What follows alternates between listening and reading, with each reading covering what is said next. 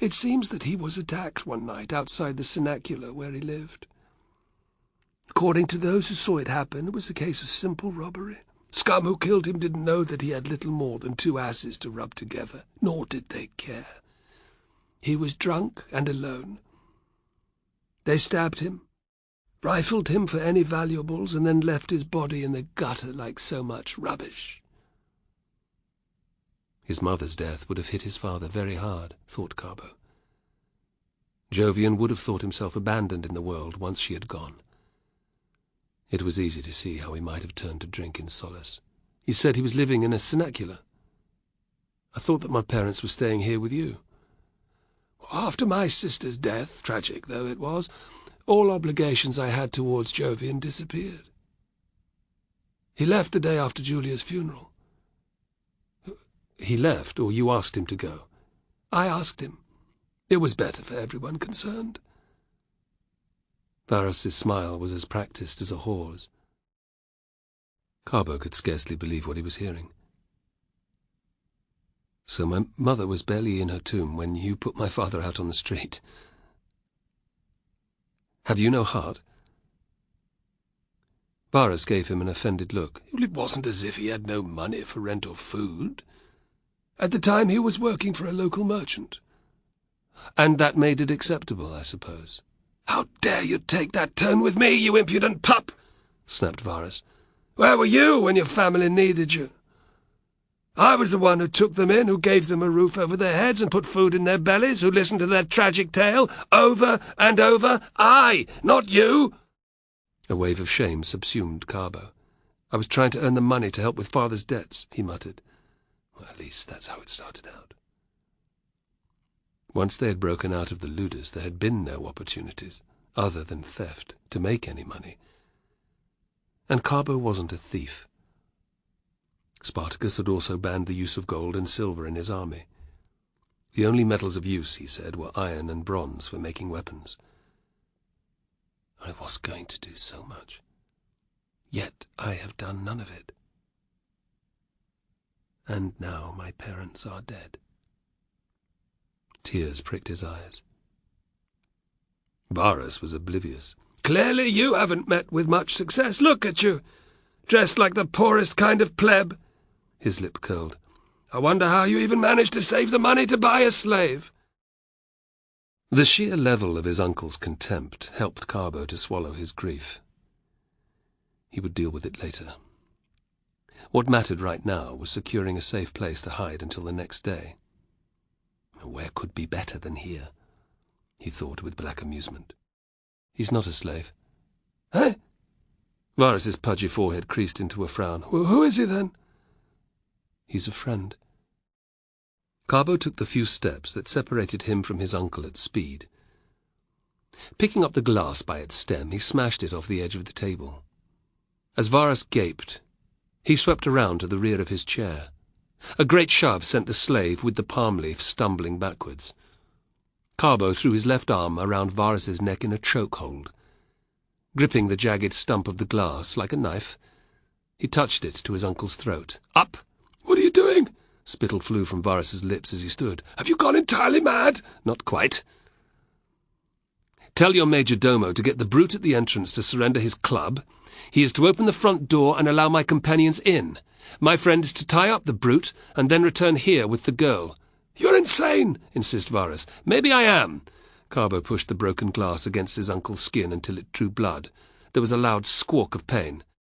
I will happily shove this in all the way, he murmured. Just keep answering me back. You heard him, Varus wheezed at the major domo, whose complexion had gone pasty. Do as he says, quickly! The grey-haired slave hurried off. Can I sit down? Asked Varus. I feel faint. Fine. Carbo released his grip and let his uncle slide, shaking, back onto his chair. Don't move. Why are you doing this? Shut up!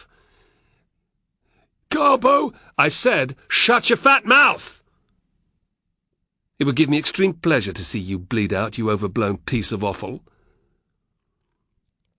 Carbo's mind was full of images of his parents, and his heart was full of sorrow and shame.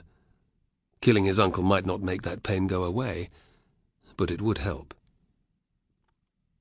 Varus heard the threat in his voice and subsided. It wasn't long before the major domo arrived with a grim-faced Spartacus and Tulla in tow. The Thracian smiled when he saw Carbo. "I've tied up the doorman and locked the door. No one is going anywhere without my say-so." He waved a set of keys. "This isn't the kind of welcome I expected." "Nor I," replied Carbo harshly. "But my parents are both dead. Uncle Varus here," he gestured with the jagged piece of glass, "is the only family I have remaining. Not that that means he is dear to me, because he's not. After my mother died a few months ago, he put my father out on the street. In his grief, he took to drink. He was murdered a week ago." "I'm sorry," said Spartacus. He gave Varus a pitiless look and returned his gaze to Carbo. "So here is as good a place as any for us to stay." "Yes." "Good thinking." "You must be really rich," said Tulla, eyeing Carbo's uncle with not a small amount of awe. Varus glowered in response. The urchin took a step backwards. Carbo knew that Tulla had probably been kicked out of the way by men such as his uncle all her life. He poked Varus with the glass. "Answer the girl, politely." "I suppose you could say that I am wealthy, yes?" said Varus sullenly. "Thought so," said Tulla in a grave tone. She wandered off, trailing a hand in a water channel that fed the plants. Carbo grinned. Tulla had given him an idea. "Do you keep any cash in the house?" A little, maybe, not much." Varus's eyes flickered as he spoke. "You're lying." Carbo glanced at Spartacus. "Isn't he?" "Definitely." "We could do with the money, eh?" "Gold always comes in useful." Spartacus was more concerned with getting out of the city unharmed. But he saw that Carbo needed to do this. He would act in much the same way if he ever saw Cotys again. Carbo's anger towards his uncle had gone ice-cold. He took hold of one of Varus's hands and pulled it down onto the table. He raised the stump of glass high. "I'm going to count to 3. If you haven't answered by then, I will stick your fat fucking hand to the wood. 1. Varus's jowls wobbled with terror. 2. All right, there's a box under a loose tile in the lararium." "Tulla!" Spartacus's explanation of what to look for sent the girl sprinting off. Carbo released his uncle's hand, which seemed to give Varus some courage. "So, you come here to rob and murder me, is that it?" "Weren't you listening?" asked Spartacus. "We need somewhere to stay." I don't understand." "I wanted to spend the night with my parents," said Carbo. "That's why I came to your miserable bloody house." "I see." Varus looked awkward. "You didn't know that they were dead?" "How could I have known?" spat Carbo. "Look!" Tulla's beam stretched from ear to ear. In her arms she bore a small iron box. "It's full of gold coins and jewels." "We'll take that with us," said Spartacus with a wink at Carbo. "Have it all!" cried Varus eagerly. "You'll be able to afford the best tavern in Rome." Spartacus's smile vanished. "We'll stay here." Varus's mouth opened to protest, but then he thought better of it. "Who are you?" he whispered. "I am Spartacus." Varus's eyes darted to Carbo, who nodded in confirmation. "Spartacus?" "That's right." Varus's face went even paler. "But you're supposed to be with your army near Venusia." "Clearly I'm not." "Jupiter above, you'll torture me to death." "Is that what they say I do to my prisoners?" Varus nodded fearfully. Terrible things." "It happens with every army, even Roman ones," interjected Carbo. "Spartacus tries to stop it." "Don't waste your breath," said Spartacus wearily. "He won't believe you." Looking at the fear and loathing smeared all over his uncle's face, Carbo knew the Thracian's words to be true. At that moment, part of him wanted to bury the piece of glass in Varus's heart. There was something more important that he could ensure was done, however. Where are my parents buried? Your mother lies in the Varus family tomb, and your father—" Varus licked his lips unhappily. "is in a simple grave in the public cemetery." "You filth!" Carbo's rage surged out of control, and he slashed Varus across the cheek. "Even in death you could not treat my father with honor!" Varus collapsed, howling to the ground, with blood pouring from between his fingers. "I ought to slay you right here!" Carbo shouted, pulling Varus up by the front of his tunic. "There is another way." Spartacus's voice penetrated Carbo's fury. "Eh?" "You could make him swear to erect a fine tomb for both your parents, and to have them reinterred there." Carbo heard the wisdom in Spartacus's words, and loved him for it. Despite his ruthlessness, the Thracian cared for him. He let the moaning Varus fall again. "Did you hear that?" "A tomb, yes, for your parents. It will be the finest I can have built." "It doesn't need to be the finest. Just make it fitting to their station." "I will, I swear it. If I do not, may Jupiter strike me down." "If you do not," growled Spartacus, "I will come back and feed you your own prick and balls." Varus's jowls wobbled again, and a fat tear actually ran down each cheek. "I understand," he whispered. Carbo's rage subsided a little. At least he could now rest in the knowledge that they would lie together in a decent tomb. With luck, one day he would be afforded the opportunity to visit it. One day. After what they had heard earlier, it seemed a slim hope.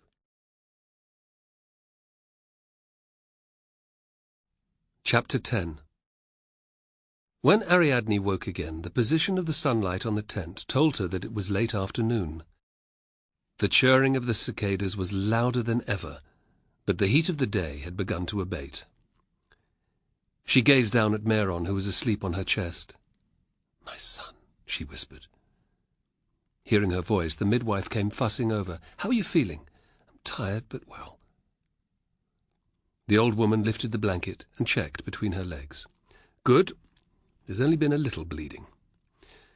In the morning, I'll get you up." She grinned, revealing lines of brown pegs. "Word gets around fast. Hundreds of soldiers have already been asking to see Spartacus's son. Aeathius has had to post sentries to stop them approaching the tent." Ariadne listened. Sure enough, there were numerous muttered conversations outside. She was filled with pride at this proof of the men's love for their leader. "How many are out there now?" "Dozens." "We cannot let them wait. Take the baby so I can sit up."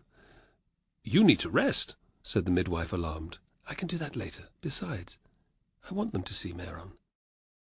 She handed him to the crone. "Swaddle him, please." Ariadne sat up carefully. She reached for the bronze mirror that sat beside the bed and used it so that she could comb and tie back her hair. She found her dark red woolen cloak and threw it over her shoulders. It would conceal her nightdress and remind everyone that, as well as being Spartacus's wife, she was also a priestess. She wondered about taking out her snake, too, but decided against it. Seeing Meron would impress them enough. "I'm ready," she announced, reaching out for the baby. "Are you sure?" "You've just been through childbirth. You mustn't overdo it," scolded the midwife. "I won't stay outside for long." There was an exasperated sigh. The old woman lifted the tent flap. A hush fell at once. Holding Meron to her chest, Ariadne stepped into the sunlight. A loud "ah" rose into the air from the large crowd of men who stood before the tent. Among them Ariadne recognized Navio, Pulcher, Egbeo, and many others. "You have come to see Spartacus's son?" she asked. "Yes," they shouted. Startled, Meron woke up and began to cry. The men gave each other embarrassed grins. "Hush now," Ariadne whispered, comforting Meron. "Those are your father's soldiers, who have come to welcome you into the world." It was as if he understood her words. He quietened and began to nuzzle for her breast. "In a moment, little man." She advanced. so that everyone could see. "Our son is healthy and has fed well." Men laughed, grinned, and slapped each other on the back. "What's his name?" asked Ecgeo. "Meron," they cheered. "After Spartacus, his brother, who died fighting the Romans?" "Yes." "It's a good Thracian name, a strong name," declared Ecgeo. "Behold, Meron, son of Spartacus," cried Ariadne, raising him into the air. That made them roar until they were hoarse. Meron began to cry again, and seeing his distress, the men fell silent. Ariadne cuddled him until he was content once more. "May he grow up to be as strong and clever as his father," called a man with a black beard. "As good with a sword and spear as Spartacus." "And as good-looking as his mother," added a voice further back. Ariadne joined in the laughter. Here, basking in the adoration of Spartacus's soldiers, it was easy to forget her nightmare. But she knew that when she went back inside, her fears would return. Ever since they had turned away from the Alps, she had worried about the future. They could not march around Italy for the rest of their lives. The Romans would not permit it. To think otherwise was naive in the extreme, yet most of the men seemed to believe just that. "Ariadne," said a familiar voice. "Castus." She could not keep her displeasure from her voice. "And Gannicus," she added with a trace more warmth. Inside, her stomach was churning. Neither man would wish Spartacus's son and heir well. She wouldn't put it past them to slip a blade into Meron's heart. Ariadne took some relief from the fact that Athias and Taxis's, scowls locked in place, were right at the Gauls' backs. "You've come to see Meron?" "We have," said Castus with a half-smile. He came closer, and Ariadne had to force herself not to back away. Castus peered at the baby. "He's handsome. May he grow up healthy and strong." "Just like his father," added Gannicus with real heartiness. "And may the gods watch over him always." "Thank you," said Ariadne, still wary. Castus made to speak, but Gannicus intervened. "We shouldn't stay. She's tired." "It was good of you to come." Despite their apparent goodwill, Ariadne eyed the pair with deep suspicion.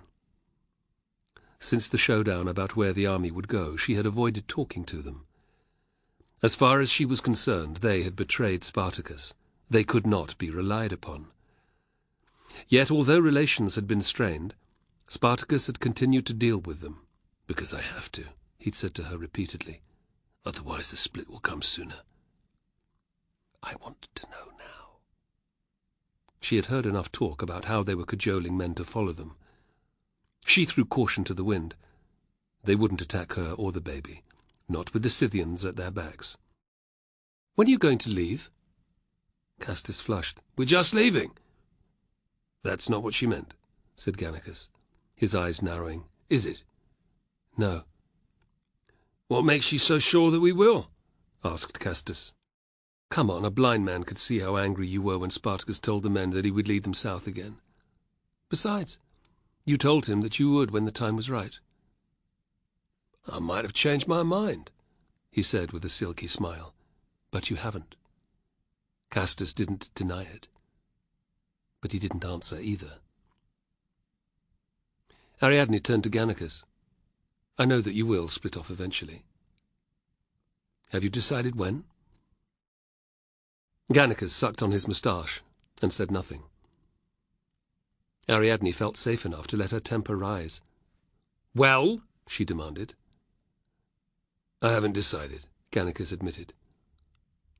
"We'll see how the land lies after we make camp near Thurii." "But you will break away?" "Yes." He held her gaze. "Spartacus is a great leader, but a man can't follow another all his life." "Thank you for your honesty." He smiled, reminding her why she had always preferred him to the shifty Castus. Yet she still wouldn't trust either man. Without the Scythian's presence, she would have been scared. "But when were you planning on telling me that?" Castus's tone was accusatory. "In my own good time, Well, the best thing would be to unite forces. Go together. True. Let's not argue about it here, eh? Gannicus glanced at Ariadne. Wishing the blessings of the gods upon you and your son. He reached out and threw an arm over Castus's shoulders. Still grumbling, the red-haired Gaul let himself be led away. Ariadne watched them go. They'll probably go in the spring. That would make most sense. After the hard weather is over. The knowledge sent relief and a little sadness flooding through her veins. After the uncertainty, it was better to know. Once she told Spartacus he could make plans, work on the men's loyalty, seek out even more recruits. But they still needed a place to head for. Thurii was a long way from Rome, but it wasn't an impregnable fortress or inaccessible. To reach it, all the Romans had to do was march down the Via Annia. Where would be best? Meron whimpered, distracting her.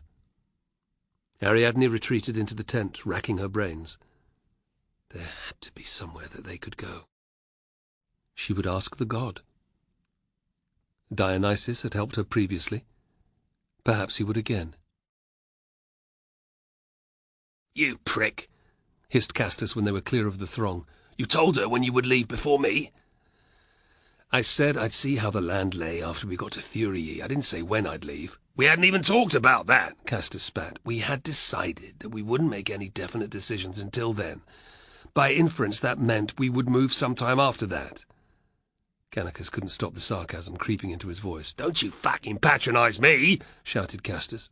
I thought we were supposed to be acting together. We are. Well, if you want me and my men as allies, and I'd wager my left ball that I've got a damn sight more of them than you, here Castus shoved his face right into Gannicus's, there'd better be more sharing of information in future.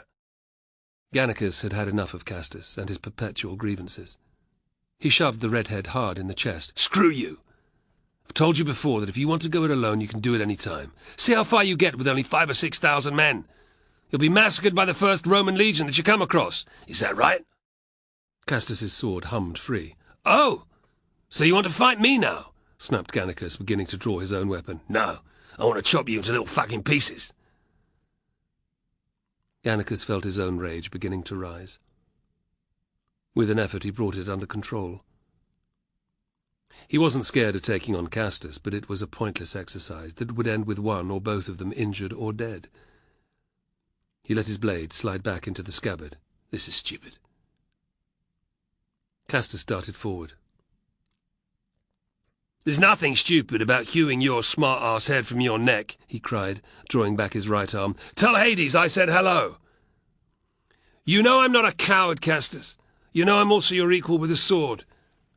Before you kill me, think about what you're doing. Remember our plan to seize control of the whole army?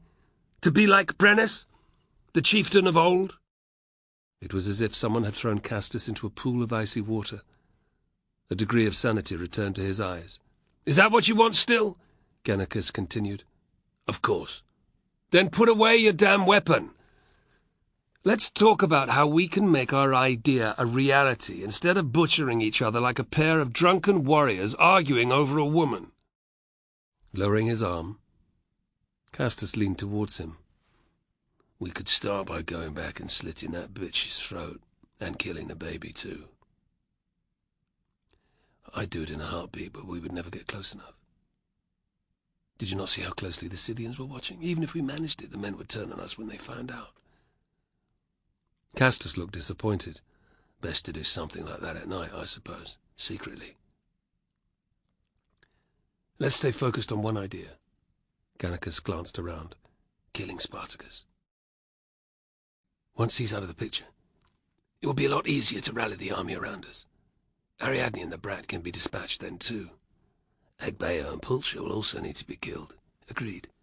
What had you in mind? An ambush on him when he's coming back here? Gannicus winked. Castus's answering grin was predatory. How will they find him?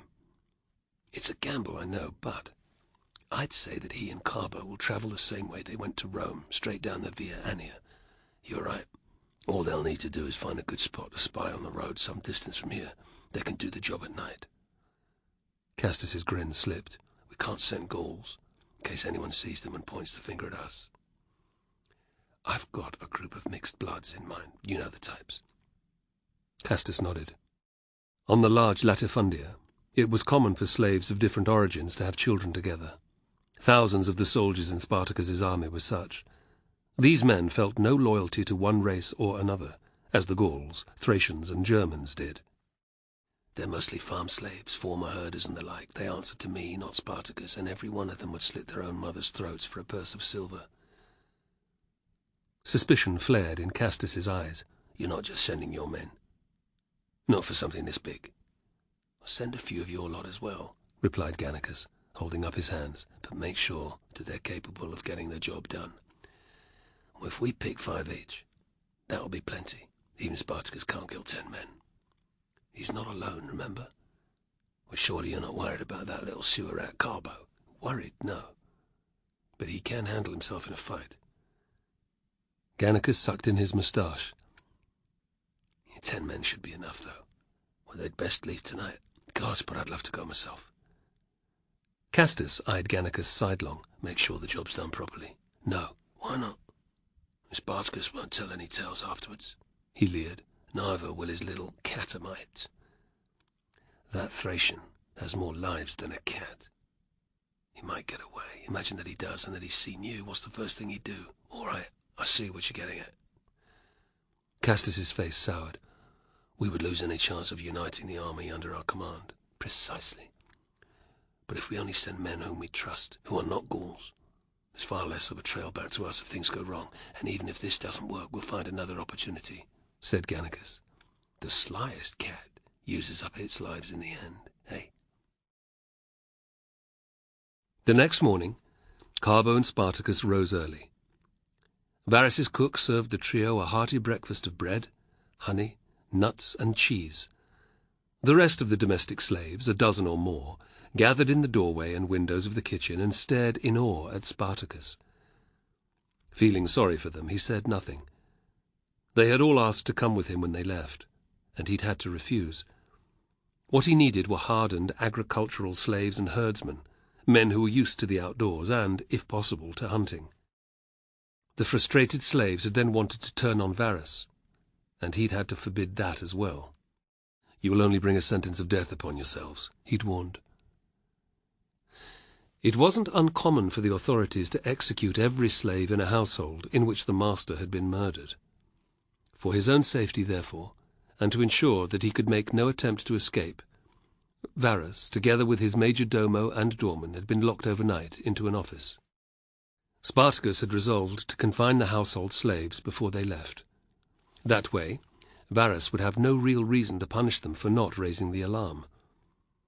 What he hadn't yet decided was their best way of leaving the city. At dawn, he'd sent Tulla out to spy on the nearest gates. To Carbo's evident relief and Spartacus's amusement, he had judged the girl would honour her vow. She had soon returned. She reported that all the entrances were being heavily guarded. Many of those who sought to leave were being questioned. It's not surprising, thought Spartacus. "We should split up," he said as they sat in the courtyard listening to the muttered complaints issuing from Varus's prison. "The guards will be looking for 2 men, not 1. "What if you get taken?" asked Carbo. "If I do, I do. The gods will decide my fate." A wry shrug. "That's why I'm giving you the gold. If I am captured, you are to find the army. As soon as the baby is strong enough to travel, you are to escort Ariadne away. As we previously discussed, the Scythians will go with you." The memory of the dawn before they'd fought Lentulus, and what Spartacus had asked him to do, was etched in Carbo's memory. He nodded miserably, feeling the loss of his parents even more. "What of Navio, Agbeo, Pulcher, the rest of the men?"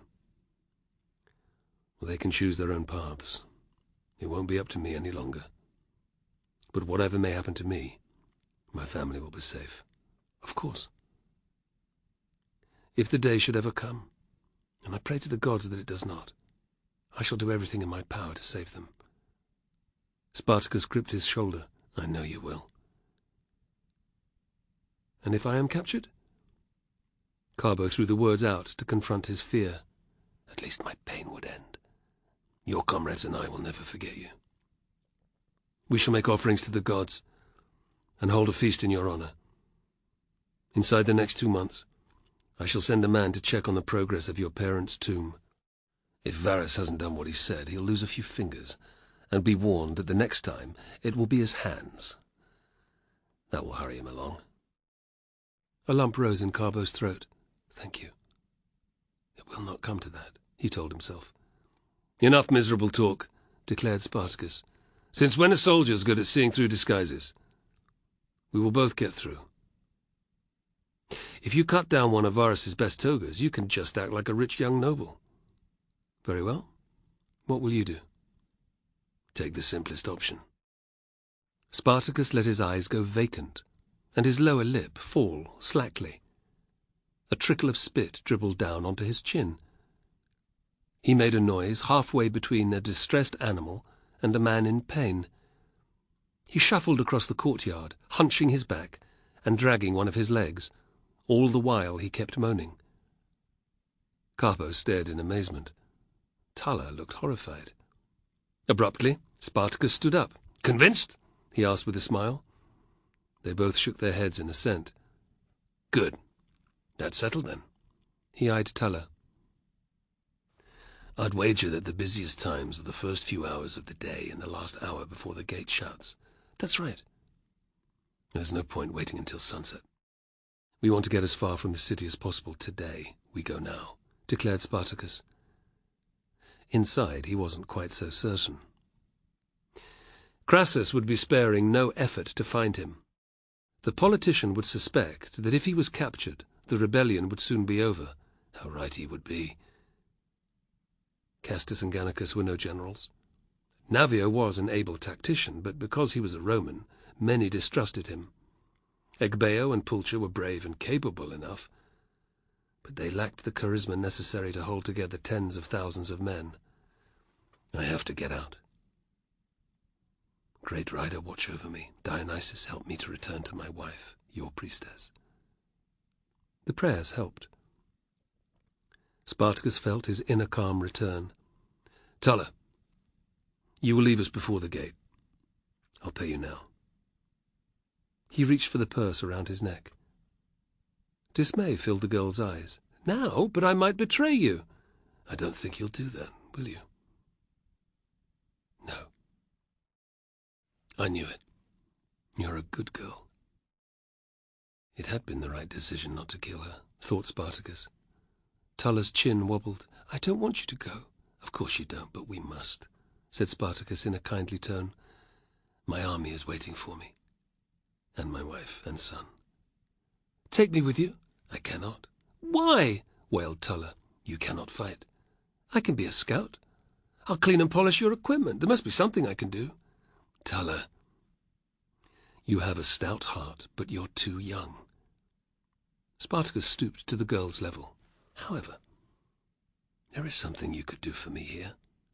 Really? Yes. I want you to hang around the Curia, the Basilicae and the better classes of baths. You know, the places where senators tend to congregate. Keep your ears open and your mouth shut. See what you can find out. Any information about Crassus or their legions could be very useful. Tulla's eyes shone. I can do that. I'm relying on you.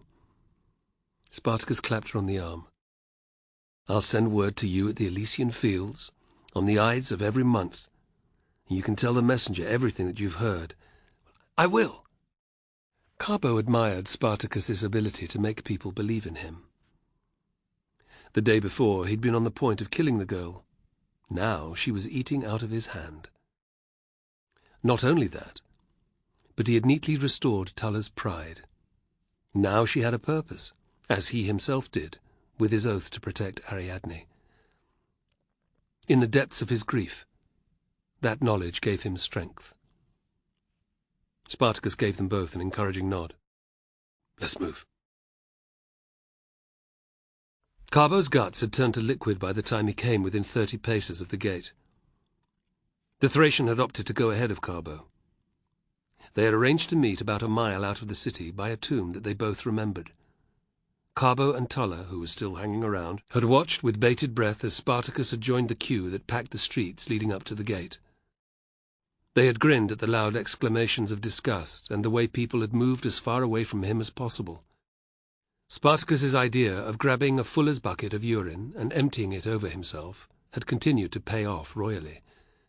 The guards, supplemented by 10 hard-faced legionaries, had begun to complain as soon as his ripe smell had hit their nostrils. When Spartacus had shuffled before them, dribbling, moaning, and covered in piss, they had urged him out of the city with the butts of their pilot.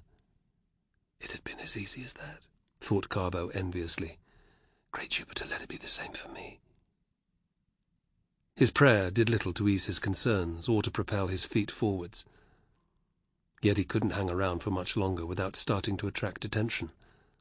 Wealthy young men didn't loiter on street corners. Already he had had some strange looks. Since the Thracian had left, Carbo had seen one man, a foreigner, maybe Greek or Dacian, accused of being Spartacus. Protesting his innocence in poor Latin, the man had been hammered to the ground in a flurry of blows, trussed up like a hen for the pot, and dragged off to be interrogated. After that, Carbo had hoped that the guards' vigilance would lapse a little. But it was not to be. They continued their aggressive questioning of all men of fighting age, as well as stabbing their pilot into any carts loaded with merchandise. Gods above, facing death in battle is easier than this. "Good luck," hissed Tulla from her spot against a wall a dozen paces away. Carbo gave her a terse nod and walked to join the line. He forced himself to take a deep breath in through his nostrils, counting his heartbeat as he exhaled. After he had done that several times, he felt calmer. A wagon drawn by 2 oxen pulled up behind him. Carbo half turned. One of the beasts sniffed at him and then tried to lick his arm. Normally he liked the way cattle did that, but now he recoiled from its long tongue and threw the carter a poisonous look. The man glared at him. "It's what oxen do, isn't it? Won't do you no harm. Anyone who'd ever been around livestock would know that. Bloody city folk." Carbo sniffed haughtily and turned his back. The man in front shuffled forward a few steps. He did the same. And so it went, for what seemed an eternity.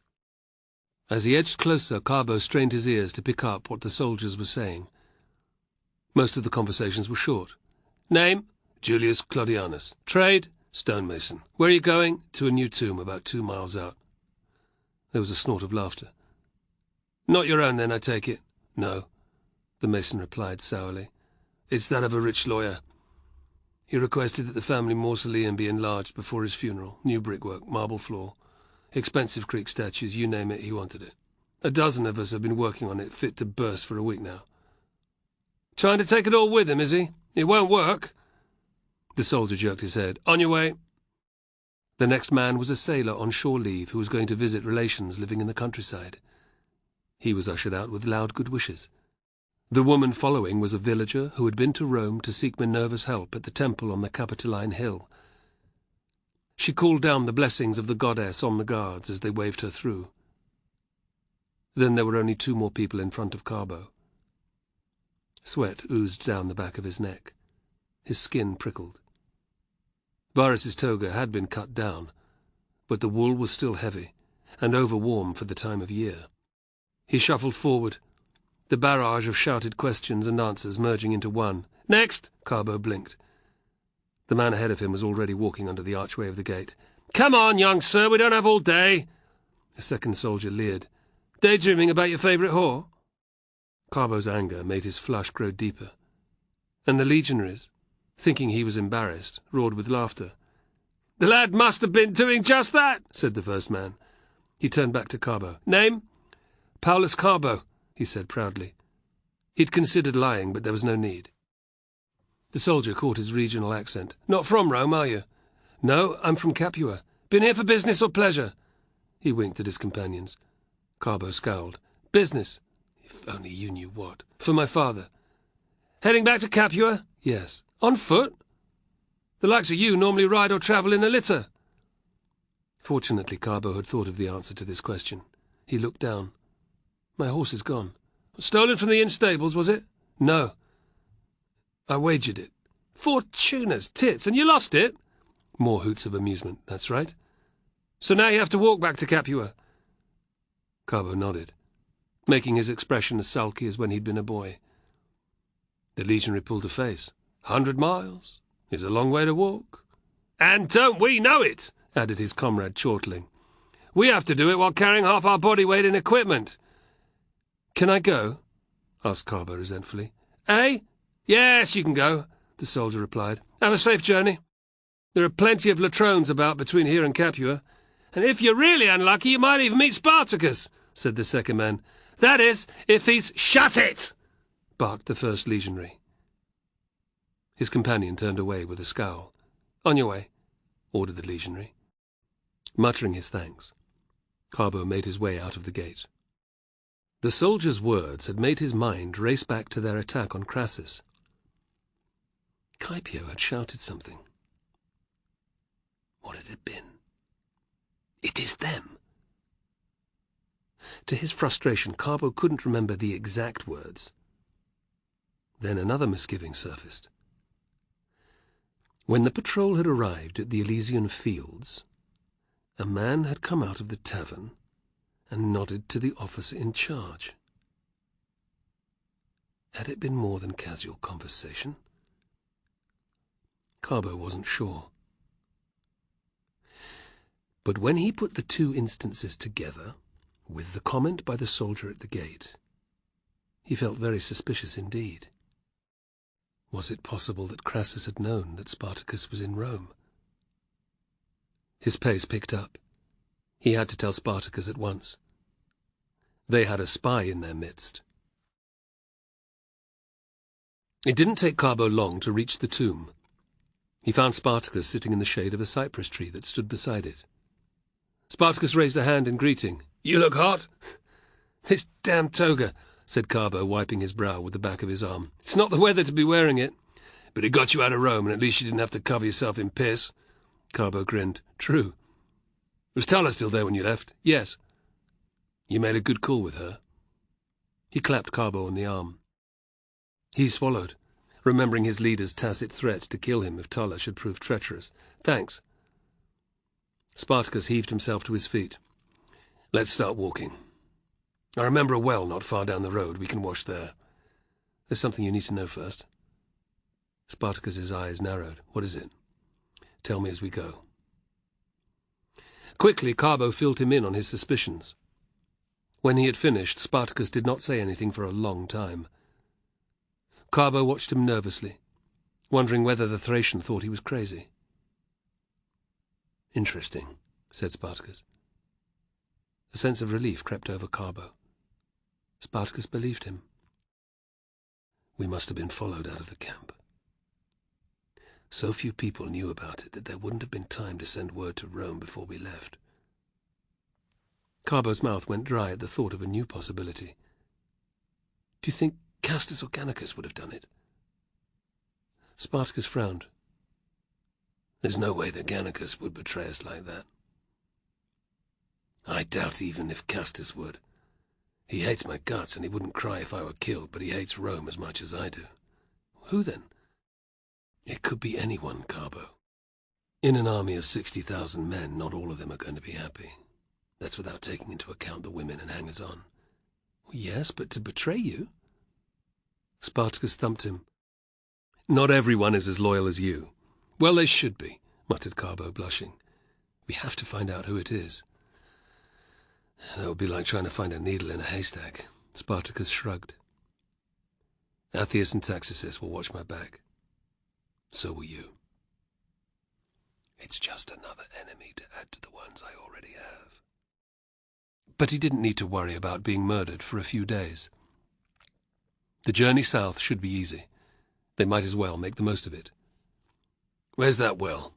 I can't pitch up at the camp stinking a piss. No one would take me seriously." Carbo's tension eased, and he let out a chuckle. "Between my nerves as I went through the gate and this damn toga, I've sweated out half the bloody Tiber." Spartacus made a show of leaning over and inhaling. "No, I can't smell a thing except piss." "You reek," said Carbo, guffawing. He'd never seen Spartacus act so light-hearted. "Then the sooner we get there, the better, eh?" Carbo strode out with new energy. Other than the wish to see his parents' tomb one day, he had no reason to return to the capital, or Capua, where he'd grown up. He was with Spartacus. Carbo had always been loyal to the Thracian, but the discovery of his parents' deaths had made that bond even stronger. It had also brought home to him the importance of his comrades. Men like Navio and Athias, and even Arnax and Publipor were his family now. The knowledge made his grief easier to bear. Alerted by his major domo, Crassus turned from the half-circle of men around him. "Ah, Caepio, welcome," he said genially. He beckoned to the veteran centurion who stood in the doorway of the tablinum waiting to be called in. Caepio marched in proudly. Sunlight entering from the square hole in the centre of the roof glinted off the filari on his chest. He came to a halt before Crassus and saluted. "I came as soon as I got your message, sir." "Good. All well since yesterday?" "Yes, thank you, sir. As you know, I wasn't hurt. I'm just sorry that I didn't get to kill Spartacus." "You did a fine job stopping his accomplice. If there had been two of them, things might have come to a different ending. For me, at least." "Thank the gods that you weren't injured, sir, but I'd still be happier if I'd buried my blade in his guts." Crassus's lips turned upwards. "See the mettle of this man? He is the embodiment of Roman virtus. This is what every soldier should aspire to." There was a polite murmur of assent. "Caepio, meet some of the legates who will command my legions. This is Gnaeus Tremelius Scroffa." A tall, thin man inclined his head in reply to Caepio's salute. "Lucius Mummius Achaicus." A stocky officer with a haughty expression met Caepio's salutation. "Quintus Marcius Rufus." There was a smile from a short man with spiky black hair. "Caius Pomptinus." This one was clearly a cavalryman, thought Caepio. He had bandier legs than an ape. "Lucius Quinctius." Older than the rest, he was the only one to half-bow at the centurion. "A commoner, originally like me," decided Caepio. "And last, but definitely not least, Gaius Julius Caesar, one of my tribunes," said Crassus. "Honoured to meet you, sir." Caepio saluted for the 6th time. Like everyone, he'd heard the story about Caesar's capture and imprisonment on Pharmacusa. Here was a man with real balls. "Ready to crucify a few slaves, as you did with those pirates, sir?" "More than ready, centurion." Caepio's smile reminded Crassus of a wolf he'd seen cornered in the arena. His decision to recruit the veteran had been a good one. He wondered sometimes if Caepio fully approved of him.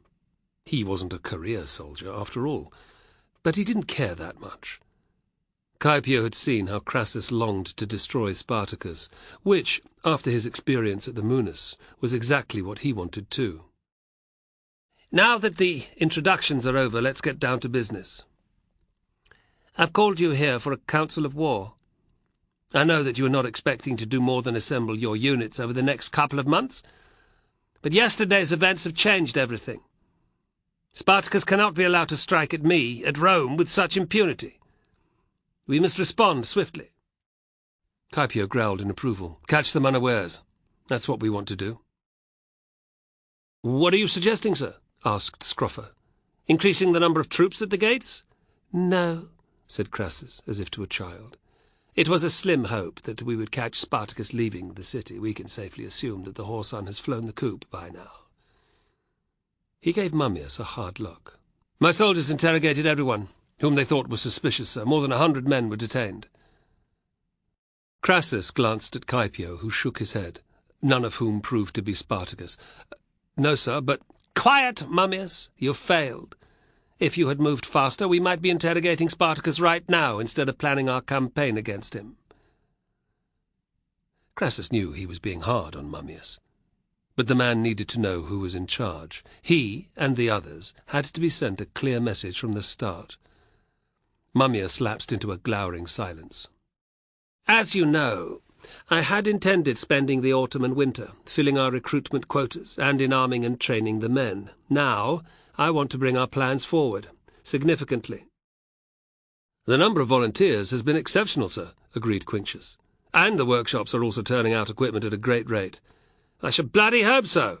I'm paying twice the market rate for every item to all the smiths for 100 miles. Crassus raised a hand, silencing the chuckles this produced. My intention is that the army is to be ready to march in a month. A month? Repeated Quintius. But the men won't be ready, sir, said Scroffer. Basic training takes at least 8 weeks. I know that, replied Crassus acidly. The ground to the south of Rome is flat. The recruits can train every day after we have finished marching. Ignoring his officer's surprise, Crassus went on. Up until now, Rome has been humiliated by Spartacus. That time has now gone. No doubt the slaves are expecting to have an easy few months while we prepare our forces. Well, they're going to have none of that. We're going to take the war to them straight away. Isn't that right, Caepio? Damn right, sir. I know that thousands of veterans have heard your call and joined up, sir, and that we have the remnants of the consul's legions, about 14,000 men, but over half the army is made up of new recruits, said Scroffer.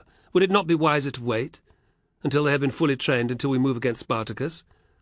Who is the commander here? Barked Crassus. I make the bloody decisions, not you, or any of the rest of you. Is that clear? Yes, sir, Scroffer muttered. We move in 4 weeks. It takes more than a month to march the Thurii. That's 8 weeks in total. With veterans like Caepio on our side, I would suggest that that's plenty of time to train the men. That's sufficient time for my soldiers to be ready, sir, Mummius declared eagerly. I should think so. Given that you and Rufus each command a legion formerly led by one of the consuls, you have the least number of raw recruits. Mummius coloured. Rufus also looked embarrassed. My troops will be prepared, so help me Jupiter, said Scroffer. The other officers hastily added their agreements. Crassus studied their faces. Their resolve seemed genuine. It was a start. Very well. What is your plan when we find Spartacus, sir? Asked Scroffer. It's very simple. We bring him to bay like a boar on a hunt. Ready our legions. Soften his men up with catapults. Advance, and butcher the lot of them, and that will be that. His eyes roved challengingly over them. It was Scroffer, whom he'd already judged to be one of the most courageous, who spoke first. You really think it will be that simple, sir? Yes, Scroffer, I do. The time has come to rid Italy of Spartacus and his filth. What better way to do it than in head-to-head battle? That has ever been the way of Rome's magnificent legions. He glanced at Caepio, who rumbled his approval. But the men who have fought Spartacus before, sir, Mummius hesitated. We all know that they have run before, said Crassus in a silky tone. And if it happens again, they will be punished so severely that none of them will ever think of running again. In the lull that followed, the only sounds were the voices of slaves who were tending the plants in the central courtyard. Crassus pinned them one by one with his stare. I am talking of decimation. Quinctius's mouth opened and closed like a fish out of water. Decimation, gentlemen. Do you understand? Yes, sir, was the unanimous, shocked response. That practice hasn't been used for generations, sir, ventured Scroffer. All the more reason to revive it, then, said Crassus. Anyone else? No one except Caepio and Caesar met his gaze. Excellent. It was good that his officers were so horrified, thought Crassus. Anger was still coursing through his veins at the thought of how nearly Spartacus had come to killing him. I meant every word that I said. I will do whatever it takes to defeat that Thracian son of a whore. Whatever it takes. I swear to you, great Jupiter, that I will not rest until he is, or I am, dead. Chapter 11. When the time came that day to search out a suitable place to set up camp, the pair were nowhere near a village or even an inn. Carbo was glad. It had been a week since they'd left Rome. The high temperatures had meant that even when they climbed away from the fertile plain of Campania, with its dense pattern of farms and estates, and into the more mountainous region of Lucania, it was pleasant to sleep outdoors. Their solitude meant they could talk without the worry of being overheard. They had provisions, wine and blankets, and the horses they'd bought 4 days prior meant that they could ride in search of the most secluded sites with ease. To Carbo's chagrin, he'd had to continue wearing Varus's toga each day. As Spartacus said, it gave him a wealthy air, which would explain, should anyone comment, why his slave was astride a horse rather than walking.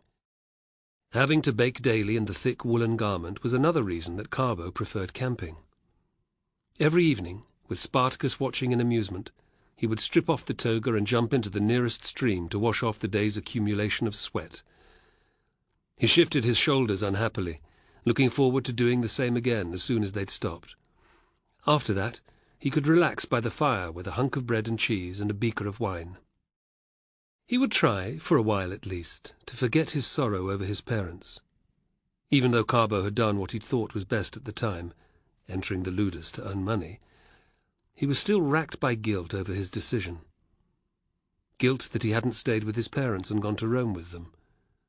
Guilt that he hadn't sent any money to them in the subsequent months, or tried harder to establish contact. Deep down he knew these thoughts were fantasies, but that didn't ease his pain.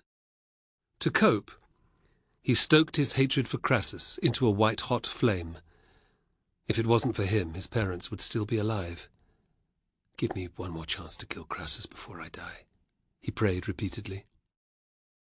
Carbo hoped that Spartacus would tell more tales of his youth in Thrace.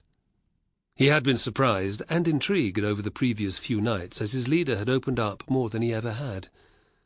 Carbo now knew the names of Spartacus's father, mother, and brother, as well as his childhood friends.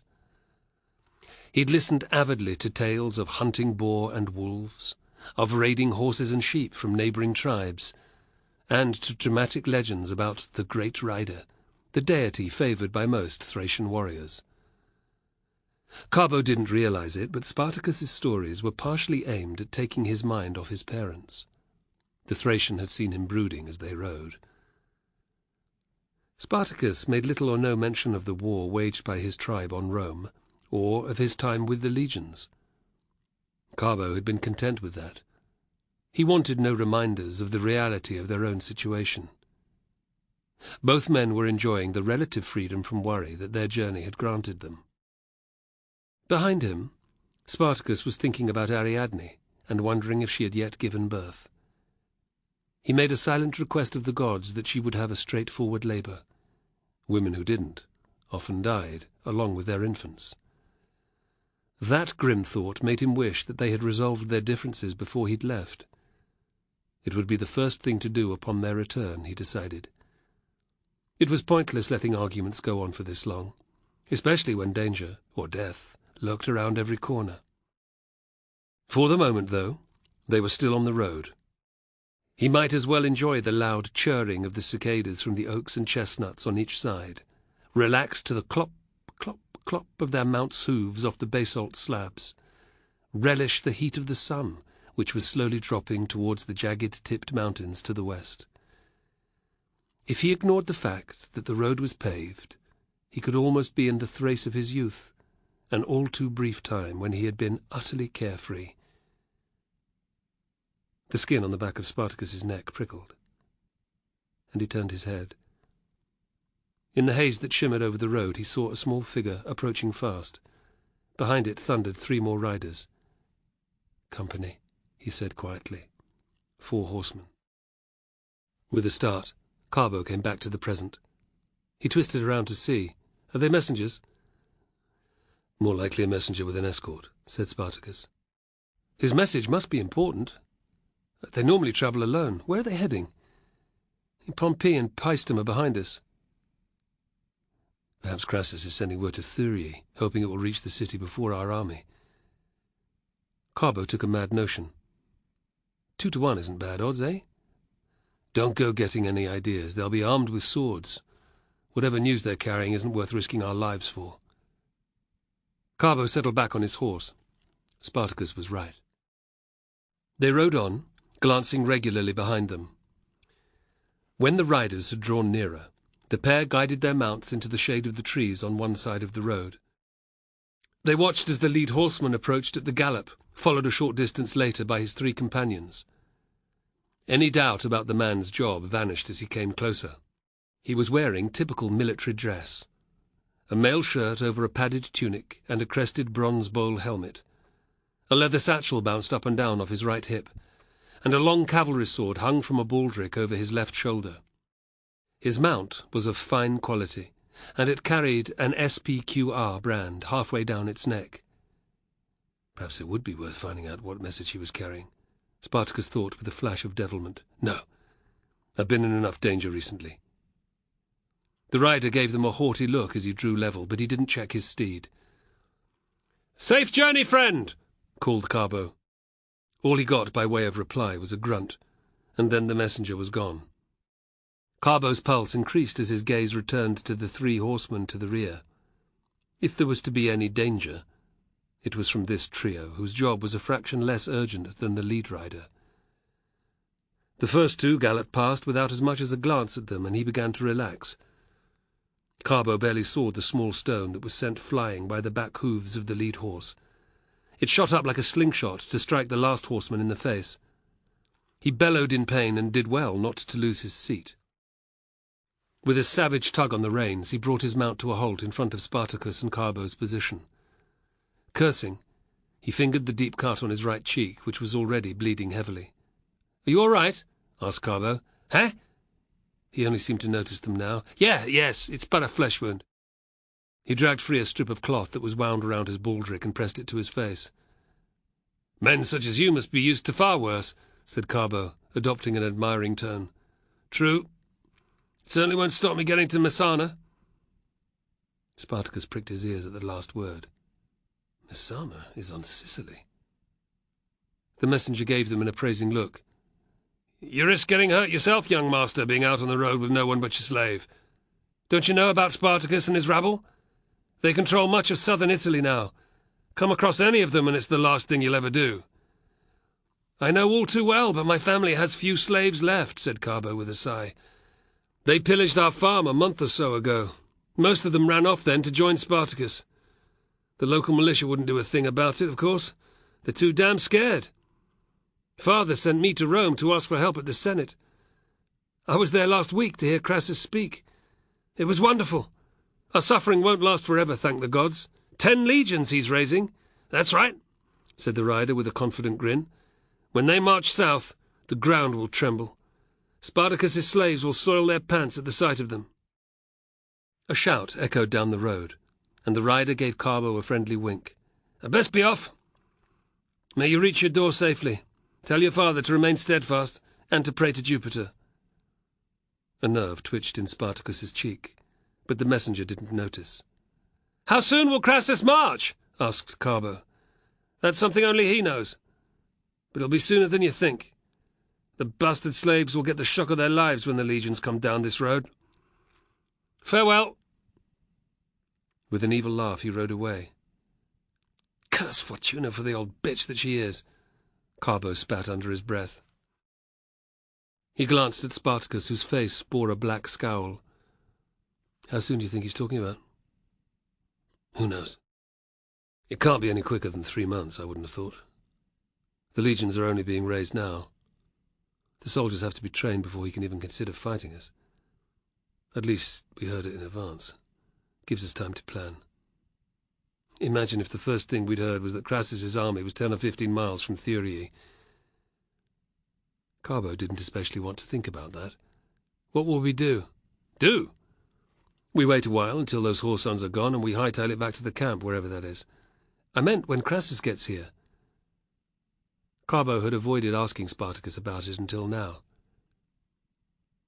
Spartacus's lips peeled back, revealing his teeth. "Why? Then we fight. We fight. To the end. Whatever that may be. Victory or death." "Don't think that I'm out of tricks," he added. "I'm not. By a long way." Carbo nodded. Rallying his courage, he swore a silent oath to himself. When that fight came, he would stand in the line with everyone else, with Spartacus, to the bitter end, even if it meant his own death. Standing shoulder to shoulder with those whom he loved was all that mattered. That, and killing Crassus. He glanced at Spartacus, who was whistling a tuneless ditty under his breath. Gods, does nothing scare him? Carbo felt prouder than ever to follow the Thracian. By the time the sun had set, they were sitting by a small fire, blankets around their shoulders and skins of wine in hand. The tethered horses watched them, happy now that they had been watered and fed. As usual, their camp was close to a stream and out of sight of the Via Annia. They had tracked uphill some quarter of a mile through the woods, coming upon a little dell that was dominated by a massive fallen beech. Placing its bulk between them and the road had been a natural choice. Although they'd had no indication that there had been any pursuit from Rome, it paid to be cautious. "That messenger mentioned that he was travelling to Messana," said Spartacus. "On Sicily, yes. What's that got to do with us?" "2 slave rebellions took place there in the last 100 years, didn't they? Do you know much about them?" "Only what my father told me when I was younger." "Try to remember everything you can." Carbo's curiosity grew. "The first one started 60-odd years ago near the city of Enna. It was led by a slave called Eunice, a Syrian, who was reputed to be able to predict the future thanks to messages sent to him by the gods." Spartacus thought of Ariadne, and a half-smile tugged its way onto his lips. Eunice had been approached by some slaves who were being mistreated by their masters. Encouraged by his prophecies, several hundred of them fell upon the inhabitants of Enna. They slaughtered everyone, even the babies and the domestic animals. Carbo thought with repugnance of the carnage he'd seen in Forum Annii the day that they had attacked it, of the violent end that Chloris had suffered. Yet, thanks to Spartacus, the violence had not been as severe as it had in Enna. It was something to be grateful for, he supposed, bitterly. Go on. Hearing the news, many slaves ran away to join Eunice. Soon he had more than 10,000 men under his command, and he crowned himself king. In the subsequent weeks, he and his troops fought the local Roman forces several times, and overwhelmed them by sheer weight of numbers. Before long, another uprising began elsewhere on the island, and it was led by a Cilician by the name of Cleon. However, instead of fighting Eunice, as the Romans hoped, he united with him. The slaves inflicted numerous more defeats on the Romans over the next 3 years. Finally, the Senate sent Publius Rupilius, one of the consuls, to deal with the uprising. "I wonder if they took so long to react properly because Sicily is so far from Rome," mused Spartacus. "Well, that's what people say. And the second rebellion?"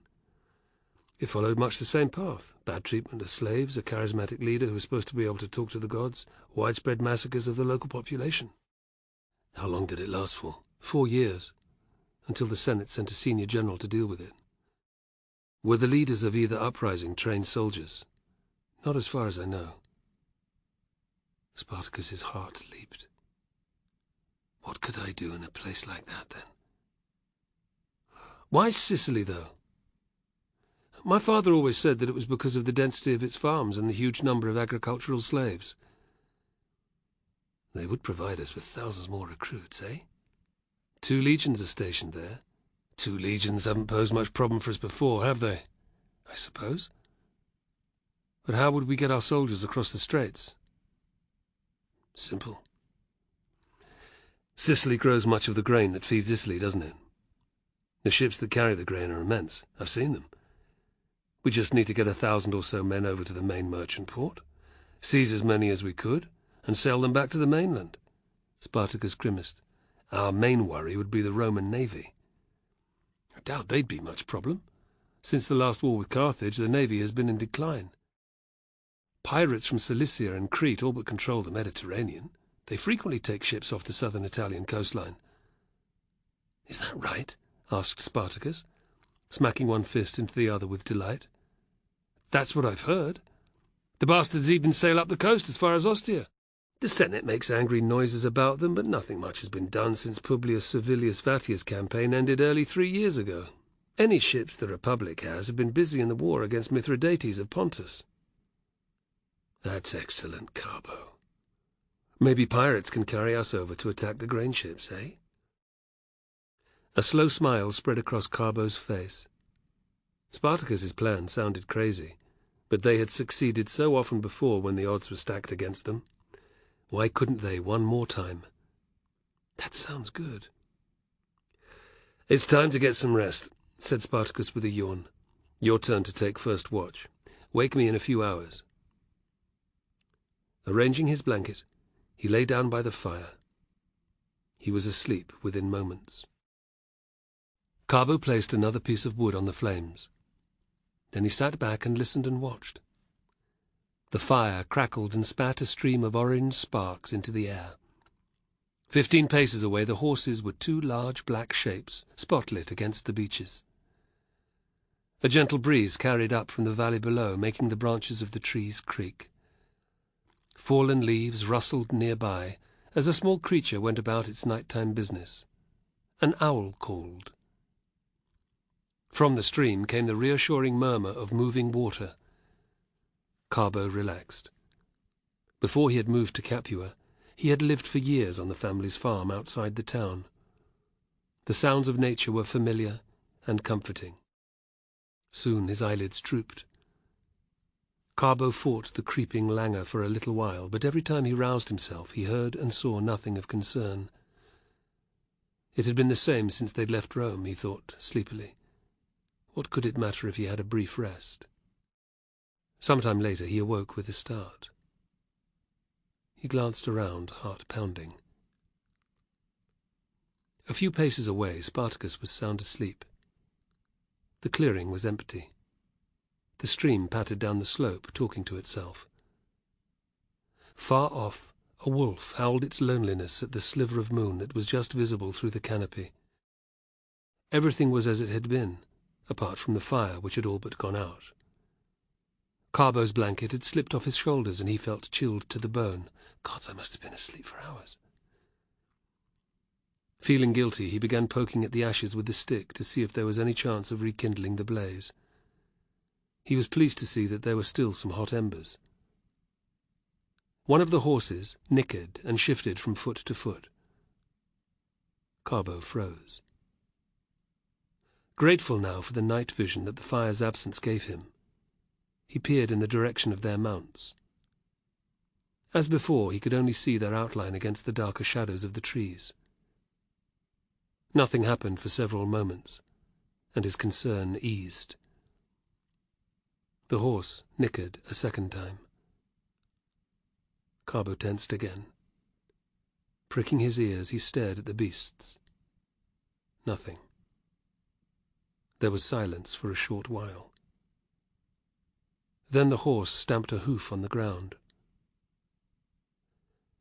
Now Carbo's stomach twisted into a painful knot. Letting the blanket slip from his shoulders, he crept over to Spartacus. He placed a hand on the Thracian's shoulder, praying that Spartacus wouldn't make a noise.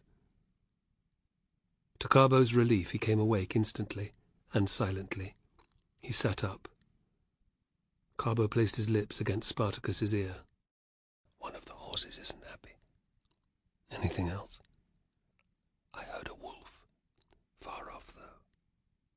That's it." Spartacus nodded. He pointed with a finger around the dell and then put a hand to his ear. They sat side by side waiting, listening with all their might. An owl hooted off to their right. The sound didn't concern Carbo, but he felt Spartacus stiffen. When the cry was answered from the trees to their left, Carbo was nearly sick. The horse being unsettled, and 2 owls being so close, could not be a coincidence. When a third call reached their ears, any doubts in his mind vanished. "Shit!" Spartacus moved his face close to Carbo's. His mouth framed the words, "Let's go. The horses, leave them." Carbo saw Spartacus draw his dagger, and quickly did the same.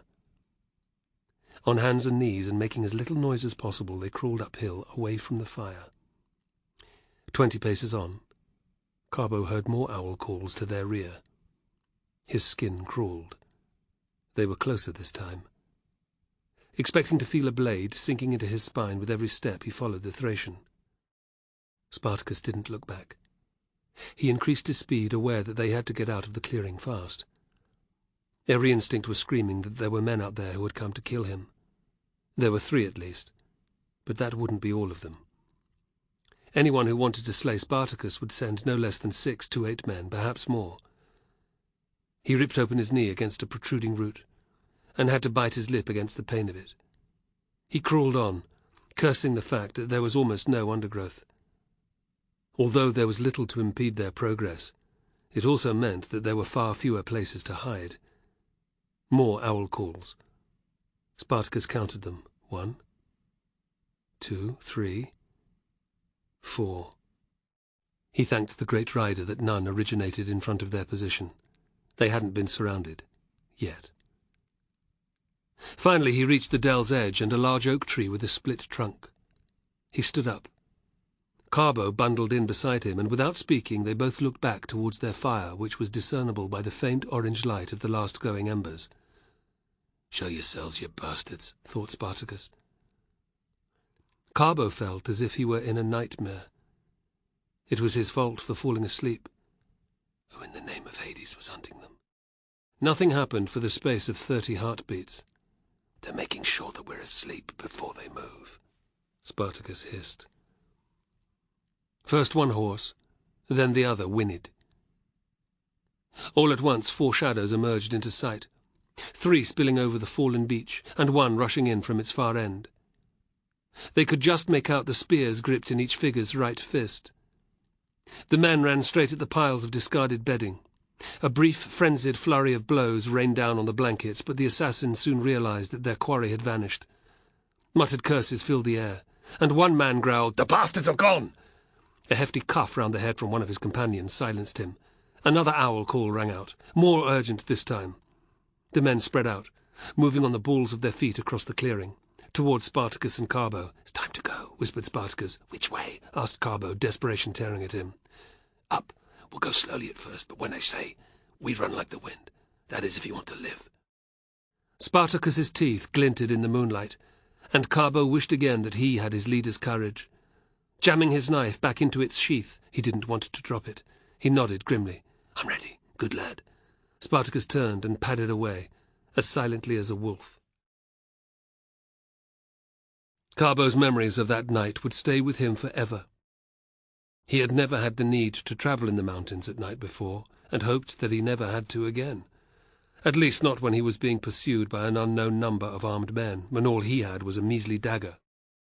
At first the going was easy enough, but soon Spartacus began loping up the slope with long, ground-covering strides. How the hell can he see where he's going? Carbo wondered, following as fast as he could. His heart hammered in his chest, not from the effort of running, but from fear. He felt as if he were a deer being pursued by a group of hunters.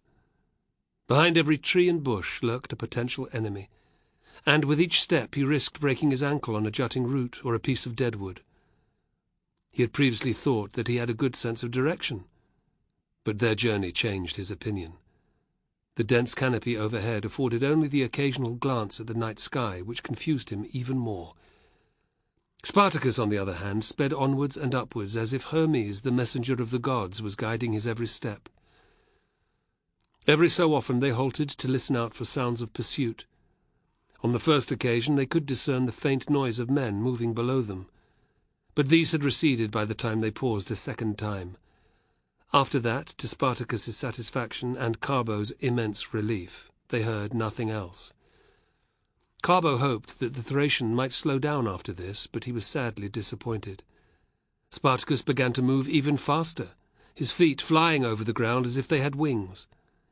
It was hard for Carbo to keep up, and to avoid having his eyes taken out by the whipping recoil of the branches that Spartacus pushed aside. Perhaps an hour had elapsed when they reached the crest of a ridge. Moving along it for a short distance, they came to a clearing. For the first time they had a good view of the sky, which was illuminated by a myriad of glittering stars. The moon's position overhead told them that there were still many hours until daybreak.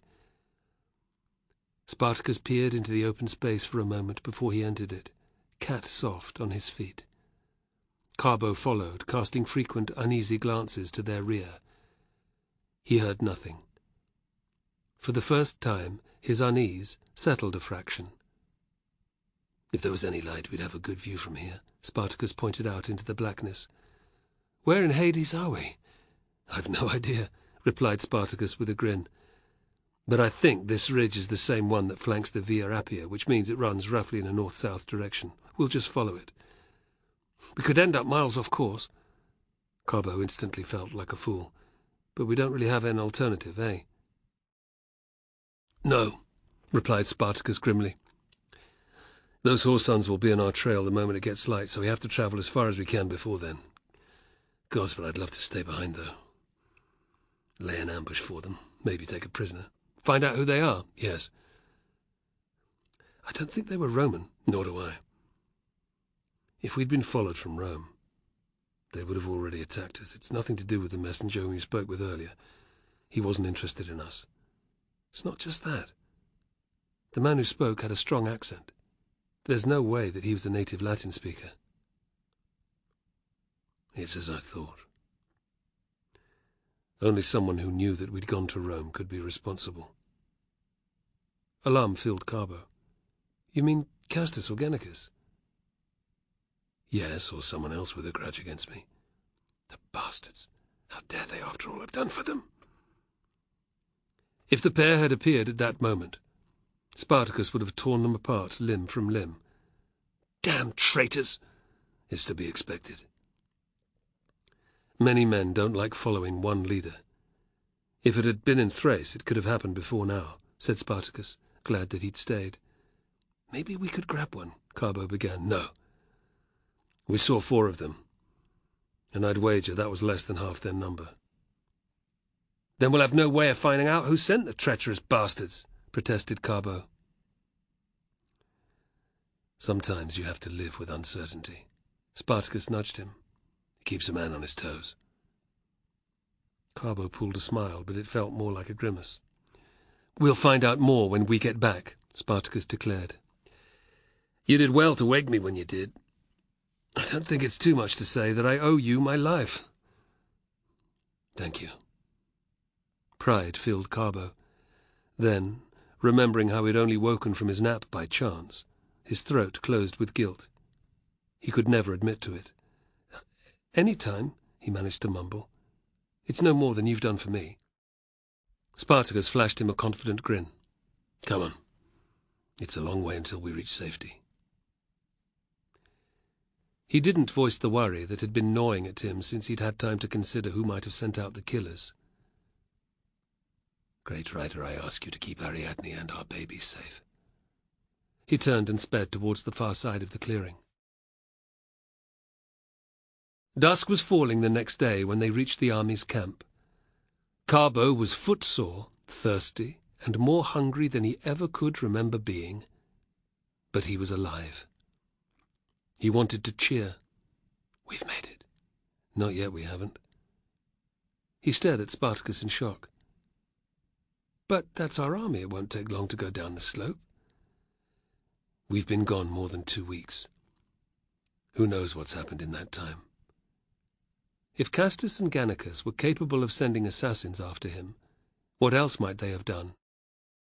"What should we do then? Do you want to—" Carbo swallowed the word, hide. "Stay here while I check things out?" Spartacus chuckled. "I'm not scared. I'm just being cautious." "We'll aim for the larger tents in the middle. That's where Ariadne and the Scythians will be." "What are your plans after that? Are we going to round up a few cohorts and kill the Gauls?" "There's nothing I'd like to do more if it's they who are responsible," snarled Spartacus. "But they've been hard at work ensuring the loyalty of their followers. If they were killed, upwards of 10,000 men might desert. That's a loss I can't afford right now." "So you're going to let them get away with it?" "That's not what I said at all," replied Spartacus with a small smile. "Let's go. Keep your head down as you walk. Most men won't even notice us." "If you say so." Carbo nervously touched the hilt of his dagger for reassurance. "I do. You go first. I'll follow." Praying that Spartacus was right, Carbo led the way. It wasn't long before they started meeting soldiers. Men who were returning from an afternoon hunting, a tryst with a woman in the privacy of the woods, or simply those who needed a place to void their bowels. Carbo ignored everyone he met. If a greeting was thrown in his direction, he grunted a reply and moved on. Spartacus kept close behind him, his gaze aimed at the ground. They reached the camp without incident.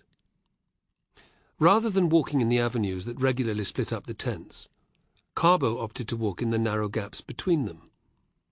It meant having continually to step over guy ropes, but there was far less chance of anyone noticing them. As he soon realized, it was also a good way of eavesdropping on conversations. How much further is Theory, anyway? Not more than 50 miles, my officer says. From another tent. Hades below who farted, it stinks worse than a rotting corpse. A snort of laughter. You shouldn't have fed us all those greens for dinner. Carbo smiled, looking forward to renewing his banter with Navio and Arnax. Where the fuck is Spartacus? Asked a deep voice from outside the next tent. He's been gone how long now? Carbo felt a tap on his back from the Thracian. He stopped. Nearly 3 weeks. Not coming back then, is he? You don't know that, argued the second voice.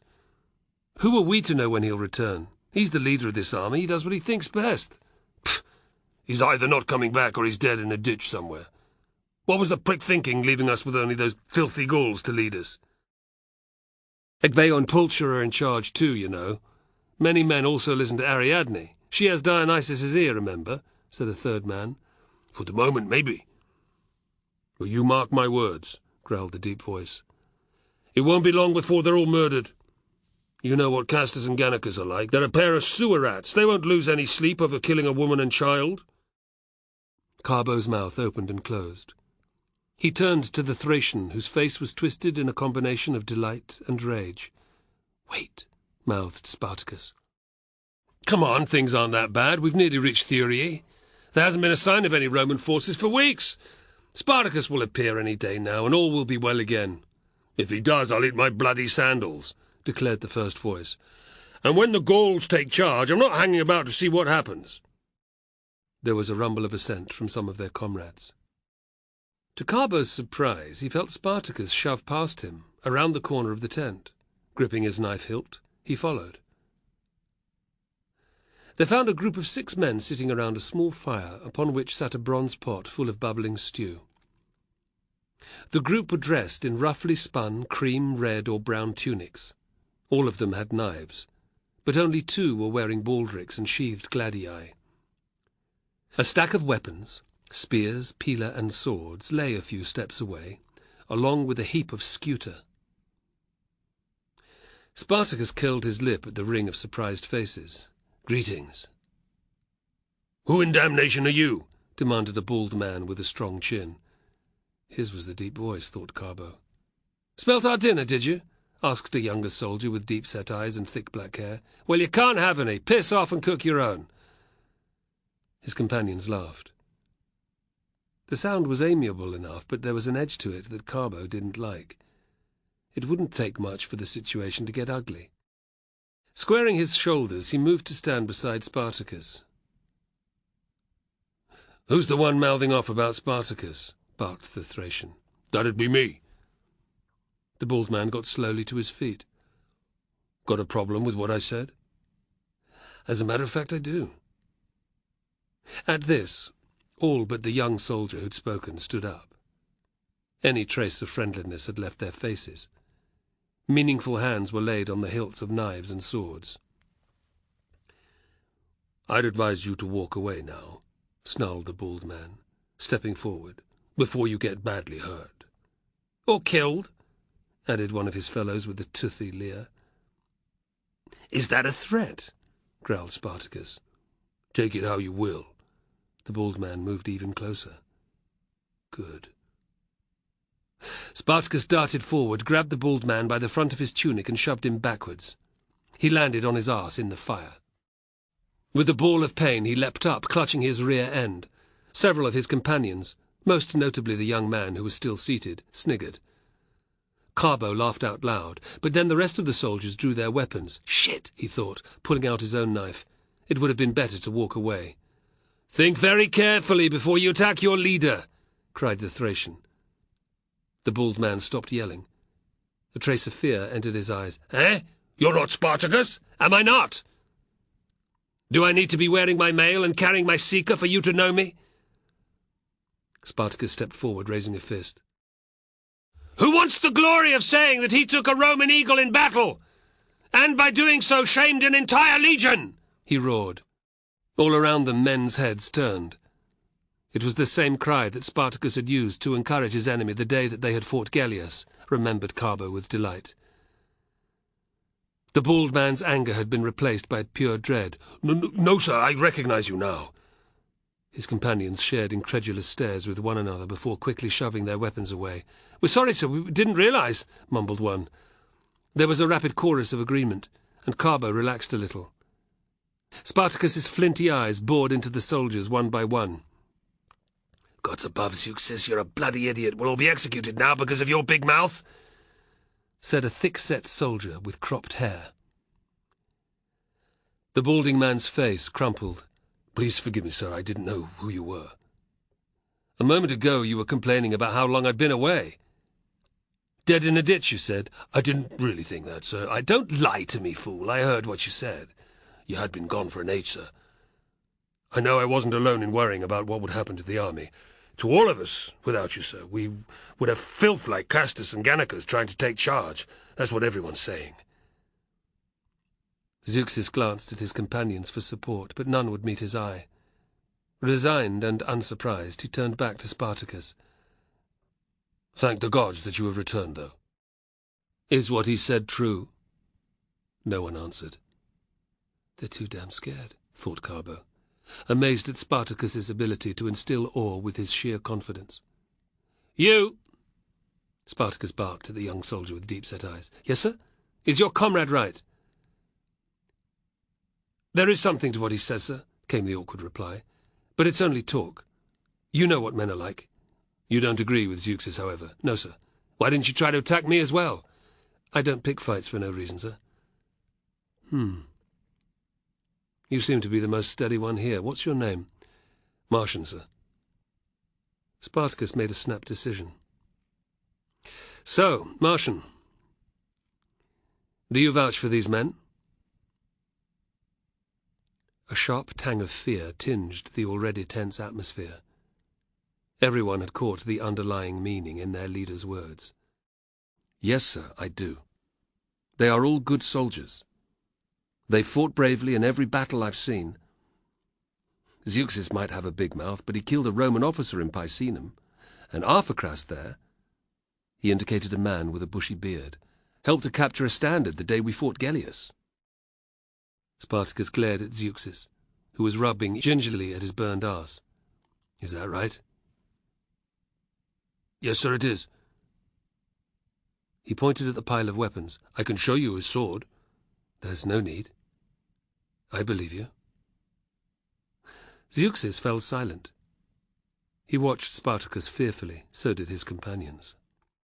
"The reason I went away was not as you thought, to scout out our route. I went to Rome."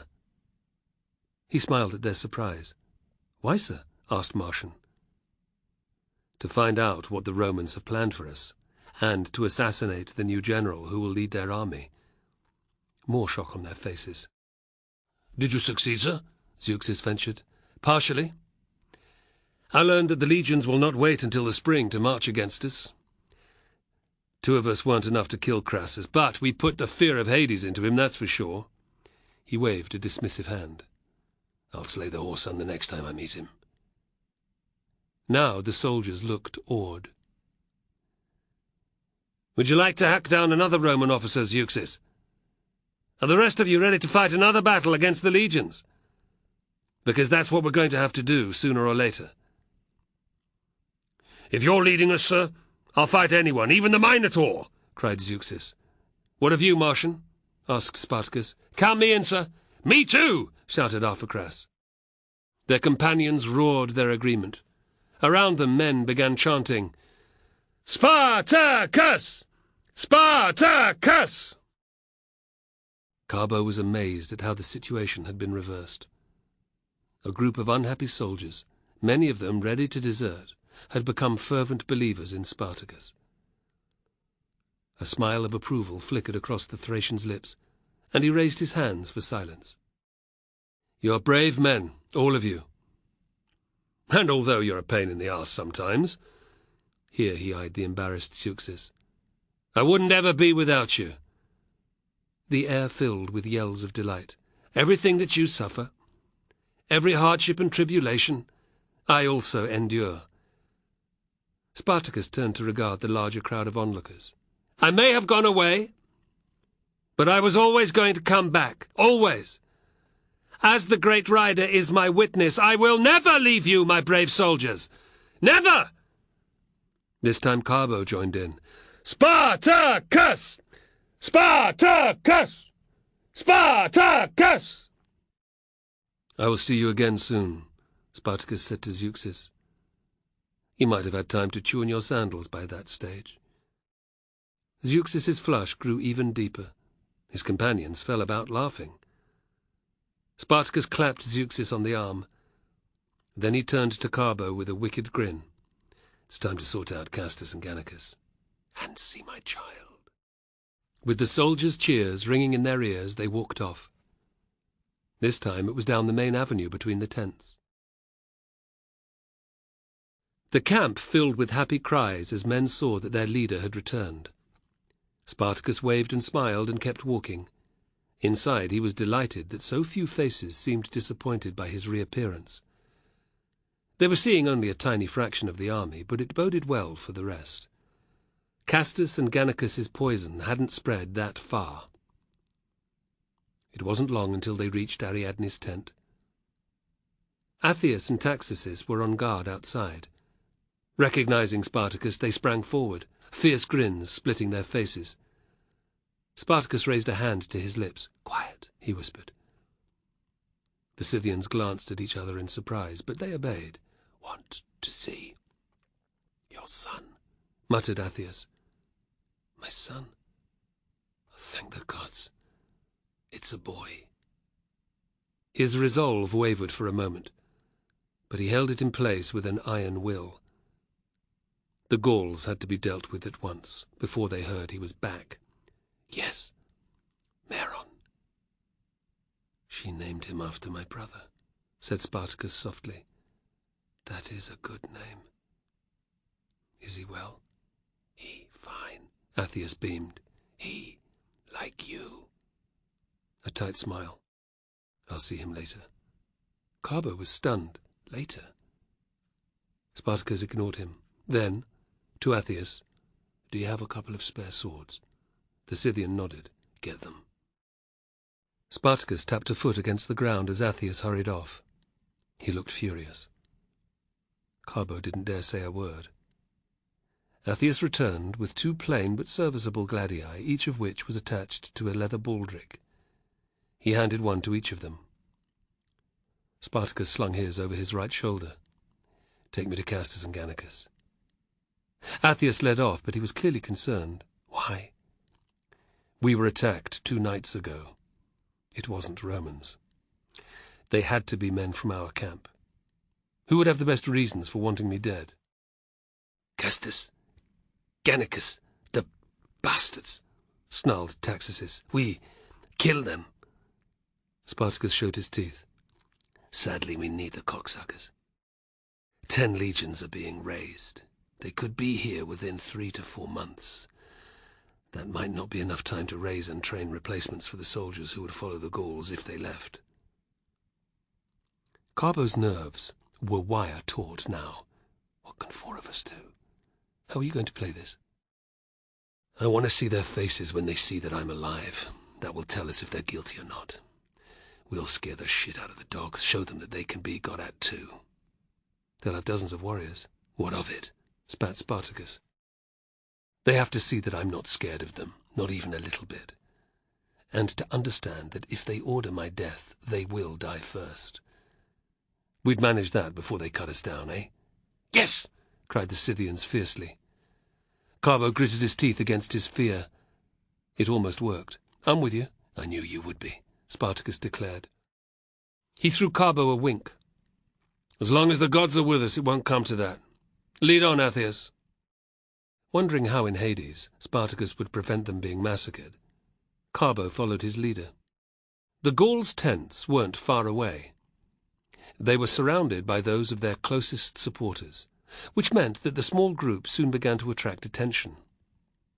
Those soldiers who didn't recognize Spartacus knew the Scythians or Carbo by sight. Men stared hostilely and pointed. A few insults were thrown, but no one obstructed their passage. Yet. A gob of phlegm landed by Carbo's feet, and his guts churned.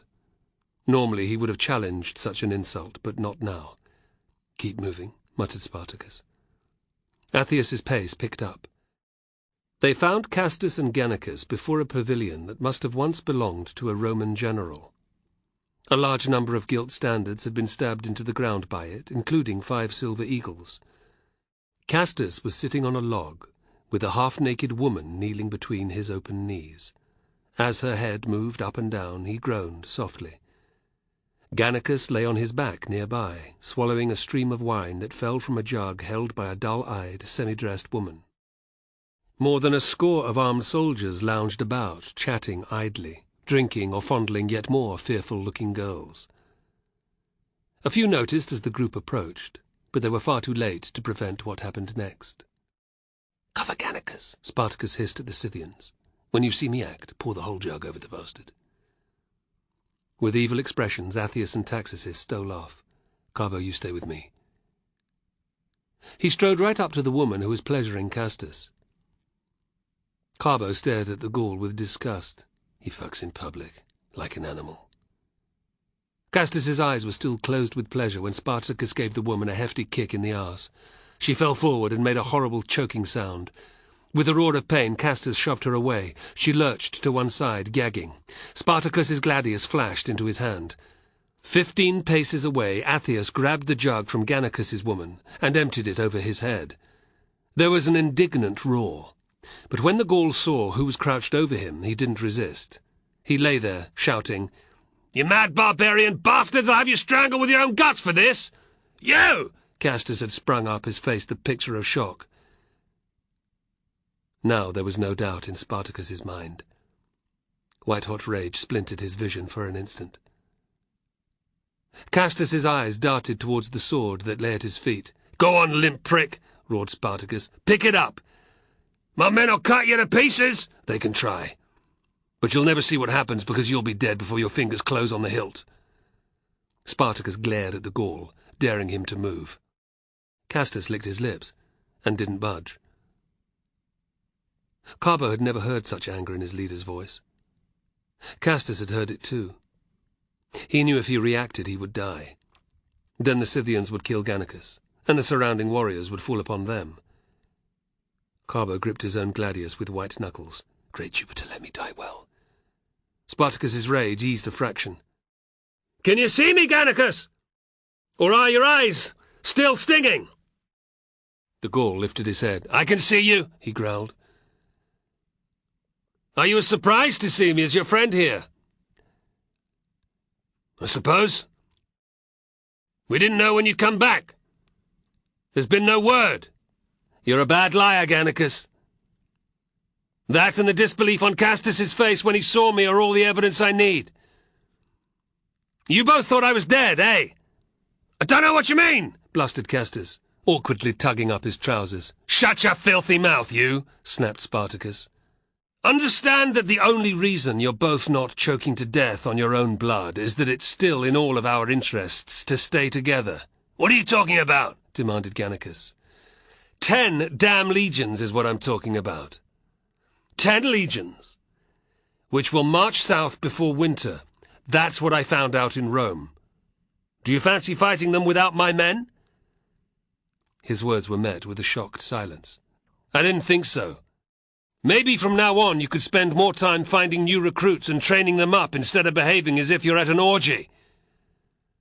Again, neither Gaul replied. Spartacus stared at both men, flinty-eyed. "They heard what I said. That's enough. There's no point mentioning Sicily yet." "One more thing.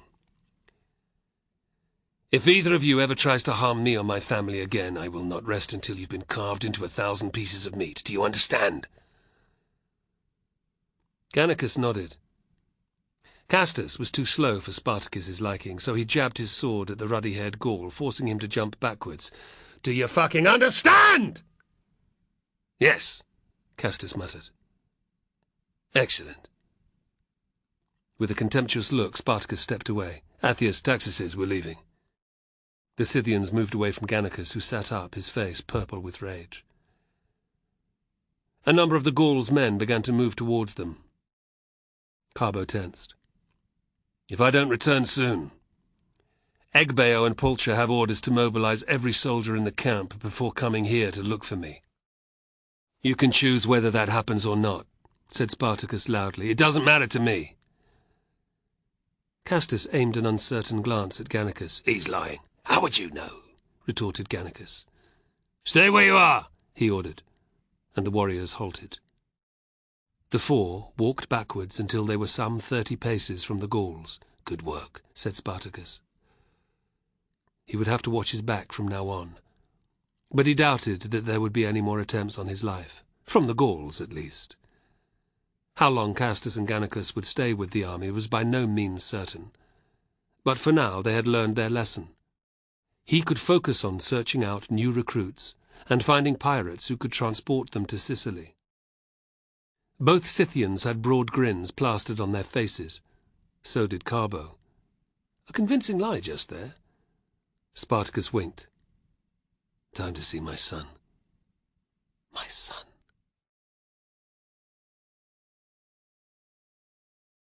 Chapter 12.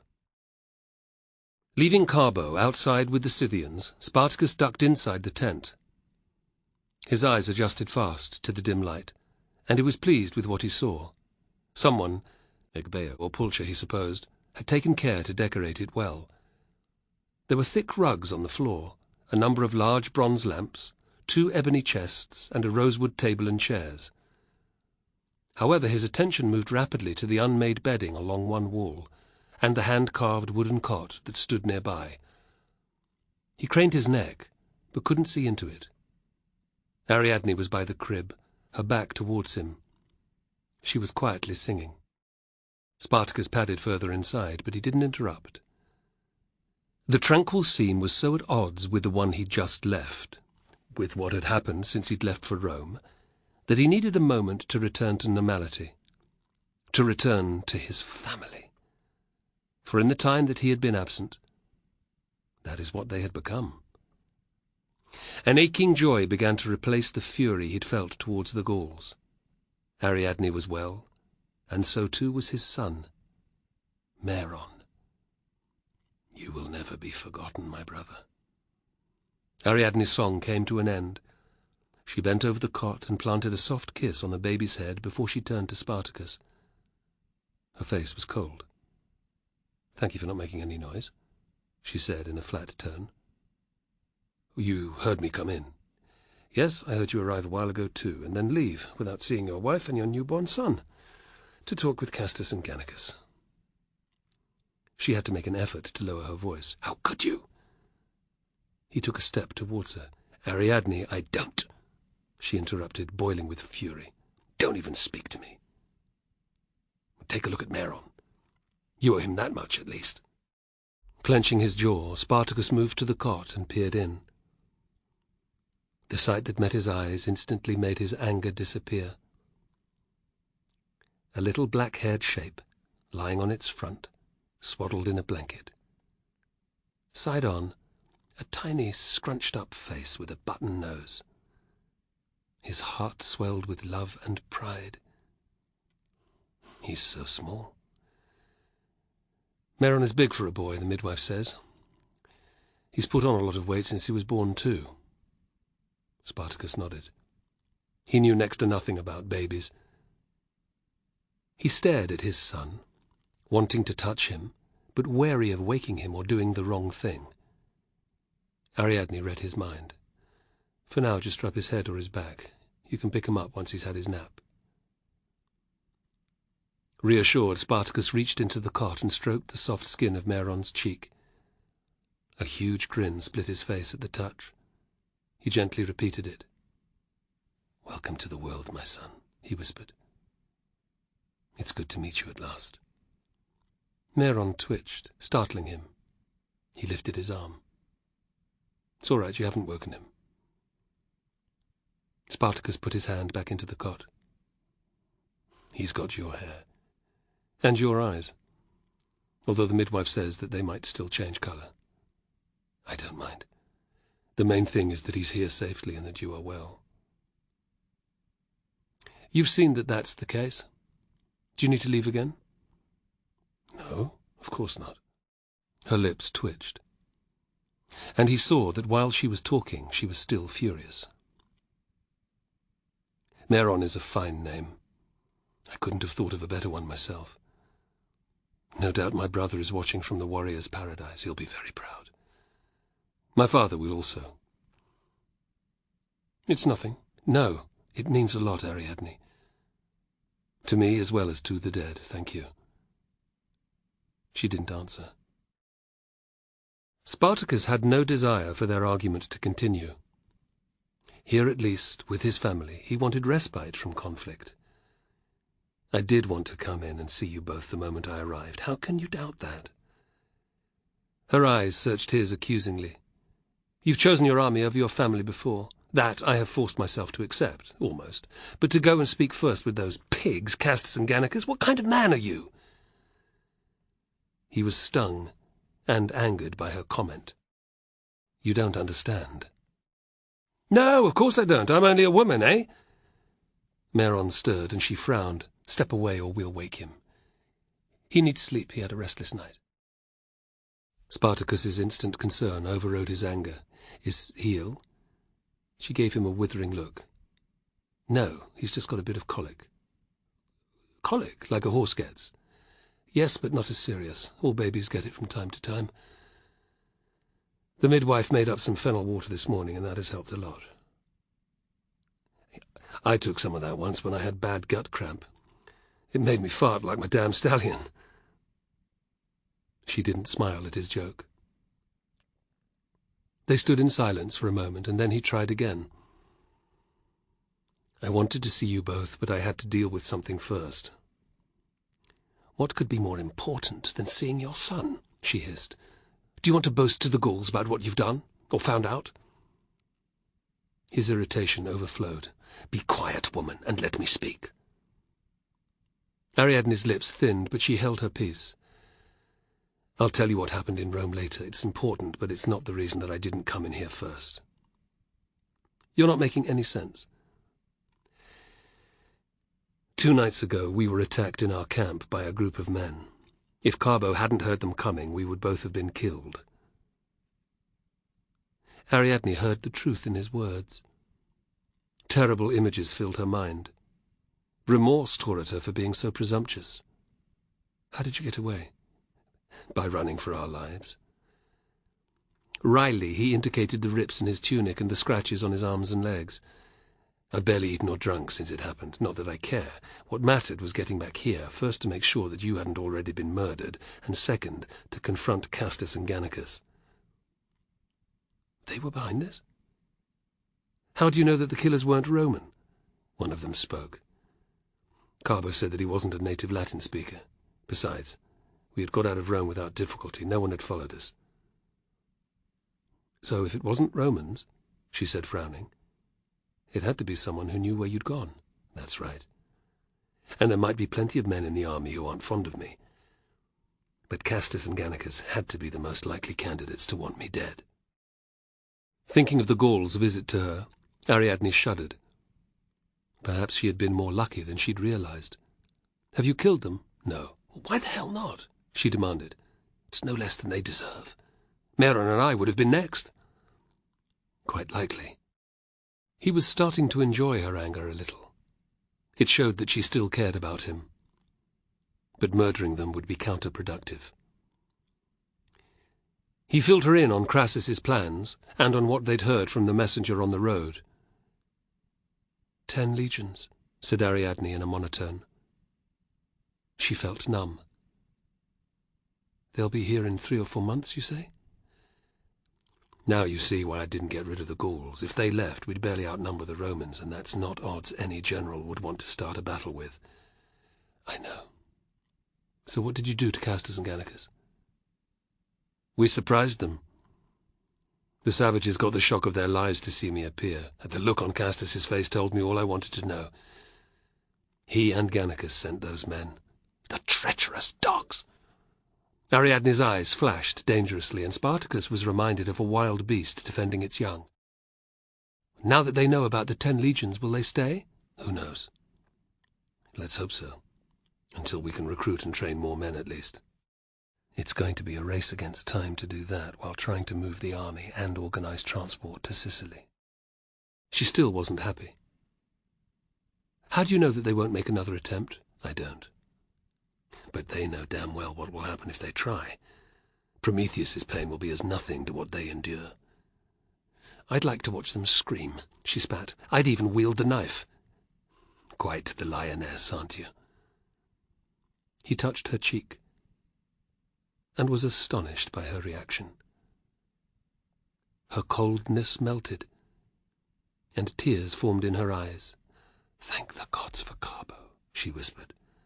"Thank them for concealing you as you ran, and for bringing you back safely." Spartacus opened his arms, and she stepped into his embrace. He held her very tight. "I've missed you so much." Ariadne thought of the road lined with crosses and did her best to shove the brutal image away. "I thought you might never return." "It wasn't that bad," he lied, glad at that moment that she could not see his face. "Not like fighting a battle. And I'm back now, with you and Meron." She looked up at him, pulling a smile. "So it was worth going?" "Oh, definitely. I told you what I heard about the legions that are being raised. And, we nearly killed Crassus. The politician has been put in charge of the Roman armies." He scowled. "If only I'd had Athius and Taxis with me, or a dozen of the gladiators. We would have sliced him up with ease." Ariadne was intrigued. "Tell me." It all poured out, and she shook her head in a mixture of amazement and exasperation. "And you say what happened wasn't dangerous?" "You lead a charmed life, Spartacus." His frivolous mood vanished. "I know. And I thank the rider for it every day. Tomorrow I will offer him a ram, or, better still, a bull." "And then, what do we do next?" "There was an official messenger on the road the afternoon before we were attacked.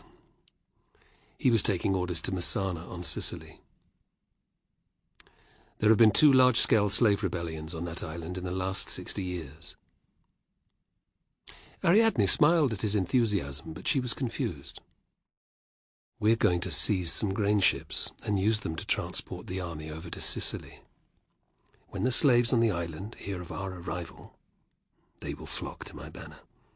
The 2 legions over there probably haven't had to fight in years. We'll have time to gather an army twice the size of the one that's camped here before Rome reacts properly. With a host like that behind me, the war can start in earnest." Ariadne refused to get excited. "How will you get enough men over to Sicily to take the grain ships?" "By paying a pirate captain his own weight in silver and gold." "You've got an answer to everything." "For the moment, yes." "Convinced?" Even with Meron occupying all of her time, Ariadne had been racked by worry over their future. But this plan seemed feasible. She offered up a silent prayer. "Dionysus, I ask you to help us again, as you have so many times before." "It sounds a lot better than sitting around waiting for the legions to arrive." That was my thought too. First, I'll need to find out where the best anchorages are, and in which ports the officials turn a blind eye to pirate vessels. A grimace, then a confident smile. "The gods will help us." Ariadne nodded. "Whom will you send?" "Carbo. He's a good man." "One of the best. He saved my damn life, you know." If he hadn't heard, she raised a finger to his lips. "Don't, please." I live with the knowledge every day that I might never see you again. Today I want to rejoice in the fact that you've returned to me and to Meron, that you're alive, whole. She took away her hand, and lifting her face to his, kissed him. Spartacus had one last coherent thought before passion overtook him. Thank you, Great Rider, for guiding me back to my army, my wife, and my son. 6 weeks pass. In his baking command tent, Crassus was preparing for his appearance of the day. Sweating slaves stood by, doing their best to ignore the buzzing flies as they held out the accoutrement of his office. The red tunic of a general, the polished, muscled bronze cuirass, the helmet with the scarlet horsehair crest, the gilt-plated belt with the studded pteryges that protected his groin, and the red sash that circled his waist, the ivory-handled gladius with its ornate scabbard and bejeweled baldric, the calf-high, open-toed boots. Gods, I'm glad that I don't have to wear this all day. Crassus beckoned to the slaves, eager to get on with his duty, which was to show himself to his troops, to raise their spirits, to tell them how brave they were, to let them know that they were engaged in a task sent by the gods, to rid Italy and the Republic of the blight that was Spartacus and his slave rabble. And, of course, he thought slyly, to make him more popular than Pompey Magnus. He shrugged on the tunic, trying to ignore the way that it stuck at once to his clammy back. Pompey, the young upstart. Crassus hated that his rival had more of a public name for martial prowess than he had. In his mind, it was totally unjustified. Had he not been the man who saved the day for Sulla at the Colline Gate? But for him, Marius would have been dictator. All Pompey had done in the civil war was to raise 3 legions that had won a couple of trifling victories for Sulla. If the man was such an amazing bloody tactician, why hadn't he taken so long to quell Sertorius's rebellion in Iberia? It still wasn't over. I would have dealt with it long since. As Jupiter is my witness, I will mop up Spartacus's unrest in similar fashion. A slave helped him into his breastplate. Another slave crouched beside him to fasten the sash around his middle. It was late afternoon, and the sun was tracing a bloody path towards the horizon. The army had left Rome 2 weeks before, 7 days later than he'd wished. Despite this, they had travelled over 200 sun-drenched, cloudless miles in that time. Thurii, the rebels' reported base, was now less than 1/3 of that distance away. As his skin prickled with the heat, Crassus tried to be grateful for their remarkable progress, and for the fact that the dreadful daytime heat had begun to abate. It was difficult, however. It was still as hot as an oven in his tent, and riding a horse for nearly 8 hours daily was exhausting work. He was glad not to be one of the ordinary soldiers who'd marched 20 miles since dawn, in full armour. Half of them were currently erecting a temporary marching camp, while their exhausted but grateful comrades stood watch. When that was done, all but the veterans had 2 hours of drill to look forward to before they could rest or eat. But it's what they signed up for, he thought ruthlessly. They had done it every afternoon since they had left Rome, and so they would every damn day until the campaign ended. He would not relax the pressure on his new soldiers, not even for a moment. Not until Spartacus was dead. Crassus lifted one foot, and then the other, allowing his slaves to pull on his boots. More beads of sweat trickled down his back. I can't wait for autumn to come. No doubt the prolonged hot spell had the farmers thanking Saturnus, Ops, Ceres, and Lactans for their munificence. But Crassus didn't give a shit about the harvest. What he wanted was for the unseasonably warm weather to end. He was sick of his officers whinging about men who had dropped by the wayside each day. Casualties from heat exhaustion and lack of water were not the same as deaths through combat. Yet Crassus knew that he couldn't ignore such losses.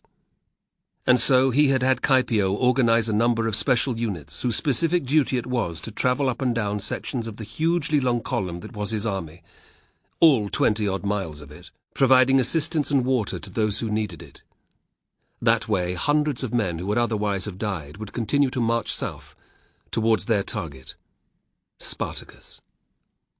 The flea-ridden Thracian bastard. Crassus's memory of how close Spartacus had come to killing him was ever present. If it hadn't been for the information provided by his spy, the attempt might have succeeded. Cineas had done well in recruiting the man. With luck, they would hear from the spy again. Crassus had every confidence in his ability to end the Thracians' reign of terror with his 10 legions.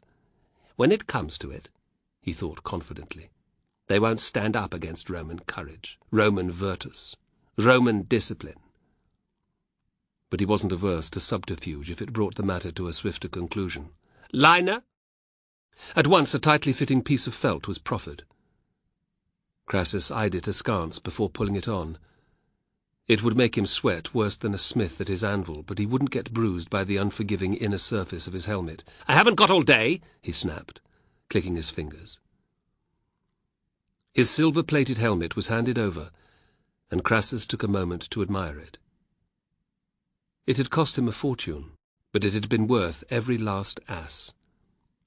It was a piece of art, topped with hair from the finest stallion in Italy, and sporting enamelled cheek pieces. The brow was decorated with a magnificent motif of Mars receiving offerings from ranks of officers and legionaries. Crassus donned it proudly. It was fitting, he thought, for a victorious general. Sword? A slave hurried forward with his gladius, and slipped the baldric over his shoulder. Crassus used the full-length bronze mirror that stood nearby to make sure that his scabbard sat just so on his left hip. Lastly, he wiped his face clean of sweat with a cloth. Content with his appearance, he made for the door. The sentries outside saluted as he emerged. Crassus was pleased to see Caipio already waiting at the head of a half-century of veterans, some of the cohort that had been designated to protect him. Their helmets and mail shone in the sun. Even the bosses on their shields had been polished. To one side, his groom held ready a fresh horse. "Attention!" bawled the old centurion. In unison the soldiers snapped upright. Crassus allowed the trace of a smile to curve his lips. Few of his troops looked this good, but under Caipio's direction things were improving every day. "Centurion? Ready to make the round, sir?" "Indeed." He eyed the centurion with approval. From the start, Caipio had wholeheartedly thrown in his lot with Crassus. Despite his age, his energy was boundless. He recruited tirelessly, helped to train the new men, and provided practical advice to whoever needed it, whenever it was asked for. Crassus now appreciated him greatly. Soldiers such as Caipio were a rare commodity indeed. He strolled over to his horse, and used the groom's linked hands as a step up to its back. "I thought we might begin at the western rampart and move out to the defensive screen afterwards. Try and see as many of the troops as possible." "Very good, sir." Caipio barked an order. 20 of his men and an optio trotted to stand 4 wide, 5 deep in front of their commander. "Towards the western gate!" "Forward, march!" cried Caipio. The soldiers tramped off. Crassus nudged his horse in the ribs. Caipio walked alongside him, and the rest of the soldiers took up the rear. Crassus's army was far too large to set up camp as one unit. From the outset, he had ordered his legions to pair off, meaning that 5 temporary encampments were built every afternoon, all of which accommodated close to 10,000 men. Each was shaped exactly the same, consisting of a massive rectangle with rounded corners, the walls of which were made up of a mixture of brushwood and packed earth that had been dug up by the legionaries around the perimeter. The resultant ditch served as part of the camp's defences. Midway along the 4 sides of each camp, a gap in the rampart had been angled so that both sides of it overran one another, creating a narrow passage-like ingress that was easily blocked overnight, and which could be well defended in the event of an attack. 2 straight avenues connected the entrances, which cut the vast encampments into quarters. The camp's headquarters and the commander's tents were situated at the road's intersection. Around these, every cohort, sentry, and contubernium had an allocated position, which was marked out by the engineers each day. There were small groups of soldiers present in the still empty areas around Crassus's quarters. 1 legionary from every contubernium, and scores of mule drivers. Under the supervision of shouting junior officers, they were unloading their tents from hundreds of ill-tempered, tail-flicking mules. The stink of manure and the attendant clouds of flies were enough to make Crassus ride past with curled lip. The path ahead, jammed with more mules and messengers hurrying to and fro, cleared miraculously as the officer at the front shouted his presence. On each side, red-faced, sweating soldiers pulled themselves to attention. Optiones and Tesserarii saluted. Slaves looked at the ground. Crassus acknowledged a few of the officers and men with curt waves of his hand. To protect the soldiers from missile attack, the tent lines ended some 100 paces before the western rampart, which had already been built to the height of a tall man. Sharpened wooden stakes decorated the outer face of the fortifications, forming a protective palisade.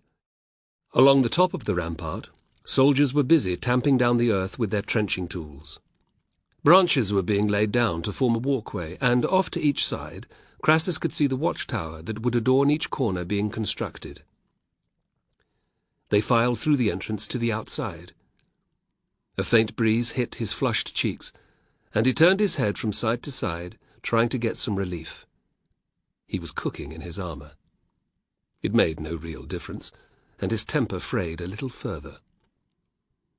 He urged his horse off to the left, where a party of legionaries were completing the defensive ditch. Caepio shouted at the men in front, who did a hasty about-turn and marched at double time to get in front of their commander. Crassus's presence was soon noted. Until he halted, however, or asked a question of an officer, no one dared to stop what he was doing.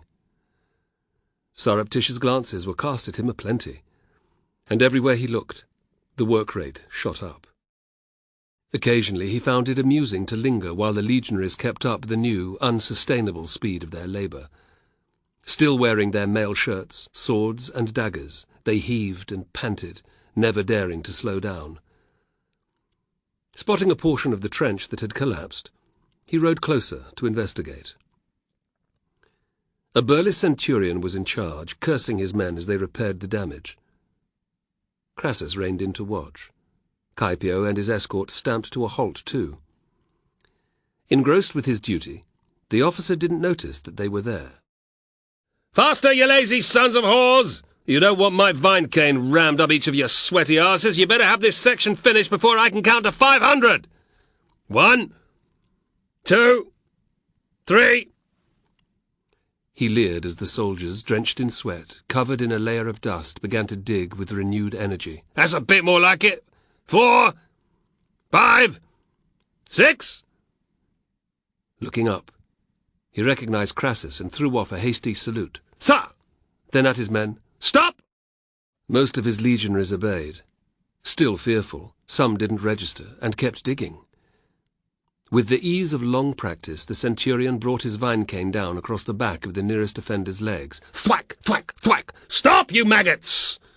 Your commanding officer, the illustrious Marcus Licinius Crassus, has deigned to visit you." Startled, the offending soldiers downed their tools. "Attention!" roared the centurion. Standing waist-deep in the earth, his men did as they were told. He glanced at Crassus. "We are honoured by your presence, sir. Isn't that right, lads?" "Yes, sir." "Commendable work rate, Centurion. Are your men as keen to fight Spartacus as they are to dig dirt?" "They're even keener, sir." "I shall keep you to your word. With men such as yours, victory will be ours." A cracked roar of agreement left the soldiers' parched throats. Crassus gave a tiny nod of approval. "I have every confidence that at the first opportunity you and your comrades will smash the slaves apart." "Of course we will, sir," cried a short man with a gap-toothed grin. "For you and for Rome." The centurion glared at the soldier's boldness, but Crassus smiled. "Good, soldier, that's what I like to hear." "Thank you, sir." The centurion saluted with gusto. Every one of us feels the same way. Crassus! Shouted a voice. The chant echoed up and down the ditch. Crassus accepted the acclamation with a nod. If your work is done ahead of time, every man is to receive an extra ration of acetum this evening. As you were. Broad grins broke out everywhere. There was a rush to pick up trenching tools. Crassus rode on. He traversed the entire length of the camp's western perimeter, stopping here and there to interrogate officers, appraise their soldiers' work, and to deliver short, rousing speeches. He grew more encouraged as he went. The legionaries' zeal was palpable, not just here, but during the day when they were marching, and in the evenings when they sat outside their tents, gossiping and drinking. He heard it in the tone of the bawdy songs they sang, and saw it in their sunburned faces. His men wanted a fight. Like him, they wanted to defeat Spartacus. Despite the fact that he felt as if he'd been in the caldarium all day, Crassus's good mood returned. Victory would be his. He had turned his horse's head towards the open ground beyond the camp when something caught his attention. Crassus blinked in surprise. He looked again. An icy fury took him, and he glanced up and down the trench. Who's in charge here? There was no immediate answer, and Crassus's temper exploded. I said, who the fuck is in charge here? That would be me, sir, replied a youngish centurion whose brown hair was spiked with sweat. Crassus rode his horse right up to the officer, nearly knocking him over. What is the meaning of this? He jabbed an arm to his right. The meaning of what, sir? Look at that piece of shit there! He pointed at a legionary. Alarmed, the man froze. Instinctively, his companions moved a step away from him. I won't call him a soldier because he clearly isn't, growled Crassus. Had you not noticed that he had set down his sword? The centurion stared. The colour left his face as he saw the gladius lying on the earth behind the ditch. No, sir. And you call yourself an officer? Spat Crassus. He sat up, straight on his horse's back, so that everyone could see him better. Hear me, legionaries. Since time immemorial, Roman soldiers have worked to erect their camps while fully armed, he shouted. They have done this so that should the need arise, they can fight at a moment's notice. Men who disobey this simple order place their lives and those of their comrades at risk. He paused to let his words travel. This dereliction of duty cannot and will not be tolerated in my army. He glared at the legionary, whose face had gone grey with fear. Caepio? Sir. The veteran centurion was by his right foot. Take that man out before his comrades and execute him. For the first time, Crassus saw real respect in Caepio's eyes. Good. Gripping the hilt of his sword, the centurion stalked to the ditch and stood over the offending soldier. Out, he bawled. The man climbed out of the trench, stumbling as he did so. He pulled himself upright and threw a beseeching glance at Crassus. I'm sorry, sir. I've never done such a thing before. Crassus's lips thinned in disapproval. Caepio was watching. Shut your mouth, filth! Your general isn't interested. He backhanded the soldier across the face. Kneel! Sobbing, the man did as he was told. Caepio's gladius was already in his hand. Chin up! Crassus took a quick look around. Every man within sight was riveted to what was going on, which was precisely what he had intended.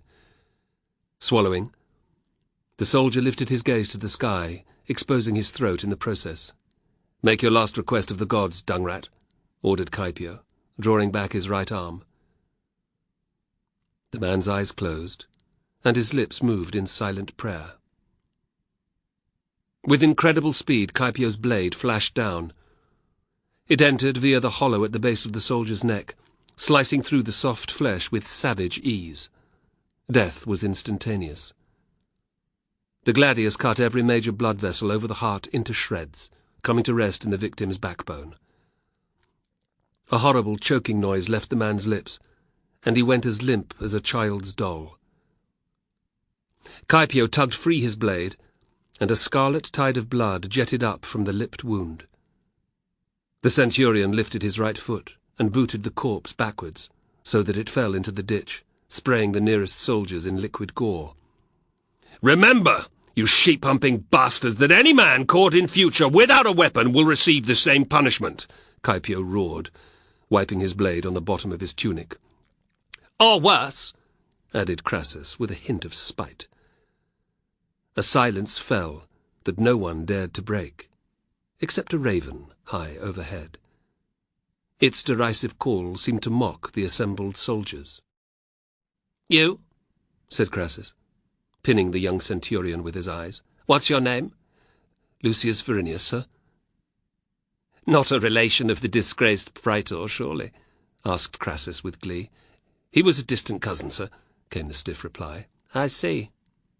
There are two fools in the same family. Well, that's not surprising, I suppose. Give your vine cane to Caepio." Miserably, Verinius did as he was told. "Break it," ordered Crassus. Caepio snapped the wooden cane over his knee and dropped the broken pieces to the ground. "You are demoted to the ranks with immediate effect," barked Crassus. "Consider yourself lucky to be alive. Expect to stand in the front line of every battle. There, perhaps, you might redeem some of your honour." "Yes, sir. Thank you, sir," Verinius mumbled. "Let this be a lesson to all of you!" Crassus cast one more contemptuous look at the watching legionaries before he turned his horse and rode away, Caepio marching by his side. "That won't happen ever again, sir," said the centurion approvingly. "You think so?" asked Crassus, fishing. "That put the fear of Hades into every man who saw it, sir. Each of them will tell his mates, and they'll tell theirs.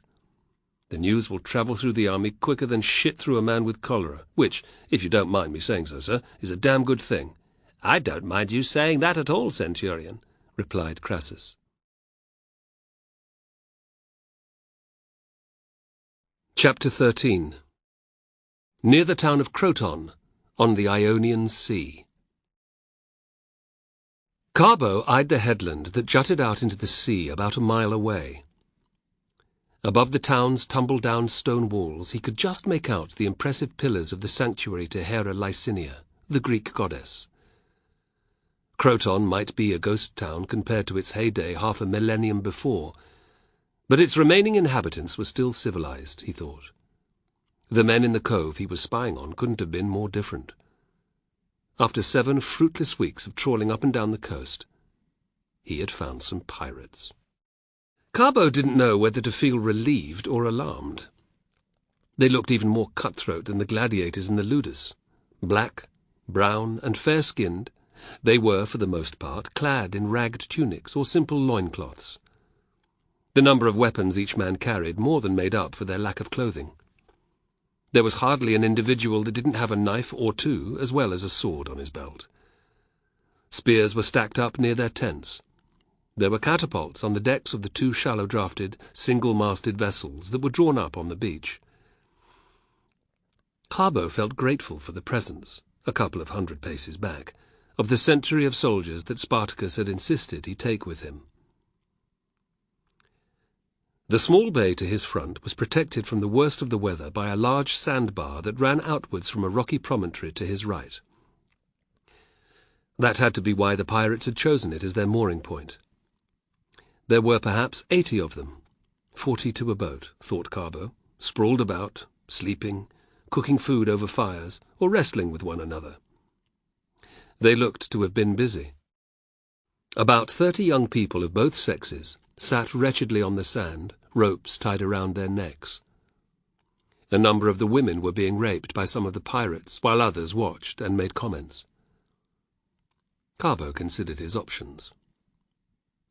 There was no benefit to going in alone, or with just a few men. They'd end up dead or captured as slaves. All he could think of was to march in peacefully and to ask for the renegade's leader. He slid backwards, down the landward side of the large dune that had served as concealment from the beach. It was fortunate that the pirates on sentry duty were too busy watching the violation of their captives to have spotted him.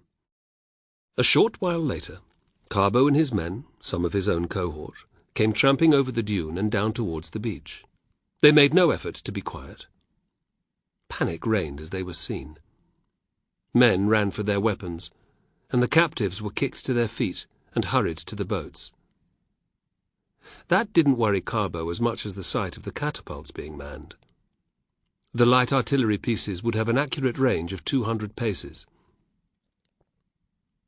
He raised his hands in the air and began shouting in Latin and Greek, "We come in peace!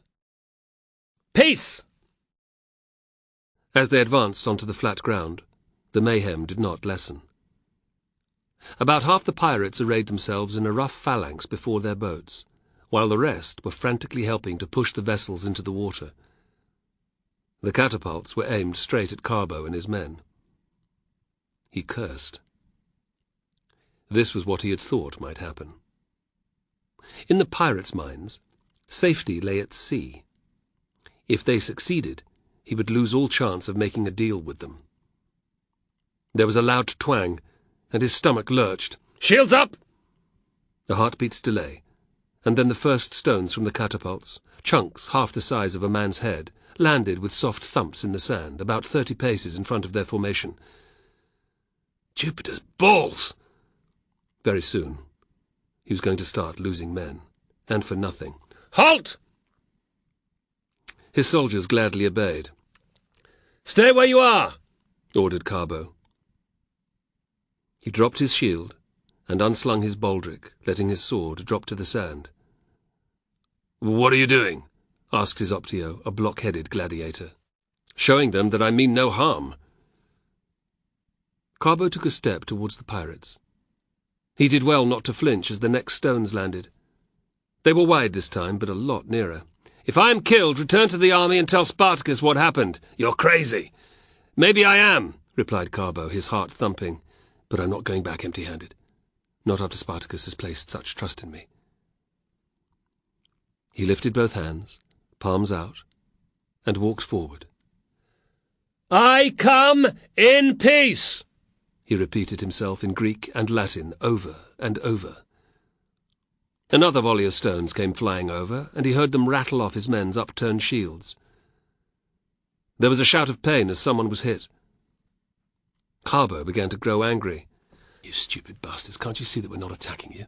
he muttered, continuing to advance. "Peace! Peace!"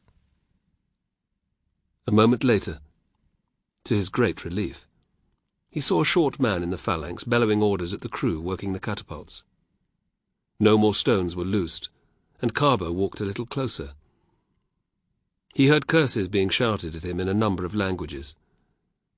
Weapons were still being brandished, but no one threw a spear or charged him. Yet. Wary of going too near, he stopped about 50 paces from the pirates, careful to keep his hands in the air. He waited. The short man emerged from the midst of his comrades.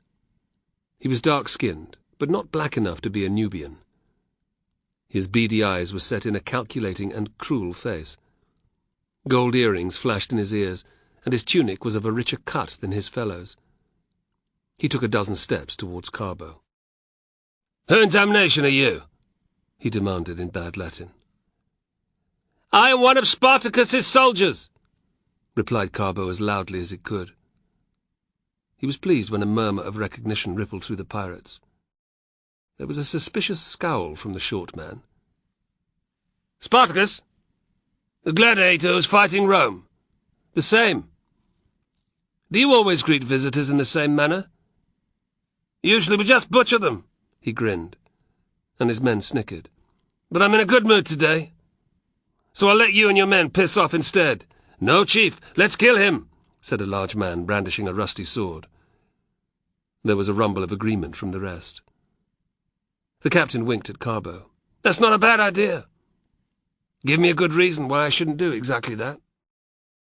Carbo resisted the urge to order his men to the attack. "I have a proposition for you from Spartacus himself." The man's eyes narrowed. Is that so? It is.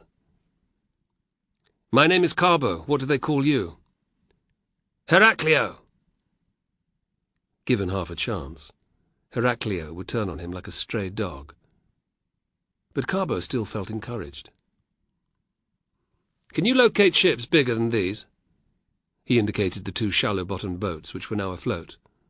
There was a laugh. Of course I can. I've got a Lembus at another anchorage. He saw Carbo's confusion and laughed again. You'd know that as a Liburnian. Like everything they admire, the Romans copied it. Apart from triremes, Carbo's knowledge of ship types was vague. How many men can that carry? 60 oarsmen, and about 50 slaves, passengers, he corrected himself with an evil leer. I need bigger vessels than that. There are other captains knocking about the area in biremes. There's even a trireme or two. Why do you need them? We want to get to Sicily. There was a long, slow whistle. The whole army? No, just a couple of thousand men. Why so few? I've heard that Spartacus's army is massive. None of your damn business. It's my bloody business if you're on my ship, retorted Heraclio.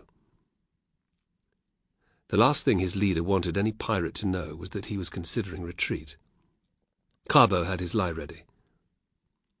Spartacus wants to start a rebellion on Sicily. Ah, to divert the Romans' attention. Something like that, said Carbo stiffly, as if annoyed. That's smart. I've heard that he's a canny one, your Thracian. You'd want to cross at the Straits, I take it. That's right. How soon? Whenever you can get the ships there. A cunning glance. He's in a hurry. What's he willing to pay? 250 denarii per man. Say 500,000 in total. There was a collective gasp from the pirates. Each of their slaves was worth between 200 and 400 denarii, but they only had 30. Slaving was profitable work, yet the securing of captives was unpredictable and irregular. This would be a prize haul. 1.25 million, replied Heraclio without even blinking. That's outrageous, cried Carbo with all the bluster he could manage. Getting 4 or 5 ships that are large enough to carry your men won't be easy, you know. I'll have to cut the other captains in. Then there's the Roman navy to worry about. I don't give a shit. It's far too much. Heraclio's grin was predatory. Spartacus needs me. More than I need his money.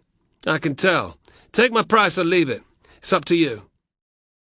Scowling, Carbo didn't say anything for several moments. Heraclio's greed was no surprise.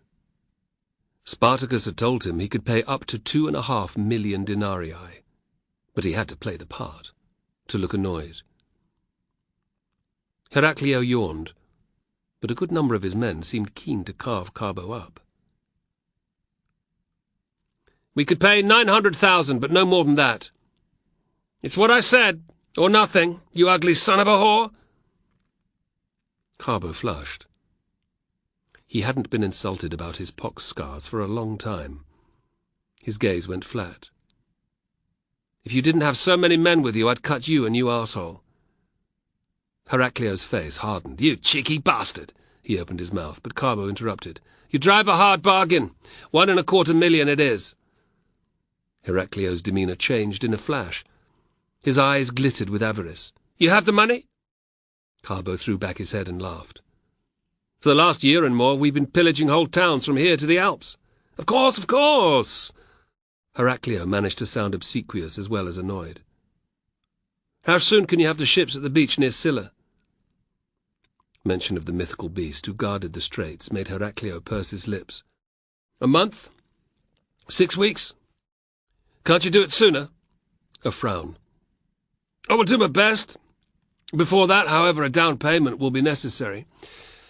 I was thinking 25,000 denarii today, 125,000 when you arrive with the ships, and the balance when the last of our men set foot on Sicily, interjected Carbo harshly. That's my final offer. Take it or leave it. Heraclio smiled. You can pay me now? Carbo turned his head. Optio! Bring a chest over. Heraclio spoke a few words in a guttural argot, and his men cheered. As half a dozen of his soldiers trotted over, Carbo eyed the grinning pirates sidelong. Not one of them could be trusted, yet, with the gods' help, they were now the most important allies Spartacus had ever had. He sent up an urgent prayer to Neptune, the god of the sea, and Fortuna, the goddess of luck, that Heraclio kept his side of the bargain. If this plan failed, they had 10 legions to face. That was without taking the Gauls and the spy into account. Carbo scowled. Sometimes it felt as if they had as many enemies within as without. He hoped that Crassus had not got wind of what he'd been up to. It seemed unlikely. Once it had been decided that he would leave, Carbo had packed his gear and departed. On Spartacus's orders, he had told only Navio where he was going. From the hills that surrounded the ruins of Forum Anii, Spartacus and a party of his scouts, among them Martian and his comrades, were looking down onto the Via Annia, the main road that led from Capua to Rhegium, the town at the southernmost point of Italy. After what he and Carbo had discovered in Rome, the sight of enemy soldiers was unremarkable, yet it was shocking nonetheless. The host dwarfed the others that they had seen, and it had arrived sooner than Spartacus had expected. Having had word the previous day, they had been waiting for it since dawn. He observed it with a jaundiced eye. His service with the auxiliaries meant that he knew intimately the formation taken by Roman armies on the march. A couple of hours after the enemy scouts had come stealing through the woods on either side of the road, the vanguard had come into sight. One legion picked by lot to lead the column that day. After that had come the surveyors, a unit comprised of 1 man from every contubernium in the army, whose job it was to help lay out the camp. Next were the engineers, who removed any obstacles in the legion's path, and then the senior officer's baggage. The general in charge and his bodyguard of infantry and cavalry had been easy to spot. A succession of messengers rode from this position up and down the verges, carrying orders to various parts of the host. The commander had been followed by the remainder of the horse. Scores of mules carrying the dismantled artillery preceded the senior officers and their escort. After came the legions, each one signified by a large group of standard-bearers at its front. The ranks of marching legionaries filled the road entirely. Each legion was strung out over a mile or so, but they seemed to go on for far longer. Spartacus's own forces took up a similar amount of ground, but he and his troops never got to watch them from such a vantage point. It was an awe-inspiring and, even in the best of men, fear-inducing sight. "Crassus is here," said Spartacus softly. "Gladly." It had been more than 2 months since he'd been in Rome. At last his waiting was over. "You're sure, sir?" asked Martian. "I'd wager my life on it. We've seen, 5 legions so far, and they're still coming. There's no way that Crassus would let one of his subordinates lead that many soldiers against us." "What's your plan, sir?" All eyes swiveled to Spartacus. "We've done what we came for. Every grain store within 20 miles has been emptied. If we loaded any more onto our mules, they'd collapse." His men chuckled. They liked the idea of so much food. "There's one more thing to find out before we head south, though. I want to test the mettle of Crassus's soldiers." He saw their questioning, slightly nervous looks. Martian was alone in seeming excited. "Most of them are new recruits. I need to see how good their discipline is so we know what we're up against." "We're up against 10 legions, sir," growled an unhappy voice from the back. Martian scowled. As usual, it was Euxis. "And if they're shoddy soldiers like those of Lentulus and Gellius, we have nothing to be concerned about. But if they're not, then we'll need to treat them with a sight more respect." He threw them a warning glance. "I've told you before, Rome is not an enemy to be taken lightly. Just because you've beaten its troops on a number of occasions doesn't mean that you will always do so. Those legionaries you can see might be a very different proposition to meet face to face. They didn't like that, but Spartacus didn't care. The brutal reality of what they could expect to see for the rest of their lives lay on the valley floor below. If it wasn't this army, it would be another one. There was far more, but Spartacus didn't say it. To his immense frustration, his forces, including the soldiers who answered to the increasingly hostile Castus and Gannicus, now only outnumbered those of Crassus by perhaps 15,000 men. If the new legions proved to be cowards, and he picked the right battlefield, that could be enough. Yet while Spartacus didn't like to admit it, there was a chance that Crassus's soldiers would stand and fight. If they did, he needed more troops than he currently had. The days of his huge numerical superiority over Roman armies were but a memory. The deluge of runaway slaves joining them had been the daily norm since their first remarkable victory had all but dried up. The news of Crassus's 10 legions had to be part of the reason. Or maybe it was because every herdsman and farm worker in the south, with any courage, had already joined him. Only the gods knew, Spartacus thought bitterly. His mind was made up. He would go head-to-head with Crassus now, if they were somehow cornered, but otherwise he would seek out a skirmish and then move south, towards Sicily. There, for a while at least, they would have fewer enemy forces to deal with. There would be more recruits and supplies, more options. He winked at Martian. "Don't worry, lad. We'll still have a fight. A chance to bloody Crassus's nose good and properly." Ignoring Zeuxis's sour expression, Martian grinned. With Spartacus to lead them, what could go wrong? 2 days later. Since their confrontation, Spartacus had met with Castus and Gannicus only twice.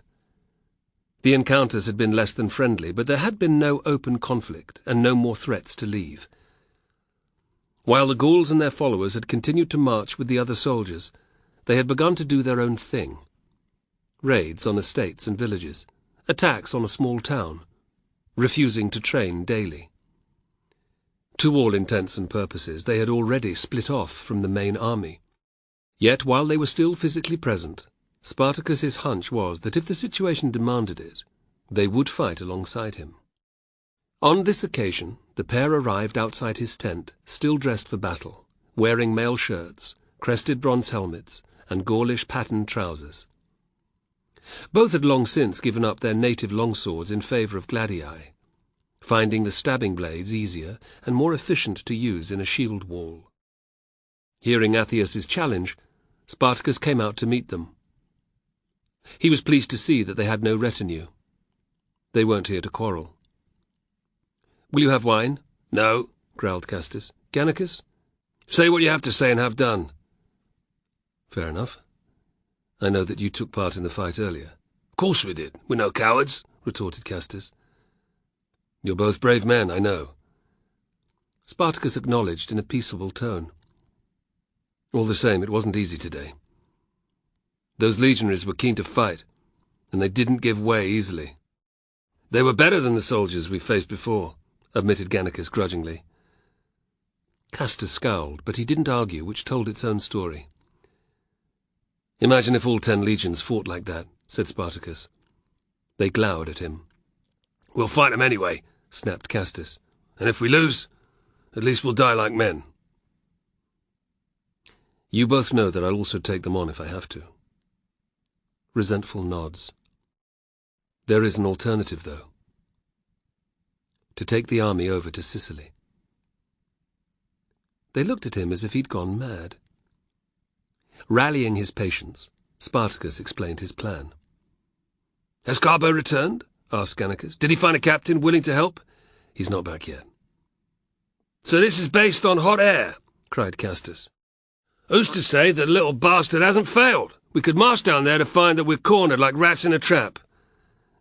"Autumn is practically here too," warned Gannicus. "There'll be fuck all farms down there to plunder." "Carbo won't let us down," asserted Spartacus.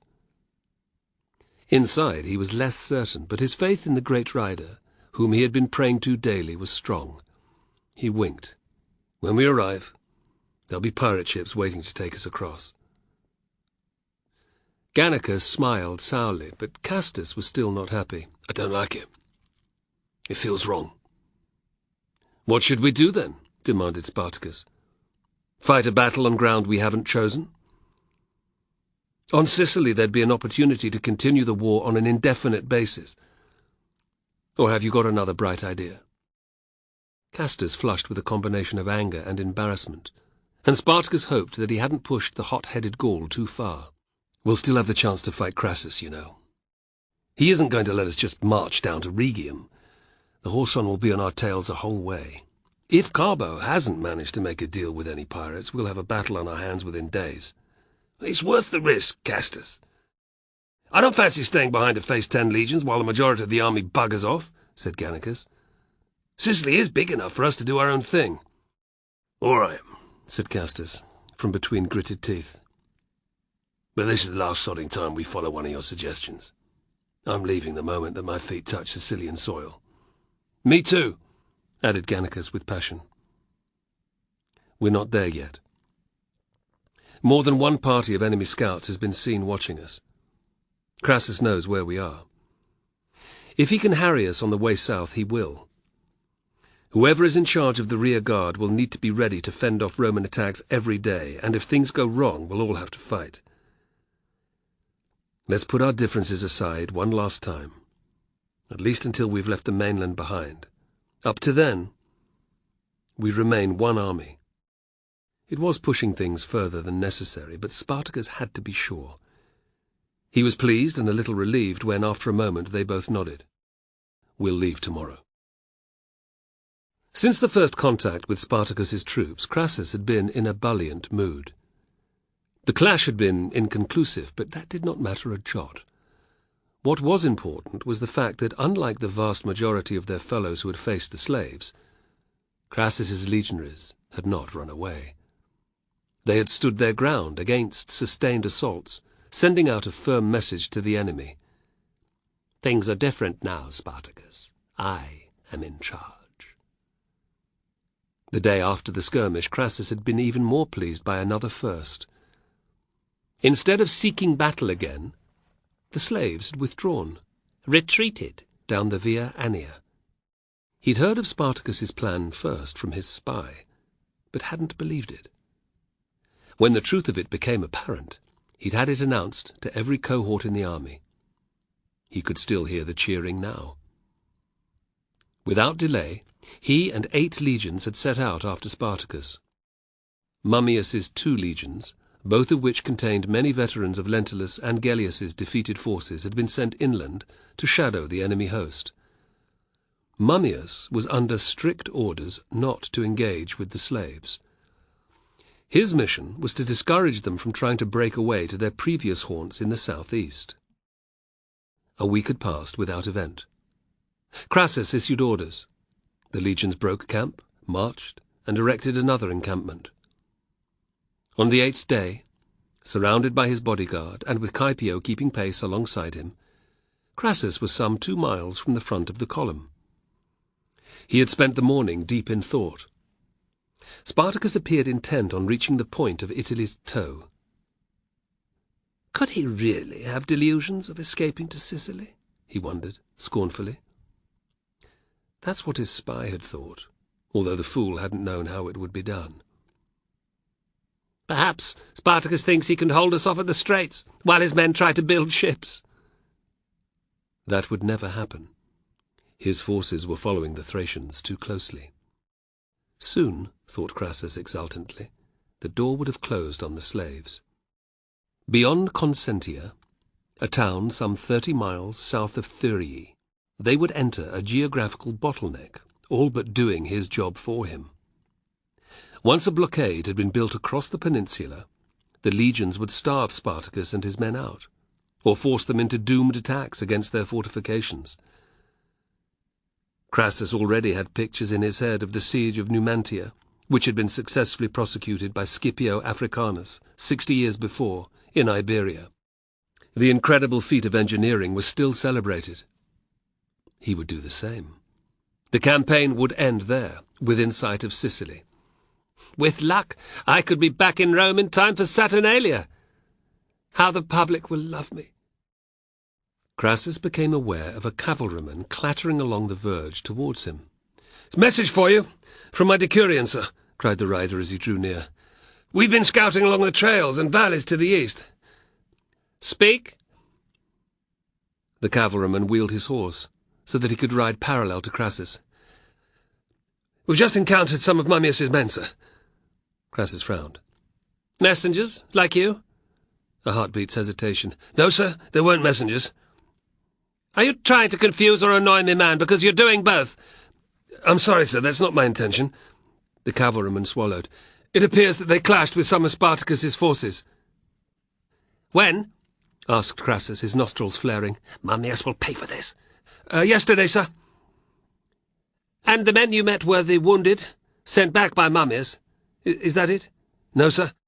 Apparently they were driven back by Spartacus's troops." Crassus shot a disbelieving glance at Caepio, whose face bore an unhappy scowl. His eyes returned accusingly to the cavalryman. "Say that again." "They were driven from the field, sir.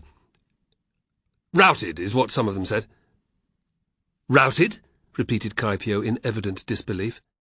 "Gods above, what part of my orders did Mummius not understand? Under no circumstances was he to engage with the enemy!" shouted Crassus. The cavalryman did not dare answer. He locked his gaze on the backs of the soldiers in front. "Where is Mummius? Is the fool even alive still?" "His men didn't know, sir," muttered the cavalryman. "We haven't seen him either." Crassus fought to control his anger. "How many of the cowards have you met?" "It's difficult to say, sir. They were straggling in small groups, 80, perhaps 100. "That's all?" "There were more following, but my decurion wanted you to know about it, sir." "He did well. So did you. Return to your unit and tell your officer that he is to send every last one of Mummius's men down to the road. There they are to find Centurion Caepio, who will direct them thereafter." Looking immensely relieved not to be punished, the cavalryman repeated Crassus's order word for word before saluting and riding off. "What do you want me to do with the yellow-livered rat, sir?" growled Caepio. "Take a cohort from the front legion and use it to round them up. Isolate the first 500 who reach you. Make sure that all of them keep up with the rest of the column. I'll deal with the mangy dogs when we've reached the site for our camp." "Very good, sir." Caepio called for a horse. Mounting with an ease that belied his age, he rode off without a backward glance. Left alone with his fury, Crassus began to plan his course of action. He prayed that Mummius had survived, not because he gave a whit for the man, but because he wanted to punish him. It was rare indeed for such a senior officer to be stripped of his rank, but that wouldn't stop Crassus. The thought of going further and having Mummius executed was appealing, but, with regret, he decided against it. The man might be an idiot, but he came from a good lineage. 70 years earlier his grandfather had sacked the Greek city of Corinth while serving as a consul. The family was still well connected. Crassus had been given supreme command of the campaign to subdue Spartacus, but his position wasn't unassailable. Alienating elements within the Senate before he had succeeded was not a good idea. It would be enough to humiliate Mummius by demoting him in front of his own men and sending him in disgrace to Rome. His men, however, would have to pay for their cowardice. Their punishment would show every legionary in the army that such behavior would never be tolerated. Crassus's lips thinned with satisfaction. By the time the day's camps had been built, Mummius's soldiers had been in the sun for several hours. They had been denied both food and water. The 500 men who had been first to arrive back, a virtually untouched cohort, had been made to stand facing the main entrance to Crassus's encampment. Their muscles were shaking from the effort of standing to attention for so long, but not a single soldier had dared to complain. Any weapons they hadn't discarded had been confiscated, and their mail shirts lay in a great silver pile alongside. A cohort of veterans with drawn swords had been deployed around them, and a score of centurions, including Caepio, patrolled up and down inside this perimeter, raining blows on anyone who relaxed even a fraction. The remainder of the disgraced legionaries, almost 6,000 men, were arrayed in cohort-sized blocks to their right. Mummius stood in front, bareheaded and without a weapon. Crassus had ordered that 100 individuals from each legion should witness the punishment that was to be meted out. The selected soldiers marched in when the day's camps had been finished. They placed themselves opposite the main body of Mummius's troops, forming the third side of a large square. Informed that the scene had been set, Crassus let the assembled legionaries bake in the heat for close to an hour. He wanted everyone present, not just the legionaries who had run, to be tired, sunburned, and uncomfortable when he arrived. Finally, riding his best horse, a spirited grey stallion, and accompanied by his senior officers, he made his way to the platform that had been built by the engineers on the square's last side, parallel to the camp's wall. In front of it lay a large pile of wooden clubs, the ends of which had been studded with nails. As Crassus led the way up the steps, trumpeters blew a short, sharp fanfare. Crassus began to speak the moment that the musicians had finished. He pitched his voice to carry. You all know why you are here? Some men, that is, Mummius and the Tremblers, are to be punished severely. Their comrades can also expect to be disciplined. The rest of you are present to learn that the cowardice shown by these so-called soldiers cannot and will not be tolerated, ever. You are to act as witnesses, so that every man in the army hears about what happened here today. He let his words sink in, saw with satisfaction the condemned ponder their fates. Lucius, Mummius, Achaicus, present yourself. Mummius marched smartly forward and came to a stop in front of the platform. He saluted but avoided Crassus's eye. Sir! I sent you to shadow the enemy army. You were to avoid confrontation with Spartacus's troops. But when the chance presented itself, you did so anyway, in the process disobeying my commands. Is that not correct? It is, sir, answered Mummius in a low voice. Some of his troops had fallen behind the main body of— Silence! Not only did you flout my orders, but you fell into Spartacus's trap. When the battle began, your men proved to be cowards of the first degree. They ran from the enemy in their thousands, leaving their weapons and standards behind. The first soldiers to appear consisted of an entirely unharmed cohort. Did they fight at all, I wonder? Or did they just run when the slaves advanced, as they did before when they fought with Gellius and Lentulus? Crassus's tone was withering. Mummius didn't say a word. Most of the cohorts that returned afterwards had suffered heavy losses. That doesn't excuse them fleeing the battlefield, but it shows at least that they are not complete cowards, Crassus declared. I will come to them later. First I must deal with you. Lucius, Mummius Achaicus, legate, or should I say former legate. Mummius's head lifted. His face was stricken but not unsurprised. I strip you of your rank and your command with immediate effect, Crassus cried. Only the memory of your glorious forefathers, who were far greater men than you, prevented me from punishing you further. You are ordered to return to Rome with all haste, where you are to present yourself to the Senate and explain your actions. The senators can do with you as they see fit. He glared at Mummius. Are my orders clear this time? Yes, sir. I hope so. Get out of my sight. Head down. Mummius trudged back to his position. Every man, apart from the Tremblers, is to be fined 6 months' pay. They are to be issued with new weapons to replace the ones that were thrown away or lost. Crassus noted the relieved looks of those in the front ranks. But first, I would have you pledge that you will never again discard your swords or javelins. You will swear this upon pain of death. Anyone who refuses will be executed. He eyed the legionaries again. Are there any men who do not wish to take the oath? Not a man stirred. Crassus smiled. Repeat after me, then.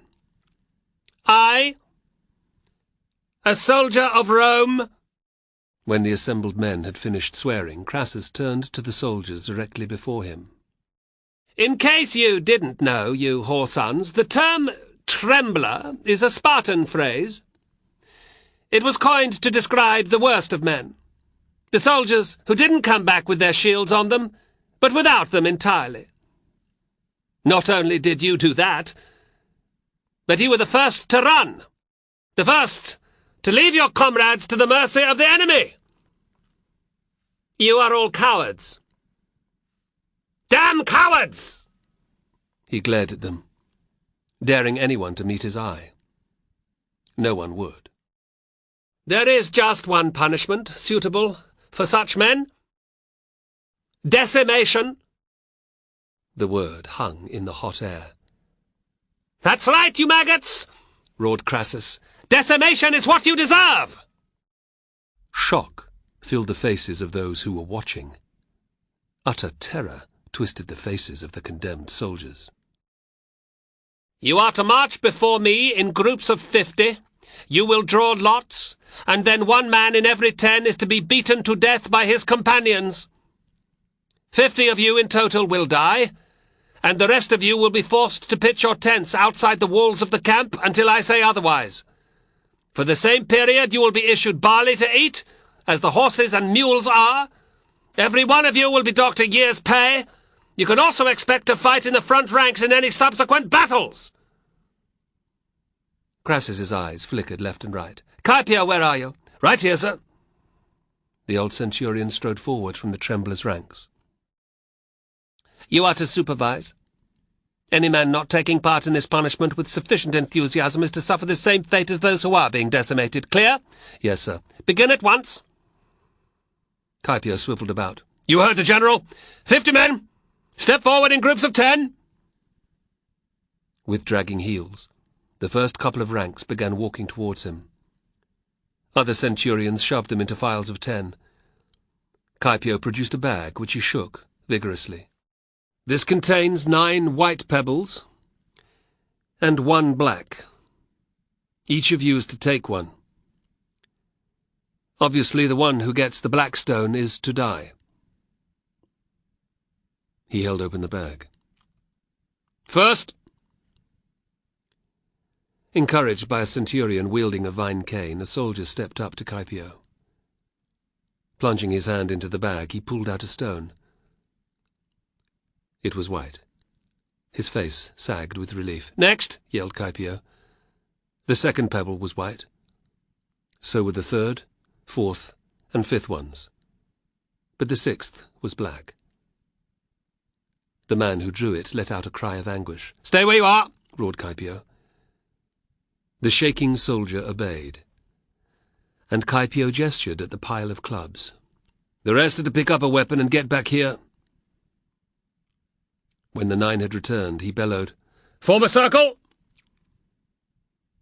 As soon as the legionaries had done as they were told, Caepio shoved the chosen man into the rough ring's centre. "Get on with it!" No one moved except the condemned, who fell to his knees and began praying in a loud voice. "Roman citizens are not supposed to be crucified, but that won't stop me ordering it for every last one of you fools!" screamed Crassus, the veins in his neck bulging. "Kill him! Now!" For a heartbeat, no one reacted.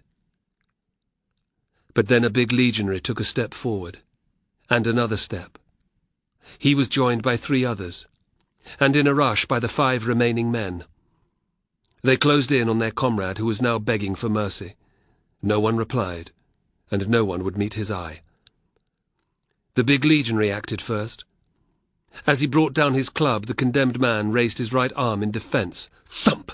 The heavy blow snapped his arm bones like a twig, and the nails in the club's head ripped scarlet lines all through his scalp. Screaming, he fell onto his back. "Help me, Jupiter, please help me!" Like a pack of wolves falling upon their prey, the 9 soldiers surrounded him. Their clubs rose and fell in a terrible rhythm. Spatters of blood flew up, covering their arms and faces. The screaming quickly died to a low, moaning sound, and that too was silenced fast, yet the legionaries kept pounding away. It was only when Caipio called them off that they stood back, chests heaving. A combination of horror and demented rage contorted their faces.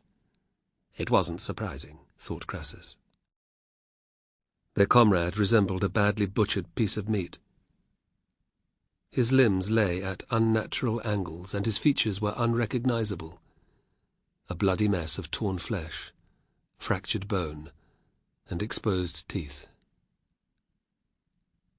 Crassus fancied he could see brain matter on several of the clubs, which was curiously satisfying. "Leave his body where it lies," he ordered. "Next!" The dazed soldiers were marched away, and the next group of 10 forced to come forward. Each picked his pebble from Caipio's bag. When it was time to take a club and do the unthinkable, no one protested. The mould had been broken by the initial decimation, and everyone knew that if they resisted, a cross awaited them. Soon a second bloodied corpse lay beside the first. Then it was a third and a fourth. As the number of dead grew, Crassus had the bodies heaped on one another, like carrion. And so it went on, for more than an hour. When the last man had been beaten to death, silence fell over the assembled troops. Crassus's gaze moved over the legionaries, assessing their mood. He saw no resentment, or even anger, just resignation, disgust, and fear. "Let this be a lesson to you and to your comrades." He pointed at the pile of broken flesh and bone and the pool of blood that was spreading around it. "Spread the word. This is the end that awaits anyone who runs from the enemy." Chapter 14. By now Spartacus was sick of the view of the great island. Sicily filled the western horizon, the most prominent feature being the headland that was formed by the coming together of the isle's northern and eastern coasts. Near it was Charybdis, the famous whirlpool that would suck ships and their crews down to a terrible watery death. The island was near enough to make out some of the large houses on the high ground above the shore. Beyond them, mountains rose steeply up, vanishing in a blue-purple haze when they met the sky.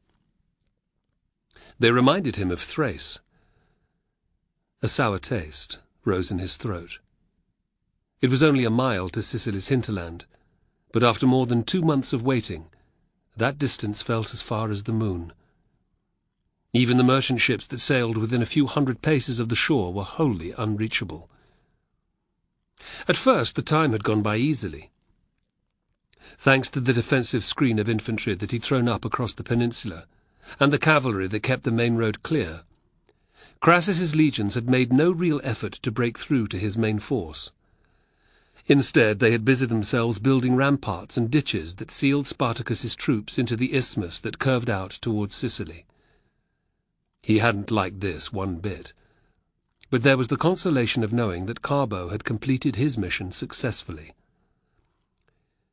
The announcement that a number of pirate vessels would soon arrive had been an enormous boost to morale. Once his 2,000 men had sailed over the strait and seized the grain ships, the evacuation of his army could begin. With the gods' blessing, Crassus wouldn't suspect a thing about it until it was too late. The knowledge that a battle wasn't imminent had eased Spartacus's tension a fraction. Life had continued much as it had at Thurii the previous year. There had been stints of drilling his troops, or listening to reports from the officers who were monitoring the Roman forces. Hours in the company of his quartermasters, making sure that the rations were divided equally, and with the smiths, ensuring that every house and farm in the area was stripped of everything useful. Some of his men were still not that well armed. Forging weapons had to continue every day. He'd had nothing to do with Castus and Gannicus, who had camped with their men some distance from the main force. In essence, the army had already split up. It didn't matter.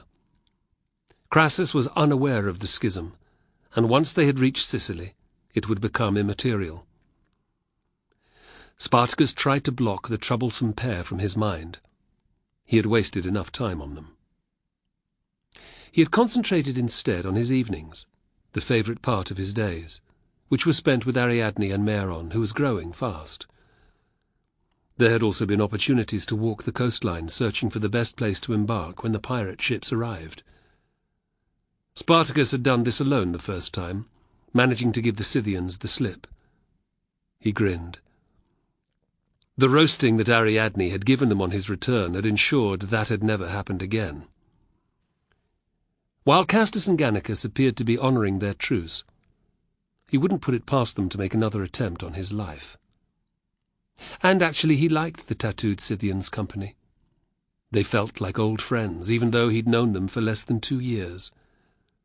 The pair were discreet, shadowing him from a distance, thereby allowing him the pretence of being on his own. As he walked, his mind had turned over every possibility a score of times.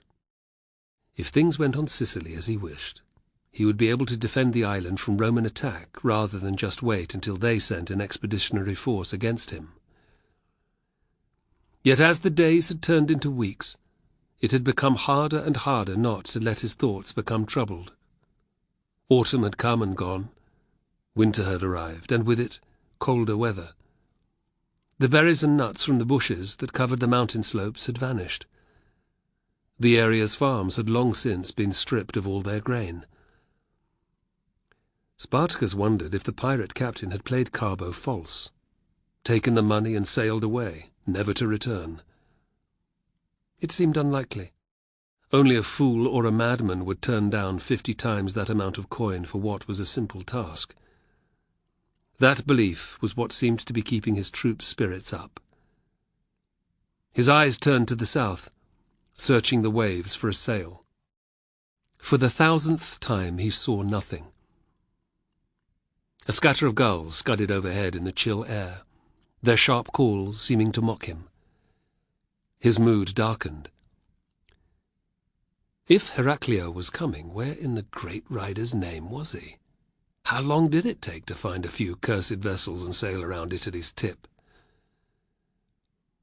He wondered again about climbing the high ground to the sacred cave opposite Charybdis, there to make another offering to Scylla, the monster with 12 feet and 6 heads that guarded the straits.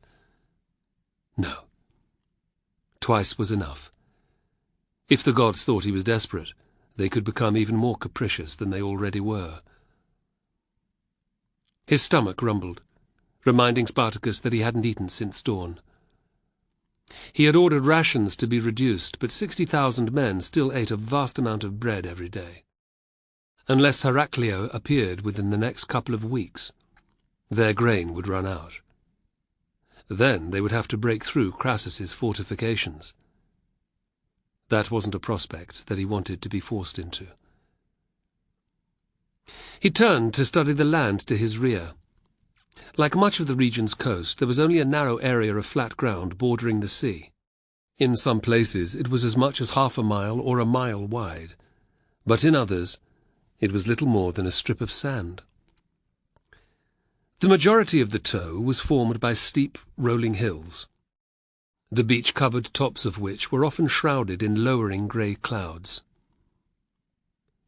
With the Scythians in tow, he had traversed the highest peaks, his mission to inspect the legions at work.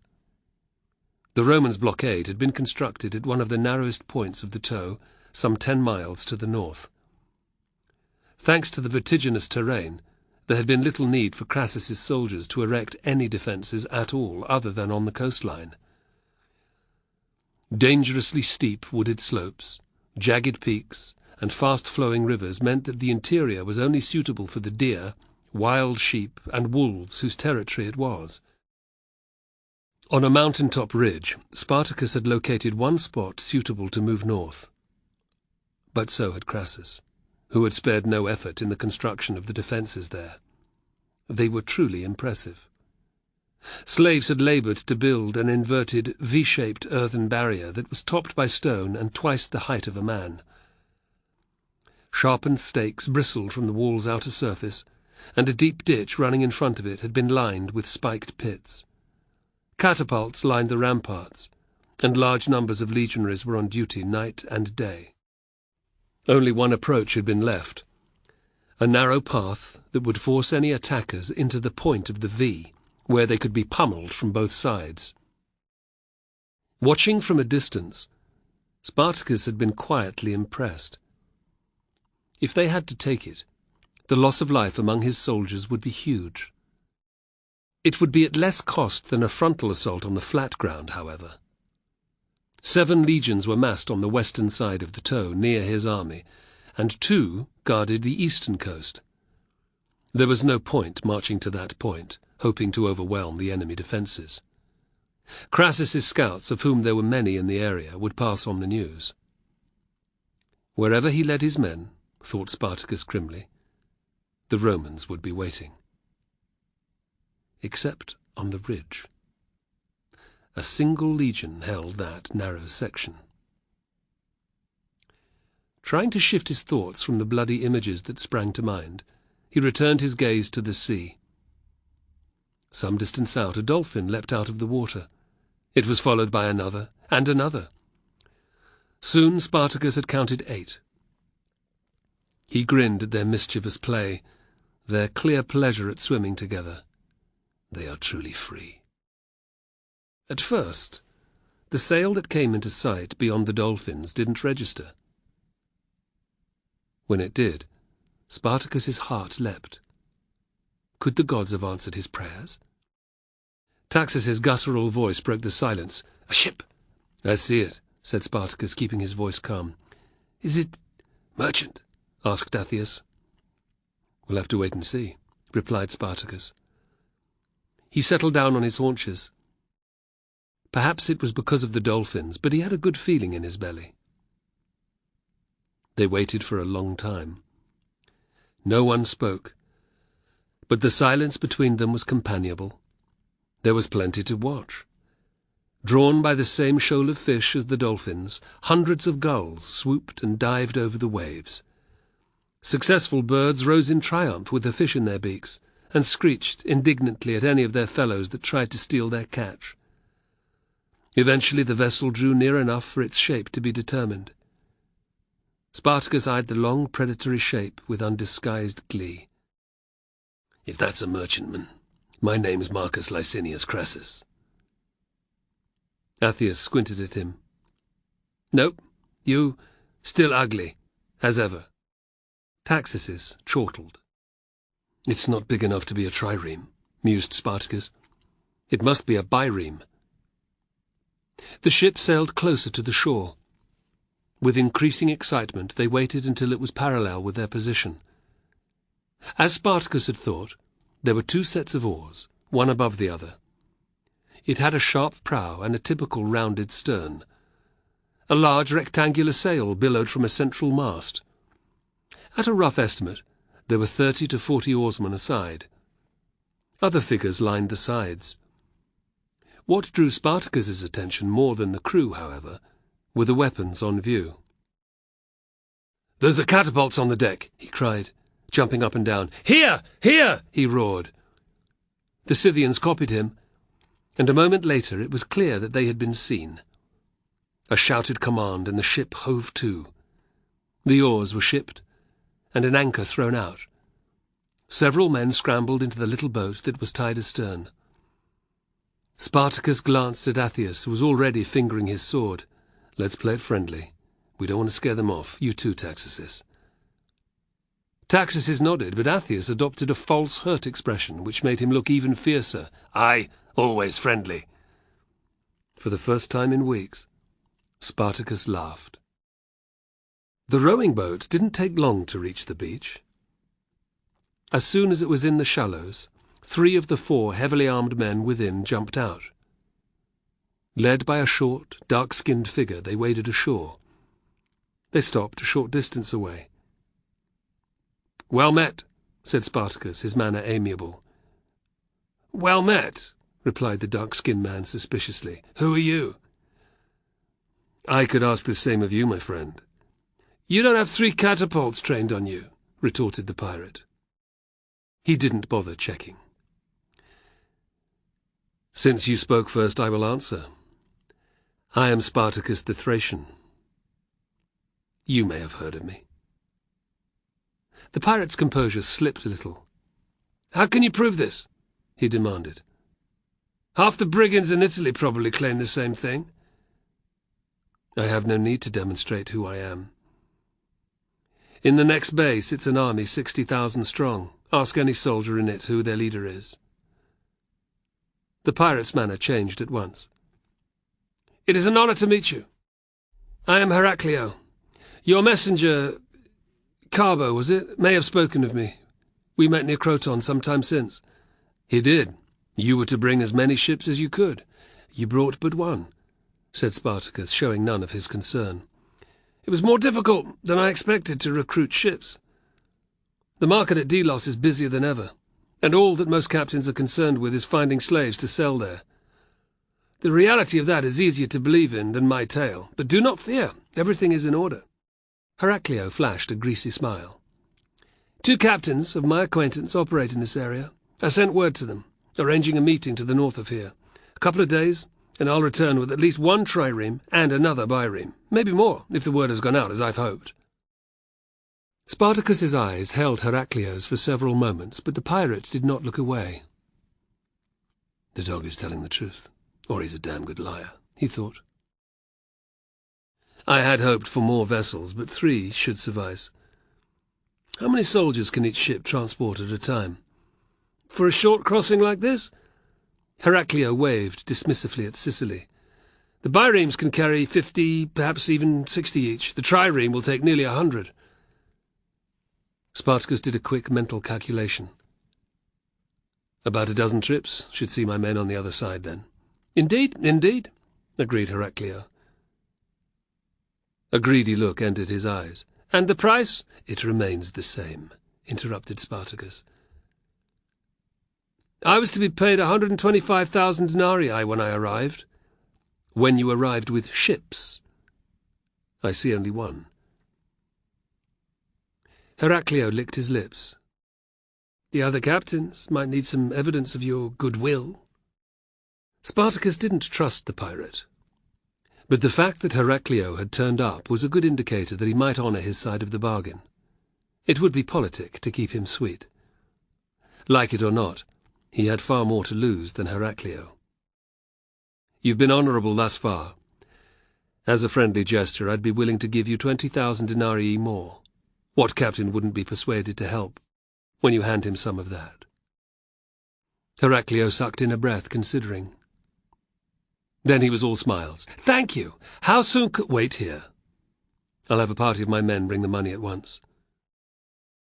Heraclio rubbed his hands together, and Spartacus gave him a warning look. "Play me false, and I'll hunt you down, even if it takes me the rest of my days. Do you understand?" "I will return. You have my word on it." Heraclio stuck out his hand. Pleased, Spartacus accepted the grip. 2 days until you return, you say? 2, maybe 3. No more than that. Good. We'll be waiting for you here. Leaving Maeron in the care of the midwife, Ariadne set off through the camp, the wicker basket containing her snake under one arm. Inside she had carefully placed a small amphora of wine, a little sheaf of wheat, and a bunch of grapes. 6 soldiers, protection given her by Spartacus, dogged her footsteps, but they knew well enough to hang back. She didn't know exactly where to go, but as long as she found solitude, it didn't matter. Living in the midst of an enormous army felt like dwelling in a city. Ariadne didn't like it, nor had she grown used to it. The villages in Thrace that she had grown up with contained no more than a few thousand inhabitants. Even Cabale, the only city, had not been large. There she had prayed to her god in the temple, but had also been able to access wild places. Places where she could almost feel the other world, where Dionysus's voice wasn't drowned out by the sound of people. More than anything, Ariadne longed for guidance. It had been too long since she felt the certainty of the god's will in her actions. Spartacus's purpose seemed as implacable as ever, yet that didn't mean he wasn't also making mistakes. Since his return from Rome, they had resolved their differences, but there was a faint distance between them that hadn't been there before. Spartacus sought out her opinion less than he had. She asked fewer questions about what he was doing. For her, the root of it was the resentment that she still felt towards him for choosing his army over her and Meron. Ariadne had always tried to deny the feeling, but like the weeds that spring up between flagstones, it kept returning. She wanted direction not just on the best course to choose for the army, but the best one for her. Should she try to resolve her differences with Spartacus? Or would it be easier to do the unthinkable and walk away? Ariadne stumbled as her sandal caught against a stone. She looked up, noticing with surprise that she had left the camp behind her and was standing at the foot of the rocky slope that led up to Scylla's cave. An image of the monster popped into her mind, and she shuddered. She had seen the mouth of the cavern from the beach below. It was all too easy to imagine each of Scylla's long necks, darting out to seize unsuspecting fishermen, sailors, or dolphins. Only a fool would look inside and see whether the legend was true. Ariadne was about to go somewhere else, but she stopped. She hadn't been watching where she was walking. This was where her feet had led her. Who was she to turn away? Dionysus might have guided her here. Steeling her nerves, she began to climb. "Where are you going?" the nervous voice of one of her guards. "Where does it look like?" "It's not safe up there. Please come down." A mischievous mood seized Ariadne. "Are you frightened?" No, of course not." She scanned their faces. Not one was happy. Most seemed scared. "Stay here if you will." "But Spartacus said that you were not to be left alone." "I know what he said." Ariadne began climbing again. Hampered by her basket, she moved slowly. The guard tried again. "He would not want you to visit the cave." "I am my own mistress," retorted Ariadne without looking back. "I do what I choose. No one is stopping you from accompanying me." She ignored the argument that began behind her. After a while she glanced around. Just one of her guards, the man who'd protested, was following her. The rest were huddled at the bottom of the slope like a group of frightened sheep. She wasn't surprised. Superstition ruled the minds of most men. If she, a priestess of Dionysus, was scared, then ordinary soldiers would be plain terrified of walking into the cave of a legendary monster. She set her jaw, forced herself to breathe, her legs to keep moving. With every step, she felt more confident that she was supposed to do this. The view of the straits and of Sicily grew even more impressive as she climbed. Sunlight glittered off the water, turning it into a giant mirror, which meant that she missed the byreme setting out from the beach where Spartacus had been. Her eyes searched the south, but the haze prevented her from any sight of the famous volcano, Mount Etna, whose eruptions were attributed to a fearsome giant who lived deep underneath it. Soon, she told herself, she would have the opportunity to see it with her own eyes. Before Ariadne knew it, she had reached the top of the headland, which was covered in scrubby vegetation. A narrow trail beckoned. She wasn't surprised when the lone soldier came to a halt. "I won't be long," she said over her shoulder. He gave her a nervous nod. The man was probably as worried about what Spartacus would do to him afterwards as whether Scylla might eat him, she thought with a hint of amusement. There was no need for her husband to know, though. If she didn't tell him, her guards surely wouldn't. The path meandered as it passed through the vegetation. Here and there she could make out the print of a sandal in the dirt. She took heart. People had been here before, perhaps to make offerings in return for safe passage on the waters below. Her idea was confirmed as she reached the cliff top and saw a makeshift altar of stones. Miniature amphorae, votive lamps, coins and small cakes were arranged in front of it. Just a few steps beyond, a dizzying precipice overlooked the deep blue sea. Ariadne was careful not to go too near. A gust of wind might carry her over the edge. There was a perilously narrow trail down to the cave itself, but she wasn't about to start trying to climb down to it.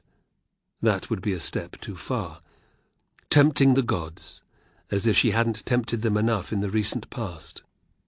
No, this was the right place to seek guidance. Laying her basket on the ground, she knelt before the shrine. First, to placate the creature whose territory this was.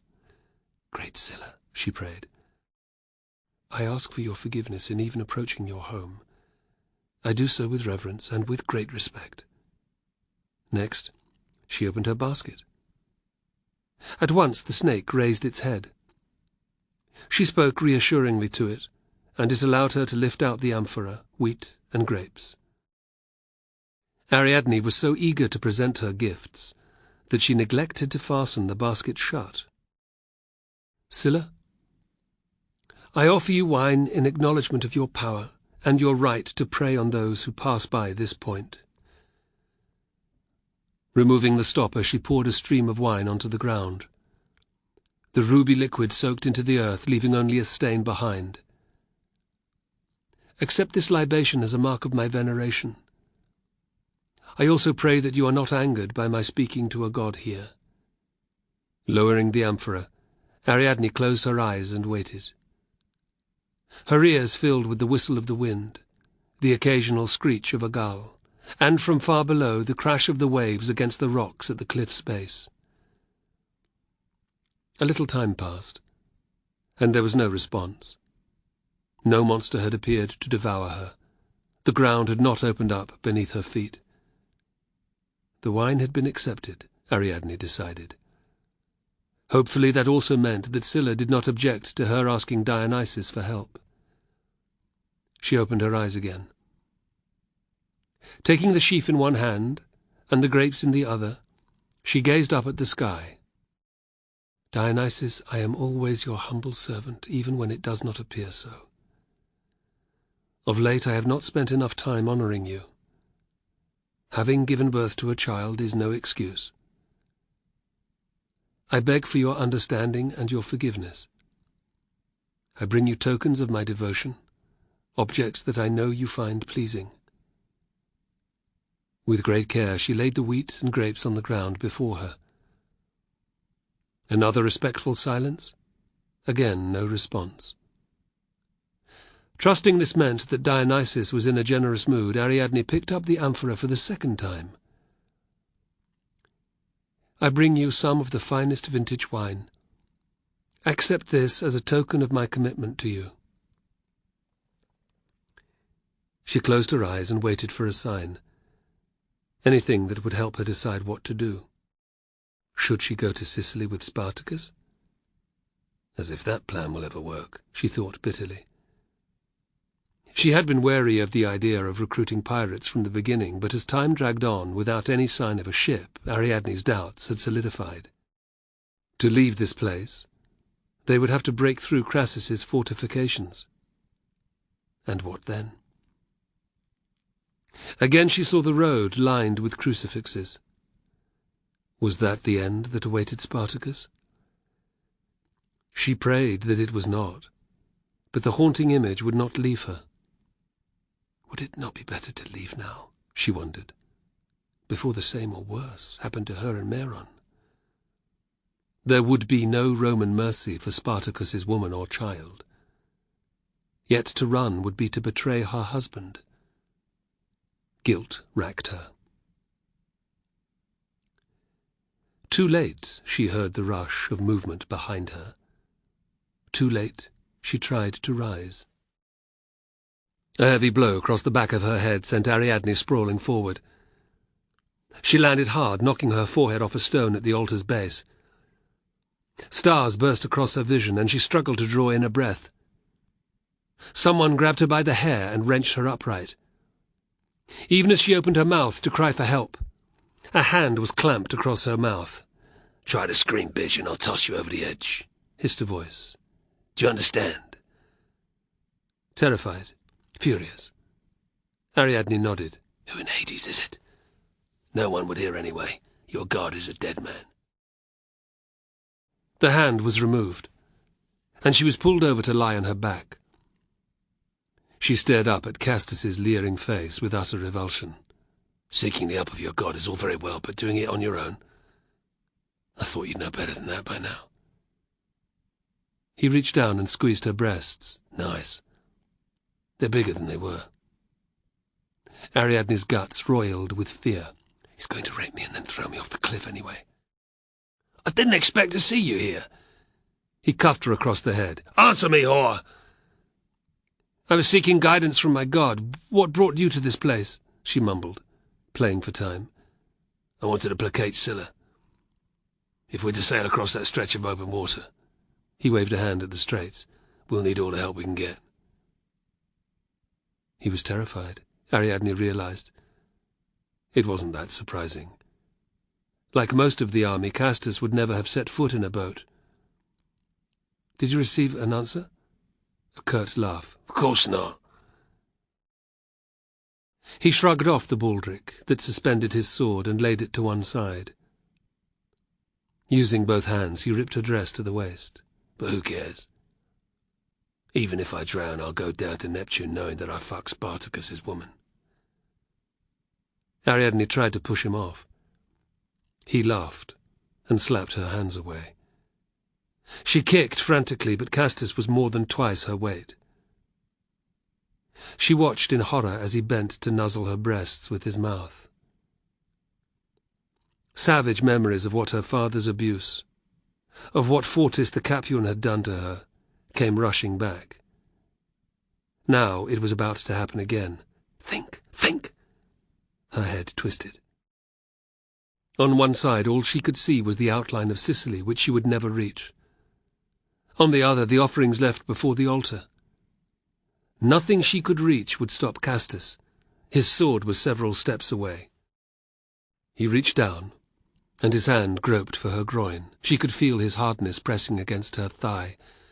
Waves of nausea mixed with the pain from her head. Ariadne wanted to die. She wished he had just tossed her over the edge. "Spartacus's wife," he panted. "Who'd have thought I'd get to screw her, eh?" It was as if a lightning bolt had hit her. Spartacus's wife. That is who I am. I cannot run away from that. The thought gave Ariadne new energy to live, to survive. Castus paused to lick at her breasts again.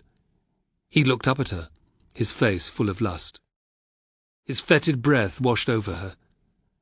Ariadne wanted to vomit, but she forced herself to hold his gaze, anything to delay what was about to happen.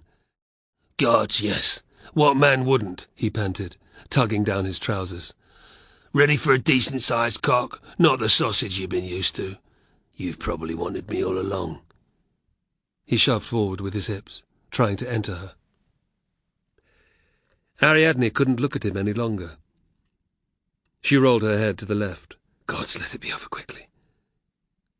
A flicker of movement caught her eye. Her heart almost stopped. Her snake. It had got out of the basket, and had slithered onto a large stone at the altar's foot. If only she could reach it. Fortune intervened. Grunting with irritation, Castus released her left arm. He spat on his fingers and moved them down to rub at her crotch. "You'll be as wet as a whore during Saturnalia when I'm finished with you," he growled, nudging forward once more. Ariadne moved her freed hand out towards the snake.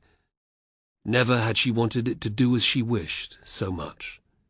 Never had she needed it more. Its head moved. Its forked tongue flickered out towards her outstretched fingers. Castus's prick touched her labia, and she flinched. He laughed. With a few twists of its body, the snake slid forward onto her palm. Yes! There was a risk of it biting her if she moved fast. But Ariadne was beyond caring. Her arm flashed up. Alarmed, the serpent arched its neck and opened its mouth in threat. Ariadne aimed it at Castus's neck. The Gaul reacted with preternatural speed. It was the speed born of desperation, of years spent fighting as a gladiator, and it saved him from being bitten. He reared away from Ariadne, his mouth open in an O of horror. As he fell to the ground, she rolled away and scrambled up. A muttered word to her snake, and it calmed a fraction. Spinning around, she found Castus already on his feet. Grim satisfaction filled her. The cliff edge was only a couple of steps behind him. Holding the snake out before her, she advanced. "Ready to die, you filth?" Castus' face twisted with fear. He had nowhere to go. "That thing might bite me, but I'll take you with me, you whore. We're both down with Neptune tonight." He made a grab at her arm, but she swept the snake at his face, and he had to dodge back out of the way. One of his sandals skidded. His foot shot out into nothingness, and it took all of his effort not to fall backwards. Ariadne was beginning to enjoy herself. "How do you like it, you bastard? Which way would you rather die? From poison, or by tumbling onto the rocks?" She rammed the snake at him again. Angry now, it tried to sink its teeth into his arm. By some miracle he moved out of its way. Ariadne didn't mind. There was no way he could get out of this. "You choose." Castus didn't answer. He just prepared himself for her next attack. Ariadne would never say it, but he was a brave man. It was time to end it, though. "Do this for Dionysus," she whispered to the snake. Unsettled, it writhed within her grasp. "Patience. Your prey is ready." She looked up, expecting to see a trace of fear in Castus's face. What she saw was very different. He was trying to hide it, but there was triumph in his gaze. His eyes flickered. Ariadne sensed movement behind her. Instinct made her dodge to her right, towards the altar. As she struggled not to lose her balance, there was a muffled curse, and Ariadne saw a thick-set man carrying a sword, one of Castus's followers, hurtle into the space where she'd been. With a despairing cry, he shot over the cliff edge and disappeared from sight. By the time she had righted herself, Castus had darted past her to safety. He swept up his weapon. Panic filled Ariadne, and she prepared to take him on with only the snake. To her surprise, however, he backed away. "You're a crazy bitch." Taking a step towards him, she let out a cracked laugh. "That's right, you piece of shit! I'm mad! I'm also one of Dionysus's chosen ones!" Right on cue, the snake opened its mouth, revealing its lethal fangs. Castus's face went grey. Muttering a prayer, he shuffled backwards onto the path. Then he turned and was gone. With a thumping heart, Ariadne waited, but he did not reappear. She calmed the snake, placed it back in the basket, and fastened the lid.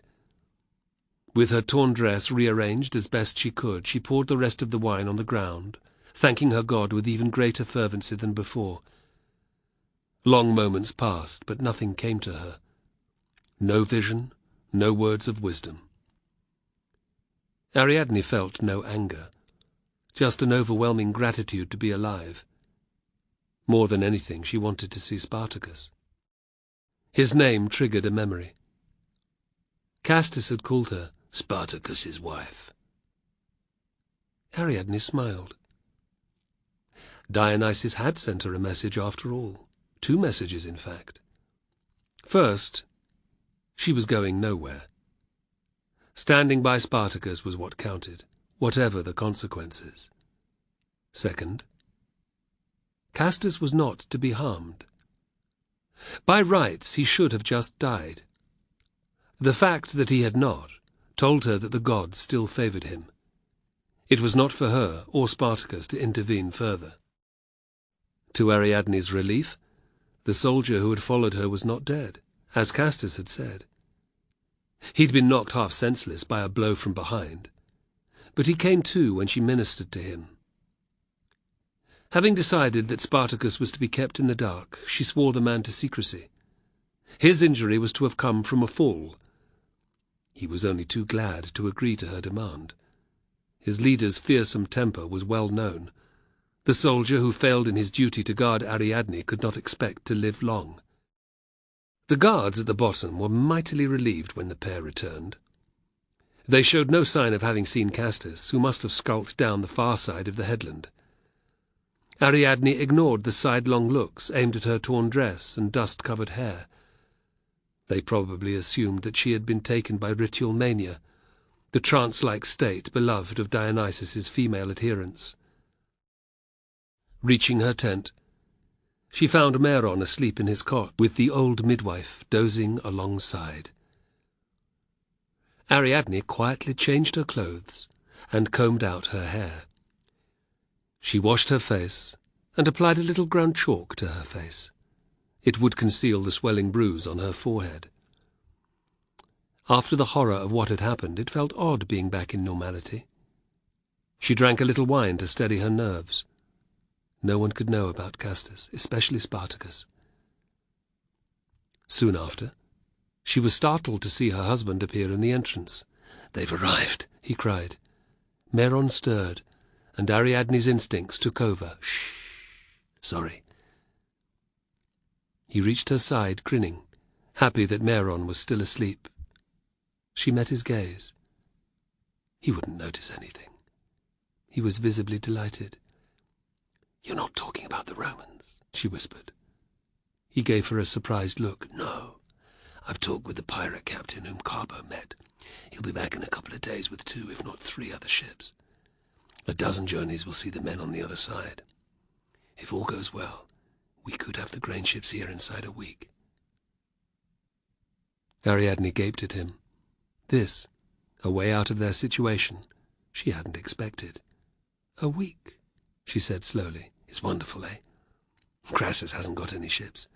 The prune-faced Orson won't have a clue what's going on until we've gone. And by the time he reacts, we'll have control of Sicily." He kissed her on the lips. "The first thing I'll do on the island is to set up a system of watchtowers along the coastline. The Romans won't be able to land without us being there to throw them back into the sea." Ariadne's worries dissolved before the burning belief in his eyes. This, too, had to be a message from the gods, she thought, from Dionysus, whose snake had saved her life.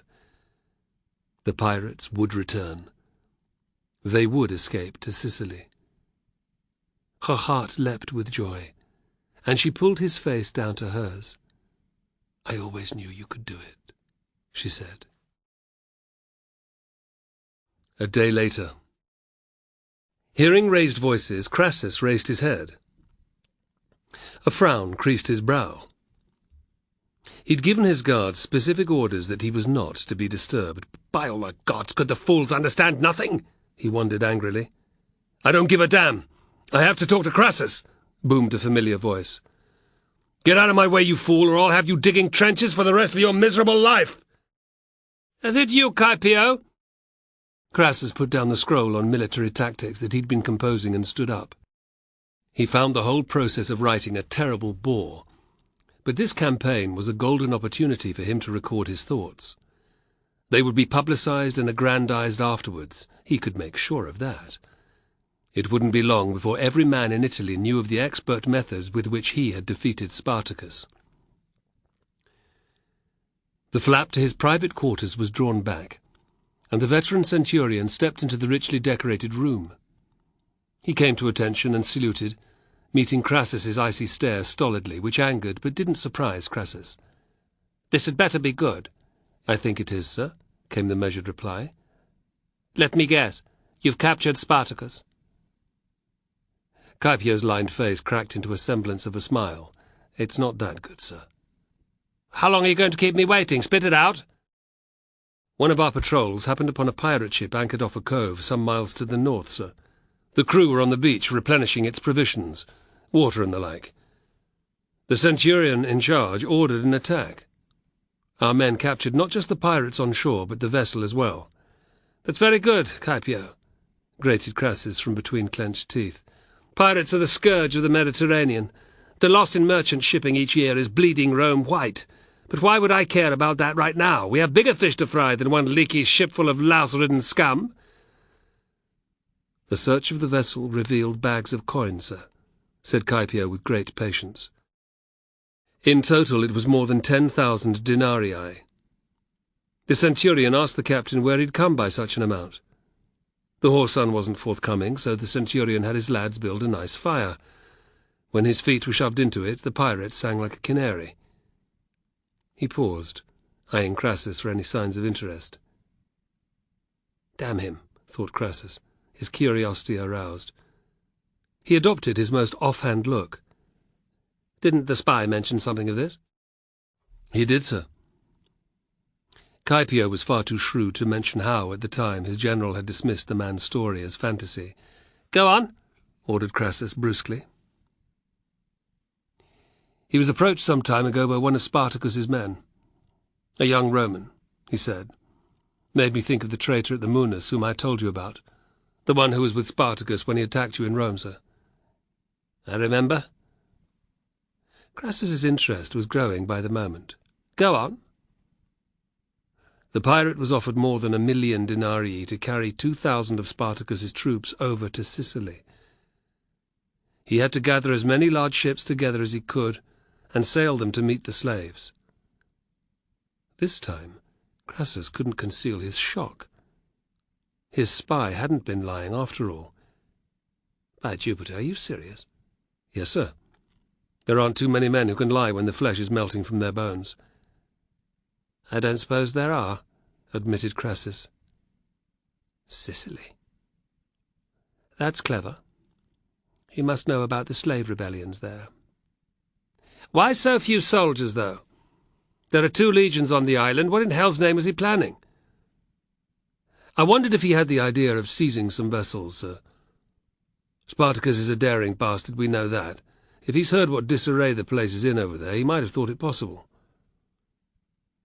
Crassus pursed his lips in concentration. Gaius Verus, the governor of Sicily, was notoriously corrupt. "Even if Spartacus doesn't know, he'd still try something that crazy. What's he got to lose?" "So what was the sewer rat of a pirate doing in the cove?" "Waiting for 2 captains who knew, sir. Another day and they would have arrived. Sailed off and we'd have been none the wiser. Now, it will never happen. The other pirates won't understand why their friend never turned up, nor will they know about Spartacus's offer." "Excellent work, Caipio. Excellent." Crassus bestowed a dazzling smile upon the centurion. His day had just got much better. "And the captain? I take it that he died under interrogation." "Indeed, sir. The centurion had his men crucify his entire crew, burn the ship, and seize the prisoners as slaves. The money has been brought back to be put at your disposal. I hope that is satisfactory." "Most satisfactory," Crassus purred. "See to it that the centurion and his soldiers are each given a suitable cash reward." Caipio gave an approving nod. "Very good, sir. Once again I apologize for disturbing you." His bad mood forgotten, Crassus waved a forgiving hand. "Was there anything else, sir?" "Yes. Do we have any idea how much food the slaves have?" "Last I heard from our man in their camp," here Caipio winked, "was that they had about a month's worth of grain left, and that was about 2 weeks ago." "Damn his eyes, I told him to report more often than that." "It's very dangerous now, sir. Everywhere that we've built fortifications, Spartacus's men are like fleas on a dog. They're on watch day and night." Crassus bridled, but he knew Caipio was right. "If the fool was correct, the slaves have 14 days' provisions remaining. That's more good news. Even if they comb through every farm building, they won't find enough to last much longer." "That's right, sir. The land here is poor. It's better for cultivating olives than grain. There will be little in the way of stores on most farms." "We had best prepare for them to attempt a breakout soon, then, eh?" "Spartacus, your days are numbered."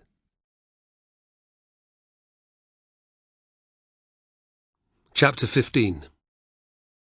Carbo had been ecstatic when Spartacus had told him of Heraclio's arrival. His trust in the pirate had been repaid, and his leader would think well of him for succeeding in his mission. They would escape from Crassus's legions. He had talked for hours with Navio, Publipor, and Arnax about it. Navio had been to Sicily and knew the lie of the land. "Spartacus made a good choice," he had declared the first night.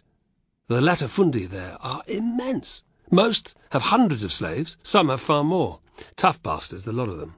You know what agricultural slaves are like. When the word gets out that we've arrived, they'll flock to us in their thousands." Publipor had winked. "More men for you to train?" "Good! The more soldiers we have, the more legionaries we can kill," Navio had snarled. Carbo had flinched, but said nothing. He knew his friend's insatiable appetite for the blood of his own kind was born from the anguish of losing both father and brother to Pompey's troops. As far as Navio was concerned, his war would end only when the Senate burned down and Spartacus had destroyed the Republic. It was an impossible dream, thought Carbo, but it made Navio the perfect soldier. He, on the other hand, was fighting because he was loyal to Spartacus. He would fight whomever the Thracian did, and follow him anywhere, because he believed in him, loved him. That was why, by dawn on the fourth day after Heraclio's departure, Carbo's spirits had plummeted. There had been no storms, no intemperate weather to send the bireme off course, no Roman vessels to scare it away, or to stop it from anchoring offshore. Heraclio must have reconsidered, thought Carbo miserably. He would not be coming back. Later that morning he wasn't surprised to be summoned to Spartacus's tent. No doubt their leader wanted to grill him again about what had been arranged, or even to punish him. Athius and Taxis greeted him in a friendly manner, but the Thracian's face was as black as thunder. "You called for me?" Carbo asked. "I did." Carbo shifted from foot to foot. "Is it about Heraclio?" "In a manner of speaking, yes." "I'm sorry," blurted Carbo. "I should never have trusted him. It's all my fault." Spartacus reached down to pick up a leather bag. He tossed it at Carbo. "A Roman catapult shot that over the ramparts earlier. Take a look inside." Seeing the red stain on the bag's bottom, Carbo's stomach wrenched. Gingerly he peered in, and was stunned to recognize Heraclio's waxen features, still twisted in an expression of terror. Revolted, angered, and a little relieved, Carbo dropped the bag. "I wanted to be sure. You think it's Heraclio too?" "I do," said Carbo. "The Romans caught him, then?" "Evidently," replied Spartacus in a dry tone. Carbo wanted to scream at the sky. How? They have no ships worth talking about. "My guess is that Heraclio put in for water and was unlucky enough to be surprised on the beach by a Roman patrol. Maybe they questioned him, maybe they found his money. Either way, they discovered what he was up to. Why else would he have been killed and had his head thrown over the wall? I can't think of a better way for Crassus to say 'fuck you, Spartacus.' Can you?" "No," he muttered.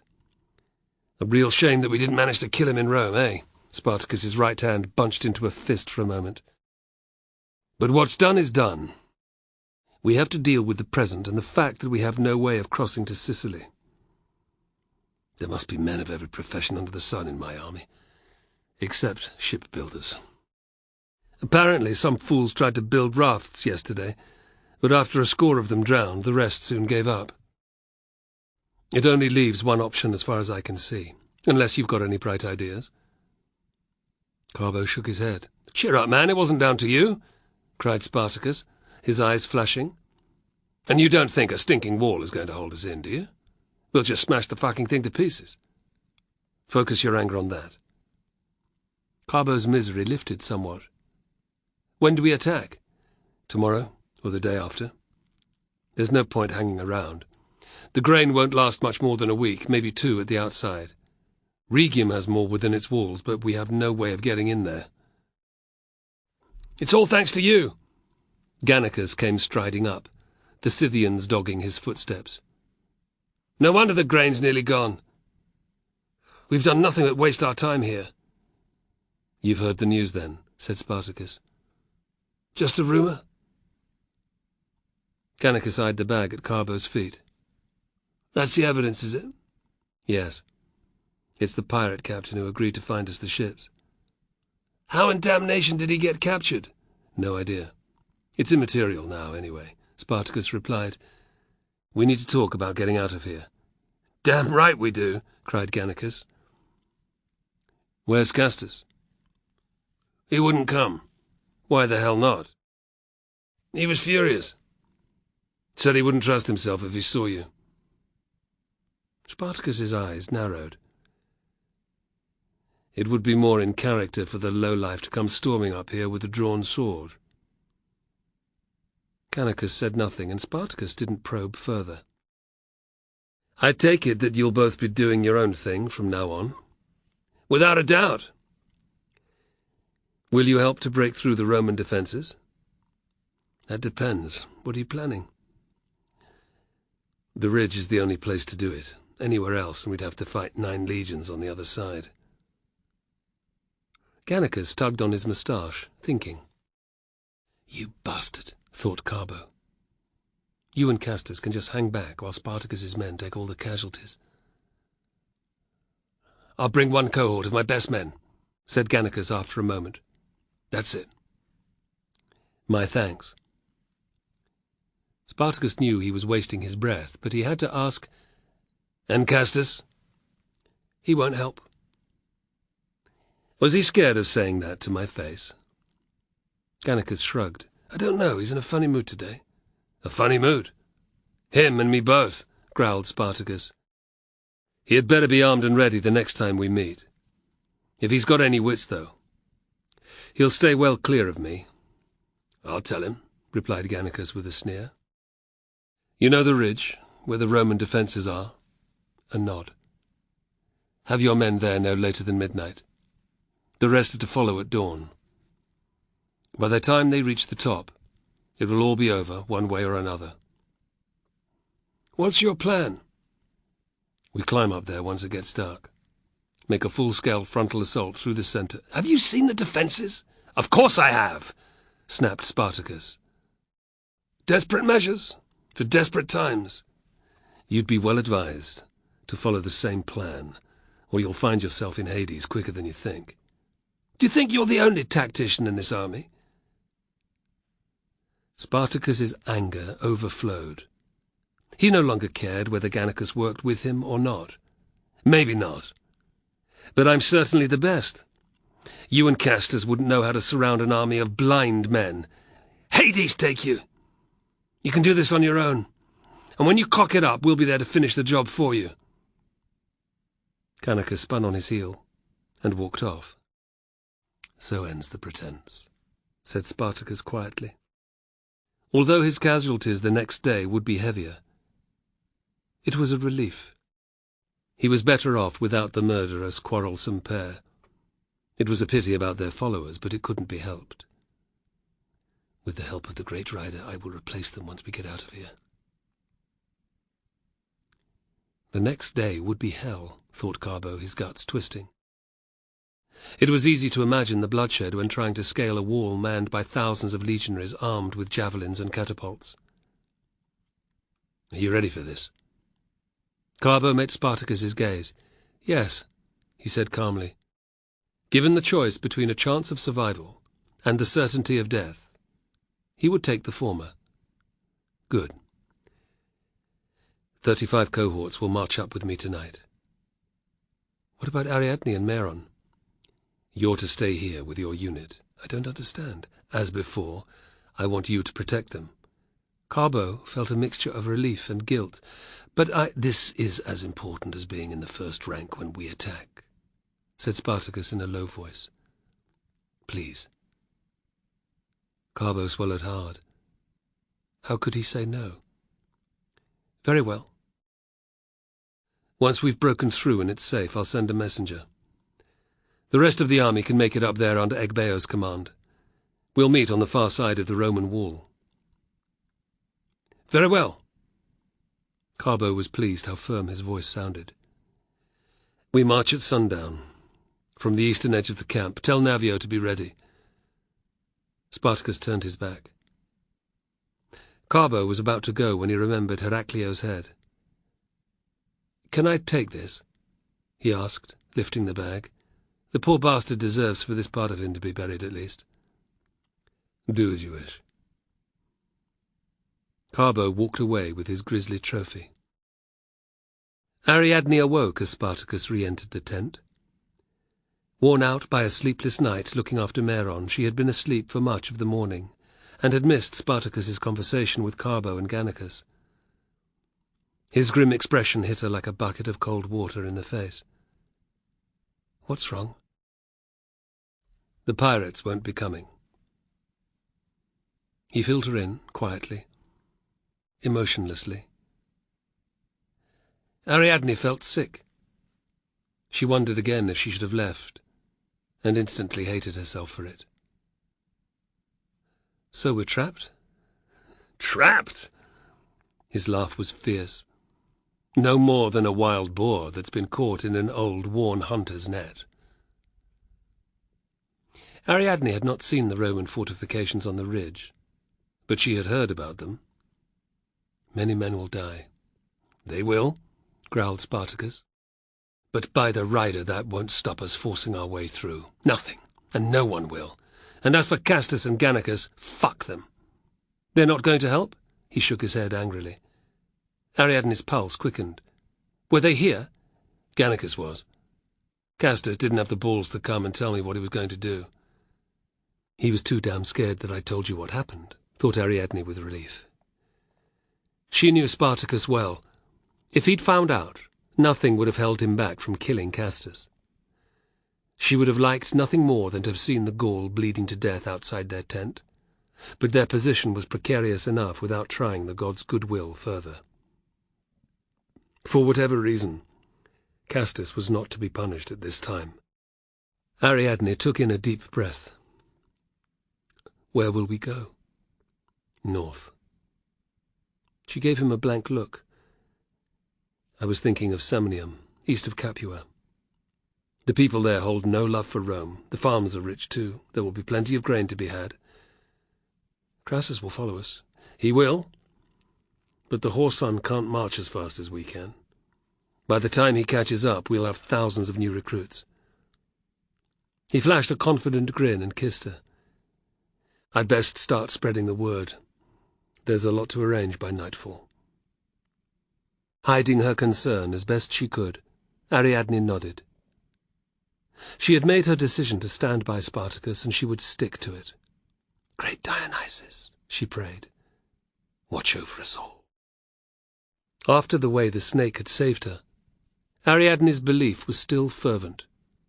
She felt her resolve stiffen. Heraclio's death was nothing more than a setback. They would win tomorrow, and escape Crassus's blockade. Zeuxis was first to notice Martian swaggering up to their tent with Arphacras at his heels. "Hey! You fuckers are supposed to be cooking! It's nearly dinner time and you haven't even started!" There was an angry rumble of agreement from the others. Martian eyed his comrades as he approached. They were slouched around the fire, picking their nails with their daggers or pretending to scrub rust spots from their mail shirts. He wasn't surprised. Since their hopes of sailing to Sicily had vanished, his tent mates' morale had been suffering, like everyone else in the army. Their mood had soured even further since the order had come around, not 2 hours since, that their cohort was to take part in an attack on the Roman defences at the ridge. With stress rising to new highs, routine, especially that to do with meals, was not to be disturbed. Hopefully this will cheer them up. "Where in Hades have you been?" demanded Zeuxis. Martian lowered the sack from his right shoulder with a contented sigh. "That's better." "Quite the joker, aren't you?" sneered Zeuxis. "I'll soon wipe the smile off your face if our dinner isn't ready on time. I bet the other lads will help me too, eh?" "Damn right," growled Gaius. "A man has to eat well before battle. Woe betide the cook who doesn't provide a decent—" He turned the word last into a muffled cough. "Meal for his contubernium." An unhappy silence followed his words. Flushing, Gaius made the sign against evil. Aye, well, muttered Zeuxis after a moment. There might only be fucking porridge to eat, but we want it hot, and we want it now. So get on with it. Arthocras, who had unslung his sack, swung it onto his back again with one smooth movement. He turned as if to go. Very happy to jump to the conclusion that we've been skiving, aren't you? He glanced at Martian. I reckon we should keep this grub for ourselves. What do you think? I think you're right. It'll last us at least a week. Hold your horses, said Zeuxis, suddenly keen. What have you got there? Nothing much, replied Martian in an offhand tone. All eyes were on him, however, as he reached into his bag. With a flourish, he pulled out a whole ham. Just this. Amazed gasps rose from around the fire. There were jealous looks from the soldiers outside other tents. Gaius gave an appreciative whistle. Where in the gods' names did you get that? Martian didn't answer. He just looked at Arthocras, who produced a large round of cheese. He clutched it to his body so that others could not see what he was holding. No point upsetting our neighbours even more, he said with a chuckle. What else have you got? Asked Zeuxis greedily, his bad temper forgotten. A pot of garum and another of olives, answered Arthocras, and Martian has an amphora of wine. You're a pair of magicians, said Gaius, beaming from ear to ear. Damn right, agreed Zeuxis with a rare smile. He whipped out his knife. Are you going to let us starve to death looking at your haul? Zeuxis hadn't thanked them. But the lift in his comrade's mood was so marked that Martian didn't care. He took out the wine and then laid the ham on the sack. Get stuck in. There was a rush forward. Soon the only sounds were those of chewing and loud appreciation. Martian's belly grumbled, reminding him that it had been many hours since he'd eaten. He didn't mind. There was enough food for all. Life was still good, he thought. Tomorrow was another day. Conversation vanished as the 8 soldiers devoured Martian and Gaius's haul. It wasn't long before most of it was gone. Satisfied belches and farts filled the air, and the soldiers' faces grew more contented than they had in a long time. Zeuxis gave Martian and Arthocras a friendly nod. My thanks for that. You can prepare dinner again tomorrow if you like. Don't think that I don't know that it's your bloody turn to cook tomorrow, Zeuxis, retorted Martian, to hoots of amusement. All right. Put us out of our misery, demanded Gaius. Where did you get it? Martian glanced around the fire and was gratified by the intense interest in his comrades' faces. We were heading back here to cook, when I spotted a patrol returning to their tents. They seemed particularly happy, so we hung about for a bit to see why. It became obvious that they had come upon a farm that hadn't been raided before and ransacked it. Naturally enough, their officer took much of it for himself. He had his men put it in his tent, while he went off to report whatever he'd seen. He must have left a guard, surely, asked Zeuxis in a disbelieving tone. He did, replied Martian with a grin. 2 of them, at the front of his tent. His comrades exchanged delighted looks. Arthocras kept watch, while I slit a hole in the bag and took all that I could carry. Hades below, it's as well that you weren't caught, said Zeuxis, whistling in appreciation. You'd have been whipped within a hair of your life. The things Arthocras and I do for you miserable whoresons, eh? Said Martian. Nothing's too good for you. As their laughter rose into the night sky, it was almost possible to forget that the following dawn they would be facing death once more. Almost, but not quite. By sunset the next day, Spartacus had suffered his first defeat. Of the 35 cohorts that he had led up to the ridge, only 5,000 shattered survivors remained. More than twice that number had been left bleeding, screaming, and dying in the lethal traps that were the Roman defences. Spartacus realized he had badly underestimated his enemy's ability to build fortifications and to defend them with obstinate determination. Having rallied the last of his men into a semblance of order, he led them away from the carnage, from the churned-up, glutinous red mud and the ground covered in mutilated corpses and discarded weapons. The air was thick with the reek of blood, piss and shit, and it left a sour taste in his mouth. So too did the Roman taunts that followed them through the trees. A last stone was fired from a ballista thumping into the earth some distance to their rear, its purpose not to kill, but to hammer home the depth of their defeat. The slaves had lost more than 2/3 of their force, but no more than 100 legionaries had been slain. Spartacus hawked, and spat a defiant lump of phlegm in the stone's direction. What in the rider's name had gone wrong? The march up to the ridge had passed without major incident, and the day itself had started well enough. His men had been full of high spirits, laughing and joking and boasting to one another about how many legionaries they would each kill. Looking at them, he had been full of pride, sure that they were capable of taking on any enemy. The reality of the fight at the bottleneck had been very different. In retrospect, the Roman defences reminded him of the way fishermen caught vast numbers of tuna, placing complex systems of nets across their migration routes. That thought stopped him in his tracks. A trap. It had been a trap. Crassus had known he was coming. Told, no doubt, by the same damn spy who had managed to thwart his assassination attempt on the general. He cursed. Why hadn't he anticipated that his cover might have been blown? The answer was simple. All he'd seen was a way out, a road north, away from Crassus's 10 legions. He had let his desire for that prize dull him to the dangers of the Roman defences. His troops had gone along with his wishes. Despite taking horrific numbers of casualties during the first attack, they had not argued when he had ordered them to advance for a second time.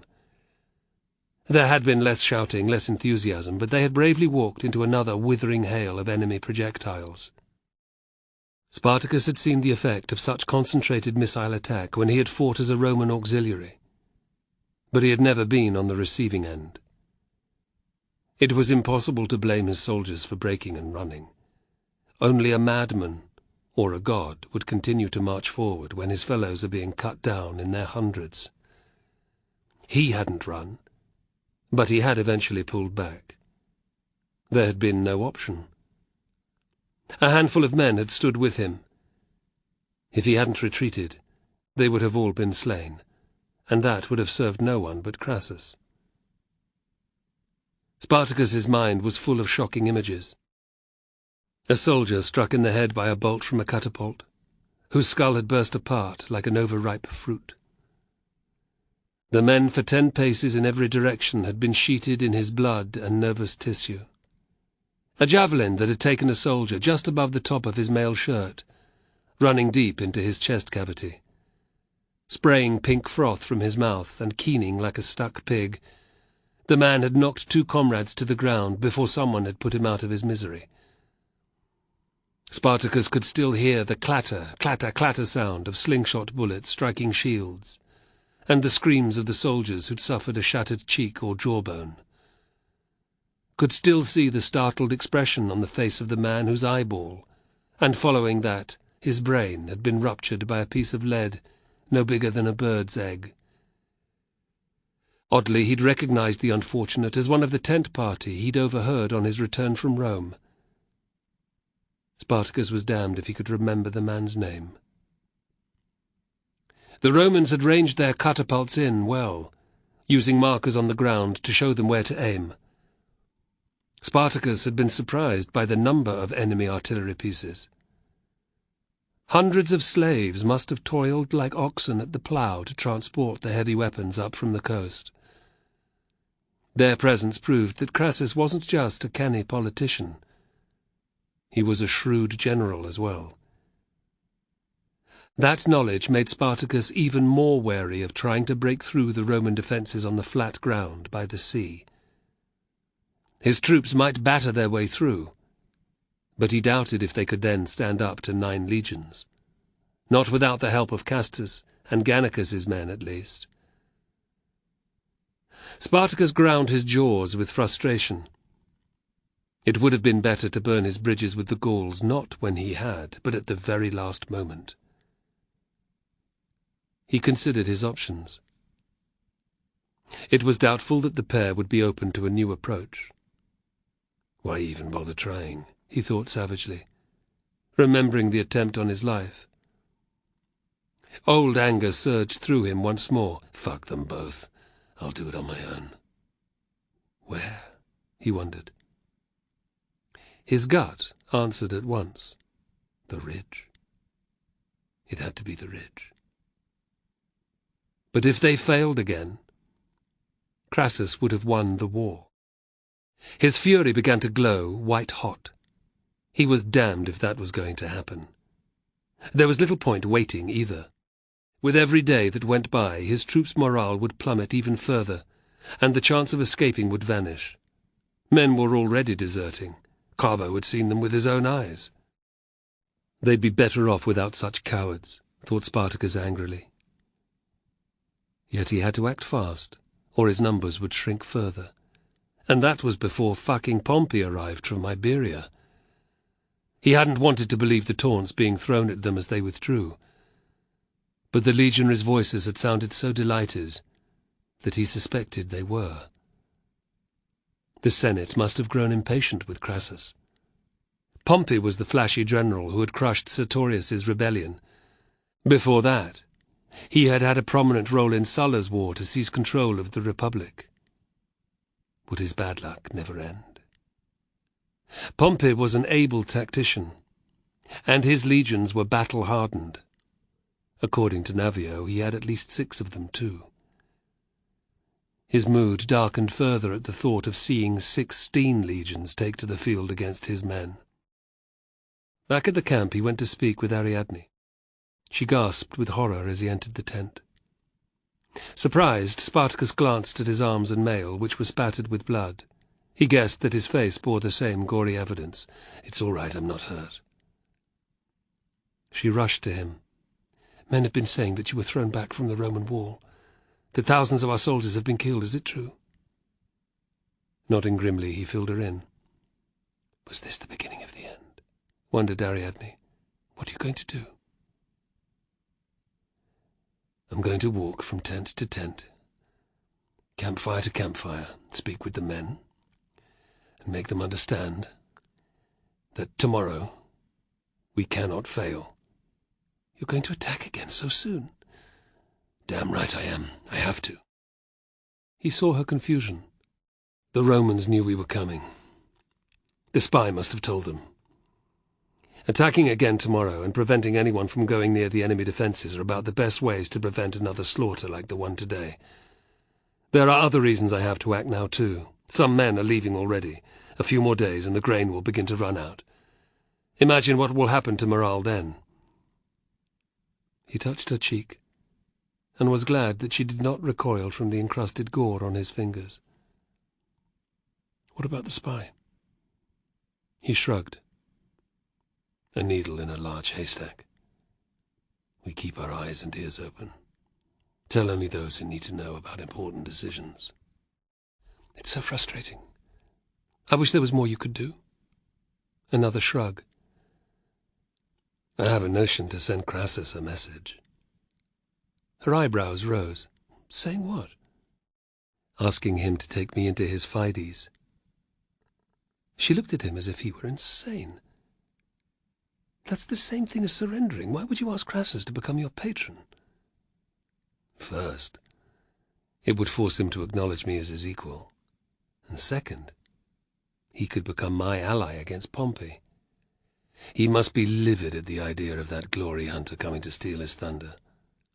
Imagine the strength of his army if my soldiers were added to it." "Crassus would never agree to something like that." Ariadne's laugh was a little shrill. "He wouldn't let your men leave, free to settle where they chose. To him they're just slaves." "I know. But it would show him, in the most uncertain terms, that I do not regard him as my superior. He'd also hate that I've heard how pissed off he is about Pompey being invited to the party. Infuriating him like that can only be a good thing, surely. I'd rather stick a knife between the whoreson's ribs." Spartacus grinned. He had always loved her feistiness. Whom will you send? A prisoner. Pity that we can't send a man who could kill Crassus. He'd never get close enough. What about Carbo? He's a Roman. He could pretend to have deserted, that he had information useful to Crassus. He gave her a reproachful look. You might as well ask him to commit suicide. Even if I was prepared to ask Carbo, which I'm not, he has another job which is far more important. Ariadne was about to ask when she remembered squeezing the truth of that from Athias during the battle with Relentless. Shame scourged her that she should have asked Spartacus to send Carbo, the most loyal of men, to his death, when his mission was to protect her and Meron if things went awry. She was angry next, for reminding herself of such dread possibilities. "You should eat something," she said, changing the subject. "Get yourself clean. Later." "You look exhausted. Why don't you lie down? Even an hour's sleep would help." His smile was grim. "I can rest when I'm dead."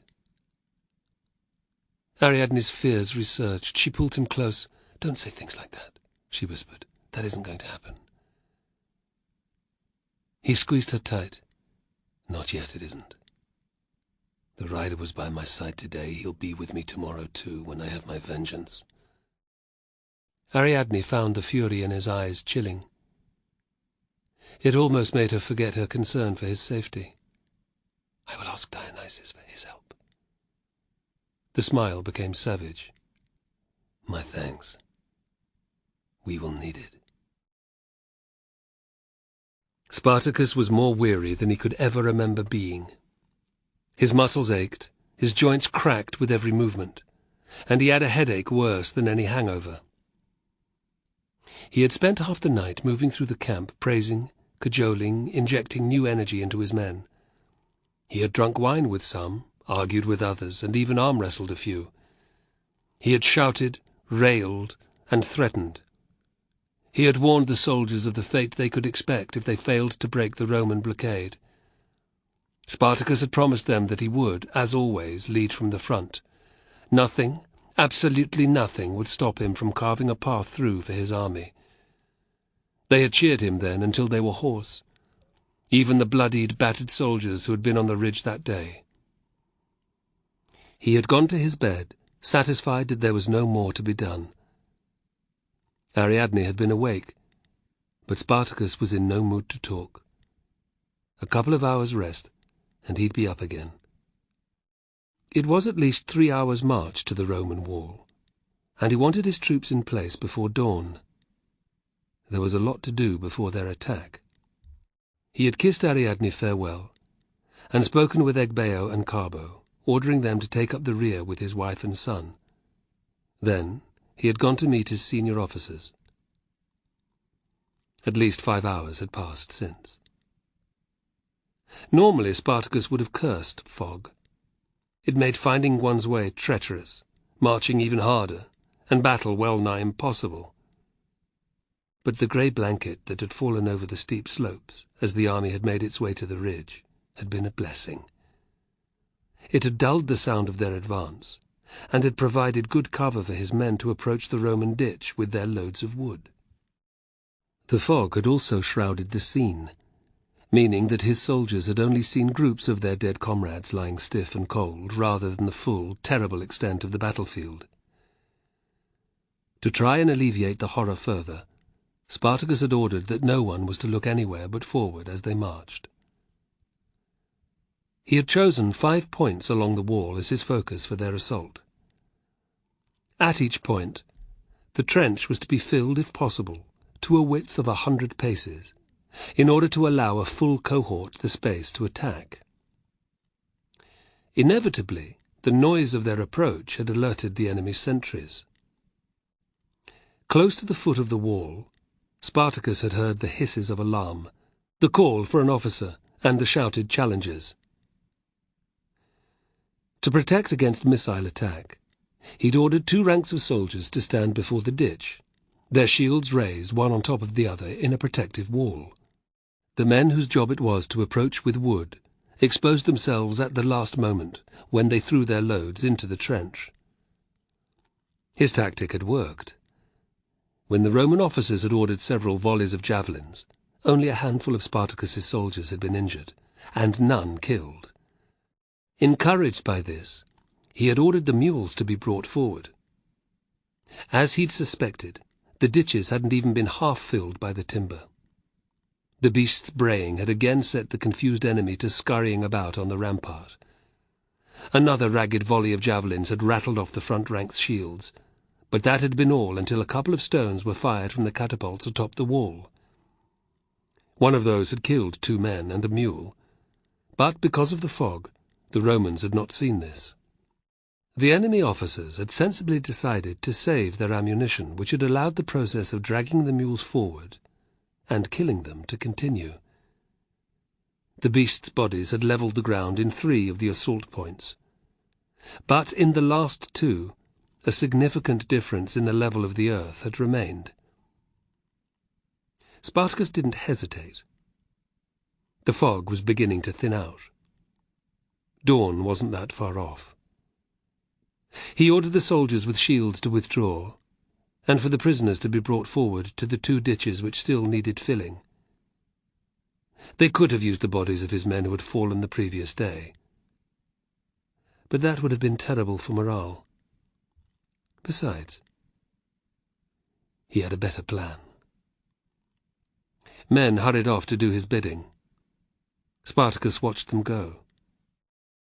He had never been keen on taking captives. They needed to be guarded, fed, and watched constantly. From time to time, however, some were taken. This had been the case about a week prior, when a Roman patrol that had been sent over the wall to scout out his forces had strayed into an ambush set by Pulcher. More than 100 legionaries had surrendered. On a whim, Spartacus had ordered their lives to be spared. He was glad of that decision now. It wasn't long before the first file of 20 came into sight, emerging from the fog like a line of ghosts. A dozen soldiers shadowed their every move. The prisoners' wrists were bound behind their backs, and a long rope held by one of Spartacus's officers secured each by the neck. Many of the Romans had cuts and bruises on their faces, arms and legs from the falls that they had sustained on the nightmarish climb to the ridge. To a man they looked absolutely terrified. They had no idea why they were here, but it couldn't be good. Spartacus didn't bother speaking to them. In his mind they were as expendable as the mules. Line them up in front of the ditch. Realizing their fate, the legionaries began to beg for their lives. Spartacus's men ignored their pleas. Using their fists and the points of their swords, they drove the prisoners forward.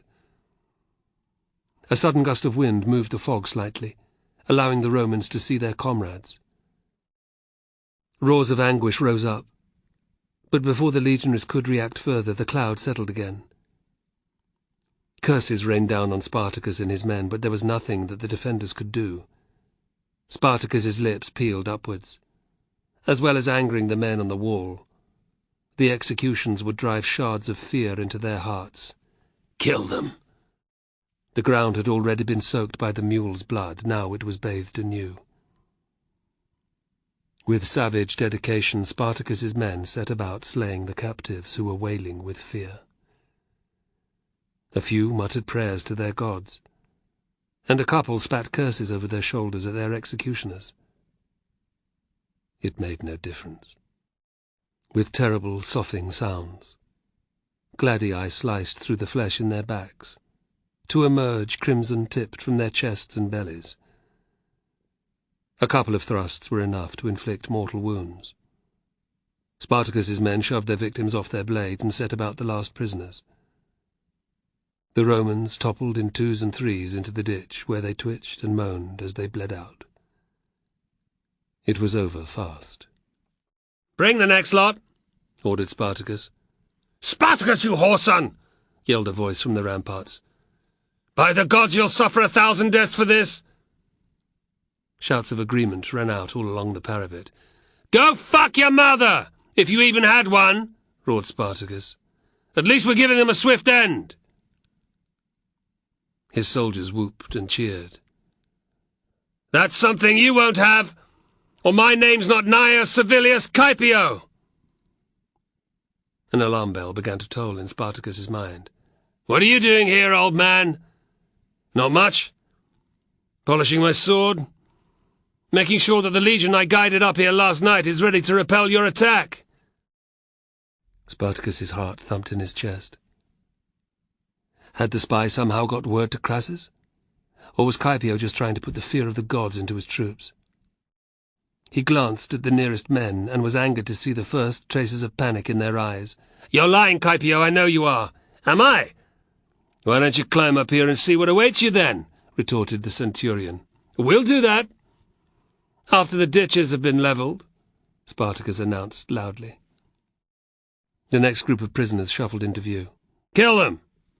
And quickly!" He moved to the second ditch, making sure that it was also being filled, and gauging the mood of his soldiers there. He was angered to see that Caepio's words had also affected them. The idea he had considered was required. He ordered one from the last group of prisoners to be spared. The final captive, quaking with fear, was forced by the Scythians to walk with Spartacus as he returned to the first of his cohorts. They were waiting some 200 paces from the wall, the outer limit of accurate catapult range. They stood, silently, 3 cohorts wide, with their centurions in the front ranks. Behind them the densely packed soldiers extended for more than a mile. He would have had them spread out further, but the beech trees prevented it. The distance hadn't been enough to mask Caepio's voice, Spartacus noted sourly.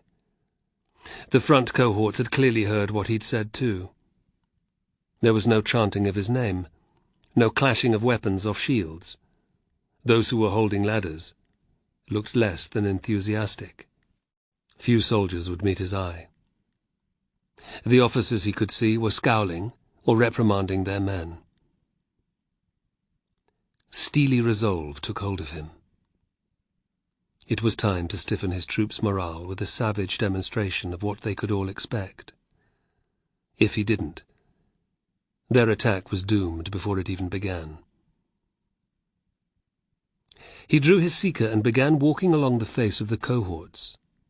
Athius and Taxarsis followed, shoving the prisoner before them. "What's my name?" Spartacus shouted. "Spartacus!" cried a voice he recognized. He gave Martian a tight nod. "That's right. I want to hear it again. Spartacus!" Many more men joined in this time. He strode on, stabbing his sword into the grey, clammy air. "Again! Spartacus! Spartacus! That's more like it." He bestowed a wintry smile on the nearest soldiers. Up and down he went until all 3 cohorts had seen him. He returned to the centre of the line. "Bring the cross, now." Men gaped at him, and the prisoner's face went grey with fear. Orders rang out. Led by an officer, 6 soldiers, Martian and Zeuxis among them, broke away from their positions and scurried off to the side. They soon returned. Martian and a pair of his companions were carrying 2 lengths of roughly carved timber that had been prepared the night before. The longer piece had had an iron hook hammered into one end. The others were carrying mallets, a set of wooden steps, lengths of rope, and bags of nails. "Put it up 30 paces out there," commanded Spartacus. "Get a move on." His men hurried to a spot opposite him. Fastening several ropes to the longer of the 2 pieces of wood, they pulled it upright. The steps were moved in close, and 2 soldiers began hammering the timber into the ground. Thump, thump, thump. The legionary's mouth worked in silent terror. Soon the vertical post had been pounded into the depth of a man's forearm. Spartacus gestured at the prisoner. "Strip him naked, then take him out and crucify him." "I'm a citizen. Please, you can't do this to me," screeched the Roman as his tunic and undergarment were ripped off. "Bullshit! You're identical to every man here!" roared Spartacus, spittle flying from his lips. "You eat and drink, breathe, sleep and shit the same as us. This punishment is no different to what your kind would do to us." He scanned his men's faces. Do you hear me? This is what you can expect if we don't break out today! Yelling at the top of his voice, the legionary was hauled out to the vertical post and forced down onto what would be the crosspiece. A soldier knelt on each of his arms, holding him so that his wrists and hands were exposed. The officer in charge glanced at Spartacus. "Get on with it." A barked order, and Zeuxis touched a long iron nail to the point where the bones of the legionary's right arm met those of the wrist. The prisoner began gibbering in fear, praying to every god in the pantheon. Zeuxis raised his mallet high, and without hesitation brought it down with all his strength. "This is for Gaius," he hissed. A shriek of indescribable pain shredded the air, but the mallet came down again and again. Martian looked away, but Zeuxis didn't stop until the nail was flush with the legionary's flesh. The captive's screams reached a new pitch as the same process was repeated with his left wrist. Spartacus studied his men, and was pleased to see how shocked and revolted they looked. The message had to sink in. If it didn't, they were all damned. Angry shouts carried from the wall. The Romans' blood would be up, but that couldn't be helped. Lapping a rope around the hook at the top of the vertical post, his soldiers fastened it around both ends of the crosspiece, and then hauled the crucified legionary up until his feet came off the ground. He roared in agony as his arms took the strain of his body weight. The steps were moved in front of him, and a number of nails were pounded in over his shoulders, fixing the crosspiece to the vertical length of timber.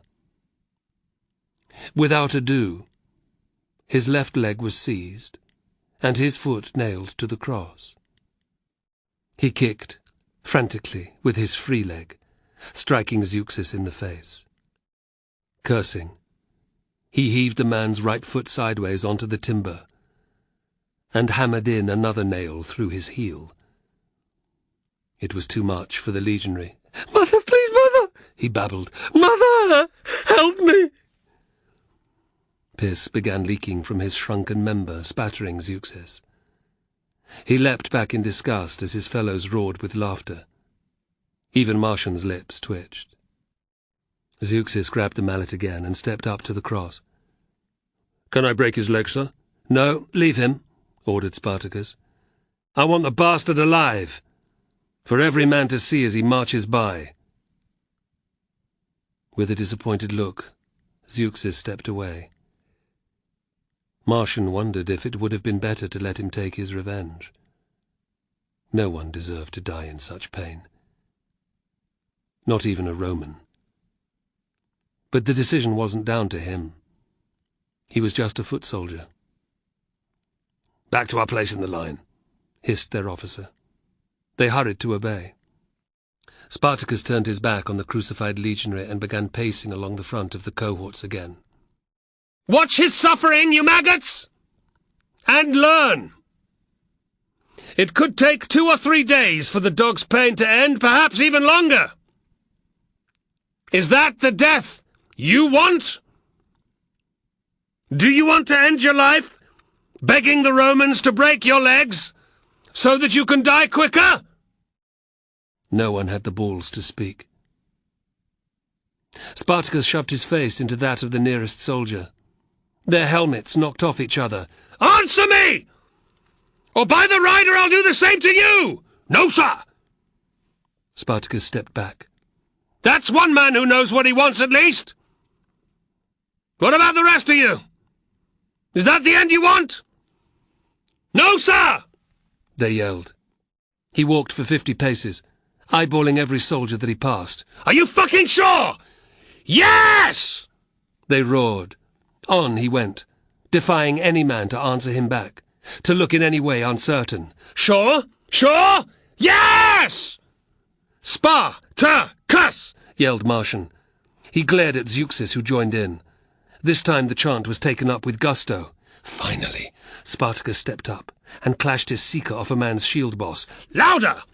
The soldier's companions quickly copied him. So too did the men behind. And to either side. Clash, clash, clash. Spartacus! Spartacus! Soon the racket was deafening. Spartacus let them shout for some time. He wanted every soldier in the army to hear the noise, to feel the blood rush in his ears, the battle rage begin to stir. When he saw the confidence appearing in men's faces, he knew it was time. A signal, and the waiting trumpeters sounded their instruments, a strident call to arms that no one could mistake. The fanfare was met by an equally forceful set of blasts from behind the wall. Spartacus hastened back to his position with the Scythians, who slotted in to his left and right. Athias took a ladder from somebody.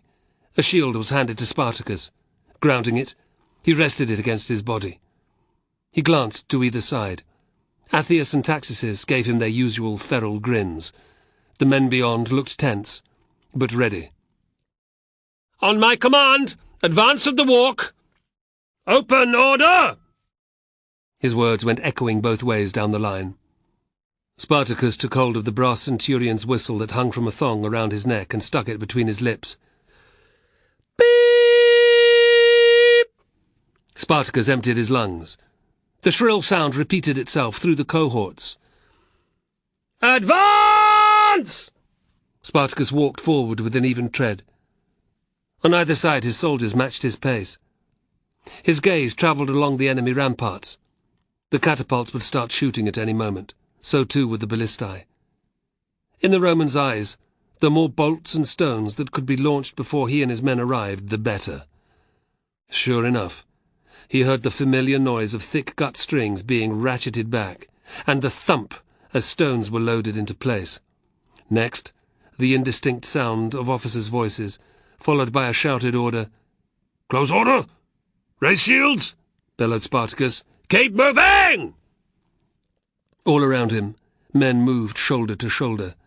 If they were in the front rank, they lifted their scooter up, so that the curved shields protected them from eye level to their ankles. Those behind heaved theirs up to protect their heads. Only those who were carrying ladders remained unprotected, needing both their hands to carry their awkward burdens. They drew near to the crucified legionary, whose legs were now soiled with urine and feces. His eyes were closed, and he was moaning softly. He kept shifting position, letting his blooded arms take the strain.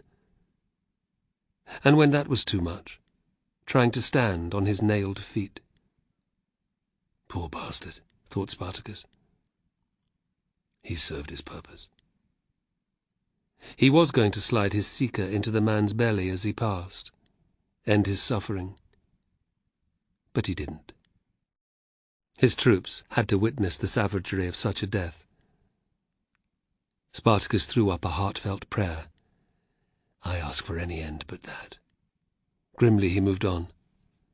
The Romans let them approach for another 10 paces, then, with a rush, the air between Spartacus's soldiers and the wall filled with missiles. Stones the size of a man's head, metal-tipped arrows the length of a man's forearm, slingshot bullets, smaller than a hen's egg. Whoosh! Wheer! Whiss! They covered the distance in a frightening blur of movement. Great rider, let Caepio be lying about the legion. Let my casualties be few, Spartacus prayed. We have to succeed here. With loud crashes the stones landed. Their effect was devastating. Whatever they hit, be it man or scutum, was struck as if by the fist of a god. Shields were smashed in two, ribs splintered into fragments, and limbs and skulls crushed. The rock's force was so great that often the soldier behind was also killed, his final moment a screaming terror as his comrade's head burst apart before his eyes. The bolts were no less lethal, slicing through shields, mail and flesh with ease, gutting the first man. They drove on, wounding others grievously or just lodging in another scutum, forcing the bearer to discard it.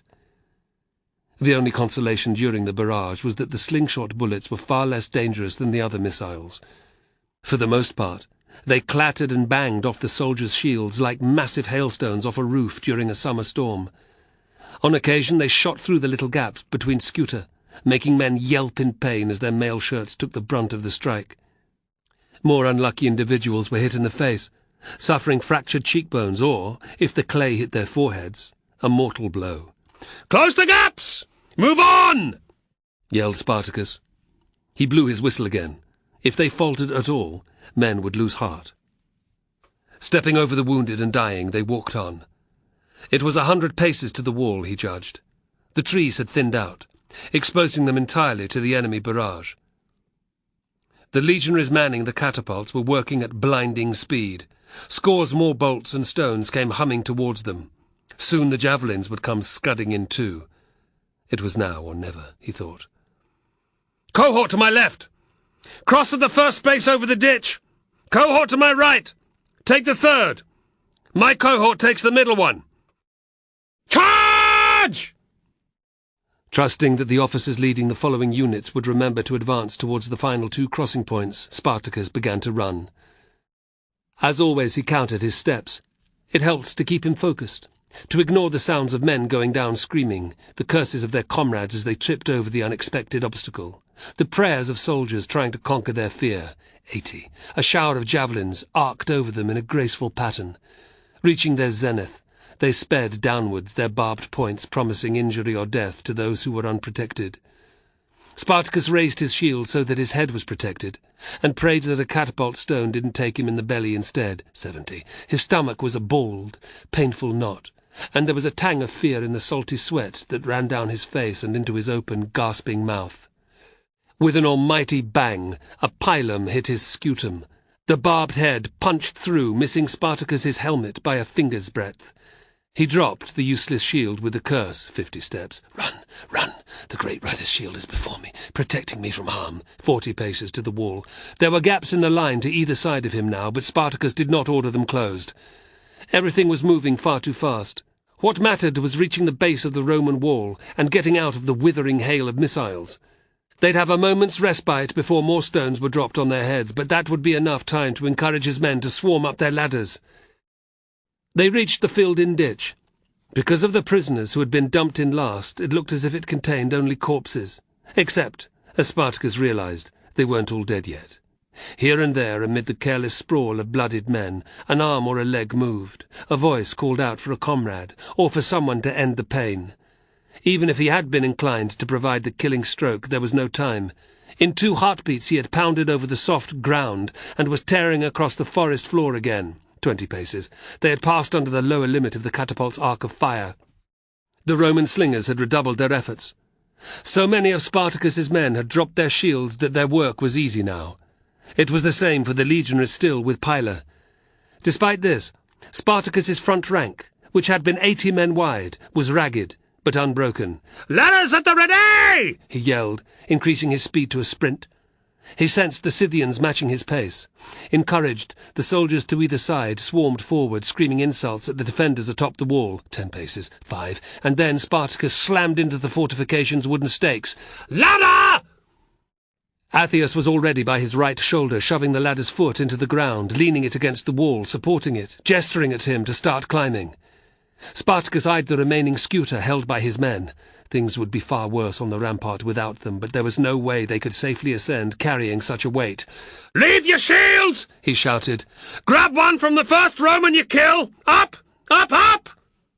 More and more ladders came smacking in against the barrier. Spartacus gritted his teeth and began to climb. This was the most dangerous part. He peered grimly up at the pointed stakes that formed the lip of the rampart. It was difficult to climb with one hand, the other held his seeker, and easy to miss his footing on the rungs. Even more perilous were the defenders who awaited him. He was 2/3 up the ladder when a legionary appeared above, gripping a forked length of stick. With fierce concentration, he placed it against the top of Spartacus's ladder and began to push. Shit! Adrenaline surged through Spartacus's veins, and he shot up several more rungs. His ascending body weight made it much harder for the Roman to push the ladder outwards. Cursing, the legionary braced his feet and put all of his strength into it. Spartacus felt himself begin to move backwards. He climbed another rung and stabbed forward with his seeker. His blade skidded off the Roman's mail, causing no injury. For an instant, however, it distracted the soldier from what he was doing. Spartacus came up another rung. A quick glance to the right revealed no defenders close enough to skewer him in the armpit. Up went the seeker. Down it came, striking the legionary in the neck. The curved blade nearly clove him in two. His torso split apart, exposing neatly bisected muscles, the white of ribs and the purple-blue of pumping organs. Spartacus was showered in blood as he came leaping onto the walkway. The Roman's body fell backwards off the wall, spraying sheets of crimson over the soldiers below. Spartacus's heart leapt. There weren't more than 5,000 of them. Caepio had been lying. The spy had not been able to get the word through to Crassus. After the previous day's fighting, his enemy had assumed that the slaves had had enough. How wrong he was. Spotting a scutum leaning against the palisade, he scooped it up. He had just enough time to spin and raise it as a legionary thundered in from his right. With a heavy thump, the two shield bosses met. Spartacus shoved his blade at the Roman's eyes, but his opponent saw it coming.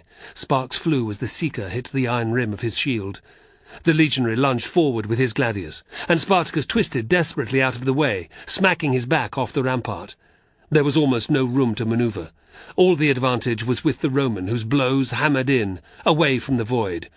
With every strike of his own, Spartacus risked hurling himself into space. He clenched his jaw. If they didn't gain a foothold on the wall, their attack would fail. Placing his left shoulder behind the scutum, he advanced a step. Clash! Clash! Their swords battered off their shield fronts. Spartacus punched forwards with his scutum, and then his seeker. 1, 2, 1, 2. He pushed the legionary back a step, and 2 more. They traded blows again before the Roman's heel caught on a pylon that had been left lying on the walkway. He stumbled, and Spartacus was on him like a hawk on its prey, barging him backwards so that he fell on his arse, squawking with surprise. The last thing he ever saw was the Thracian's blade scything in towards his open mouth. The legionary choked to death on a gobful of iron and blood. Air moved past Spartacus's head. Instinct made him pull back, which just saved him from being struck in the neck by a pylon. Instead, it scudded harmlessly by, over the palisade. He glanced down. The soldiers below were launching volleys at the rampart, regardless of the fact that they could hit their own men. Exultation gripped him. That meant the enemy officers thought the fight on the walkway was being lost. He leaned out over the front of the wall. He could see at least 5 ladders. "Come on!" he roared at his men. "It is I, Spartacus! We have the Horsans on the run!" Eager shouts met his words. He spun back to the walkway to find a grinning Taxis at his side. Behind him, Atheus's head was emerging into view. "Which way?" asked Taxis. "Left or right?" To his left was a large bunch of enemy soldiers, and in their midst the scarlet transverse crest of a centurion. It was Caepio. "We won't get through there quickly enough."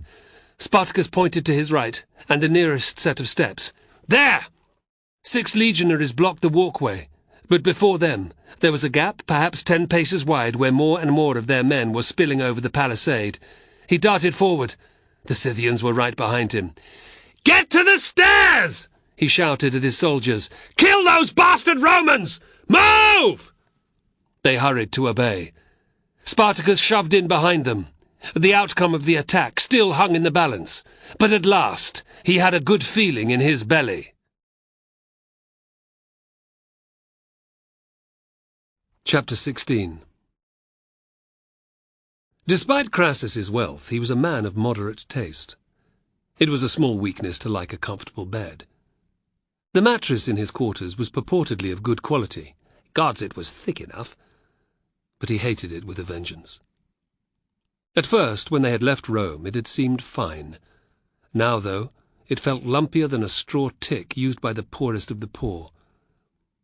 It was the reason that he was already up, a good hour before dawn. A scowl twisted his handsome face. The damn thing would have to do for the moment. There was no chance of locating a better one around here. As far as he'd seen, no one lived in Brutium but primitives and latrones. And Spartacus. Crassus put the mattress from his mind, but felt no less irritated. He was sick of everything about this shithole. It felt laughable now, but he had been glad to enter Brutium.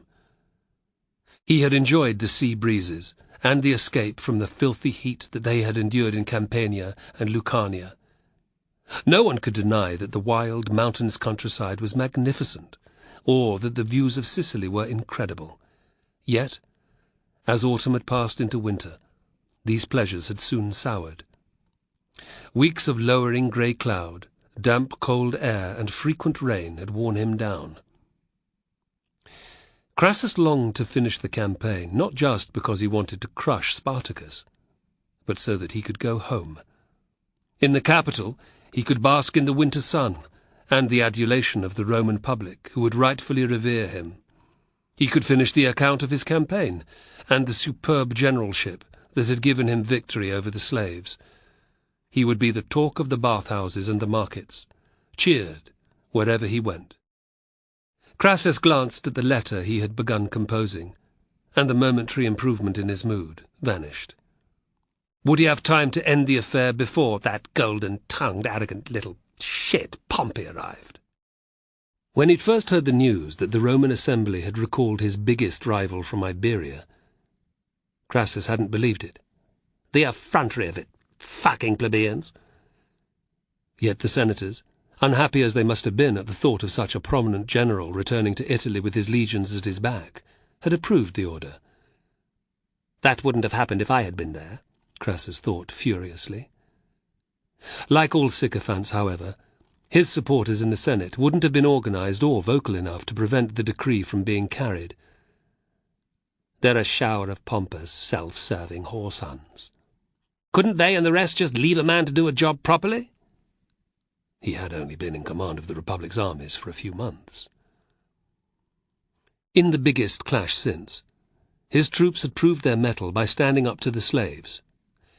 Yes, there had been the inglorious rout of Mummius's legions, but he had dealt with that in the most vigorous fashion possible. The practice of decimation had not been used for more than 100 years, and its effect had been dramatically successful. Subsequent to that, he had cornered Spartacus in the toe and had denied him the chance of escape to Sicily. Best of all, his soldiers had yesterday thrown back the slaves' attempt to break through his fortifications on the ridge. Caepio had reported enemy losses of more than 10,000 men, which was a sizable chunk of Spartacus's forces. The end was surely nigh. Not that the Thracian would admit it. Remembering the filthy legionary who had been brought to him the night before, Crassus felt his face purple. He hadn't wanted to believe the soldier's story, but he had definitely been a prisoner of the enemy. How dare he ask for such a thing? Fides for a savage such as he? Crassus ranted at the bronze mirror which stood to one side of his desk. The fucking cheek of it! Calm yourself, he thought. This is just what the whoreson wanted. The request had been designed to goad him, and it had worked admirably.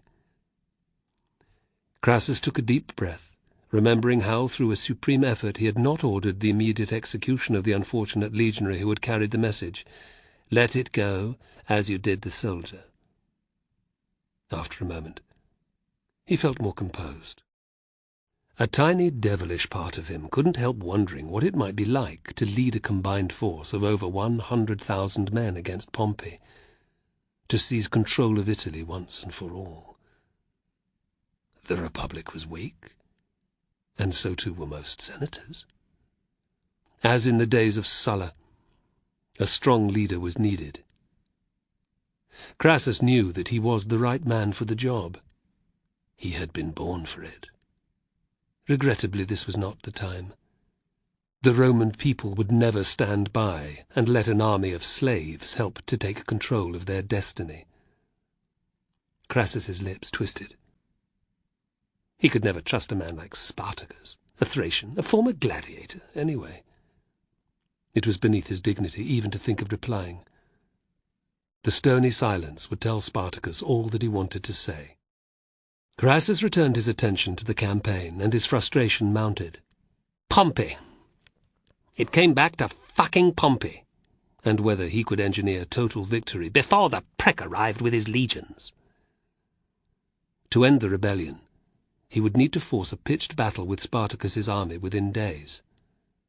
Tactically, though, it would be foolish to do anything other than wait. His men were secure behind their defences.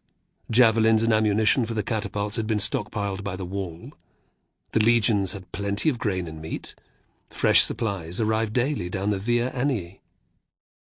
This, while Spartacus's followers were slowly starving on the bare ground that led down to Cape Kines, the southernmost point of Italy.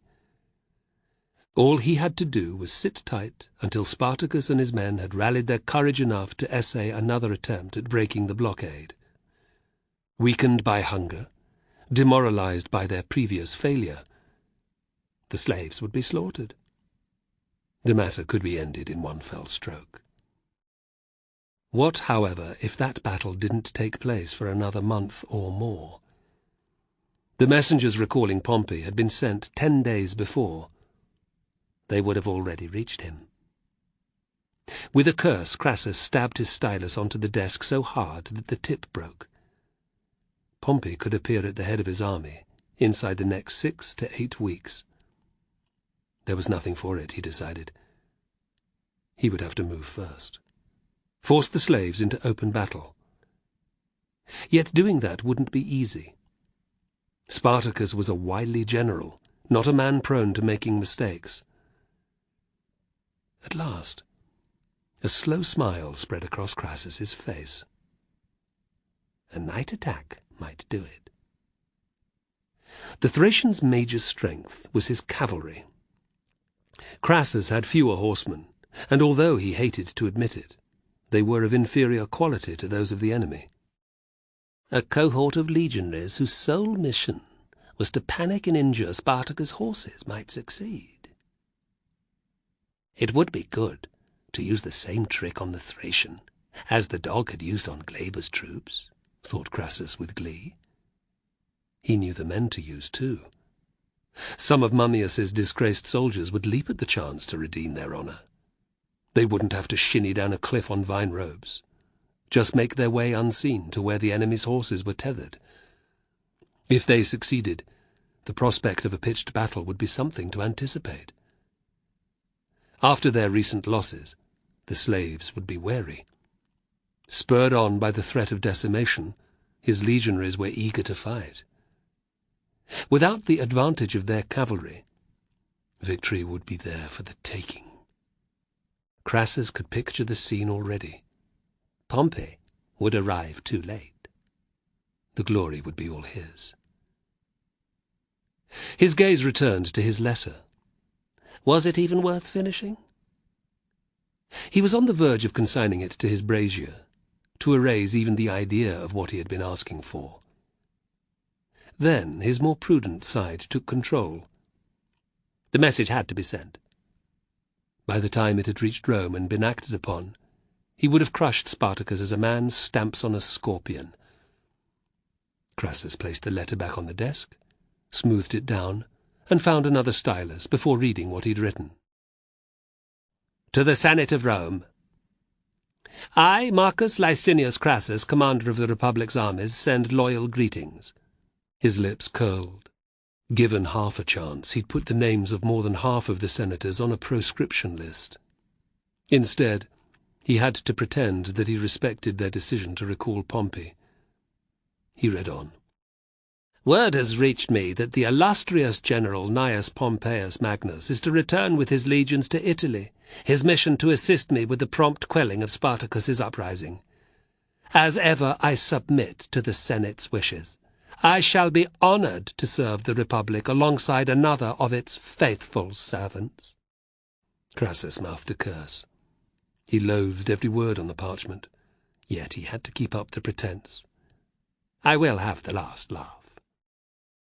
He dipped the stylus point into the glass pot that sat by his right hand, gently shook off the excess ink, and prepared to write. His lips twitched with sardonic amusement. Pompey would hate what he was about to ask, as much as he hated the idea of Pompey returning to Italy. While recent days have seen Spartacus suffer a major setback at the hands of my troops, the outrages committed by his followers have continued for too long. His uprising must be crushed with all haste and with no effort spared. I therefore ask that the Senate recall not just Gnaeus Pompeius Magnus, but also Marcus Terentius Varro Lucullus, the governor of Macedonia. His recent successes against the Thracian Bessi have marked him out as a general of note. His skills and his experienced legions would add immeasurable strength to my forces, but also to those of Pompey. Spartacus and the vermin who follow him will have nowhere to turn, no sewer in which they can hide.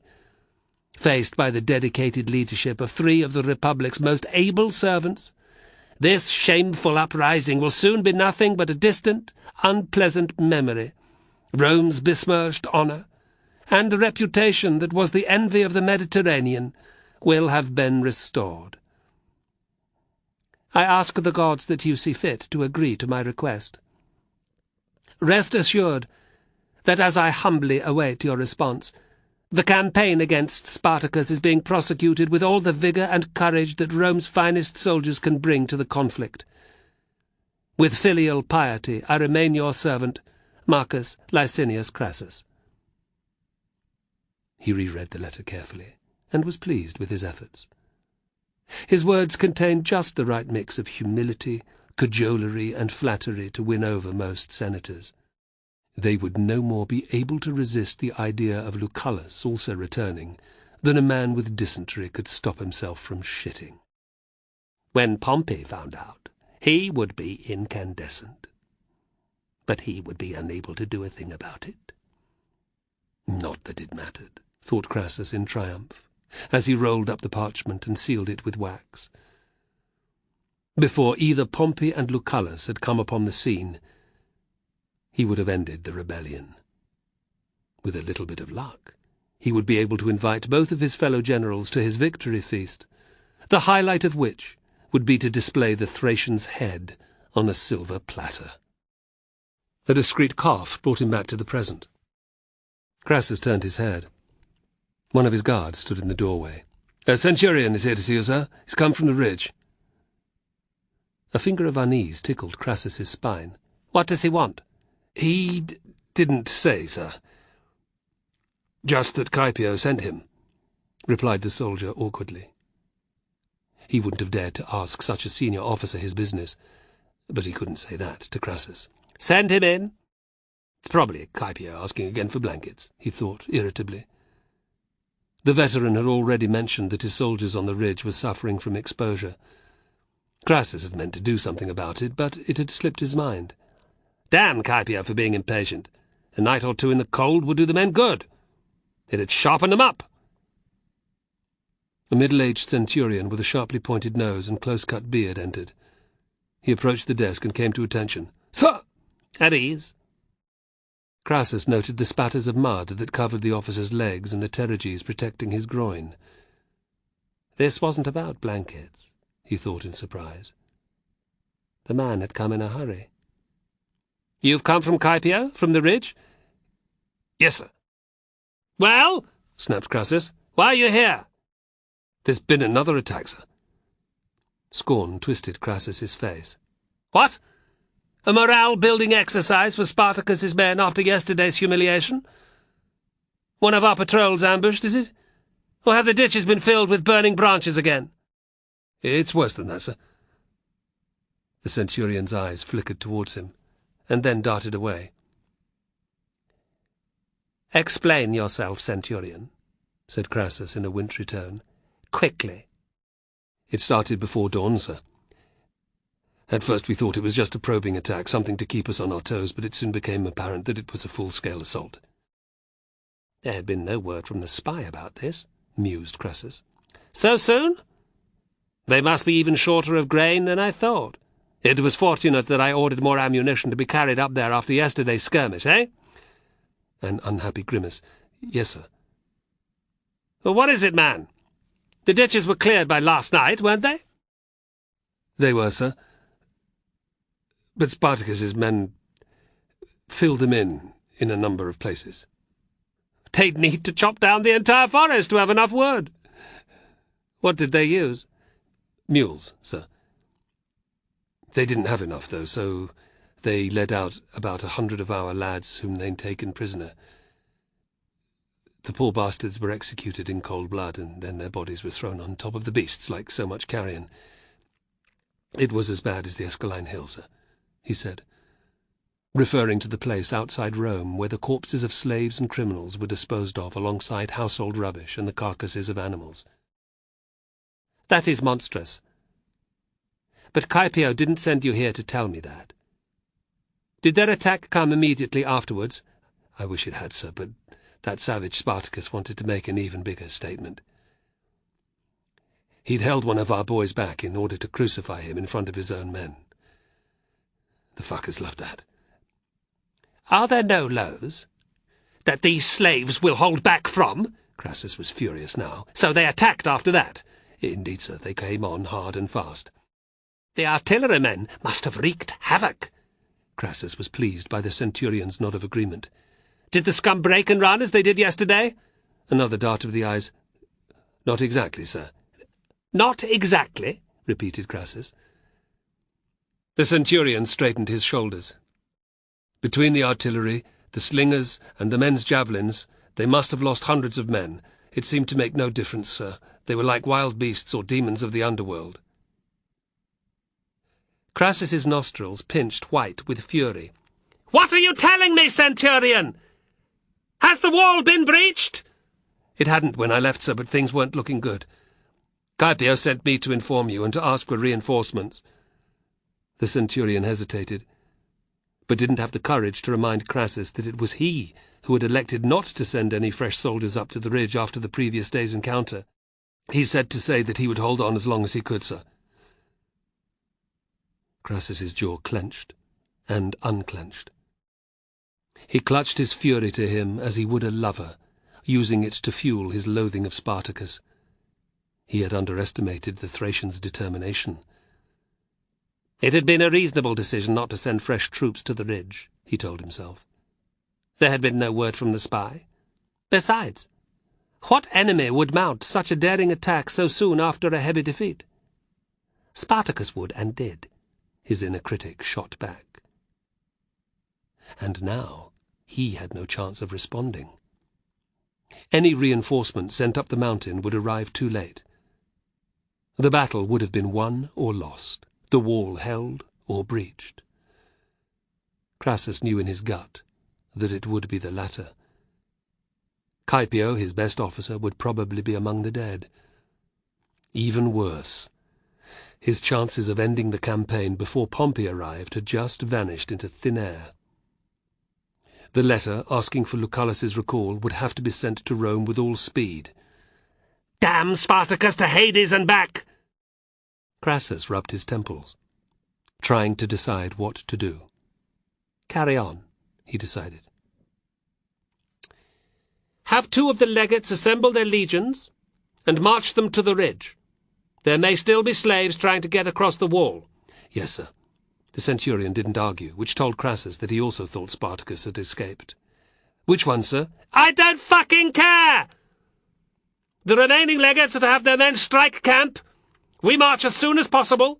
Where are we heading, sir? Where do you think? Shouted Crassus. After fucking Spartacus, of course! When the Romans had been driven back from a large enough section of the wall, Spartacus had had several thousand of his troops continue engaging them. Some of his soldiers had been ordered to set fire to the ballistae, while the rest had begun tearing a hole in the fortifications.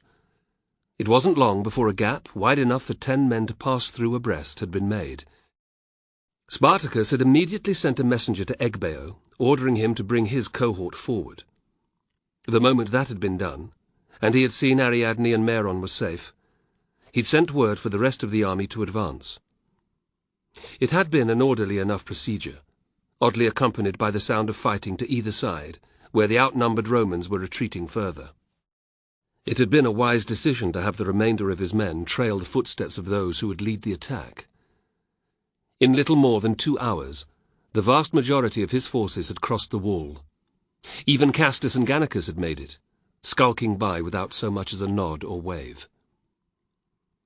When word reached him that Roman reinforcements were making their way up to the ridge, only half the cavalry remained without the enemy fortifications. Cursing, Spartacus had ordered the mounts that could not be brought through in time to be set free. Riders were worth more to him than horses, more of which might be captured as they marched. The myriad of camp followers, tradesmen, whores, itinerant priests and hucksters of every hue who had trailed after his troops for months, were absent. Spartacus had ordered them, on pain of death, to stay behind. Their fate did not concern him. It was time to move fast. Leaving 5,000 men under the command of Pulcher and Navio to hold the passage to their rear, Spartacus had ordered his army to move out. They had taken the mountain-top road that snaked its way along Brutium's spine to join the Via Annia some 50 miles to the north. At first, it had been understandable that Castus and Gannicus had done the same thing. There were legions on both coastal plains, but none at this altitude. After 3 days, however, Spartacus's patience had worn thin. He had wandered the camp each night, assessing his soldiers' spirits, and had seen plenty of Gauls talking to men by their fires. They had sloped off at his approach, but there was little doubt that they returned when he'd gone. Much as he tried, he couldn't be everywhere at once.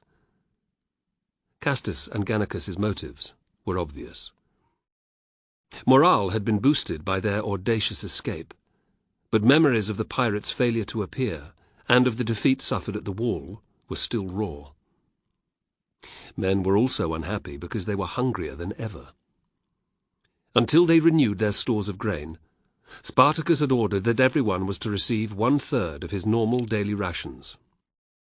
"Those Gaulish bastards are like vultures picking over a corpse," he ranted to Ariadne. "They want to win over as many soldiers as possible before they split off." "You can't stop them." "Oh, yes, I fucking can. I'll take a cohort over to their tents and kill the pair of them.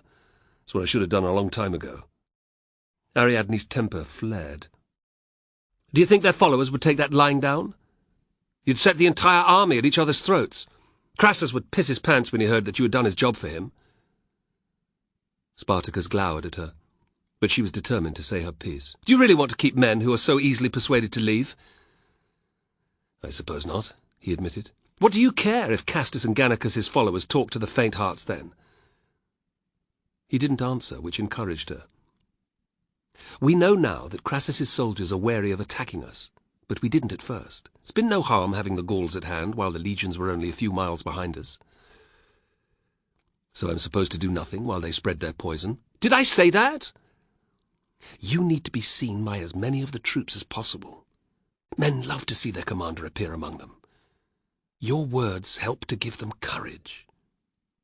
You know that as well as I do." Brooding, Spartacus stared into the fire. He knew that Ariadne was right, but that didn't douse the fury he felt towards the Gauls. After all he'd done for them, this was how they repaid him. He longed to crucify both men, to smash their legs and arms in multiple places, to stand over them as they cried for their mothers and pleaded to die, like the legionary on the ridge.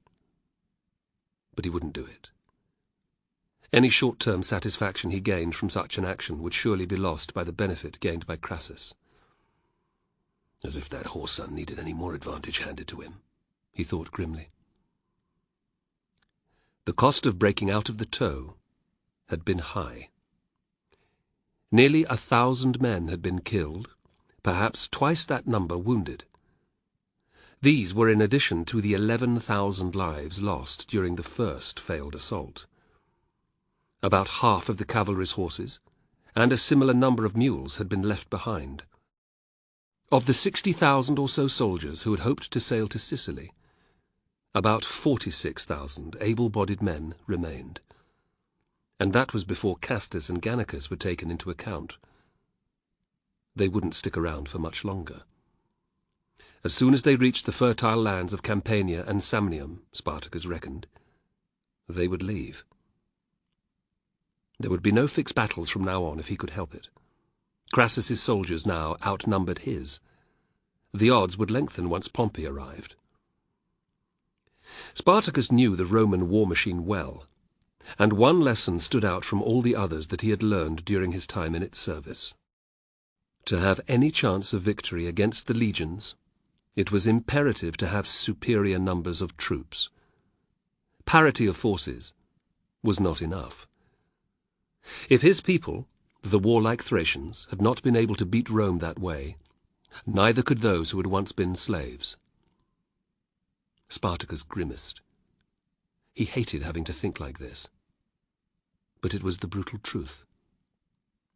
Few men thought or acted as he, a trained warrior, did. Navio did. So too did some of his soldiers who'd been born free and who had fought for their living. To expect the rest of his army to do so when faced with such an implacable enemy would be to court disaster. He had to work to his men's strengths, and that did not include standing toe-to-toe with equal numbers of legionaries. Once again, they would have to act like latrones, hide out in the wilderness, among the forested peaks that formed Italy's backbone. From there he would send out word that hard men, agricultural slaves and herdsmen were wanted. There, with the help of the great rider, he could rebuild his army, until the time came to face Crassus once more. Spartacus knew in his gut that that would happen one day. Crassus and he had become mortal enemies. Their struggle would go on until one of them was dead. He tried to stay focused on that outcome.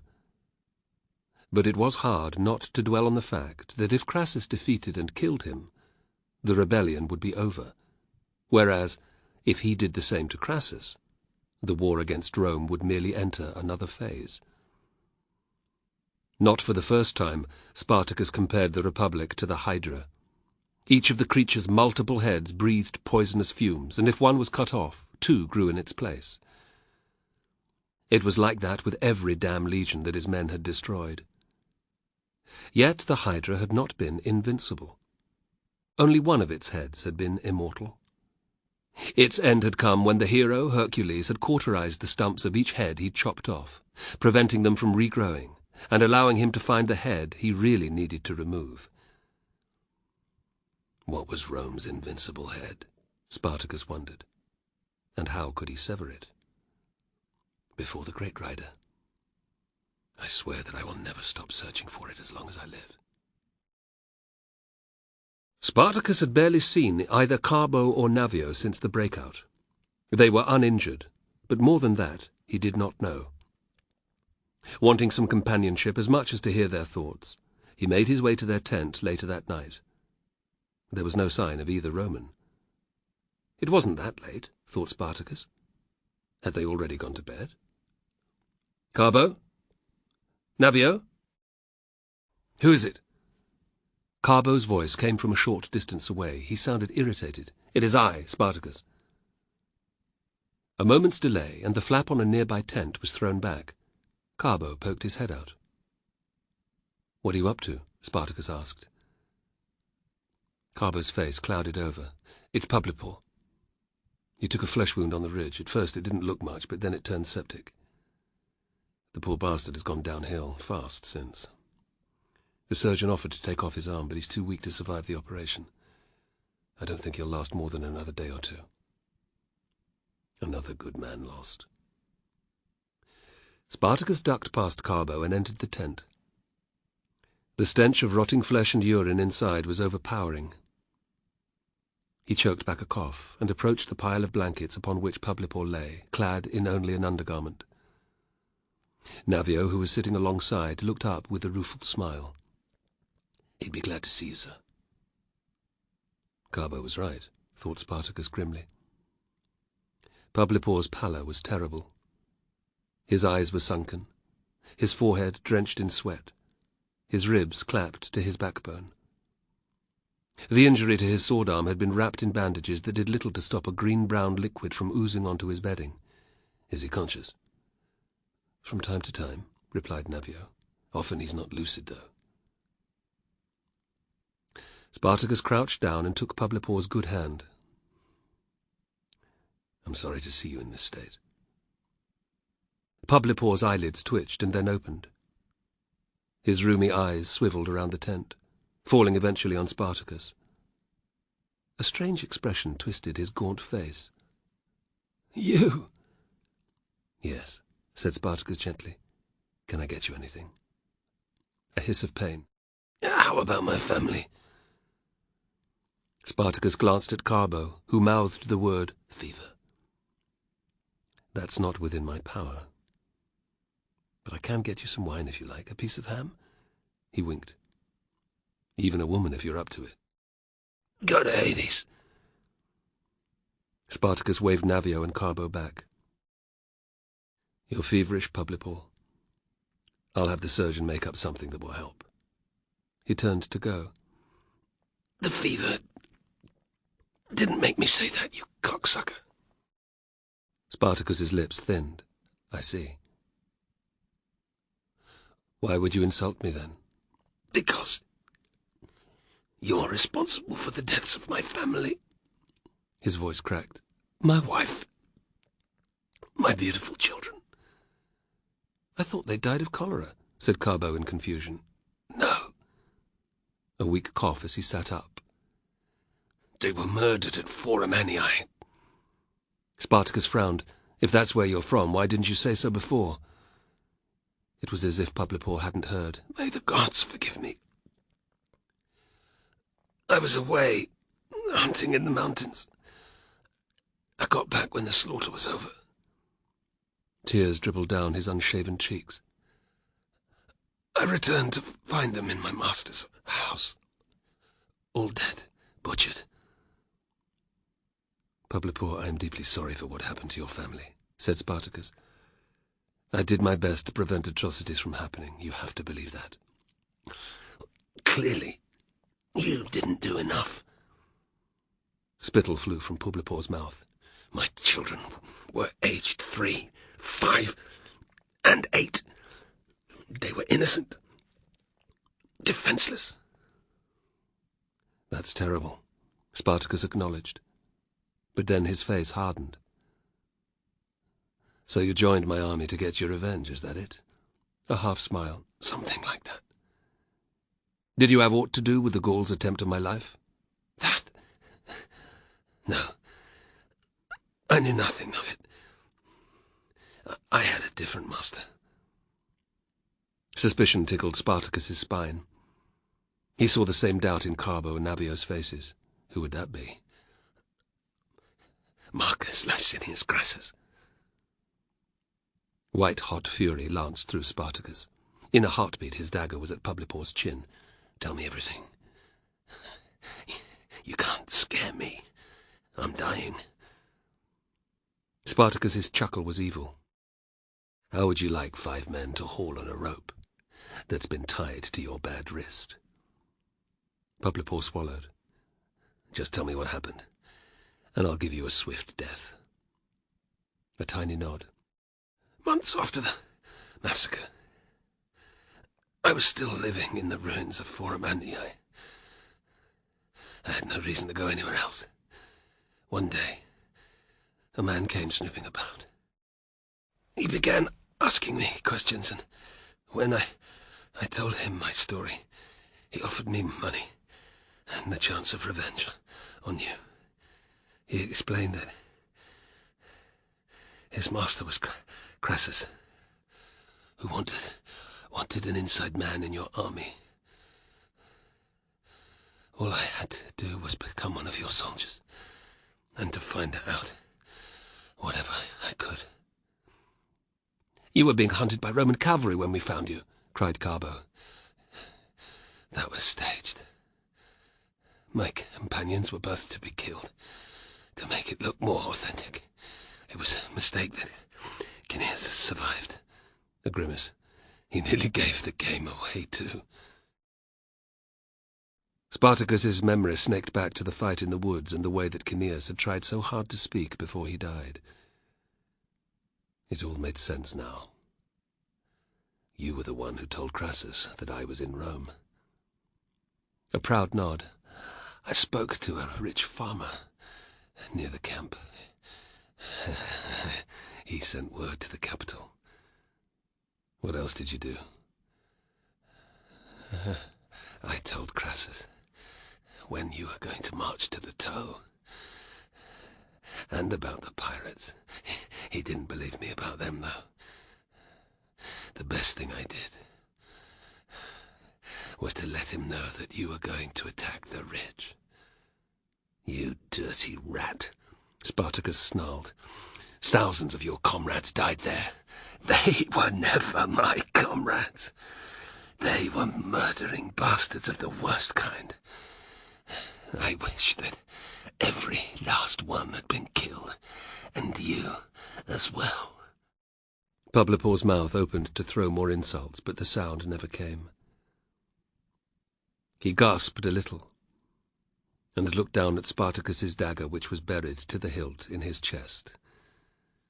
That's more than you deserve, you traitorous piece of shit. Spartacus savagely twisted the blade to and fro, before pulling it free. His eyes already glazing over, Publipor slumped backwards onto his bed, and lay still. A hot tide of blood began saturating the blankets. Spartacus regarded him without emotion. He wished that he'd never gone hunting that day, never set eyes on Publipor, never taken him into his trust. But it was too late for that. Too late for so many things. At least we know who the spy was, he said in a dry tone. I should have seen through his story, said Carbo angrily. How? It was entirely feasible.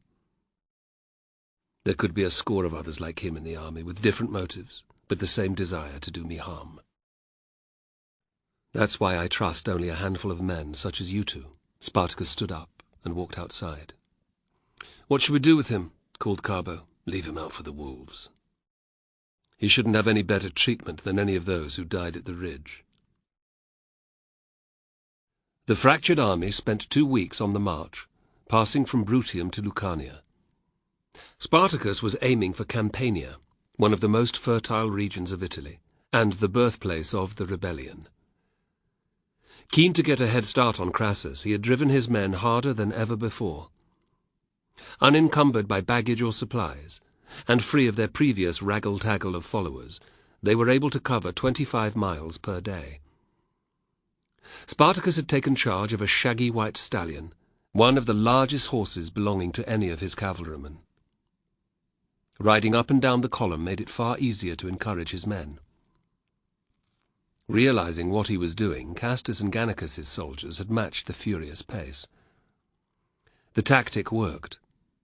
Soon his scouts were reporting that the legions were more than 30 miles behind them, and marching at a slower speed. Spartacus took heart from this, and allowed his men a much-needed day off.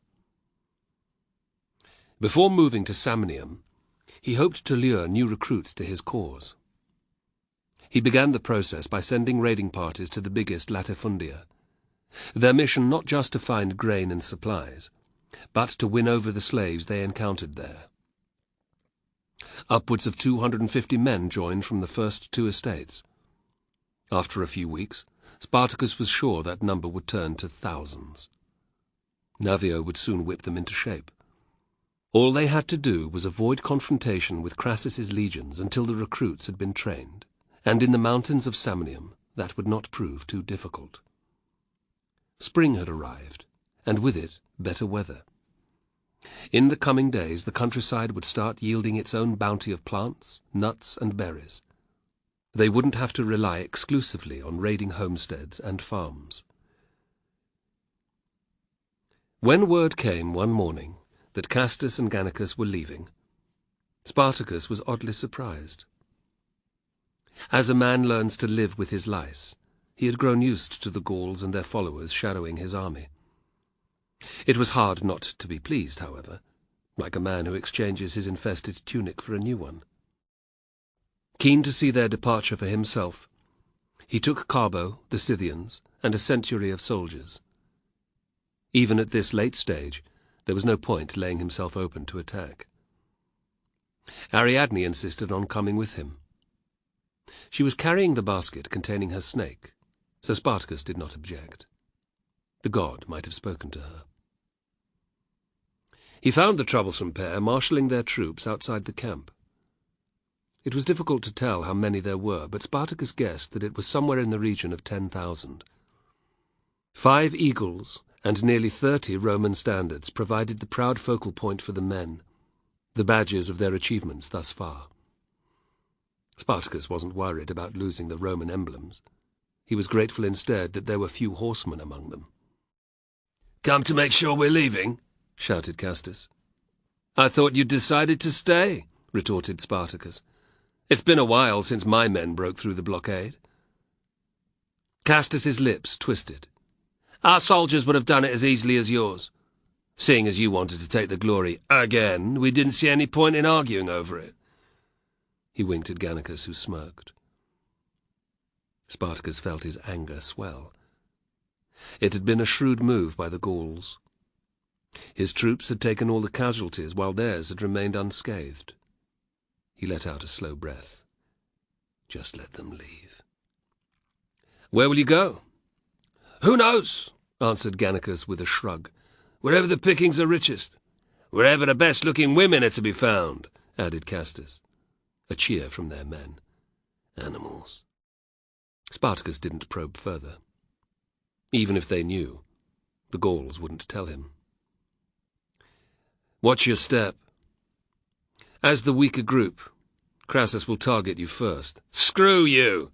roared Castus. "We have nearly 13,000 men here." It was a larger number than Spartacus had expected, but he was careful not to show his displeasure. "You've got about the same number of troops as in 2.5 legions, but almost no horse.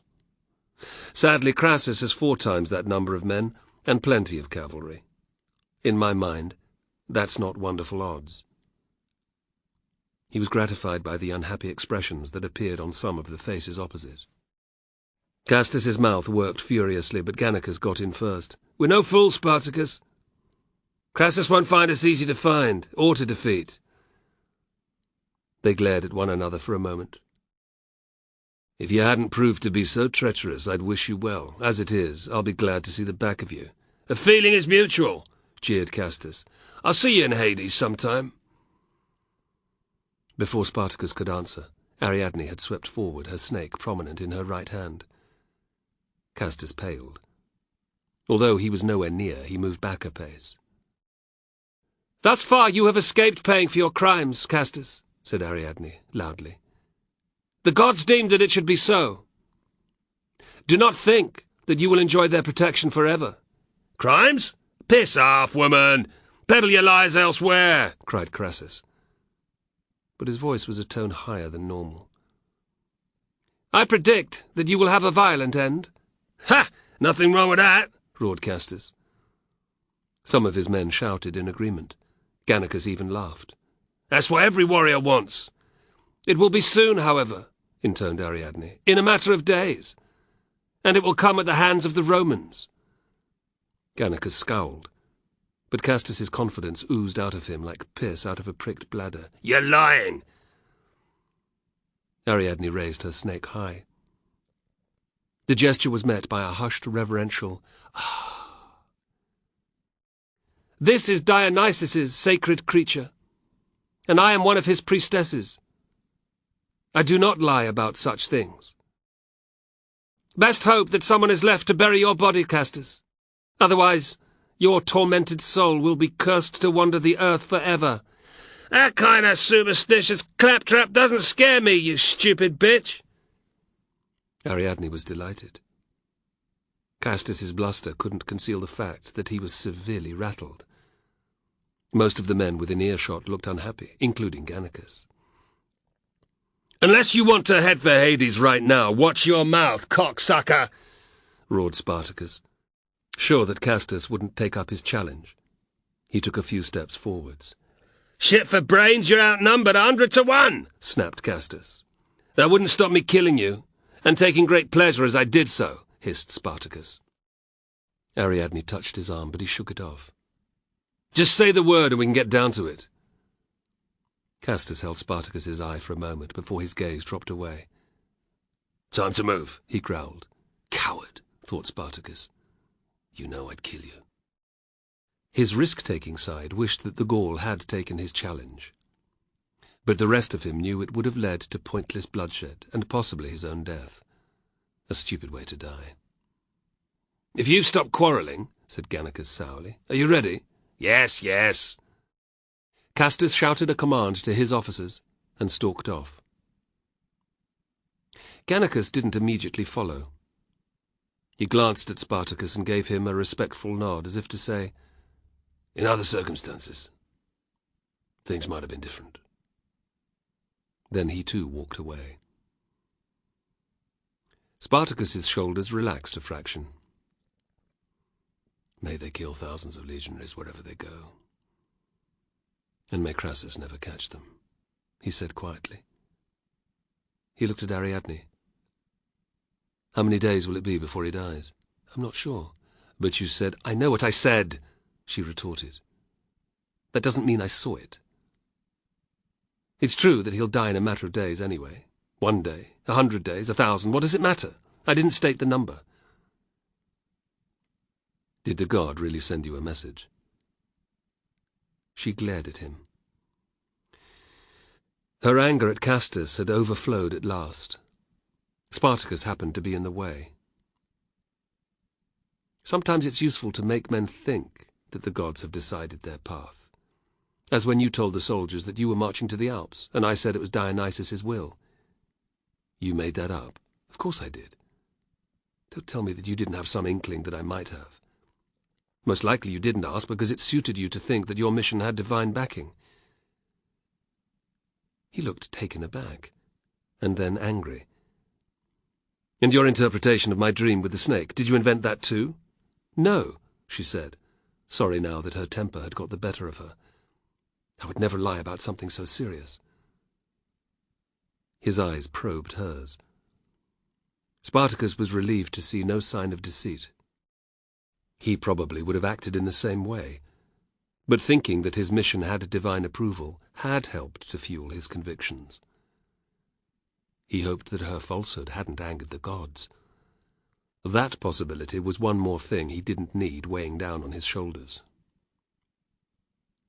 A doubt nagged at him.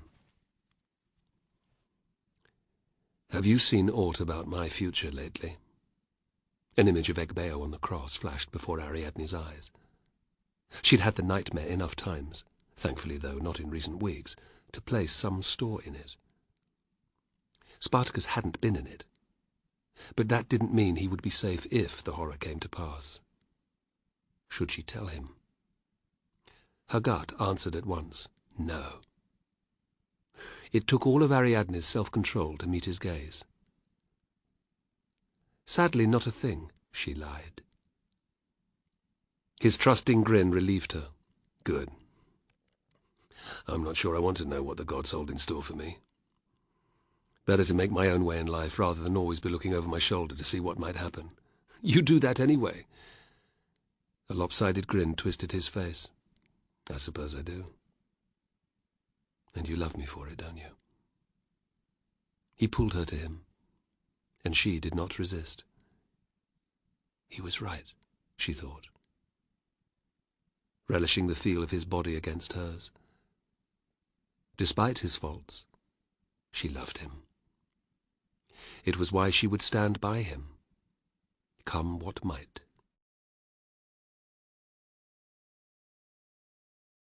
Chapter 17.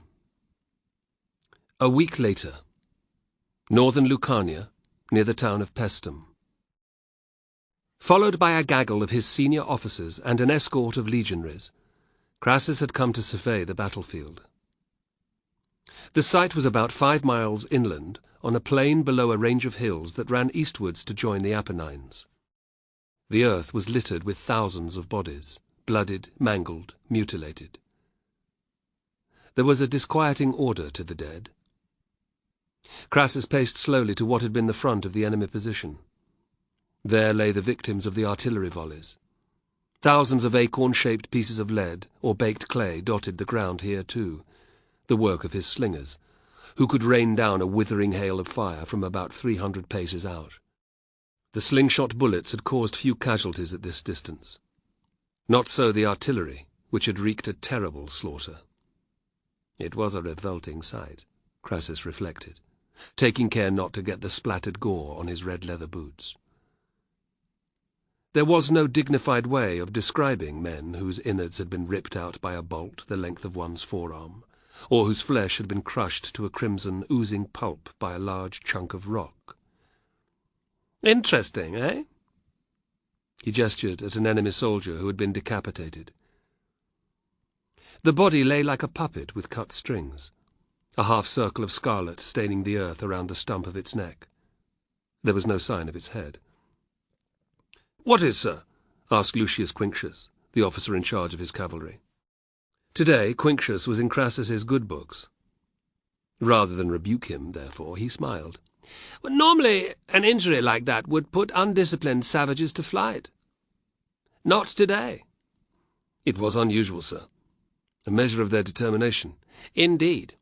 And you know about determination, Quinctius. You showed real skill in tricking Spartacus earlier today. If your horsemen hadn't succeeded in making him think that you wanted a fight, matters here could have taken an entirely different course. It was annoying enough yesterday when he arrived, just as I was about to crush these slaves. "You do me great honour, sir," said Quinctius proudly. "Taking Spartacus off on a wild-goose chase while you got to grips with this lot was the least that I could do." He didn't mention what had happened to Mummius or his men.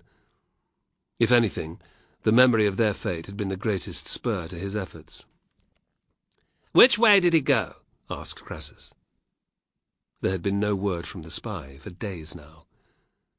The fool had either run away or was dead. It was annoying, but of little consequence. The man had served his purpose. "North, sir." Quinctius's smile was wolfish. "They haven't gone that far, either. I had some of my men follow their trail." "I'm glad to hear it. With luck, I will still have defeated him before Pompey gets here." "This group had clearly split off from Spartacus's main force, sir. I wonder why he tried to intervene on their behalf twice," asked Quintus Marcius Rufus. "Inbred fool." Crassus threw him a patronizing frown. "It's not that odd at all. Imagine that you took a quarter of my strength away, the result of which was that my enemies outnumbered me. In such a situation, I'd do my best to win you back, even if I thought you were a useless whoreson." A couple of the others hid their smiles, but Rufus flushed as red as his hair. He knew better than to say more. Crassus didn't care that what had happened the day before wasn't his fault. The main reason that the enemy had escaped was because Spartacus had mounted a surprise attack and driven the legions away from his former followers. However, Crassus wasn't going to admit to that. Nor was he about to let Rufus forget his mistake in a hurry. The redhead just had to suck on the bitter marrow of it until his general's attention moved on. Fortunately for Rufus, Crassus was more interested in today's triumph and the carnage it had left. They walked on, disturbing the crows which were hopping from one corpse to another, pecking out the men's eyeballs. Despite the strong sea breeze, a low moaning sound carried through the air. The sound of those still alive, but too weak to move. Some of the officers studied the fallen with revulsion, but Crassus strode ahead, oblivious. "After the catapults and ballistae came the piler," he mused. His men's javelins had accounted for fewer of the slaves' losses than the artillery. It was easy to see where the first volley had landed. There the ground was covered in peppered shields, but not that many bodies. The second volley of piler had showered down 30 paces on, a rain more lethal than any clouds could emit. A good number of the slaves had not possessed mail shirts. After the fashion of their own kind, many had gone into battle wearing nothing but a pair of trousers. Some were stark naked, carrying only their weapons. As a consequence, the human toll here had been far heavier. Even the smallest slingshot bullet could stave in a man's skull if it hit the right spot. Crassus paused by a dead slave who had been struck by no less than 3 javelins. He pointed to the pilum that had run through the victim's thigh and pinned him to the earth. "This must have hit him first." "Poor bastard. He would have known what was coming afterward," muttered Quinctius, looking up at the sky. "No signs of any of them fleeing, though, sir," he added. "They continue to advance in good order." "I'll give them that much," admitted Crassus. "Outnumbered, without artillery or horse of their own, they didn't back away from this fight, even when it came to hand combat." They moved on, to where the main fighting had taken place. Soon there was barely space to see the ground for the corpses. More scavengers, both animal and human, were at work here.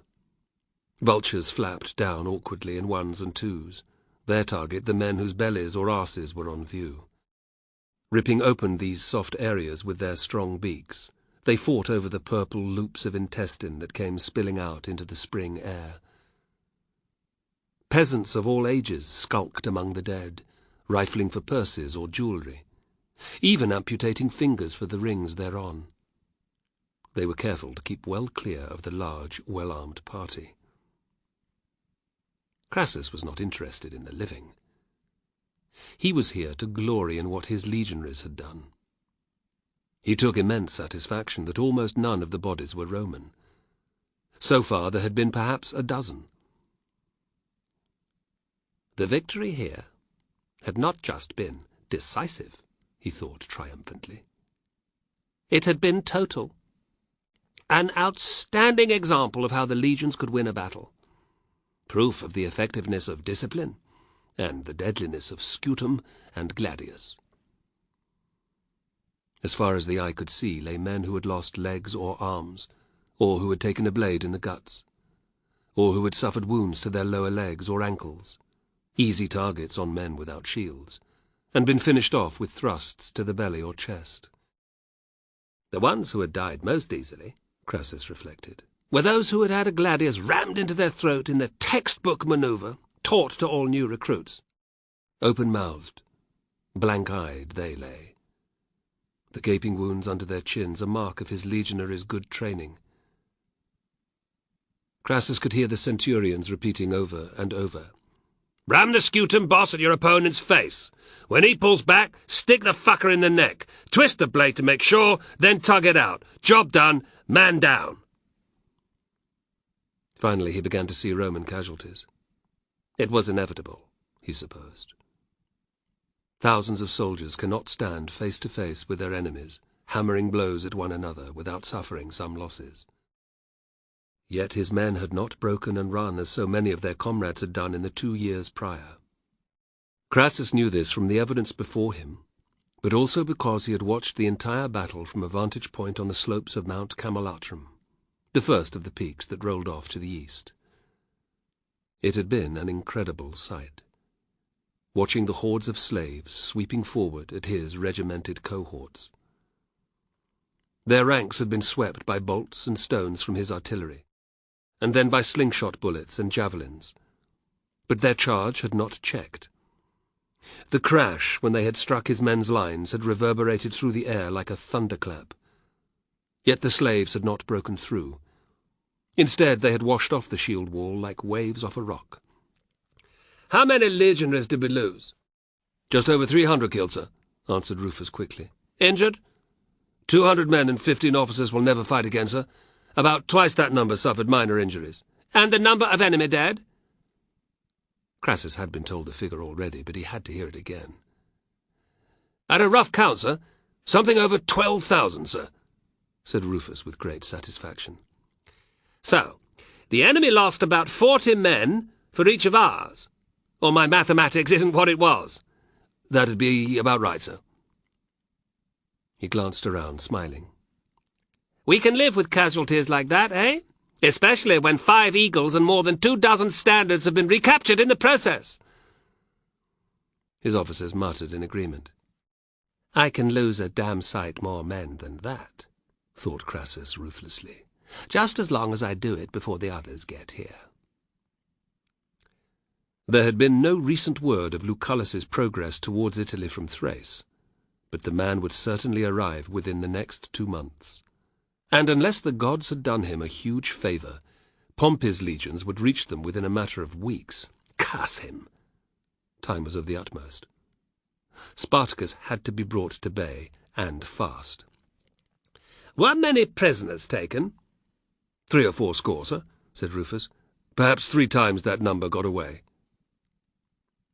"Let them go." Rufus goggled. "Sir?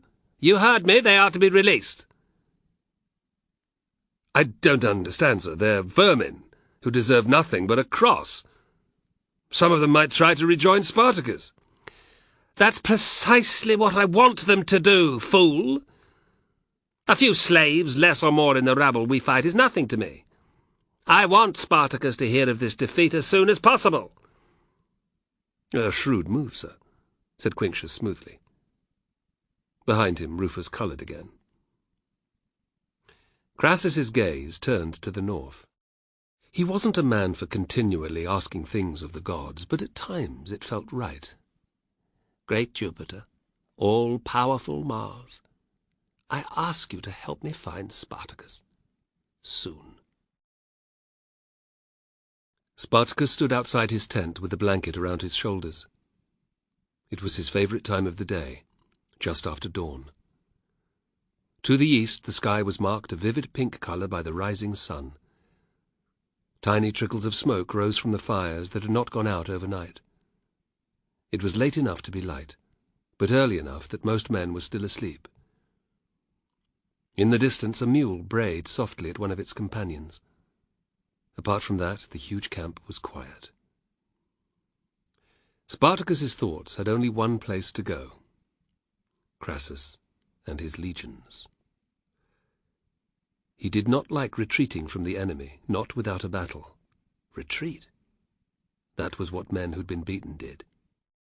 Yet again he wished that his assassination attempt on Crassus had succeeded. The man was turning out to be a half-decent tactician. 3 days before, Spartacus had been delighted when his arrival had thwarted Crassus's intended ambush of Castus and Gannicus's forces. Yet his opponent's response the following day had stolen all his pleasure. A daring feint made by Crassus's horse, a series of stinging attacks followed by measured withdrawals, had fooled first Spartacus's cavalry commanders and then he himself into thinking that Crassus wanted to fight both them and the Gauls simultaneously. They had pursued the Roman horsemen with haste for some miles. It had been nothing but a ruse, engineered so that Crassus's full strength could be deployed against Castus and Gannicus. By the time Spartacus had realized, it had been far too late to think about turning his army around. "Choose the ground you fight on, do not let it be chosen for you," went the old maxim, and he stuck to that with religious fervency.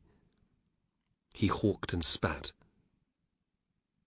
40-odd thousand legionaries against 13,000 slaves. Such an unequal contest would only ever have one result.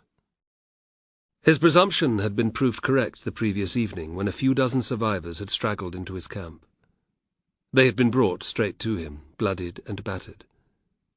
He'd heard the sorry story from their cracked lips. The Gauls and their men had died well enough, he thought bitterly. They had fought right to the end. "What fucking use is that, though?" he muttered to himself. "They're all dead. If the fools had stayed with me, they would still be alive. And my army wouldn't have been reduced in size by a quarter." By now his entire army would have heard of the crushing Roman victory. The shocking news would have passed from tent to tent faster than the plague, and would have a profound effect on his men's morale. The same would be true of Crassus's legionaries, but in reverse.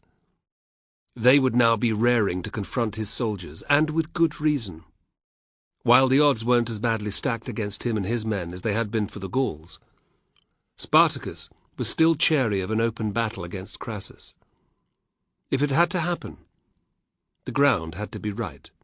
Otherwise he might as well lay down his arms. There were other problems to consider too. Crassus's close proximity and Spartacus's need to keep his army on the move meant that few slaves were coming to join them. Then there was Pompey. How soon would he bring his legions into the equation?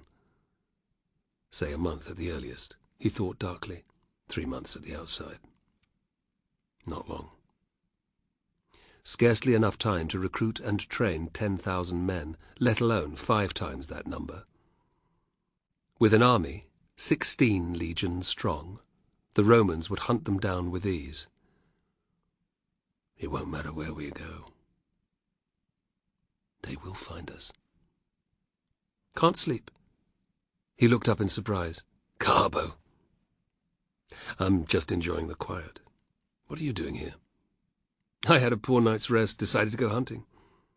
I wondered if you'd come. A weary smile. Another time, maybe. Carbo glanced at Spartacus and then looked away.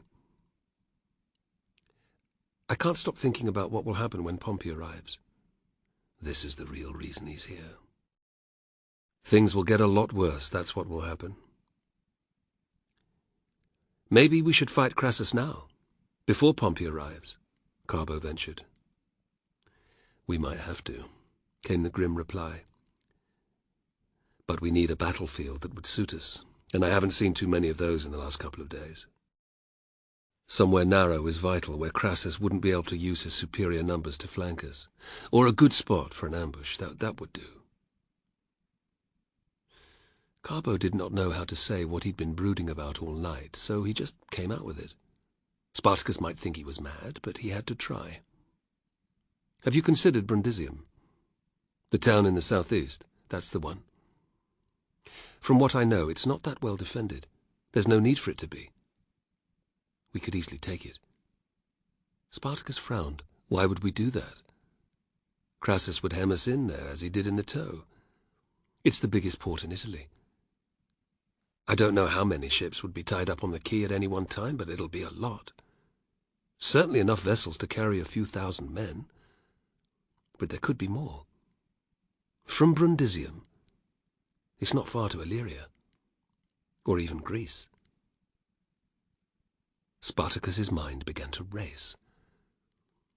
The Alps were too far, and his men had balked there before, but this was news he hadn't expected. He chewed on it for a moment. How far is it to Brundisium? I'm not sure exactly. 200 miles, maybe a bit less. It's straight down the Via Appia, which is only half a day's march from here. We could make it in 10 days.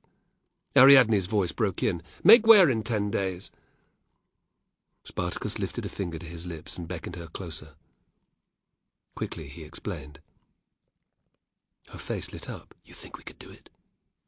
I don't see why not. What about Crassus? She asked warily. His cavalry are shadowing us as if their lives depended on it.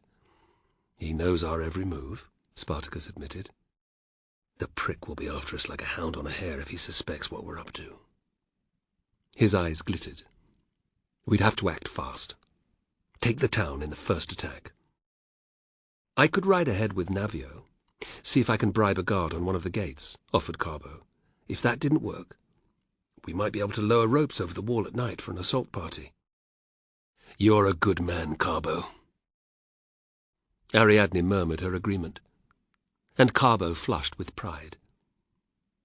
He eyed his leader, his heart thumping. What would Spartacus decide? Very well. We'll head southeast. Ariadne let out a little cry of happiness, and Spartacus held up a warning finger. But if the right site offers itself on the way, I'm going to make a stand.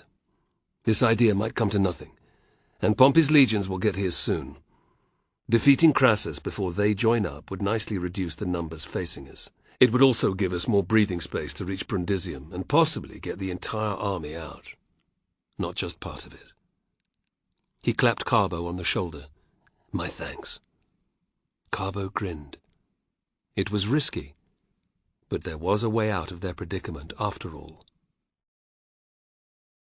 2 days later, Spartacus had begun to believe that his future was finally brightening. They had reached the Via Appia without incident, camping the first night in a valley that was split into two by a fast-flowing river.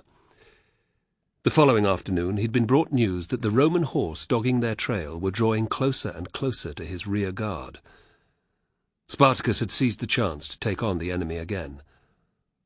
Sending his cavalry into the wooded hills that ran along their right side, he had made his way to the army's tail. An hour or so later, he had heard a single trumpet sound from the tree line some distance behind the Roman horsemen. It had been the signal for the rearmost cohort to turn about face and present arms. As the enemy cavalry had reined in, pondering their best course of action, his riders had charged from cover. The ambush had been a resounding success. Mad for revenge because of what had happened to Castus and Gannicus and their men, Spartacus's soldiers had fought like demons. The Romans had been driven from the field with heavy casualties. Among the injured had been one of their commanders, who'd been lucky to escape with his life. Crassus would have discovered that the scorpion was still well able to sting, thought Spartacus with great satisfaction. He hadn't seen an enemy scout or horseman since. The legions were still following, but at a safer distance. He grinned. There was no way that Crassus could yet know of his intention to make for Brundisium. Carbo and Navio had set out on horseback at dusk 2 days previously, leading a pair of spare mounts each. Because their extra horses would attract unwanted attention, normally only official messengers or cavalry travelled in this way, they would travel while it was dark and conceal themselves during the day. With a little luck, Spartacus would have some news within 2 weeks. In the meantime, he could march his army south, not at breakneck speed, for that would raise Crassus's suspicions, but at a more leisurely pace of 12 to 15 miles daily. This in turn meant that in the eventuality of a battle, his soldiers would be more rested than if they were marching hard. Spartacus's men had no idea of his intent. He had told Egbeo, Pulcher, and a few of his other senior officers, but the rest thought that they were in search of more supplies. He didn't want a reaction similar to the one when he had suggested that they cross the Alps. For his plan to have any chance of working, the army had to do exactly as he wished. If a confrontation with Crassus had been avoided by the time Carbo returned, he would tell his men then. There would be no mention of their previous glories, just a heavy emphasis on the 16 legions that they would soon have to face. If that didn't persuade the dogs to leave Italy, thought Spartacus, nothing would. If, however, an opportunity presented itself to fight Crassus, there would be no mention of Brundisium until afterwards. As at the Alps, however, a recent victory might make it harder to win over his soldiers. Spartacus estimated that the majority would see sense. Being penned into the toe by the legions for 2 months had given a clear indication of what could happen to them. It wasn't as if he was planning to end his fight against Rome either. Far from it. The war could continue in Illyria, and then Thrace, his homeland. Since seeing his troops' reaction to their first defeat on the ridge, he had begun to long for Thrace and his own kind. That major setback, their first, had been enough to knock the confidence out of most. Yes, they had flocked to him in their tens of thousands previously. Not of late, he thought bitterly. Yes, they had just won another clash against the Romans, but they had not been born to war as he and his kind had. He still felt great loyalty towards them, but Thracian tribes were more used to fighting Rome. Although many had been subjugated, the flames of their hatred towards the foreign invaders still burned. Spartacus wanted to fan those flames into a conflagration once more. His people's fierce independence would be an obstacle to uniting them, but would it be any worse than having to manage men such as Castus and Gannicus? The prospect now seemed better than facing ever larger armies here. If he left, Rome would still want vengeance, but Spartacus doubted that they would send 16 legions after him. A few, maybe, but those he could deal with. Another 2 days passed in similar fashion. Spartacus's army marched southeast without hindrance. The Romans did not attempt to move any closer to his forces, which Spartacus assumed meant that Crassus hadn't realized that he might break for Brundisium. Yet the changing terrain would soon force Spartacus's hand one way or another. The Via Appia was angling out from the shadow of the Apennines, threading a route through the countryside that would soon take it close to the east coast. Away from the mountain's protection, his intention would be obvious to anyone but an imbecile. Frustratingly, it would be at least a week until Carbo and Navio got back. Spartacus didn't like it, but he was going to have to make the decision to continue traveling southeast or to double back on his trail before the pair returned. To help him decide, Spartacus rode his stallion to the army's vanguard, the better to spy out the land.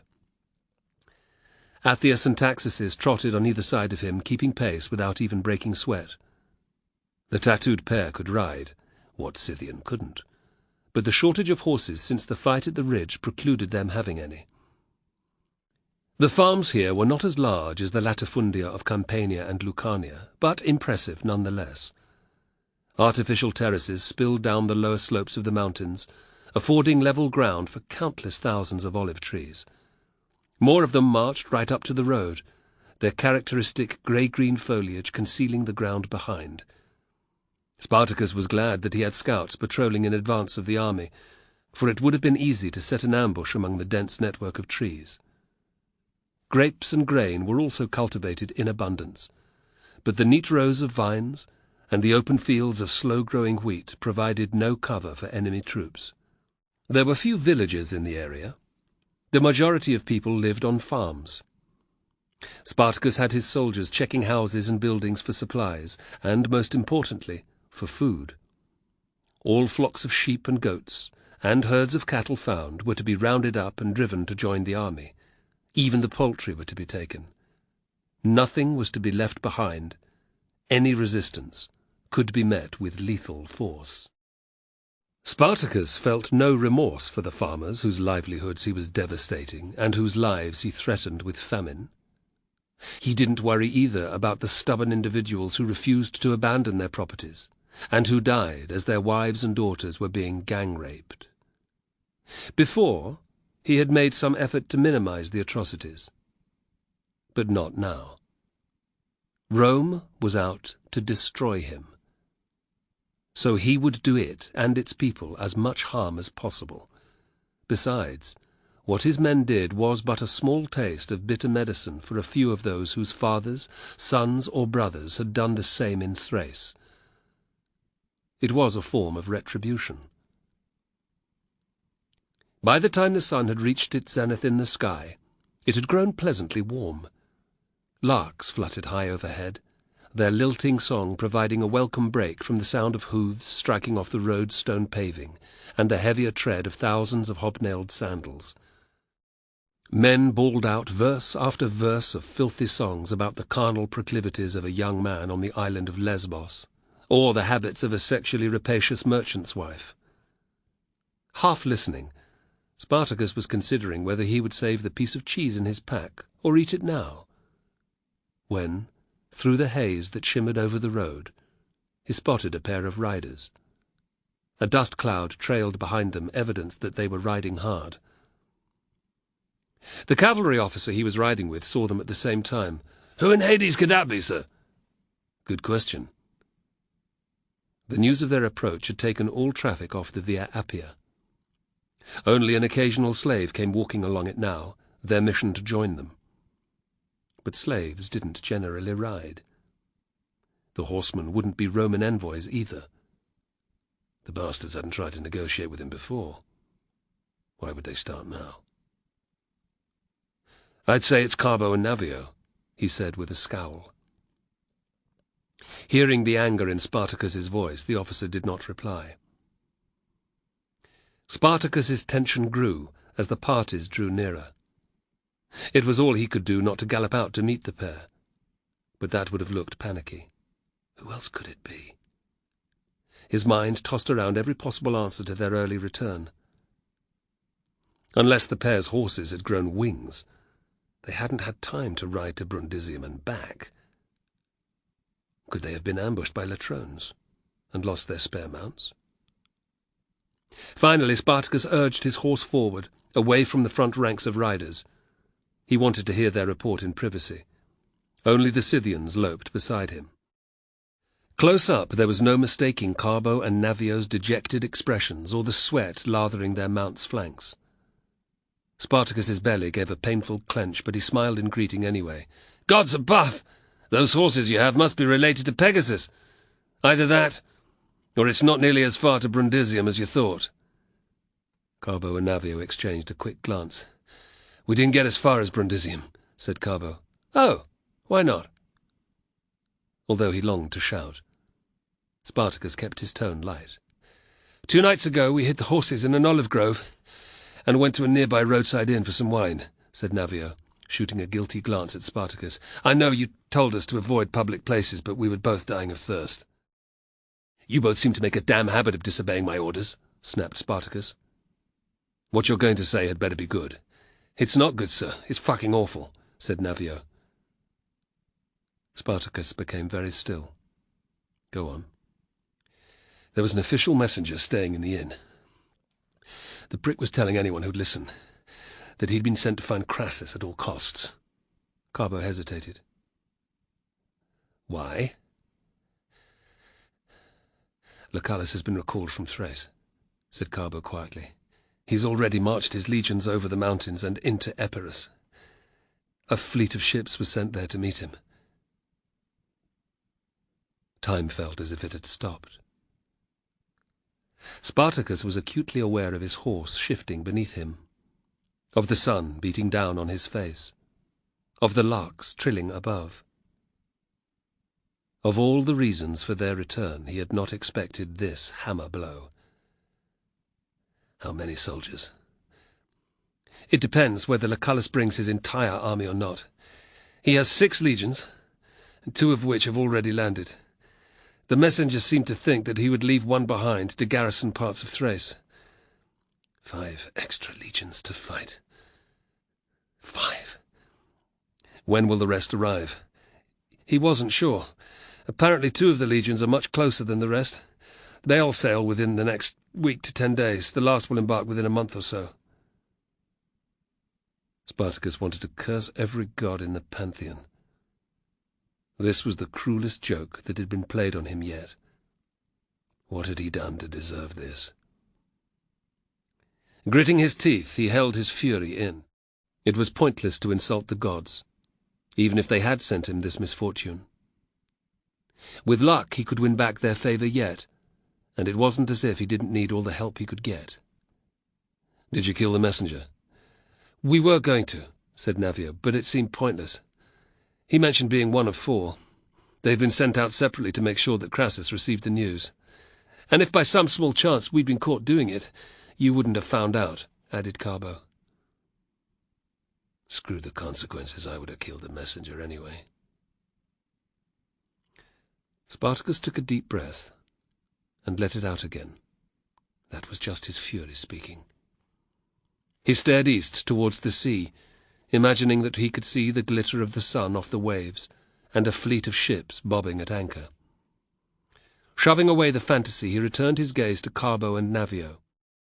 "Crassus could well have already heard the news. If not, he'll receive it today or tomorrow at the latest." They nodded miserably. "There's no point continuing towards Brundisium. Knowing what he does, Crassus would march after us at double pace. Once he'd caught up, the prick would seek battle on open ground. Even if we somehow managed to evade him on the road to the coast, he would hound us all the way. We could arrive with him at our backs to be greeted by 2 or even 4 of Lucullus's legions. Being caught between the hammer and the anvil is not a good place to be." Carbo and Navio glanced at one another. This was what they had talked about, argued about, since they'd set out. "What can we do?" ventured Carbo. "There's only one damn option left," grated Spartacus. "Turn around and head for the mountains again. We have to find a suitable place to fight Crassus, and fast. With him defeated, we can try for Brundisium again, and smash Lucullus on the way there." Apart from the defeat on the ridge, thought Carbo, Spartacus had always led them to victory. Despite the fearful odds that were stacking up against them, why should that change now? "And Pompey?" asked Navio. "We'll just have to keep our ears to the ground for him." In our favour, it's likely that Crassus will want to fight us without Pompey's help. If I know one thing about the fucker, it's that he's arrogant. He'll want the glory for himself. Yes, he will unite with the other generals eventually, he'll have to, but if we can stay 2 steps ahead of him, we'll be fine. He searched their faces for signs of dissent. He didn't see it. There was a hint of fear in Carbo's eyes, which Spartacus had expected, but the young Roman gave him a resolute nod. Navio looked as keen as ever, which didn't surprise him either. All he wanted was vengeance for his dead family. It was a quest that could never end until Navio or every Roman who lived under the Republic's rule was dead. Spartacus wondered which would come sooner. He wondered the same thing about himself. Chapter 18. The Upper Silarus Valley, north of Paestum. Spartacus's senior officers began assembling outside his tent when the sky was still full of stars. Hearing their low murmurs, the Thracian stirred from his position by the cot, but he didn't move further. It was hard to turn away from his sleeping son. Tousle-headed, beautiful, with a thumb stuck in his mouth, Meron was the picture of innocence. Long may he remain like that, thought Spartacus, before life changes him, makes him hard. He kissed the first 2 fingers of his right hand and trailed them across Meron's forehead. Sleep well, my son. I'll see you later. He was already fully dressed. Tunic, padded jerkin, mail shirt, studded sandals, baldric over his shoulder, seeker in its scabbard by his left side, a leather belt with a sheathed dagger on it. He reached down to the stool by his bedding and picked up his Phrygian helmet. Were you going to leave without saying goodbye? He looked at her in surprise. I thought you were asleep. Ariadne let out a dismissive snort. I've spent the night praying, staring at the ceiling, or you. In fact, she had slept for a time, but her head had been filled with the crucified men again. She wasn't going to mention that now or ever. It was just her imagination running riot. Let it be no more than that, Dionysus. At me? He sounded amused. Why wouldn't I? You're a handsome man. She reached up to trace the line of his jaw with a finger. I've thought that from the first time we met, when you saved me from Cotys's men. That seems a lifetime ago. There was a touch of wistfulness in his voice. But I can remember your face as if it were yesterday. You were quite the beauty, and still are, he added, smiling. Don't leave like this, she said, trying to keep the emotion from her voice. I'll come back in when I finish talking with the officers. She nodded, grateful that the semi-darkness concealed the tears welling in her eyes. Helmet under one arm, and carrying his shield, Spartacus walked outside. His stomach knotted in a familiar reaction. It felt similar to the times he'd emerged from the tunnel into the gladiatorial arena. Instead of a single opponent, he found Pulcher, Egbeo, Navio and Carbo waiting for him. All 4 were dressed for a fight. Plumes of exhaled air rose above them into the cool air, and they stamped from foot to foot in an effort to stay warm. Rather than banks of seating full of baying spectators, the black outline of a huge massif loomed to their rear. After nearly a week of marching north and west, and aware that Crassus was closing in, Spartacus had been grateful to find this valley. It was bounded on both sides by mountains. To the east, the sheer-faced plateau behind him, and to the west, a line of similarly high but more undulating peaks. At the valley's bottom was a river, the Silarus, which meandered westwards to Campania's coastal plain. The land here was fertile. Farmhouses were dotted throughout the olive groves and fields. On this side of the river there was a significant amount of open space given over purely to the cultivation of wheat. It was what had attracted Spartacus's eye, as he'd spied out the terrain from the top of the massif 2 days earlier. There wasn't too much flat ground. He estimated it was about 2 miles wide.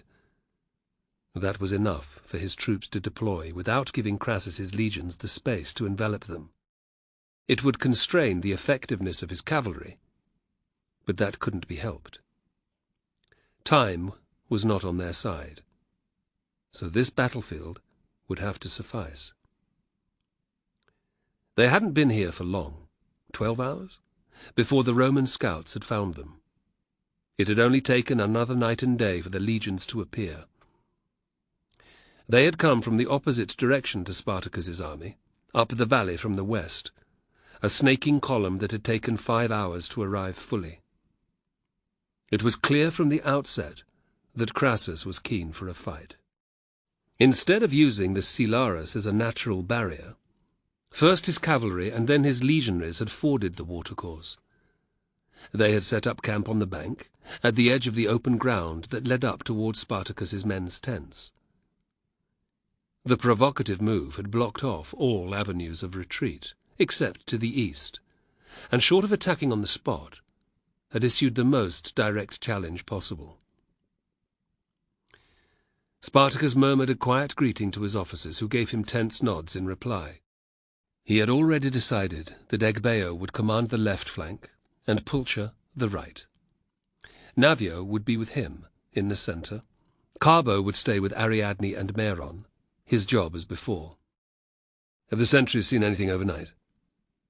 He had ordered pickets to be set up far beyond their own lines, in case Crassus tried any tricks. There hasn't been a thing until just now, sir, said Pulcher. Spartacus's gaze fixed on the smith's face. What have they seen? It's been too dark to see, sir, but they heard the sound of digging. Where? On the ground before both ends of Crassus's camp, sir. The bastards must be digging trenches to prevent our cavalry from charging. That's what I thought, sir, replied Pulcher with a scowl. In that case, there's only one thing to do. They stared at him without speaking. Attack now. Disrupt the soldiers who are digging. With the riders' help, they'll have to abandon the trenches without finishing them. Egbeo, you can take charge of the left flank, eh? The Thracian's craggy face split into a smile. Be my pleasure. Pulcher, you take the right, of course. How many men will we take? Asked Egbeo. 6 cohorts each should be enough. Any more and they might not hear your orders. Take a few trumpeters each to be on the safe side. Push the Romans back, out of their trenches. When you've done that, withdraw. The rest of the army will be ready by then. Before you go, remember to instruct your officers to ready their men. Lastly, send the cavalry commanders to me. Well, what are you waiting for? With broad grins, the pair hurried away. Where do you want us, sir? Asked Navio. You're to stand with me in the very centre. Navio grinned. I'd be honoured. Spartacus's eyes moved to Carbo. My most loyal of men. Carbo's stomach lurched. He suspected what Spartacus was going to say. I want you to stay behind, to protect Ariadne and Meron. Today will be harder fought and more desperate than any of the battles we have fought. If things go wrong— Leave someone else, interrupted Carbo. I won't do it, not this time. Beside him, Navio stiffened in surprise. Spartacus's eyes narrowed. I could order you to do so. But you won't, replied Carbo furiously. Why in Hades won't I? Because Crassus is the man who ruined my family. He's the reason that my parents ended up in Varus's house. He's to blame for their deaths. This is the first chance since Rome that I will have had to kill him. It might be the only opportunity I'll ever get. And you're not going to take it away from me. Carbo glared at Spartacus, afraid yet unwilling to back down. Navio's worried eyes shot from one to the other.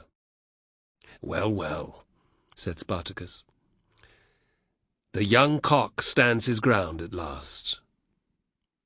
Carbo set his jaw, and prepared for Spartacus's rebuke, punishment, or even dismissal. Very well, you can fight. Who am I to stand in the way of a man's need for vengeance?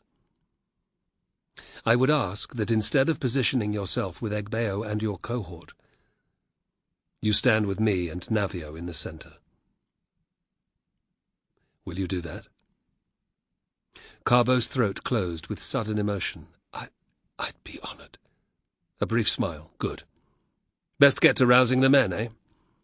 I want the whole army ready to fight in 2 hours. Yes, sir! Stunned at the ease with which Spartacus had given way, Carbo beat a hasty retreat. As well as obeying his orders, telling Arnax what to do if things went against them was paramount. Navio followed, threading his way between the dense lines of tents. Spartacus watched them go. He glanced at the eastern sky, which was lightening fast. Daybreak had arrived. He caught first Athias and then Taxis's eye.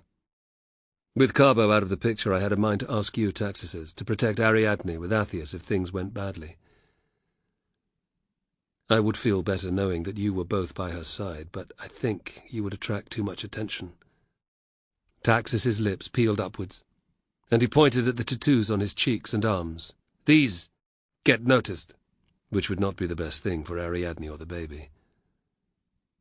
The less attention, the better. I will ask someone else. Aventianus, the slave with the scar on his cheek, Spartacus thought. He seemed a decent sort, and trustworthy. I not want misfight anyway, muttered Taxis. Good. First, though, find a man called Aventianus. He's in Navio's cohort, I think, and bring him here. Putting down his helmet and sword, Spartacus ducked back into the tent. What have you planned? Ariadne asked in a whisper. She was up and fully dressed. You look beautiful. Even in the poor light he could see her blush. It's true. Ariadne's emotions were surging between utter terror that she might never see him again, and pride in what he was about to do. Hush! Tell me your plan. Spartacus told her about the Roman trenches. My hope is that we can push the bastards back. If Egbeo and Pulcher can achieve that, the cavalry will still be of use. While the main part of the army is getting ready, they can be darting in and out like clouds of mosquitoes, annoying the legionaries, preventing them from forming up properly, panicking them a little. Then you'll advance? He nodded. Our first charge will be the one that counts. It nearly always is. With the riders' help, we'll break through. The cavalry will be working their flanks, and I hope to roll the bastards up until their backs are against the river. That's when they'll break and the slaughter will start. He smiled at her. I'll be back before dark. Ariadne forced herself to return the smile, but she wanted to break down and cry. She had never thought to find a man she could love, but then she had met Spartacus. Now, after all they had been through, this might be the end. Her pain was exquisite, but she made herself speak. What happens if you don't come back? His eyes met hers without wavering. Know that I will have died fighting. All my wounds will be on my front. A sob escaped her lips at last. She moved forward into the welcome circle of his arms. I don't want you to go. I have to, Ariadne, you know that. This is the most important battle of my life. My men need me. Your men? It's always your fucking men. Ariadne wanted to rage. What about me and Meron?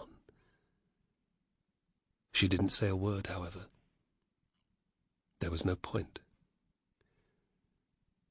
There was silence between them for a long time. They stood, savouring the warmth of the other's flesh, the rhythm of each other's breathing. Great rider, Spartacus prayed. I ask that you watch over Ariadne and my son, especially if I should fall today. Dionysus, look after this woman, your loyal priestess, and her baby, who will learn to follow your ways. Ariadne was offering up similar fervent prayers. All too soon she felt Spartacus's grip fall away. Stricken, she pulled his face down to hers and kissed him. "Come back to me." He smiled, more gently than she could ever remember. "If I can, I will. I swear it. Athias and a man called Aventianus will watch over you here. If the battle goes badly, they are to take you and Meron to safety. There are bags of coin under my spare clothes, enough to last you for many years if you're careful." She nodded, unable to speak. He walked to the cot and scooped up Meron, who stirred and then woke. He scrunched up his eyes and stretched. Enfolding him in his arms, Spartacus rocked his son to and fro for several moments. Meron soon settled. "Grow up to be strong and healthy. Honor your mother and my memory. Remember that Rome is your enemy," Spartacus whispered. "Know that I will always be watching over you." He handed Meron to Ariadne. Tears trickled from her closed eyelids as he embraced them both. Ariadne did not open her eyes as Spartacus let go, because she could not bear to see him leave. Instead, she buried her face in the crook of Meron's neck, letting his baby smell wash over her. "Goodbye, wife." He spoke from some distance away. Panic ripped through Ariadne. In the dreadful eventuality that he did not return, she did not want his last memory to be of her avoiding his gaze, nor that hers would be of letting him walk away without a last look at his face. She lifted her head, dabbed away the tears. "Goodbye. I will see you after it's over." He smiled. "You will." And then he was gone. Ariadne's tears began to flow in earnest. Gone was the composed priestess that most people knew. In its place was a woman who had just sent her husband into battle, perhaps for the last time. Although Meron was in her arms, she had never felt more alone. The sun had emerged from behind the massif to their rear and was bathing the valley by the time Spartacus's troops were ready. He had assembled them in 2 strong lines more than 30 cohorts wide, rather than the typical Roman triplex assiers pattern that Crassus's legionaries were adopting 500-odd paces opposite. His attack, a gamble, required the maximum force his men could muster. He had therefore placed his best soldiers, the ones who possessed mail shirts and Roman shields and weapons, in the centre with him. It was where the fighting would be hardest, bloodiest, deadliest. Beyond these 8 cohorts, slightly more than half of the men were as well armed. Of the rest, few had helmets. Some had shields, others had mail. Their weapons were swords, spears, and even axes. He hoped that what they lacked in equipment, they would make up in bravery. Egbeo and Pulcher would extort the best from them. He was sure of that. On the flanks, his cavalry waited, hundreds of riders on shaggy mountain ponies. They didn't look that fearsome, but Spartacus had seen what they'd done to the Romans on numerous occasions. Normally he'd have been cursing the fact that less than half of his original force of horsemen remained. Today it didn't matter, because there wasn't room on either side for more riders to maneuver. His cavalry's role would be vital. He had given the officers in charge detailed instructions on what to do. He wanted them to act like Hannibal's famed Numidian horsemen, whose tactic of attacking and withdrawing had so often led enemies to break ranks, thereby exposing themselves to danger. If his cavalry could replicate that, even to a small extent, Egbeo and Pulcher would capitalize on the advantage to its fullest, which in turn would increase the likelihood of the Roman flanks folding. And if that happened, Crassus's legions would break. As he'd supervised the men, Spartacus had kept half an eye on the struggle around the enemy trenches, and half an eye on what Crassus's soldiers were doing. Thus far, the legions were making no move to advance. Like him, Crassus was merely marshalling his forces in case the battle proper began. Spartacus began to give the clashes on the flanks his full attention. The two bouts were some distance away, making it difficult to see what was happening. It was clear, however, that neither Egbeo nor Pulcher had succeeded in driving the Romans back far, if at all. The figures of fighting men ebbed to and fro, accompanied by the usual clatter of weapons, shouts and screams. "What the hell's going on down there?" "The Romans have brought up their catapults, sir," said Navio. "Listen." Spartacus pricked his ears. After a moment he heard the familiar twangs that signalled the release of bolts and stones. The noise was coming from both Egbeo's and Pulcher's positions. He hoped that Crassus didn't have too many of the deadly machines. Suddenly his attention was drawn by a large formation of troops marching towards the enemy's left flank. His eyes swivelled, seeing a similar force moving in the direction of the right flank. Crassus was reinforcing the men in the trenches, not ordering them to withdraw. His decision had just been made for him. "We advance, now." "The whole army?" asked Carbo nervously. "Yes." He pointed down the slope. "Look at those cohorts. We've got to move now, or Egbeo and Pulcher's troops will get massacred." He glanced at them both. "You ready for this?" They both gave him a grin nod. "Egbeo and Pulcher will be up to their eyeballs with what's going on. Someone else needs to lead their men down there. Navio, I want you to take charge of the left flank." Navio saluted. He exchanged a quick glance with Carbo, and then trotted off at the double. Spartacus called for a messenger. "The most senior centurion on the right flank is to take command there.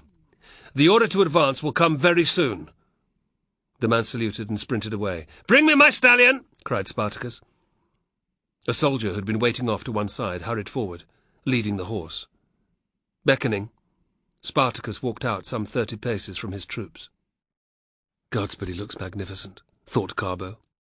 Spartacus's Phrygian helmet glittered in the sun, drawing everyone's attention. His mail shirt had been burnished until it shone like silver, and on his left hip sat his seeker, the blade that had led them to victory so many times before. Spartacus cupped a hand to his lips. "You see this magnificent beast?" There were puzzled nods of agreement. "We see him," shouted a voice. "and we all wish that we had one too." This raised a few laughs. "In Thrace, a white horse is regarded as a mount fit for a king. They are to be honoured and treated with respect. It is why I picked this stallion to ride. He has served me well. But today I will use him for another purpose. He is to be a sacrifice to the gods, to ask them for victory at any cost." The shock among his troops was palpable. This was a powerful rite indeed. Men whispered to one another, and the word began to spread. Spartacus smiled. This had been his intent. "Instead of riding into battle, I would fight beside you, my brothers, in the shield wall. I would take every blow that you do. I will bleed with you, and kill Romans beside you. I will stay to the bitter end with you, though my shield be shattered, and my blade broken." The oath made Carbo shiver, and stirred his passion as never before. The men around him were comrades, whom he would die for, as they would for him. He glanced to either side, seeing the same emotion on others' faces. Drawing his dagger, Spartacus stepped up to the horse. Recognizing him, it whinnied and nibbled at his arm. "Gently, brave one. I thank you for your faithful service. I ask one more thing of you. This will be your finest moment, and give you a rapid journey to the great rider's side. There you will be received with great honor." To the soldier he whispered, "Pull out his head."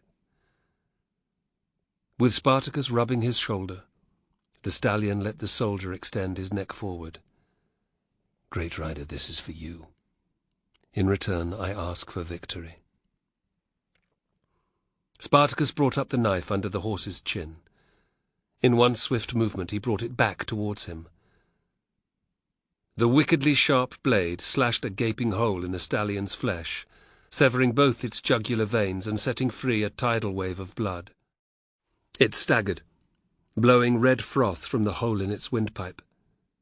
Spartacus leaned into it with all his strength, stroking its shoulder with his free hand. "Steady, Braveheart, steady. The rider awaits you." The horse's knees buckled, and it dropped to the ground like a stone. More blood flowed, creating a huge pool of crimson around its forequarters. One of its back legs shot out to the side. It kicked madly several times and was still. Spartacus reached down and worked the knife deeper into the stallion's neck. This time he cut an artery. Bright red blood sprayed over his hand. He continued to whisper calm reassurances. The broad chest went in and out, slower and slower. At last it stopped. Spartacus let his hand rest on the stallion for a moment, honouring its life and its death. Then, dipping his hand in the blood, he smeared a liberal coating onto his cheeks and forehead. Wiping his blade clean, he sheathed it. When he turned to regard his troops, he saw that all eyes were on him. In the cohorts further away, men had moved out of position so that they could witness what was going on. "My soldiers! The offering to the gods has been made! My stallion died well and without protest. The sacrifice has been accepted!" They roared their approval at that. Clash, clash, clash went their weapons off their shields. Seeker in hand now, Spartacus took a few steps forward. "Today we shall have victory or death!" A heartbeat's delay. "Victory or death!" roared Carbo. Taxus's voice echoed his. "Victory or death! Victory or death!" Letting his men's chant wash over him, Spartacus resumed his place in the line between Carbo and Taxus's. Without ado, he signalled at the trumpeters, and at the riders who would carry the order to advance to the cavalry on the wings. The instrument's strident notes had no difficulty carrying through the noise. Still shouting, the soldiers were urged forward by their officers. They walked at first. It was a good 500 paces to the Roman lines. There was no point in tiring themselves out. They would need all the energy they had to win the fight that was to come. Carbo could taste bile in the back of his throat. "Grant us victory, and give me one chance to kill Crassus," he begged. "I don't care if I die after that." Prayer over, he glanced at Taxus's, who was to his far right. The Scythian gave him a fierce grin. Carbo returned the smile. He couldn't ask to be in a better place. Spartacus to his right. Beyond him, Taxus's. Both were deadly fighters. On his left was a broad-chested man with a strong chin. Carbo vaguely recognized him, but he wasn't sure why. He was just proud to be included in their number. And for the first time in his life, he felt truly at home. "Keep walking!" shouted Spartacus. "Hold the line!" As they drew parallel with the dead stallion, more than one soldier copied their leader by daubing his face with its blood. Carbo didn't. The rider wasn't his god. But he understood why men were doing it. In a situation such as this, anything that might help one to survive was useful. 100 paces went by. The Romans were advancing to meet them. Carbo watched Spartacus, who was scanning the enemy lines. He did the same, eventually spotting a scarlet-cloaked man riding back and forth behind the central cohorts.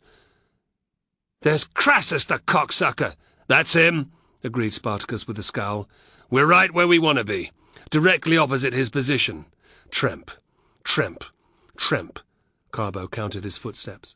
Another 100 paces, and he could differentiate the Roman officers from the ordinary soldiers. He had never seen so many transverse-crested helmets in the front rank. It was a measure reserved for the most desperate of situations. Crassus was also gambling everything on this throw of the dice. Sweat slicked down Carbo's back, made gripping his pilum more difficult. He'd be lucky to be alive by nightfall. "That's it, lads!" shouted Spartacus. "Stay together!" "Spartacus!" roared the man to Carbo's left. He hammered his pilum off the metal rim of his scutum with each syllable. "Spartacus!" Inevitably the shout was taken up all around them. Carbo roared at the top of his voice, but the din was so loud that he couldn't hear himself. It felt as if he was miming in a stage play, except that, instead of an audience, he had a wall of legionaries approaching him. Apart from occasional blasts from their trumpeters, Crassus's men came on in silence. It was a typical Roman tactic, designed to send fear into their enemies' hearts. It wasn't working yet, thought Carbo, his heart thumping, because the crescendo from their soldiers was so overwhelming. On they marched, trampling the young wheat back into the earth. Because they were still descending the slope, Carbo had a good view of the ground to his left and right.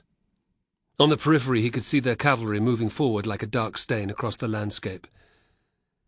With any luck, the Roman trenches wouldn't extend far enough out to prevent them from sweeping around the enemy's flanks. Carbo couldn't see Navio's position, but he sent up a prayer for his friend and for them all. "Bring us victory, great Jupiter, great Mars.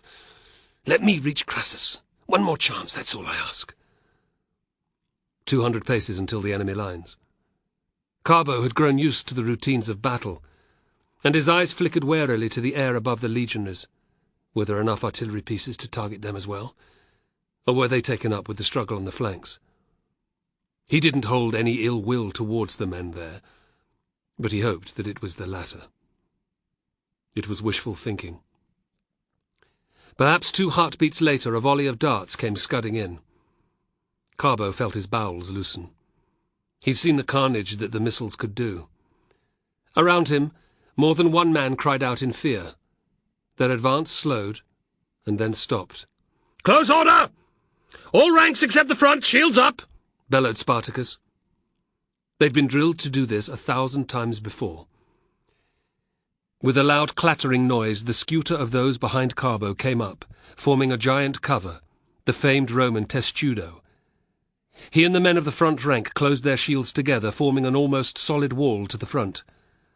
It was good protection against lighter missiles such as javelins, but as everyone knew, it could not stop larger ones, such as the darts that were humming down towards them with frightening speed. "Steady!" shouted Spartacus. "Steady, boys!" Other officers shouted similar reassurances. Carbo didn't look up. If he was going to be transfixed by a barbed dart, he wanted it to happen without him knowing. His heart was thumping off his ribs like a wild thing. The soldier to his left was muttering the same prayer over and over. A man nearby began to vomit. Carbo started counting his breaths. 1, 2, 3. God's above, slow down. He forced himself to exhale as slowly as he could.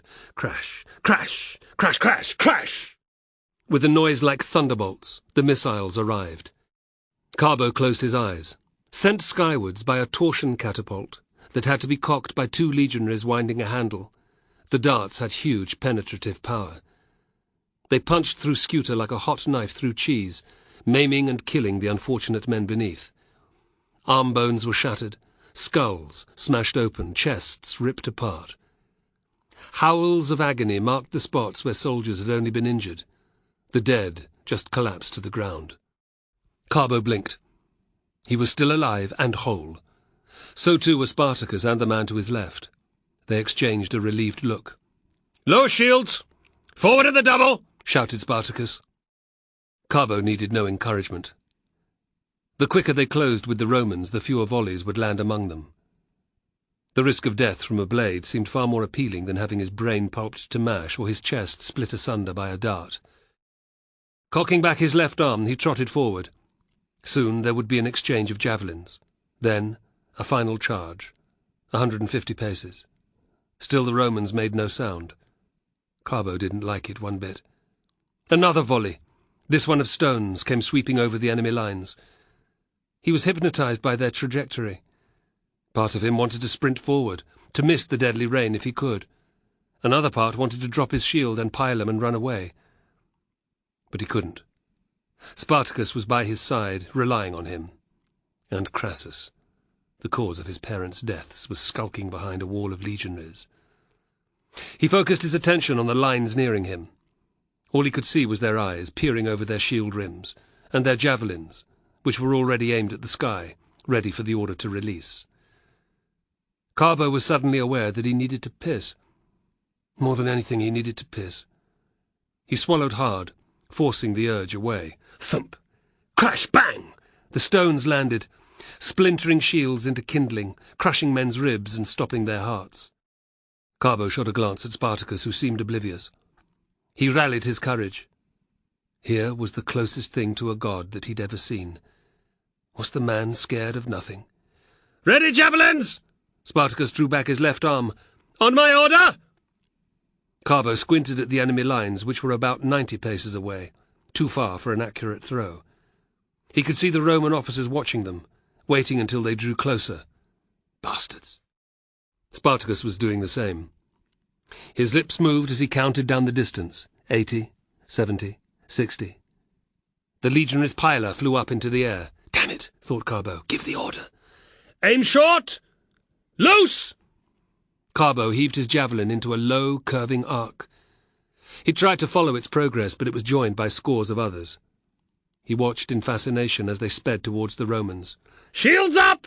roared Spartacus for the second time. The javelins caused far less consternation than the artillery barrage. They crashed down, turning many shields into useless lumps of wood, but injuring and killing fewer men. Behind him, Carbo heard a couple of soldiers wagering with another about who would get hit first. He felt an elbow in the ribs from his neighbour. Crazy the things that men can laugh about, eh? Carbo's dry lips cracked as he smiled. Zeuxis is the name. Yours? Carbo, do I recognize you? A sour grin. Maybe. You were with Spartacus when he shoved me, arse first, into a fire. Carbo's chuckle was drowned by Spartacus's shout. "Anyone with a second javelin? Loose!" Half as many piler as had gone up the first time took to the air. In the same instant, a far greater number of Roman javelins were launched. "Raise shields, draw swords! Forward at the double!"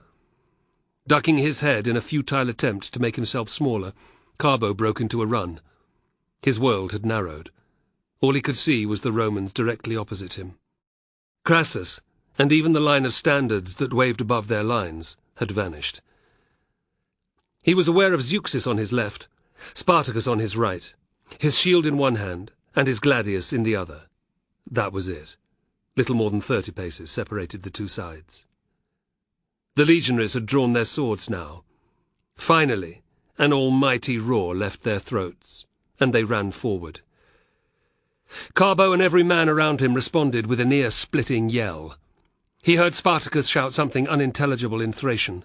A quick glance sideways. Awe filled him. He'd never seen his leader look so angry. The veins in Spartacus's neck were bulging. His face was bright red, and his eyes were flat and dead. The eyes of a killer. Carbo had never been more glad to be on the same side as this man. Gaze back to the front. 25 paces. Carbo felt the scream crack in his throat, but that didn't shut him up. He must sound like a madman. But that was a good thing. The aim before they struck was to cause as much fear in their enemies as possible. The two sides closed in on one another with frightening speed. 20 paces. 15. Carbo focused on the designs emblazoned on the shields nearing him. The majority were a red colour with a swirling yellow line decorating each quarter, but the most striking one had lightning bolts radiating from the shield boss. The eyes above its rim were calculating, the helmet battered. A veteran, thought Carbo, his fear bubbling up. And they were heading straight for each other. The last steps were covered in a blur. Carbo did his best to make sure that, as he hit, his left shoulder was shoved forward. Of course his opponent did the same. Their shields crashed off each other with an almighty bang. Both men staggered back a pace. Both regained their poise and lunged forward with their swords. Carbo ducked down behind his scutum first, which allowed the legionary to follow through with his thrust, while Carbo's right arm shot uselessly into the air. Aware that he'd exposed his armpit, Carbo desperately pulled his blade back down. As he tried to peep over his shield rim, his enemy stabbed at him again. Cursing, Carbo hid again. He battered forward with his scutum, wanting to catch the other off balance. It was a faint hope. The legionary's shield was like a brick wall. Carbo didn't give up on his attack. He punched his shield at the others, following through with a thrust of his sword. It was what Pacius had taught him. 1, 2, 1, 2. The legionary's response was to do exactly the same thing. Carbo realized that his enemy was stronger and more skilled than he was. It seemed as if the legionary knew it too. His eyes glittered as he redoubled his assault. Carbo's need to urinate returned with a vengeance. "Is this how I'm going to die?" he wondered, "covered in my own piss?" He changed tactic, stabbing his gladius down at his opponent's feet. His effort failed. The legionary blocked the blow by angling out the lower edge of his scutum.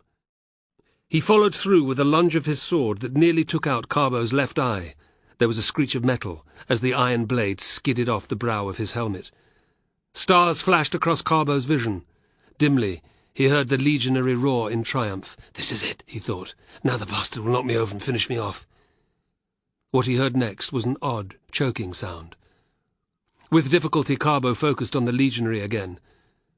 To his amazement, he saw Spartacus's seeker sliding out of the man's throat. Blood spat at him in the face. The metallic taste of it hit his tongue. Carbo's head turned. "Come on, lad! Get your wits about you!" growled Spartacus.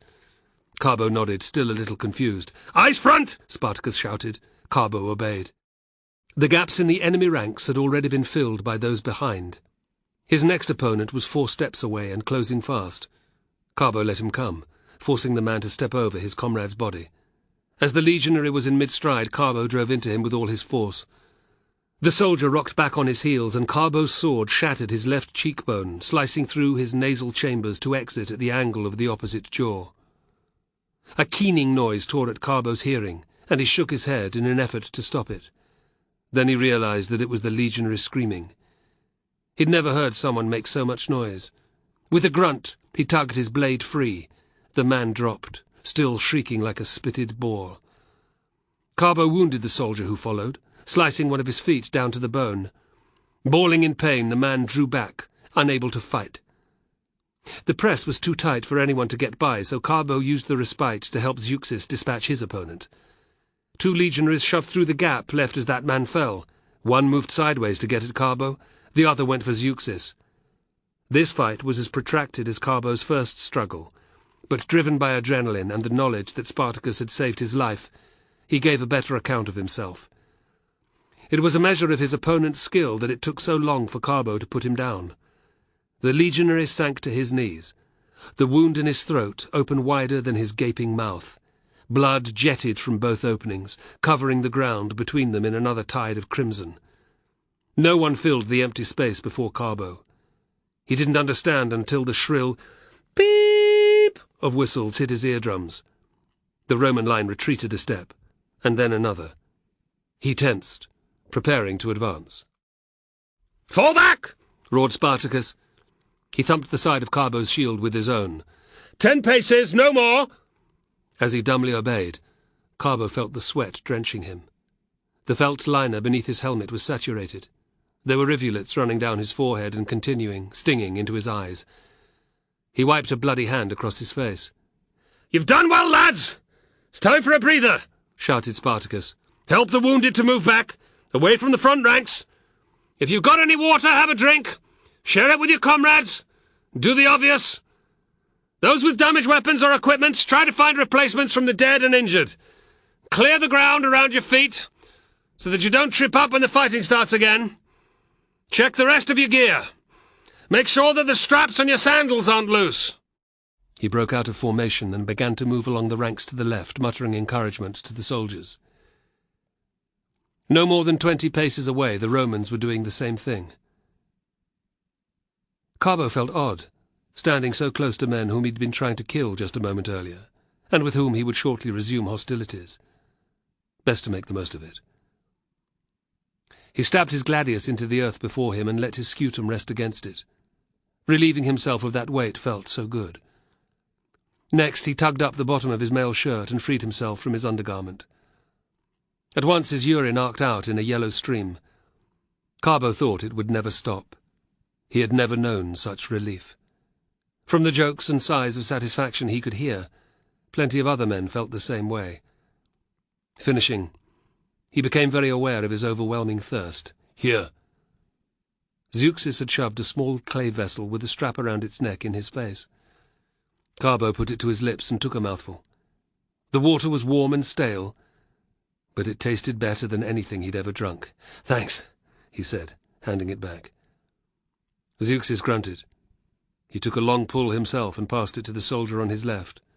He leaned back towards Carbo. "Never thought I'd stand this close to Spartacus in battle, I can tell you." "He's some warrior, eh?" "It's like watching a god take to the field." The yaw in Zeuxis' voice was palpable. "I'd be a dead man if it wasn't for him." Carbo undid his chin strap and took off his helmet. He let it drop. "I saw some of that fight. Sorry, I couldn't help. I was a bit caught up. It's all right." Carbo pulled off his liner and wrung it out. Streams of water ran between his fingers. A light breeze tickled his soaking hair. It felt wonderful, but he jammed the felt back on his head and put on his helmet again, tying the strap securely. "You been in the army long?" "I joined before the battle against Relentless. Martian here." He jerked his head at the man to his left. "Came along at the same time, so did most of our contubernium. And you?" "I was in the Ludus with Spartacus." Zeuxis' mouth fell open. "Really?" Carbo nodded. "So you took part in the attack on Glaber's camp, and the fight at the villa when Cosinius was caught naked?" Carbo grinned. "I was there." "Hear this, Martian!" He muttered a few words to his comrade, who gave Carbo a look of awe. "Those were the days, eh?" said Zeuxis, "when we won every fight." Carbo gave him a grim smile. "With the gods' help, this could be another one." Zeuxis' eyes flickered away from his. "Let's hope so." Spartacus came hurrying back to his position. "Ready, lads?" "Yes!" Carbo shouted, his voice one of hundreds. Tugging his gladius free, and picking up his shield, he scanned the enemy lines. The legionaries were moving closer together, and he could hear their officers roaring at them to prepare to advance. "Let's hit them hard, eh?" said Spartacus to Carbo. "Of course." His heart began to race again. "The left flank looks to be holding its own from what I can see, but I've got no idea how things are on the right or what the cavalry have achieved. To be sure of victory, we have to break through here." The pressure mounted. "I'll do my best." "I know you will." Spartacus flashed him a smile, and Carbo's devotion to him grew yet stronger. "Ready! Charge!" roared Spartacus. They pounded forward at the Romans, who shouted a challenge and broke into a run of their own. Carbo was more prepared for the fight this time. His eyes narrowed as he noticed the man closing in on him had a limp. He was already injured, a weakness to exploit. As their shields cracked against each other, and they both began to push, Carbo hacked down at his opponent's sandals. There was a loud cry as the tip of his blade connected with the toes on the man's left foot. It was only a small wound, but it was painful enough to make the legionary lower his guard a fraction. Carbo raised his gladius and shoved it forward around the other's scutum. There was a heartbeat's delay, and then it punched through the iron rings of the man's mail shirt. It sank deep into his belly, and his mouth opened in an O of pure shock. Carbo twisted the blade as he'd been taught, and wrenched it free. "Show the turn that hurts!" screamed the legionary. He dropped his shield and clutched a hand to the bloody hole in his mail. Carbo smashed his scutum forward, knocking his opponent into the soldier immediately behind. "Forward!" shouted Spartacus. Blood pounding in his ears, Carbo advanced 2 steps, then another. Despite the protests of the man to his rear, the injured legionary staggered backwards. Carbo's eyes shot from side to side. Zeuxis was at his left shoulder, Spartacus was to his right, and beyond him was Taxis. Further out, their comrades also appeared to be moving forward. His heart leapt. He took another step. "Forward!" roared Spartacus again.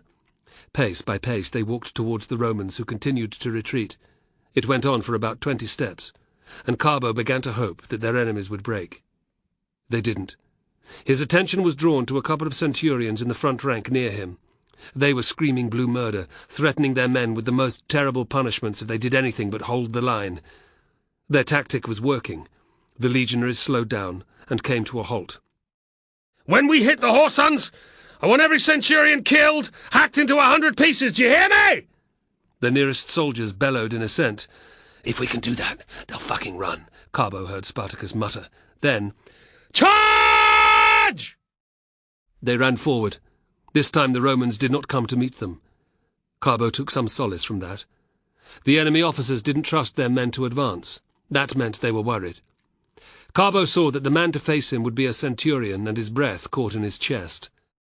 The previous bouts he'd fought would be as nothing compared to this. Centurions were veterans of at least 20 years' service, brave men who led by example, who stuck at nothing to win a fight. He struggled against the first tinge of panic, knowing that if he gave into it, he was sure to die.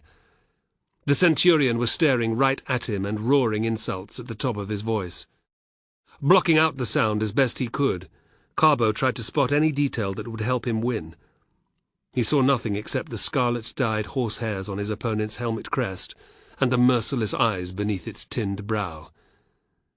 Death was waiting. 3 paces out, it came to Carbo. The centurion was a short man. In turn, that meant that he was a lot heavier than him. Praying that his idea would work, he ducked as low as he could behind the rim of his scutum.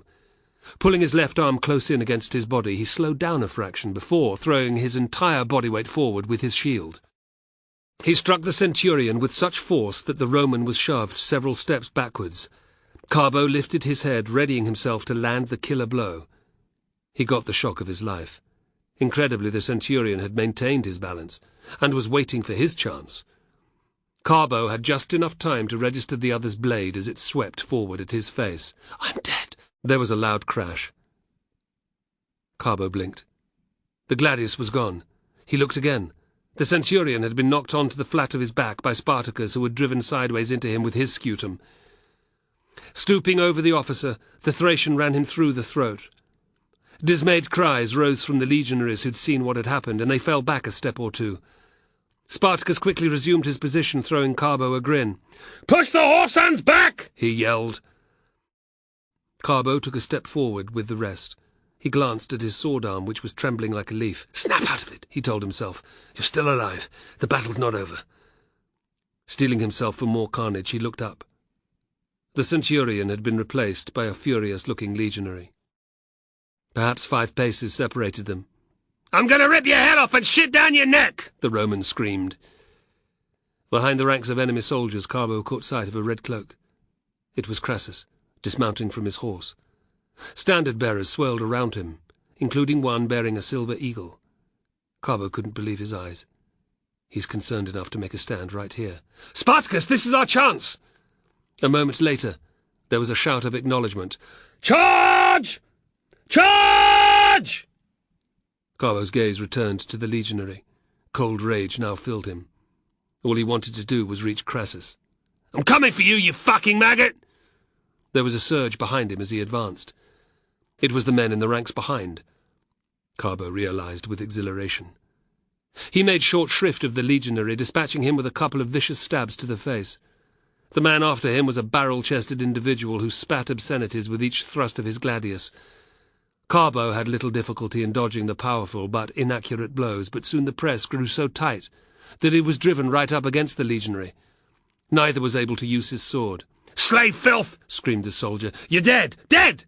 Fuck you!" Carbo let go of his gladius, which, jammed between them, didn't even fall to the ground. With a struggle, he reached around to his left side and tugged out his dagger. Drawing up his arm with great care, he whipped it up above the crush. Panic flared in the legionary's eyes. More curses filled the air, but he could not prevent Carbo from hammering the blade down into his neck. Carbo stabbed him several more times for good measure. Gouts of blood splattered his forearm, his face, the front of his shield. He didn't care. "Crassus, I'm coming for you!" he shouted, spittle flying. But he couldn't move, forward or back.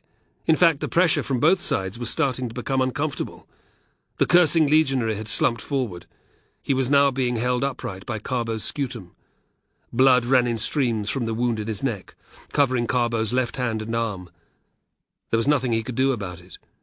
He was glad that the Romans in the second rank weren't trying to get at him. They had to be as tightly compressed as he and his comrades were. "Gods above, what do we do now?" roared Zeuxis. The red mist receded a little. Carbo glanced at Zeuxis, who had also killed the Roman in front of him. "We're stuck!" Zeuxis glowered. "Bloody genius, aren't you?" Fighting a crazy urge to smile, Carbo looked to his right. Unsurprisingly, Spartacus had slain his man. He was helping Taxis to slaughter his opponent. Carbo waited until it was done. "What do we do now?" Spartacus's head turned. His face and helmet were covered in blood, and his eyes had a mad gleam to them. Carbo had difficulty holding his gaze. "We'll have to withdraw a few steps. The sheep-fucking Romans won't do so, that's for sure. This kind of stalemate suits them. Crassus will be trying to wear us out." Carbo was suddenly aware that his muscles were screaming for a rest. "Fall back!" cried Spartacus. "Fall back! 10 steps! Only 10! Pass the word along!" Carbo leaned over to Zeuxis. "Tell your mate to spread the word. We're to pull back 10 steps, no more." Zeuxis nodded and did as he was asked. Spartacus was doing the same to Carbo's right. Soon the air was filled with the shouted command. As the men in the ranks behind realized, they began to shuffle backwards. Feeling the pressure on his chest reduce, Carbo sucked in a deep breath. He gripped his gladius again and took a couple of steps away from the big legionary. The man's corpse slumped to its knees. A heartbeat's delay, and it toppled onto its face. Carbo tensed, preparing himself for an enemy charge. But it didn't happen. Keeping in line with Zeuxis and Spartacus, he walked back 6, 7, 8 more paces. "Halt!" roared the Thracian. His command was obeyed. Carbo saw Spartacus eyeballing the Romans, but they did nothing. They had to be grateful for the breather too, he thought. "Pull back another 10 steps!" Carbo glanced at Spartacus in alarm. "Why?" he hissed. "I need to see what's going on at the flanks. This is the only damn way I can do it."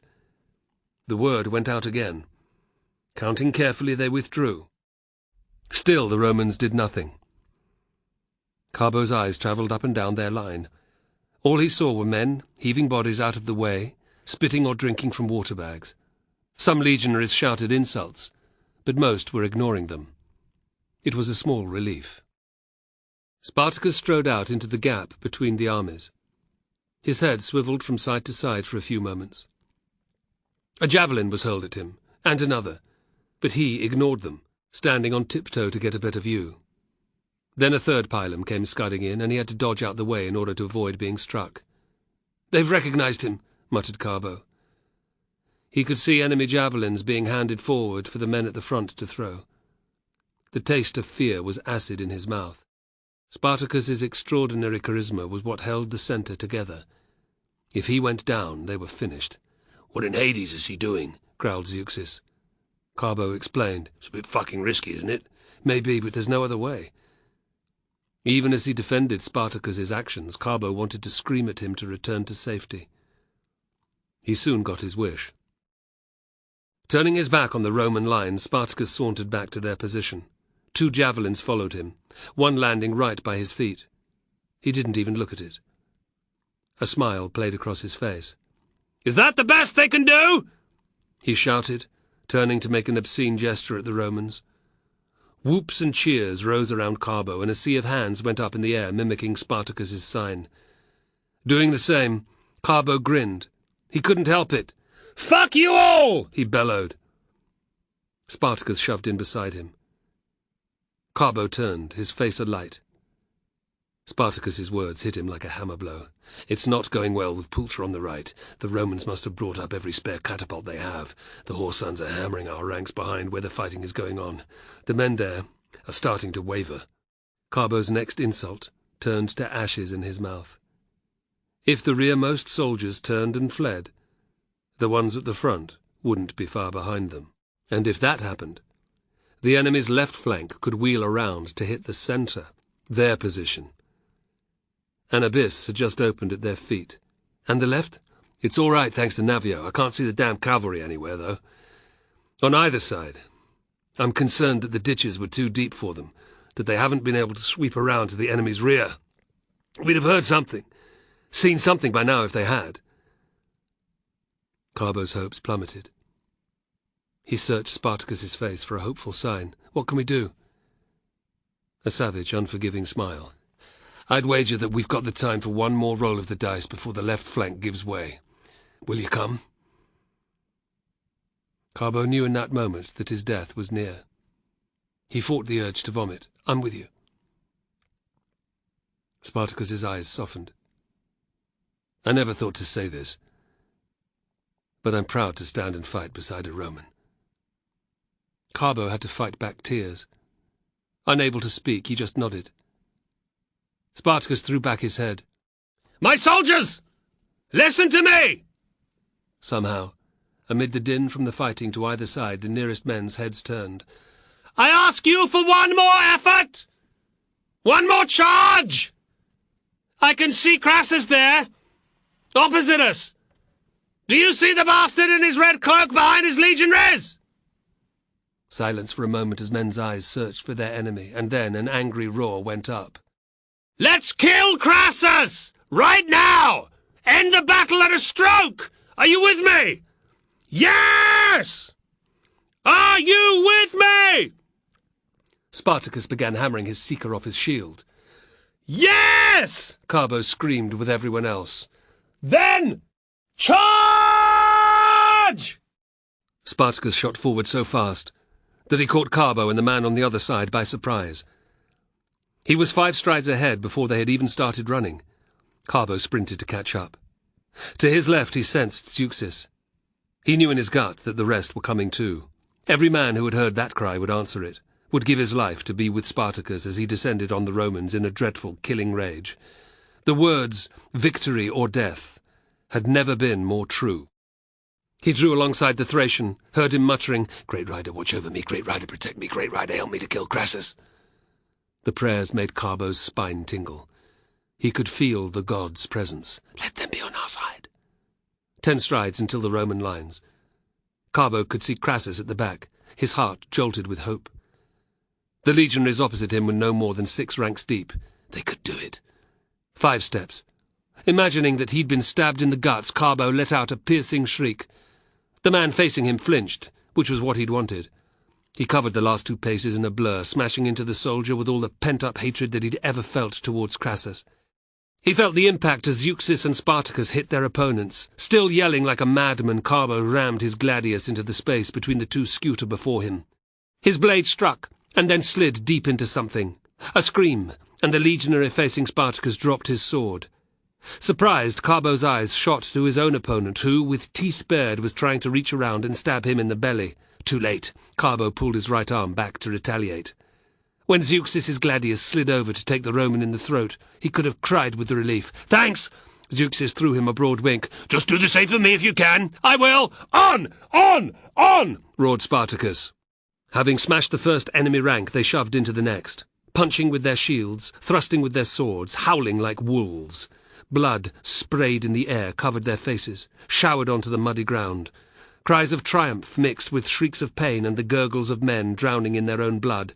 They pushed forward another hard-fought 2 steps. A few paces to his left, Carbo saw a legionary lose an arm to a sword cut. With a stunned expression, he raised the stump into the air, showering his comrades in crimson liquid. As if he'd only realized what had happened, an inarticulate wail left his throat. Those of Spartacus's soldiers who could see laughed and jeered. The man wasn't just useless. He was now a danger to his comrades. It didn't take long for a legionary to stab the unfortunate in the neck from behind and step over his body to fill the gap. Carbo was vaguely aware that Spartacus was fighting another centurion, but his next opponent was a skillful legionary who preempted his every move. For long moments they each batted their shield off the others and thrust at one another's faces to no avail. Carbo's throat was so dry that he couldn't shout any more. His arms kept moving of their own volition. Punch, thrust, but he began to feel as if he were no longer within his body. Deep inside his head, a voice was screaming at him to come back to reality or he'd end up dead. But it was more than Carbo could do to obey. To his surprise, the legionary's gaze shot to his left. A gasp of dismay, the briefest moment of hesitation. Carbo didn't know what had caused the distraction, but he took his chance, ramming his gladius into the soldier's open mouth so hard that the blade ran out of the back of his neck. Gouts of blood and pieces of broken tooth flew into the air, making a terrible, choking noise. The legionary dropped out of sight. Carbo glanced first to his left. Zeuxis was still there. Beyond him, so too was Martian. A look to his right, then. Creeping exultation filled him. The centurion was down, screaming. They had broken through another rank. A stifled gasp by his side doused his joy like a lamp that is suddenly snuffed out. His head turned. Wincing, Spartacus met his gaze. Blood was running from a cut on his forehead into his eyes. "The bastard got me, Carbo! That's only a flesh wound, not that! In my sword arm!" Time stood still. Carbo wanted to weep, but he had no tears. "Can you fight?" "For a while." A shout to his front dragged Carbo's attention back to the fight. This time, an Optio was coming for him. "I'll kill you too, cocksucker!" Then he saw the fresh legionaries piling in behind the back ranks, and his heart sank. There were now at least 8 rows of men between them and Crassus. Even if Spartacus had been uninjured, they might not have been able to reach him. As it was, they had no chance. He met the Optio's shield with a fierce drive of his own. To Spartacus, "We've got to pull back!" "Never! We can still kill that son of a bitch, Crassus!" Carbo parried a gladius thrust by raising his scutum. In return, he lunged forward with his blade. Withdrawing, he looked again. Crassus now looked as far away as the moon. It was asking the impossible even to try. He wasn't going to leave Spartacus, though. Never. A strange madness took him. "All right, then. Crassus! Crassus!" He saw the ornate helmet turn, saw the arrogant expression he'd seen in Rome. Hatred twisted his guts. "We're coming for you, Crassus!" It gave Carbo the most intense satisfaction to see a flicker of fear pass across the general's face. Punch! The Optio's shield boss smacked into him. Carbo was driven back a step. He fought not to fall over. "Think you can kill our general?" roared the Optio. "You got to get through me first!" Bellowing with rage, Carbo went on the attack. His speed caught the officer by surprise, and he managed to slice open the Roman's cheek, a minor but painful injury. Encouraged, Carbo pressed forward. "You're crazy!" spat the Optio. "Don't you know when you're beaten? Piss off! Take a look around, you fool! You're almost alone!" The back of Carbo's throat filled with acid. The Optio pulled back a step, as if to invite him to check the veracity of his words. At first glance, all seemed well. Taxis was still on Spartacus's far side. Carbo could see other soldiers beyond. Then his head turned to the left. Horror filled him. Zeuxis was still on his feet, but the deep gash on his neck told its own brutal story. Martian was there, ducking to avoid the thrusts of a bearded legionary, but that was it.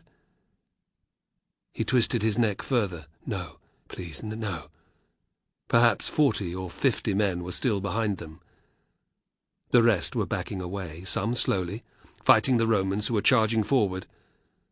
But the majority had turned to run. Shields and swords already littered the ground. Despair took Carbo. The dream was over. "Convinced?" The Optio swept forward, lunging with his gladius. Carbo spun back, raised his guard, too late.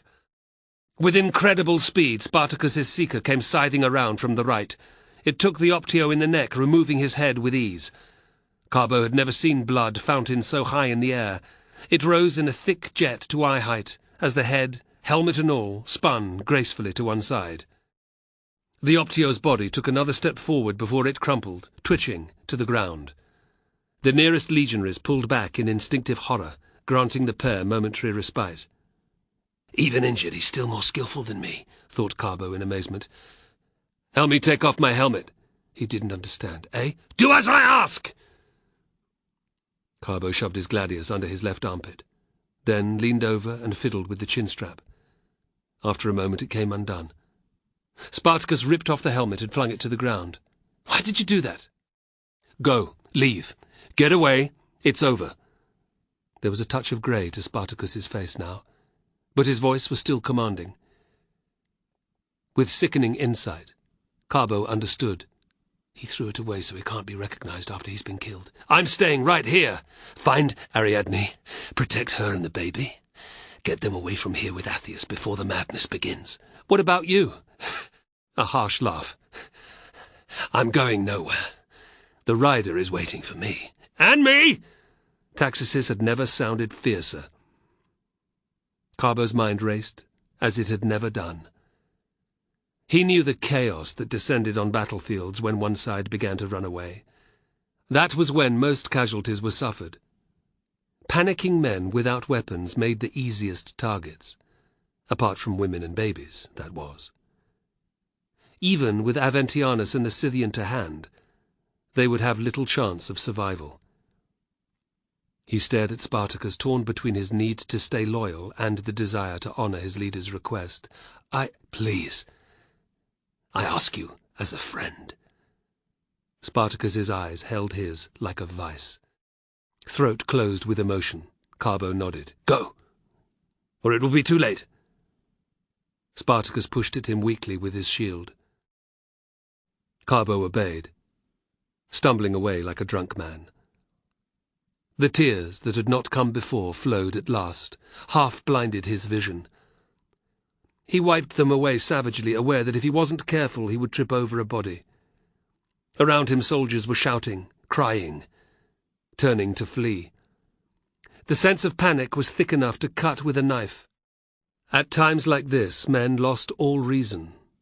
If he went down, he'd be trampled into the bloody earth. Carbo didn't care about himself, but he had to save Ariadne and Meron. He'd given his word. Gripping his sword and shield tightly, Carbo began to run. With every step, shame cut at him like butcher's knives. He had abandoned Spartacus, who had saved his life so many times, left him to his death. Carbo did not look back. Chapter 19.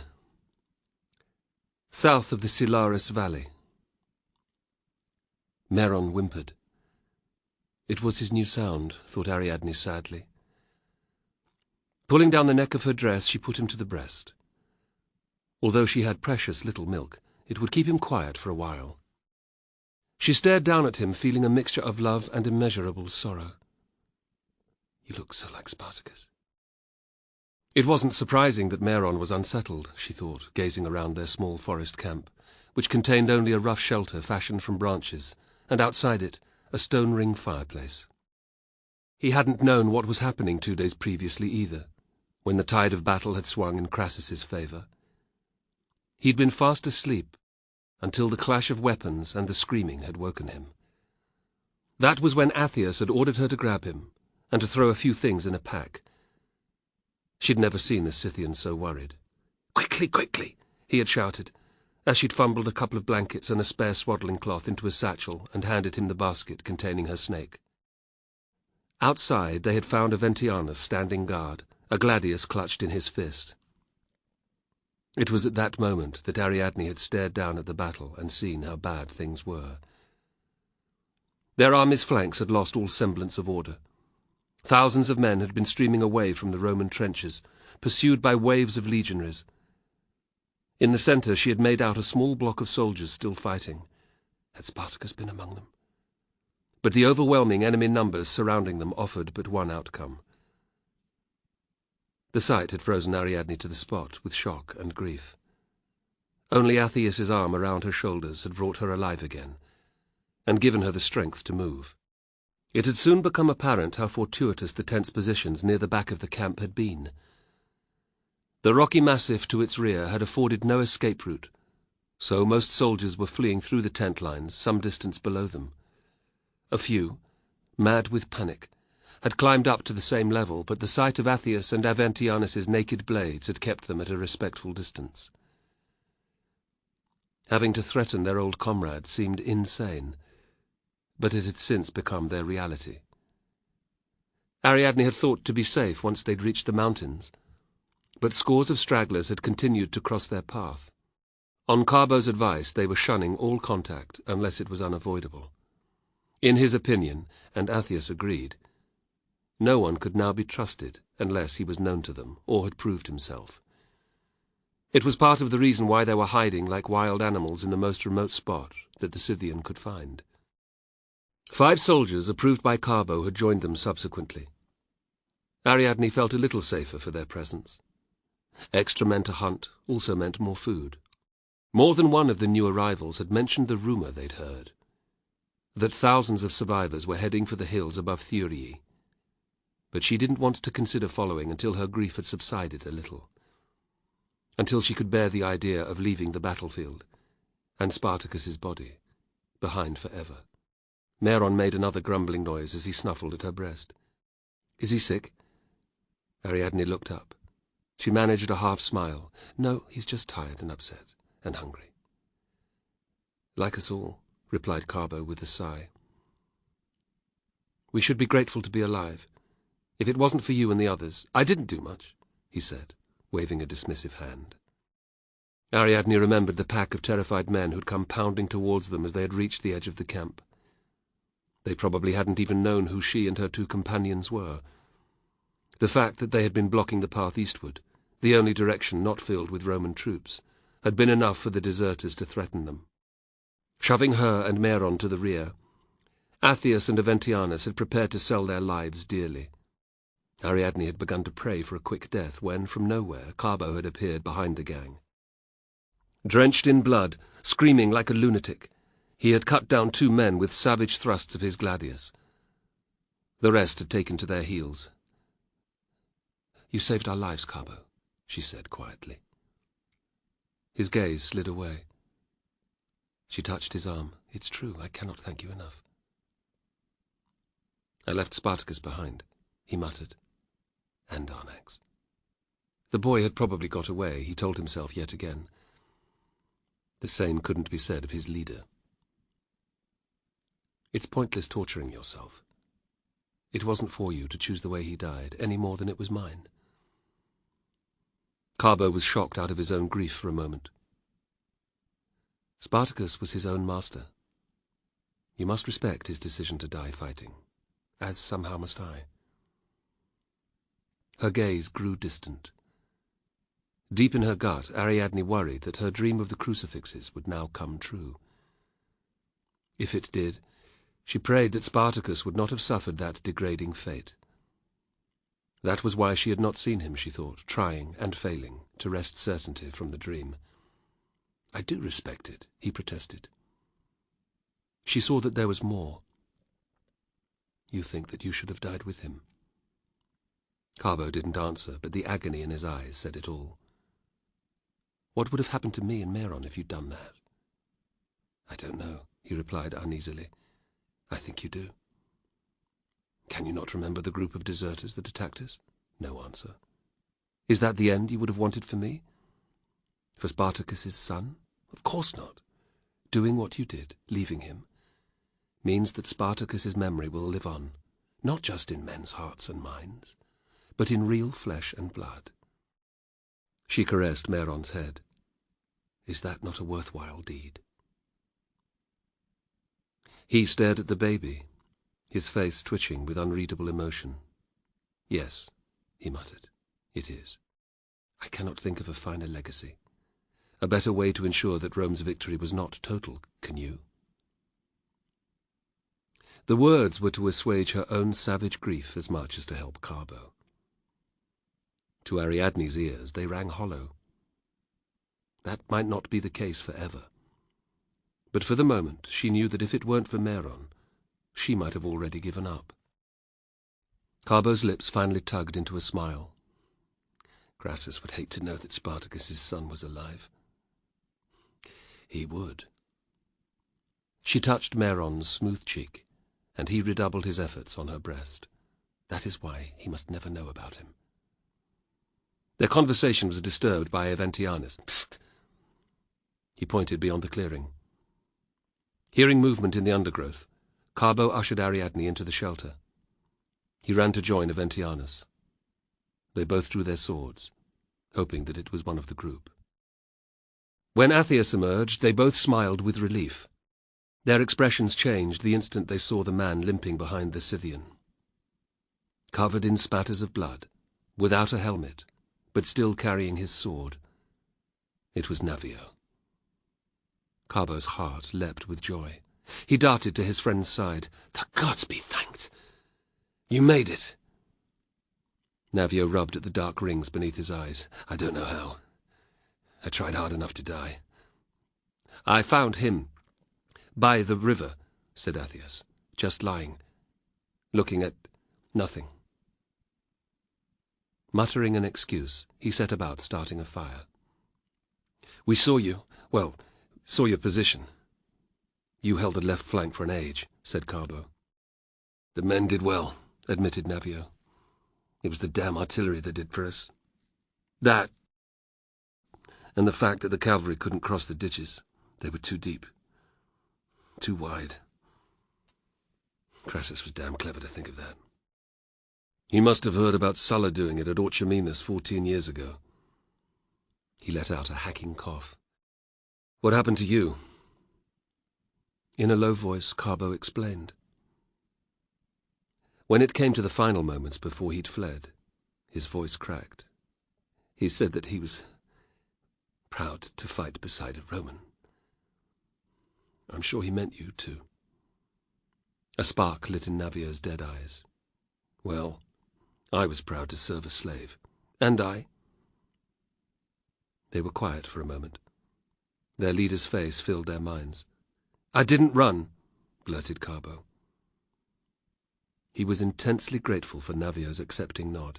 He asked me to go, to see that Ariadne and the baby were safe. Ariadne's here, cried Navio. I am. And Meron. I've just put him down for a sleep. She ducked out of the shelter and approached them, smiling faintly. I'm glad that you survived, Navio. He gave her a respectful half-bow. Jupiter be praised that you and the baby are unharmed. Athias first, and then Carbo. I had not thought to hear even more good news. Since waking after the battle, I've wondered why the gods let me live. Now I know. Tell us your story, urged Carbo. Navio studied each of their faces and then looked away. We had held our ground for some time, which was no mean feat, considering how many troops Crassus threw at us, and the fact that the cavalry couldn't help. Things got worse when the enemy's artillery's volleys suddenly got heavier. Maybe it was as the left flank was giving away, I don't know. One thing was certain, though. The bastards didn't mind hitting their own men. The barrage went on and on. My troops withstood it for a time, but they finally cracked. I couldn't hold them. In a situation like that, no one can, said Carbo. That doesn't make it any easier, said Navio with a heavy sigh. I managed to rally together about 30 soldiers, and we kept fighting. It didn't take long for most of us to be cut down. His eyes went dark. I was left with a man either side of me. I felt like Horatius on the bridge, except there was no river to jump into. A rock must have hit me soon after that and knocked me unconscious. When I woke up, I found that my helmet was split in two. There was a body half across me. It was dark. The battle was over. I could hear men screaming, begging to die. Checking that there were no Romans about, I managed to get up. I began searching for anyone who might have been trapped like me. All I found were those heading for Hades. I helped more than a few of them on their way. I wandered like that for a long time, hoping that I'd be discovered and killed. And there was no point in living after what my soldiers had done. After we'd lost. His eyes flickered to them. I feel differently now, but at the time... I can imagine what you must have been going through, said Ariadne with feeling. If it weren't for Meron. So can I, said Carbo. What happened next? The most crazy thing. I found Spartacus's helmet. It had to be his.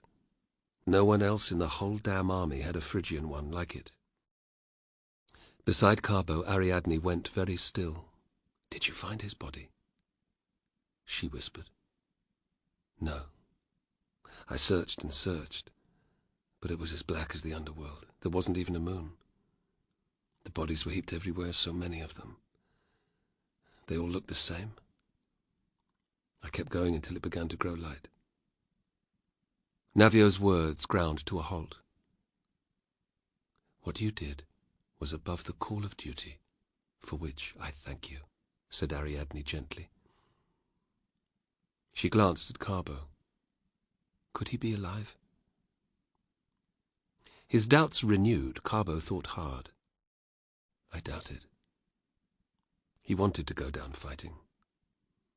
Without a helmet, the Romans wouldn't have known who he was. They would have just killed him like any other of our soldiers. But you can't be sure. You didn't see him fall. Carbo felt even worse. No. Navio also looked stricken. I would have continued my search, but there were groups of legionaries spreading out through the area. They were killing anyone still left alive. I had to crawl on my belly for an age to make sure that they hadn't seen me. Guilt redoubled in Carbo, clawing at his mind and heart.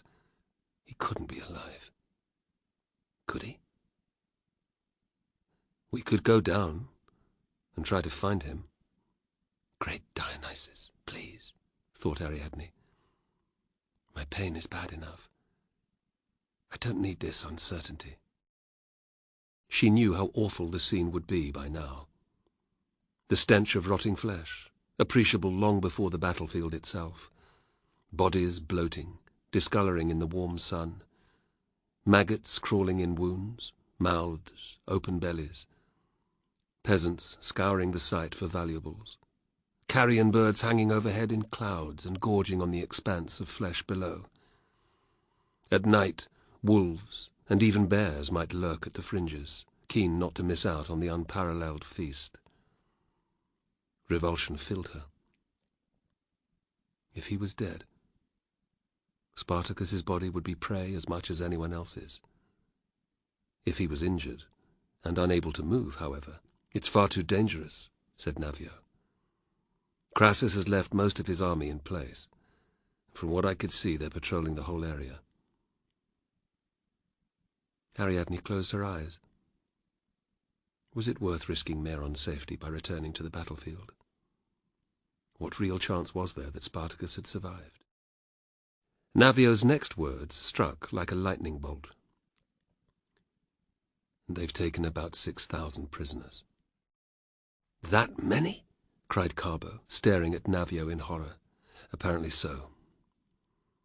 I heard some patrolling legionaries talking when I was hiding among the bodies. On Crassus's orders, they are to be marched to Capua and crucified on the Via Appia, all the way to Rome. In that instant, every terrible detail of Ariadne's dream came back to her. It was true. Dionysus must have sent it. Thank the God she had never mentioned it to a soul. That there would be crucifixions was unsurprising. It was a common enough fate for slaves who had committed a serious crime. But the sheer number was almost beyond belief. We have to act, said Carbo. Navio's eyebrows rose. What are you suggesting? I don't know, Carbo shot back. But imagine if Spartacus was on a cross, or Egbeo, Taxis. We can't kill 6,000 men. Navio's tone was sympathetic. I won't do nothing, cried Carbo. In unison they looked to Ariadne. You want my approval to go? She asked. I don't want to leave you and Meron, said Carbo. You won't be. Her meaning crashed down on Carbo. You're not coming with us. Try and stop me. There might only be a tiny chance that Spartacus has survived, but that's enough for me. Ariadne's concerns about her dream had changed. What if Egbeo had been trying to reveal that her husband was nearby? At the very least, I have to see the crosses for myself. All of them? Asked Navio in disbelief. I don't know, maybe. Oh, this is insane, muttered Carbo. But part of him felt the same way. It's more than 120 miles from Capua to Rome. There will be regular pickets of soldiers. They might even be stationed on the road to make sure that no one interferes with the victims. If there was the tiniest possibility that your father or brother were down there, what would you do? She snapped. Navio's mouth worked, and he looked at Carbo. If we do this, Ariadne, said Carbo, it's going to be done our way. You, Meron and me and Navio will go, no one else, it's too dangerous. Athias would attract attention. And so would a group of male slaves wandering the roads this soon after the battle. You'll have to leave your snake as well. Being Romans of a certain class, Navio and I will get by any roadblock. You'll just be a slave belonging to one of us. No one will care about the baby." He glared at Ariadne, expecting her to argue. But she nodded meekly. "We leave at once. It's 75 miles to Capua from the river Silaris, and Crassus has a head start on us of at least a day." The Via Appia, between Capua and Rome. Crassus had been in a jubilant mood for a number of days, ever since the battle, in fact. He smiled broadly as the first nails were hammered in and the screaming began. "This is what victory tastes like," he thought, nodding and waving to the crowd. He was sitting on his horse not far from Capua's walls, supervising a group of his soldiers as the process of crucifying the captured slaves began. Hundreds of the city's inhabitants had gathered to watch. In the moments prior, he had bade them welcome and ordered fistfuls of coins and loaves of bread thrown to them. They had cheered him then until their throats were hoarse. Now they jeered and hurled insults as the first victim was fixed to the crossbar and hauled on to the upright portion of his cross. Soon Caepio indicated that the procedure was complete. "Such a fate awaits every enemy of Rome," declared Crassus. More cries of approval. "This miserable specimen is but one of the 6,000 pieces of shit who will end their days in agony. They will die thirsty, sunburned, and covered in their own filth, all the way from here to Rome. Every slave who sees them will put any thought of treachery from his mind." Crassus paused, enjoying the acclaim that washed over him. "Some of you may have heard that thousands of the slaves escaped, that they fled into the mountains and to the north. Rest assured that the rats will have no bolt-hole to call safe. As I speak, no fewer than 6 of my legions are scouring the lands to the east and south of here. Any slaves found without an owner to speak for them will be killed on sight." Another rousing cheer. He was grateful that no one asked where Spartacus was. He'd been spotted near Crassus's position for much of the battle, but no one could remember seeing him after the slaves had broken. He had ordered his soldiers to look for the Thracian among the fallen, but searching for one man amidst 10,000 corpses was no easy feat. Given the Thracian's predilection for leading from the front, it seemed unlikely that he had survived. However, despite his best efforts, Crassus had no proof. This irked him immensely. "The rabble that went north will soon get a nasty surprise. Pompey and his soldiers have reached Italy, and no doubt they will give the scum short shrift." He was pleased that the crowd's response was a trace more muted than it had been for his announcements. In his benevolence, Crassus even wished Pompey well with his tiny mission. What would be remembered was his glorious effort in crushing Spartacus's main army, not the pathetic part played by his rival in mopping up a fraction of those who had survived. Lucullus's legions would have nothing to do at all. It was unfortunate that Pompey was closer to Rome than he was. He longed to ride to the capital at once, to ensure that his side of the story was heard first. Crassus could almost hear the adulation of the city's population, and the fawning thanks of the senators. But his triumphal arrival would have to wait. Despite his claims that the rebellion was over, there was still some fighting going on. Some of the slaves had not given up. The back of their resistance had to be broken before he could entirely relax. There would be undoubted advantages to marching on Rome after the completion of the 6,000 crucifixions, when the spectacle was complete. Crassus could not think of a better way to impress the populations of Latium and Samnium. Everywhere he went, crowds would come to see him. The sight would cement his reputation. People would speak of the gruesome display for years to come. It would be the greatest number of crucifixions that the world had ever seen, and would show the Republic that he was the man to lead it into the future. The consulship for next year beckoned. "Ready for the next one, sir?" asked Caepio. "Indeed. Get the bastards in the air as fast as you can." Crassus waved a languid hand. "The parties that have gone ahead are to start as well." "Very good, sir." Caepio barked an order. and a messenger rode off to the north. Crassus watched contentedly as the soldiers, a group of slaves in their midst, marched 40 paces on. He had the feeling that Caepio disapproved of the number of crucifixions. The old sod probably thought it was a waste of men who could be used in the mines, or as labourers for a Roman army in the field. But he didn't care. He knew best, as he always had. It had taken the trio 6 days to reach Capua, better time than Carbo had expected. Carrying Meron had proved to be exhausting for Ariadne, and their initial progress had been much slower than he'd wanted.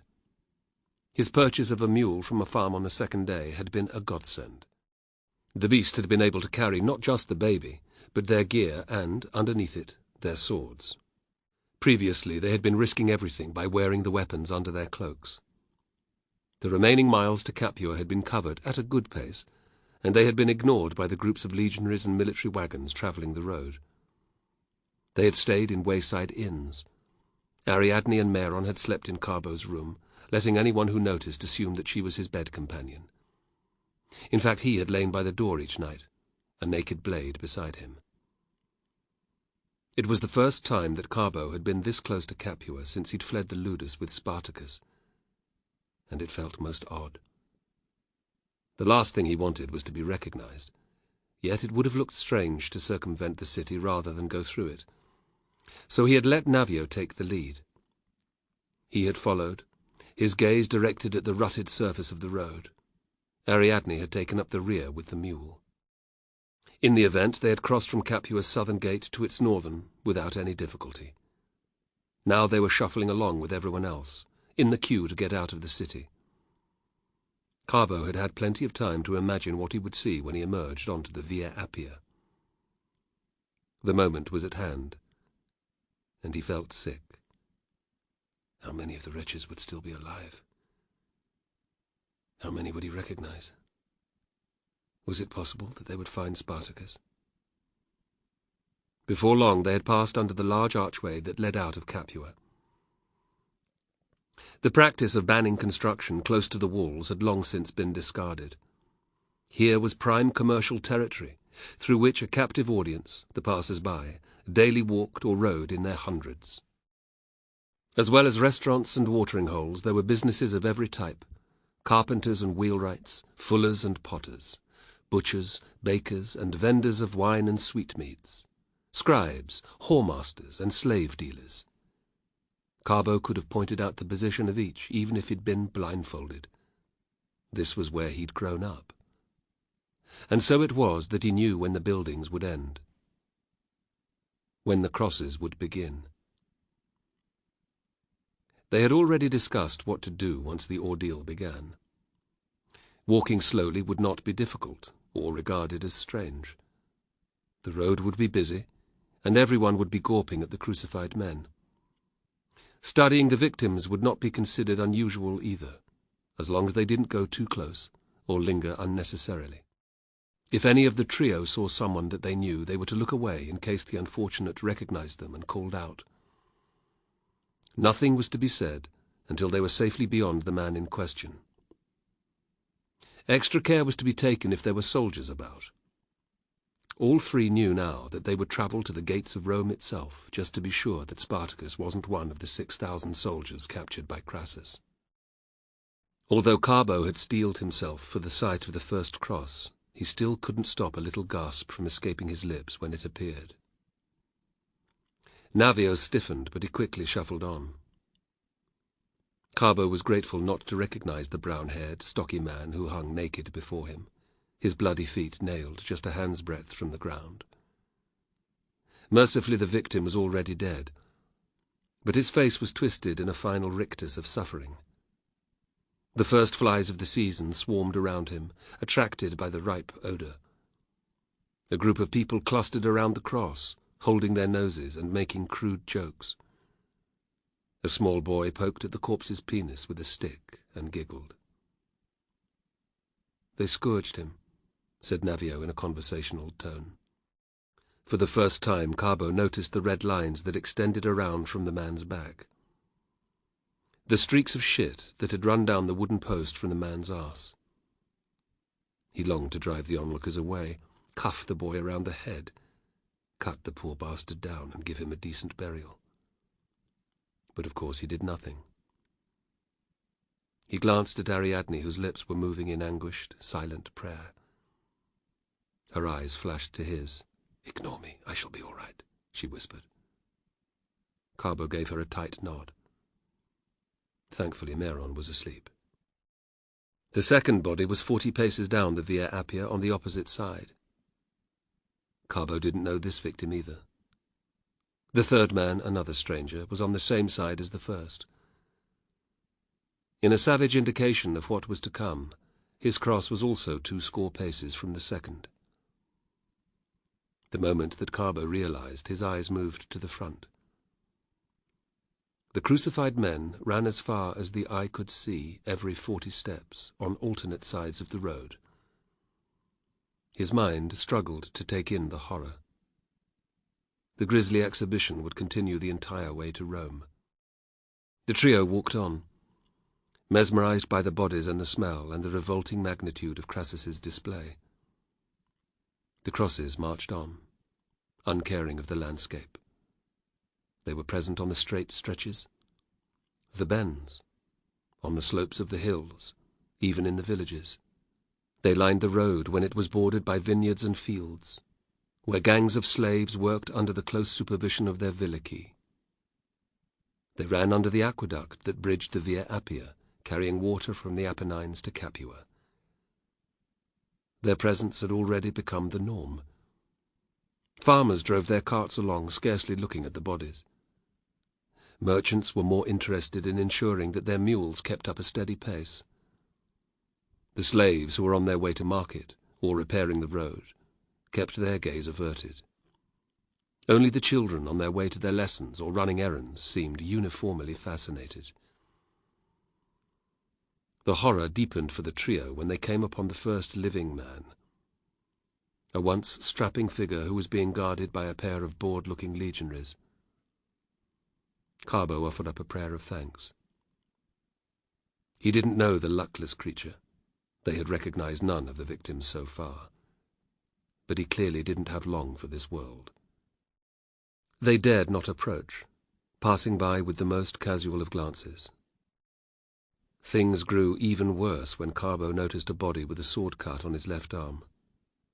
It would have prevented the man from holding himself up at all, and granted him a quick death. Could that be from the battle? Maybe. Navio sounded as tormented as Carbo felt. But he's the first wounded one I've seen. Carbo told himself that this meant Spartacus could not be on a cross. The injured would have died on the battlefield. He hoped that Ariadne thought the same. Ariadne had heard about crucifixion, but she had never seen the practice with her own eyes. By the time the sun began to set, she had seen it hundreds of times over. The reality of it would live with her until her dying day.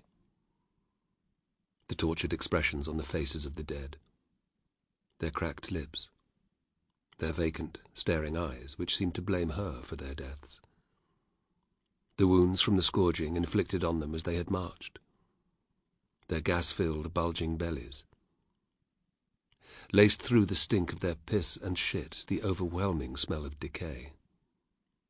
Everywhere the flies, the scrawny dogs that hung about, clearly responsible for the gnaw marks on some of the body's legs. The passers-by with their cruel comments.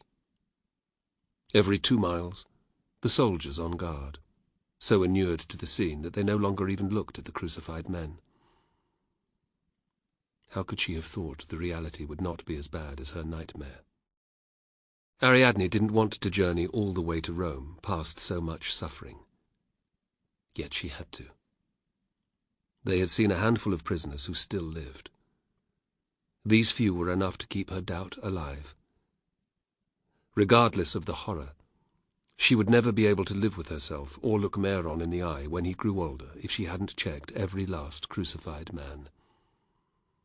Her husband deserved no less respect, so she walked on, in a daze of revulsion at what Crassus had done. They had heard that the general was some 2 days' march ahead of them, supervising the erection of many of the crosses himself, the whoreson. "Help me, please." At first Ariadne thought it was Carbo's voice. Then she heard it again, from her left. Shock filled her as she realized that the wretch on the nearest cross had spoken. Gods above, no. A quick glance up and down the road revealed that there was no one about. "Navio, keep a lookout. Carbo, get over here." Even as he turned, Ariadne was darting to the man's side. "Ekbeo." The big Thracian's head lifted. He showed no sign of recognizing her. "Help. Water." Carbo fumbled the strap of his water carrier from around his neck. Uncapping it, he held it to Egbeo's mouth. The Thracian was so weak that most of the liquid dribbled back out of his mouth. Carbo persisted, but Egbeo didn't seem able to swallow. Eventually he gave up, and Egbeo's head slumped back down. "He's nearly gone," whispered Ariadne. Carbo's face was full of helpless rage. "Look." He pointed at the nails transfixing Egbeo's wrists, which had been driven in flush with his flesh to make them impossible to remove. "We can't even take the poor creature down to let him die a more natural death." A sharp whistle from Navio. "Someone's coming." Ariadne reached out and touched Egbeo's face. "The rider is waiting for you. Go well. We shall always remember you." She saw Carbo reach for his dagger. "No! If you're seen doing that, we'll have every legionary within 20 miles after us. You can come back later when it's dark. He'll be dead by then." "He's almost dead now," hissed Ariadne. Carbo's fingers fell reluctantly to his side. "Come on." Without looking at Egbeo again, Ariadne hurried back to the mule which was grazing the grass on the verge. They moved off. Soon they encountered the small party that Navio had spotted. The travellers passed by with cordial greetings. At once the trio's eyes returned to Egbeo. His head seemed to have lifted, which made walking away even harder. Yet Carbo was right. By the time darkness fell, Egbeo would have passed into the other world. It felt cruel beyond belief leaving him to die alone on a cross. But to have done otherwise would have risked all of their lives. Egbeo would have understood. Or so she hoped. If Spartacus had known that so many of his soldiers would die in such a manner, would he have crossed the Alps? She wondered. The answer was still a resounding no. He had known throughout what might happen. Wasn't that half the reason he had staged the Munas with the Roman prisoners? "Martian!" cried Carbo. He tore to the far side of the road where a black-haired man with deep-set eyes hung from a cross. Rank-smelling liquid ran from a terrible cut in his belly. Checking that the travellers had gone around the next bend, Ariadne and Navio followed. "He's still alive," whispered Carbo. He reached out and brushed the hair that hung over Martian's face. "Can you hear me? It is I, Carbo, who stood near you during the battle." Ariadne paled. Near Spartacus too, then. Martian's breathing, which was loud and rasping, checked.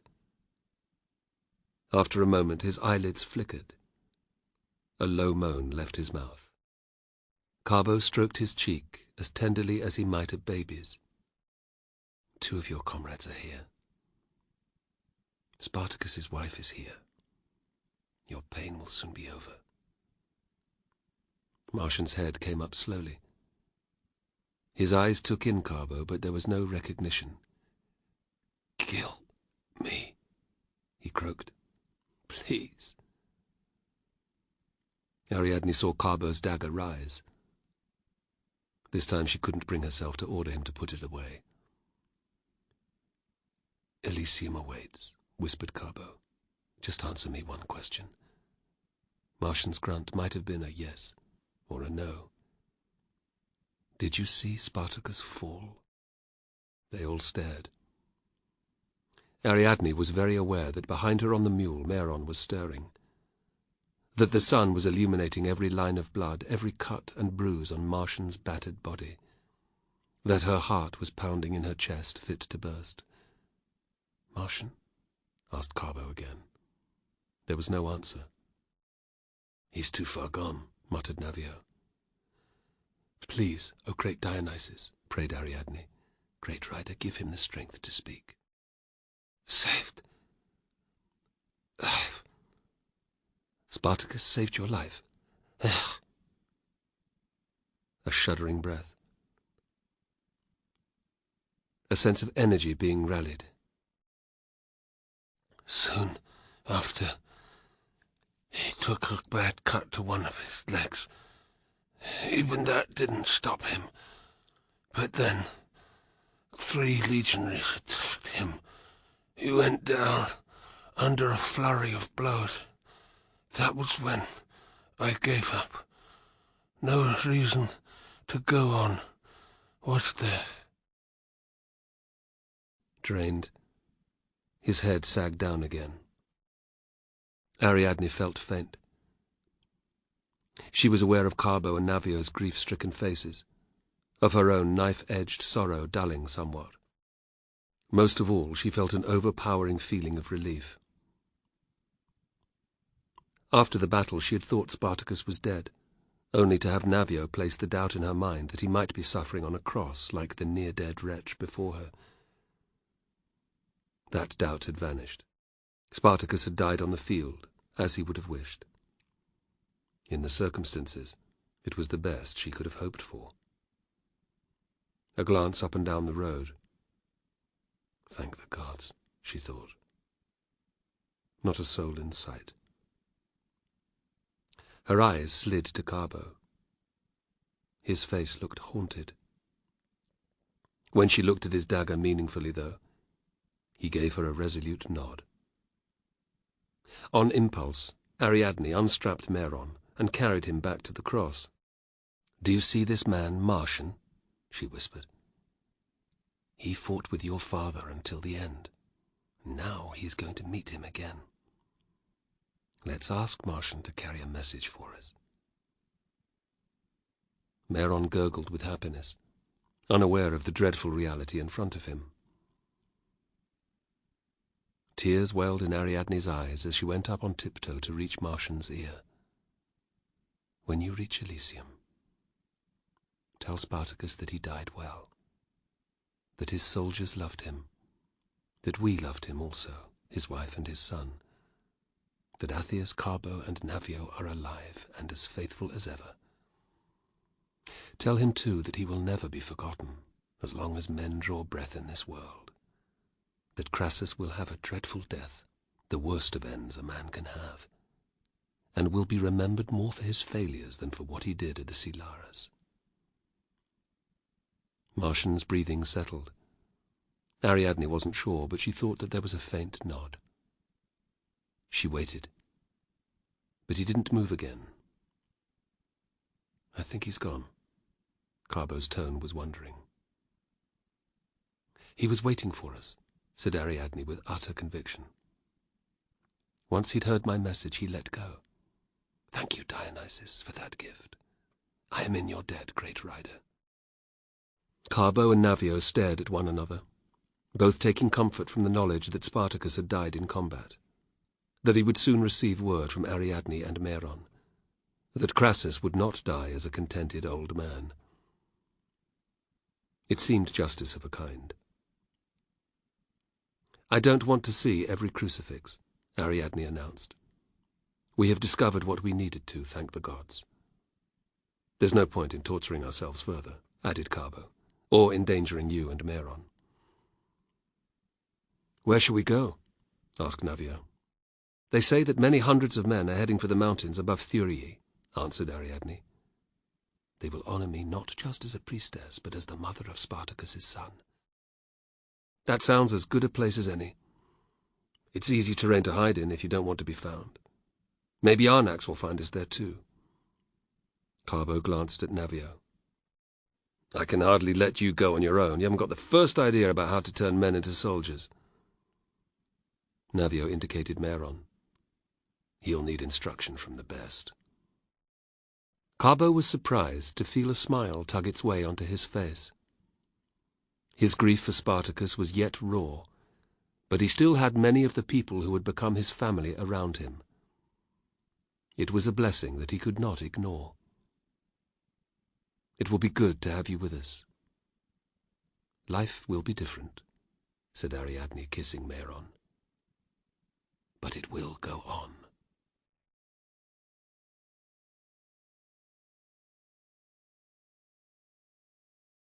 Author's Note. It doesn't seem more than a few months ago that I sat down to write what I thought would be one book about Spartacus. Over a year later, I find myself at the end of a second novel, bereft of the presence of a man whom I've always admired, but have come to regard even more highly. During this time, I've lived and breathed little else than things to do with Spartacus, even travelling to Italy to journey in his footsteps. Nearing the end of the second book, and the final battle therein, was something that I came to dread, because of the well-known outcome. Committing the scenes to paper, screen, was an emotional experience, yet one of the best periods of writing that I have experienced. I wrote the final 15,000+ words in about 5 days, often working more than 12 hours a day. The words just flooded out of me, and when I had finished, I felt more drained than I have ever been. I hope that the intensity of my experience is conveyed on the pages throughout the book, but especially in the final sections. This volume takes up Spartacus's tale directly after the conclusion of the first novel. I have tried hard to stick to the known historical facts. Any notable changes are mentioned below, and any errors that you might find are mine. Sadly, only about 4,000 words about Spartacus have come down to us through the tides of time. As I've mentioned before, this is frustrating, but does leave a novelist a great deal of leeway when constructing a story. It would have been good to have more historical material, but it wasn't to be. Crixus and his men faced Gellius's legions on Mount Garganus, today's Promontorio del Gargano. I've shared what details we know of their final battle. I made up the details about the Romans amputating his and his men's hands. The gory munus, celebrated by Spartacus and his soldiers, is known to have occurred, although it was my idea to allow one man, Caepio, a fictional character, to survive. Obviously, Carbo and Navio's mission into Mutina is imagined. So too is the manner, but not the outcome, of the clash against Longinus. A man called Publipor did guide Spartacus and his men through the mountains of southern Italy in the early months of the rebellion, but my fictional version of him comes into the story later on. I do think it's entirely possible that the Romans tried to plant spies in the slave army. This could, as I have written, account for some of Spartacus's failures. Unless one day an historical document is unearthed that gives us Spartacus's actual voice, we will never truly understand why he marched all the way to the Alps, only to turn around and return south. It's no surprise that his reasoning has been the subject of much debate. The subject is covered very well in Professor Barry Strauss's excellent text, The Spartacus War. My incarnation of the man didn't want to give up his army. It's unlikely that he would have heard about Lucullus's successes in Thrace, but for me it gave him a better motive to remain in Italy. It's not clear how Crassus managed to worm his way into command of the Republic's armies, but his wealth and influence would have helped enormously. He was famed for being the richest man in Rome, as well as one of its canniest politicians. It was my decision to describe the young Julius Caesar as one of Crassus's officers, but the suggestion is not unreasonable. He served as one of the 24 military tribunes in either 72 or 71 BC, and there is no mention of him going overseas, which means that he could well have been posted within Italy. Given the slave rebellion that was raging at the time, it's likely in that case that he could have served in Crassus's army. There is absolutely no evidence to suggest that Spartacus ever visited the capital or attempted to assassinate Crassus. I like the idea of him trying, however, and of imagining, what if he had succeeded? I'm tired of receiving emails about wagons not being allowed in Rome during daylight hours, so let me set the record straight. That law was not passed until more than 40 years after the events related in this book. The speed with which Crassus raised his legions and marched south has been exaggerated, but not by much. The punishment meted out to a soldier who had laid down his sword as he dug a trench was not ordered by Crassus, but it did take place some generations before. The decimation I described was carried out by Crassus's specific command. Spartacus did try to recruit pirates to carry some of his men to Sicily. One of them was called Heraclio. I made up what befell Heraclio and his men. We don't know why they never honored their side of the bargain. The manner in which Crassus and his men walked Spartacus's army into the toe of the boot is true, as is so common with ancient transient constructions that have not survived. Its location is hotly debated. Having driven the area, I agree with Barry Strauss's suggestion that the Malia Ridge, which runs east to west across the peninsula, about 50 miles north of the modern-day city of Reggio di Calabria, ancient Rhegium, was the site of the Roman fortifications. Of course, that's just my opinion. The slaves' failed attack on the enemy defences happened. They suffered huge casualties, but then, spurred on by Spartacus's crucifixion of a Roman prisoner, they succeeded in breaking out. There is no evidence that captured legionaries were executed to fill the ditches, but the bodies of men and animals were used for this purpose. The bitter rivalry between Spartacus and Castus and Gannicus throughout is my invention.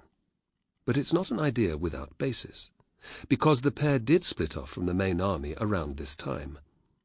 The exact manner of their fate and the location where they met it are not clear, but they were saved once by Spartacus's intervention, as I described, only to go down fighting courageously soon after.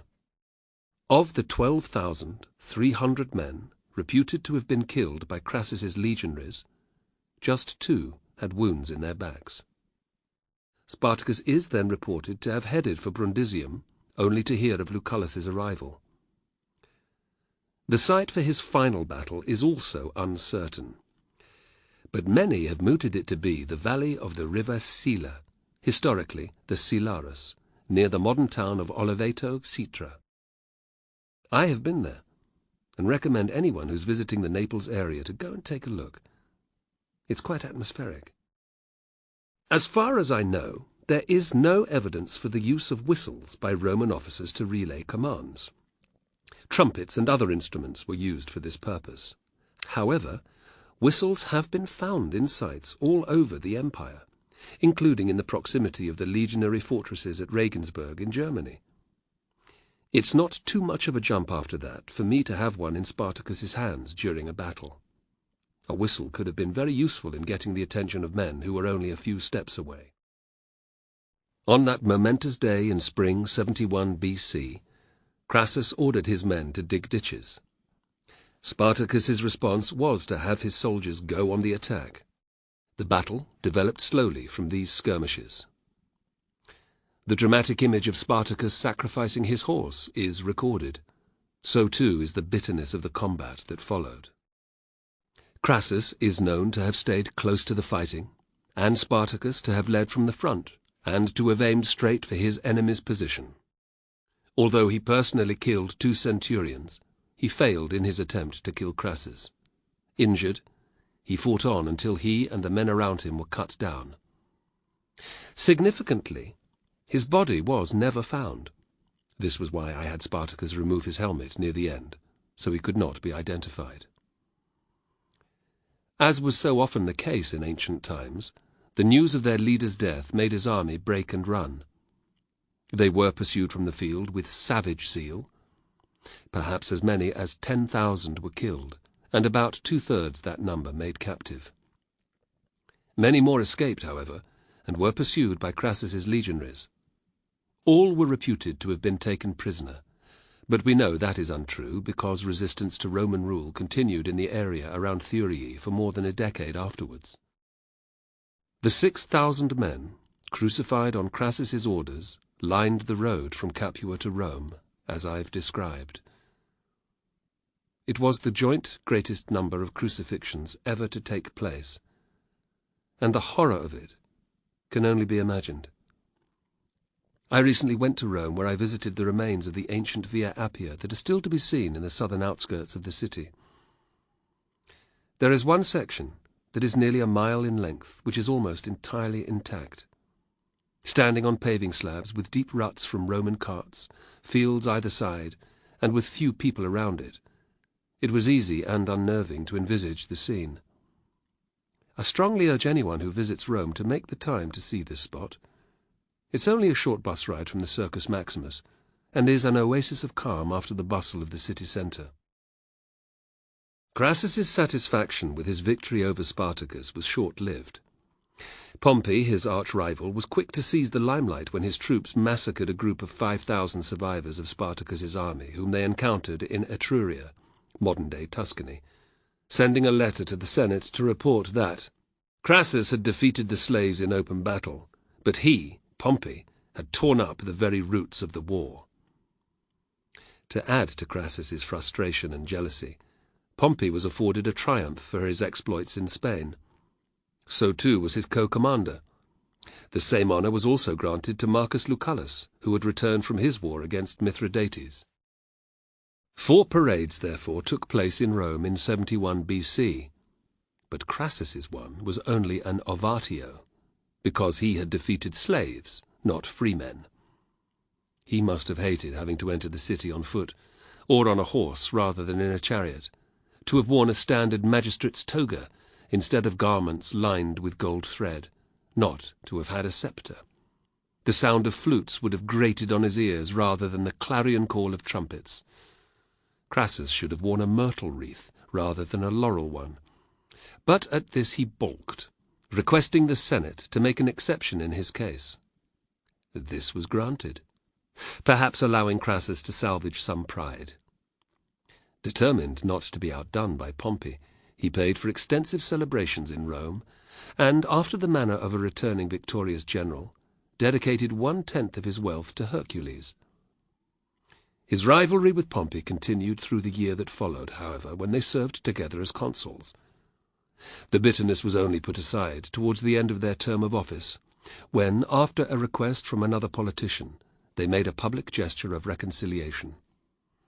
In the decade that followed, Crassus continued to strengthen his position through politics, while Pompey did the same by undertaking more military campaigns on the Republic's behalf. Both were very successful in their fields. Their rivalry appears to have simmered beneath the surface, never disappearing entirely. The gradual rise to prominence of Caesar eventually led to the pair accommodating a third party, forming what was known as the Second Triumvirate. Together, the 3 men ruled Rome until Crassus departed for the east in 55 BC, his intention to win a major victory over Parthia, a desert region to the east of Syria and Judea. As many of you know, his decision was unwise. At the Battle of Carrhae in the summer of 53 BC, Crassus, one of his sons, and 20,000 legionaries were killed. Anyone interested in the story of that campaign would do well to read The Defeat of Rome by Gareth C. Sampson, or a novel called The Forgotten Legion. As I wrote in the first book, the list of references for Spartacus is shorter than normal because of the aforementioned lack of material.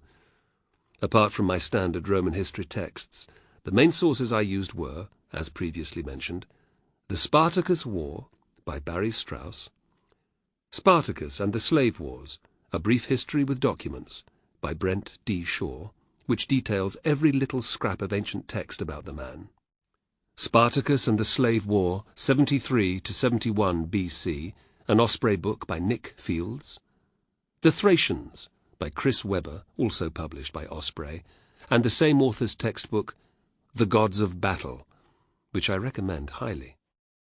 The brilliant website, RomanArmyTalk.com, has to be mentioned too. It's a wonderful place to find out anything and everything about the Roman army, and its members are always quick to answer any queries. There's also a great site called UNRV.com, which deals with all things Roman, not just the army.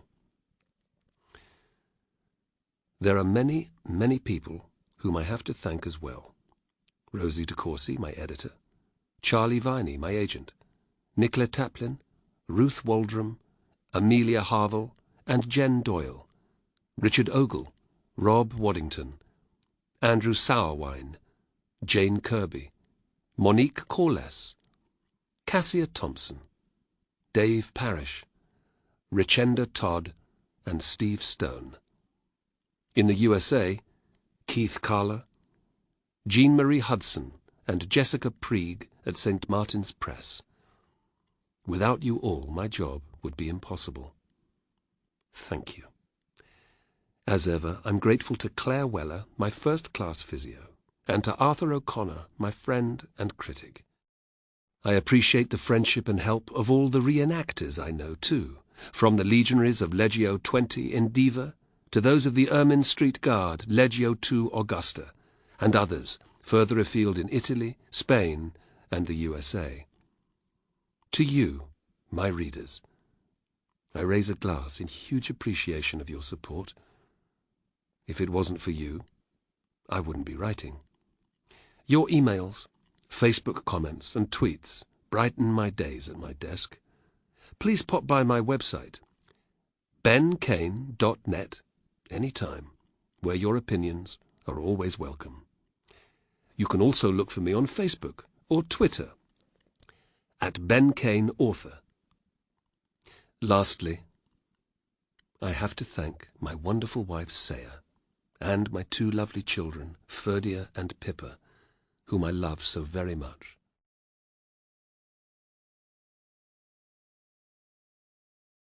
Spartacus the Rebellion by Ben Kane was read by Michael Praed. Spartacus the Rebellion is published by the Random House Group Limited in association with Audio Go Limited.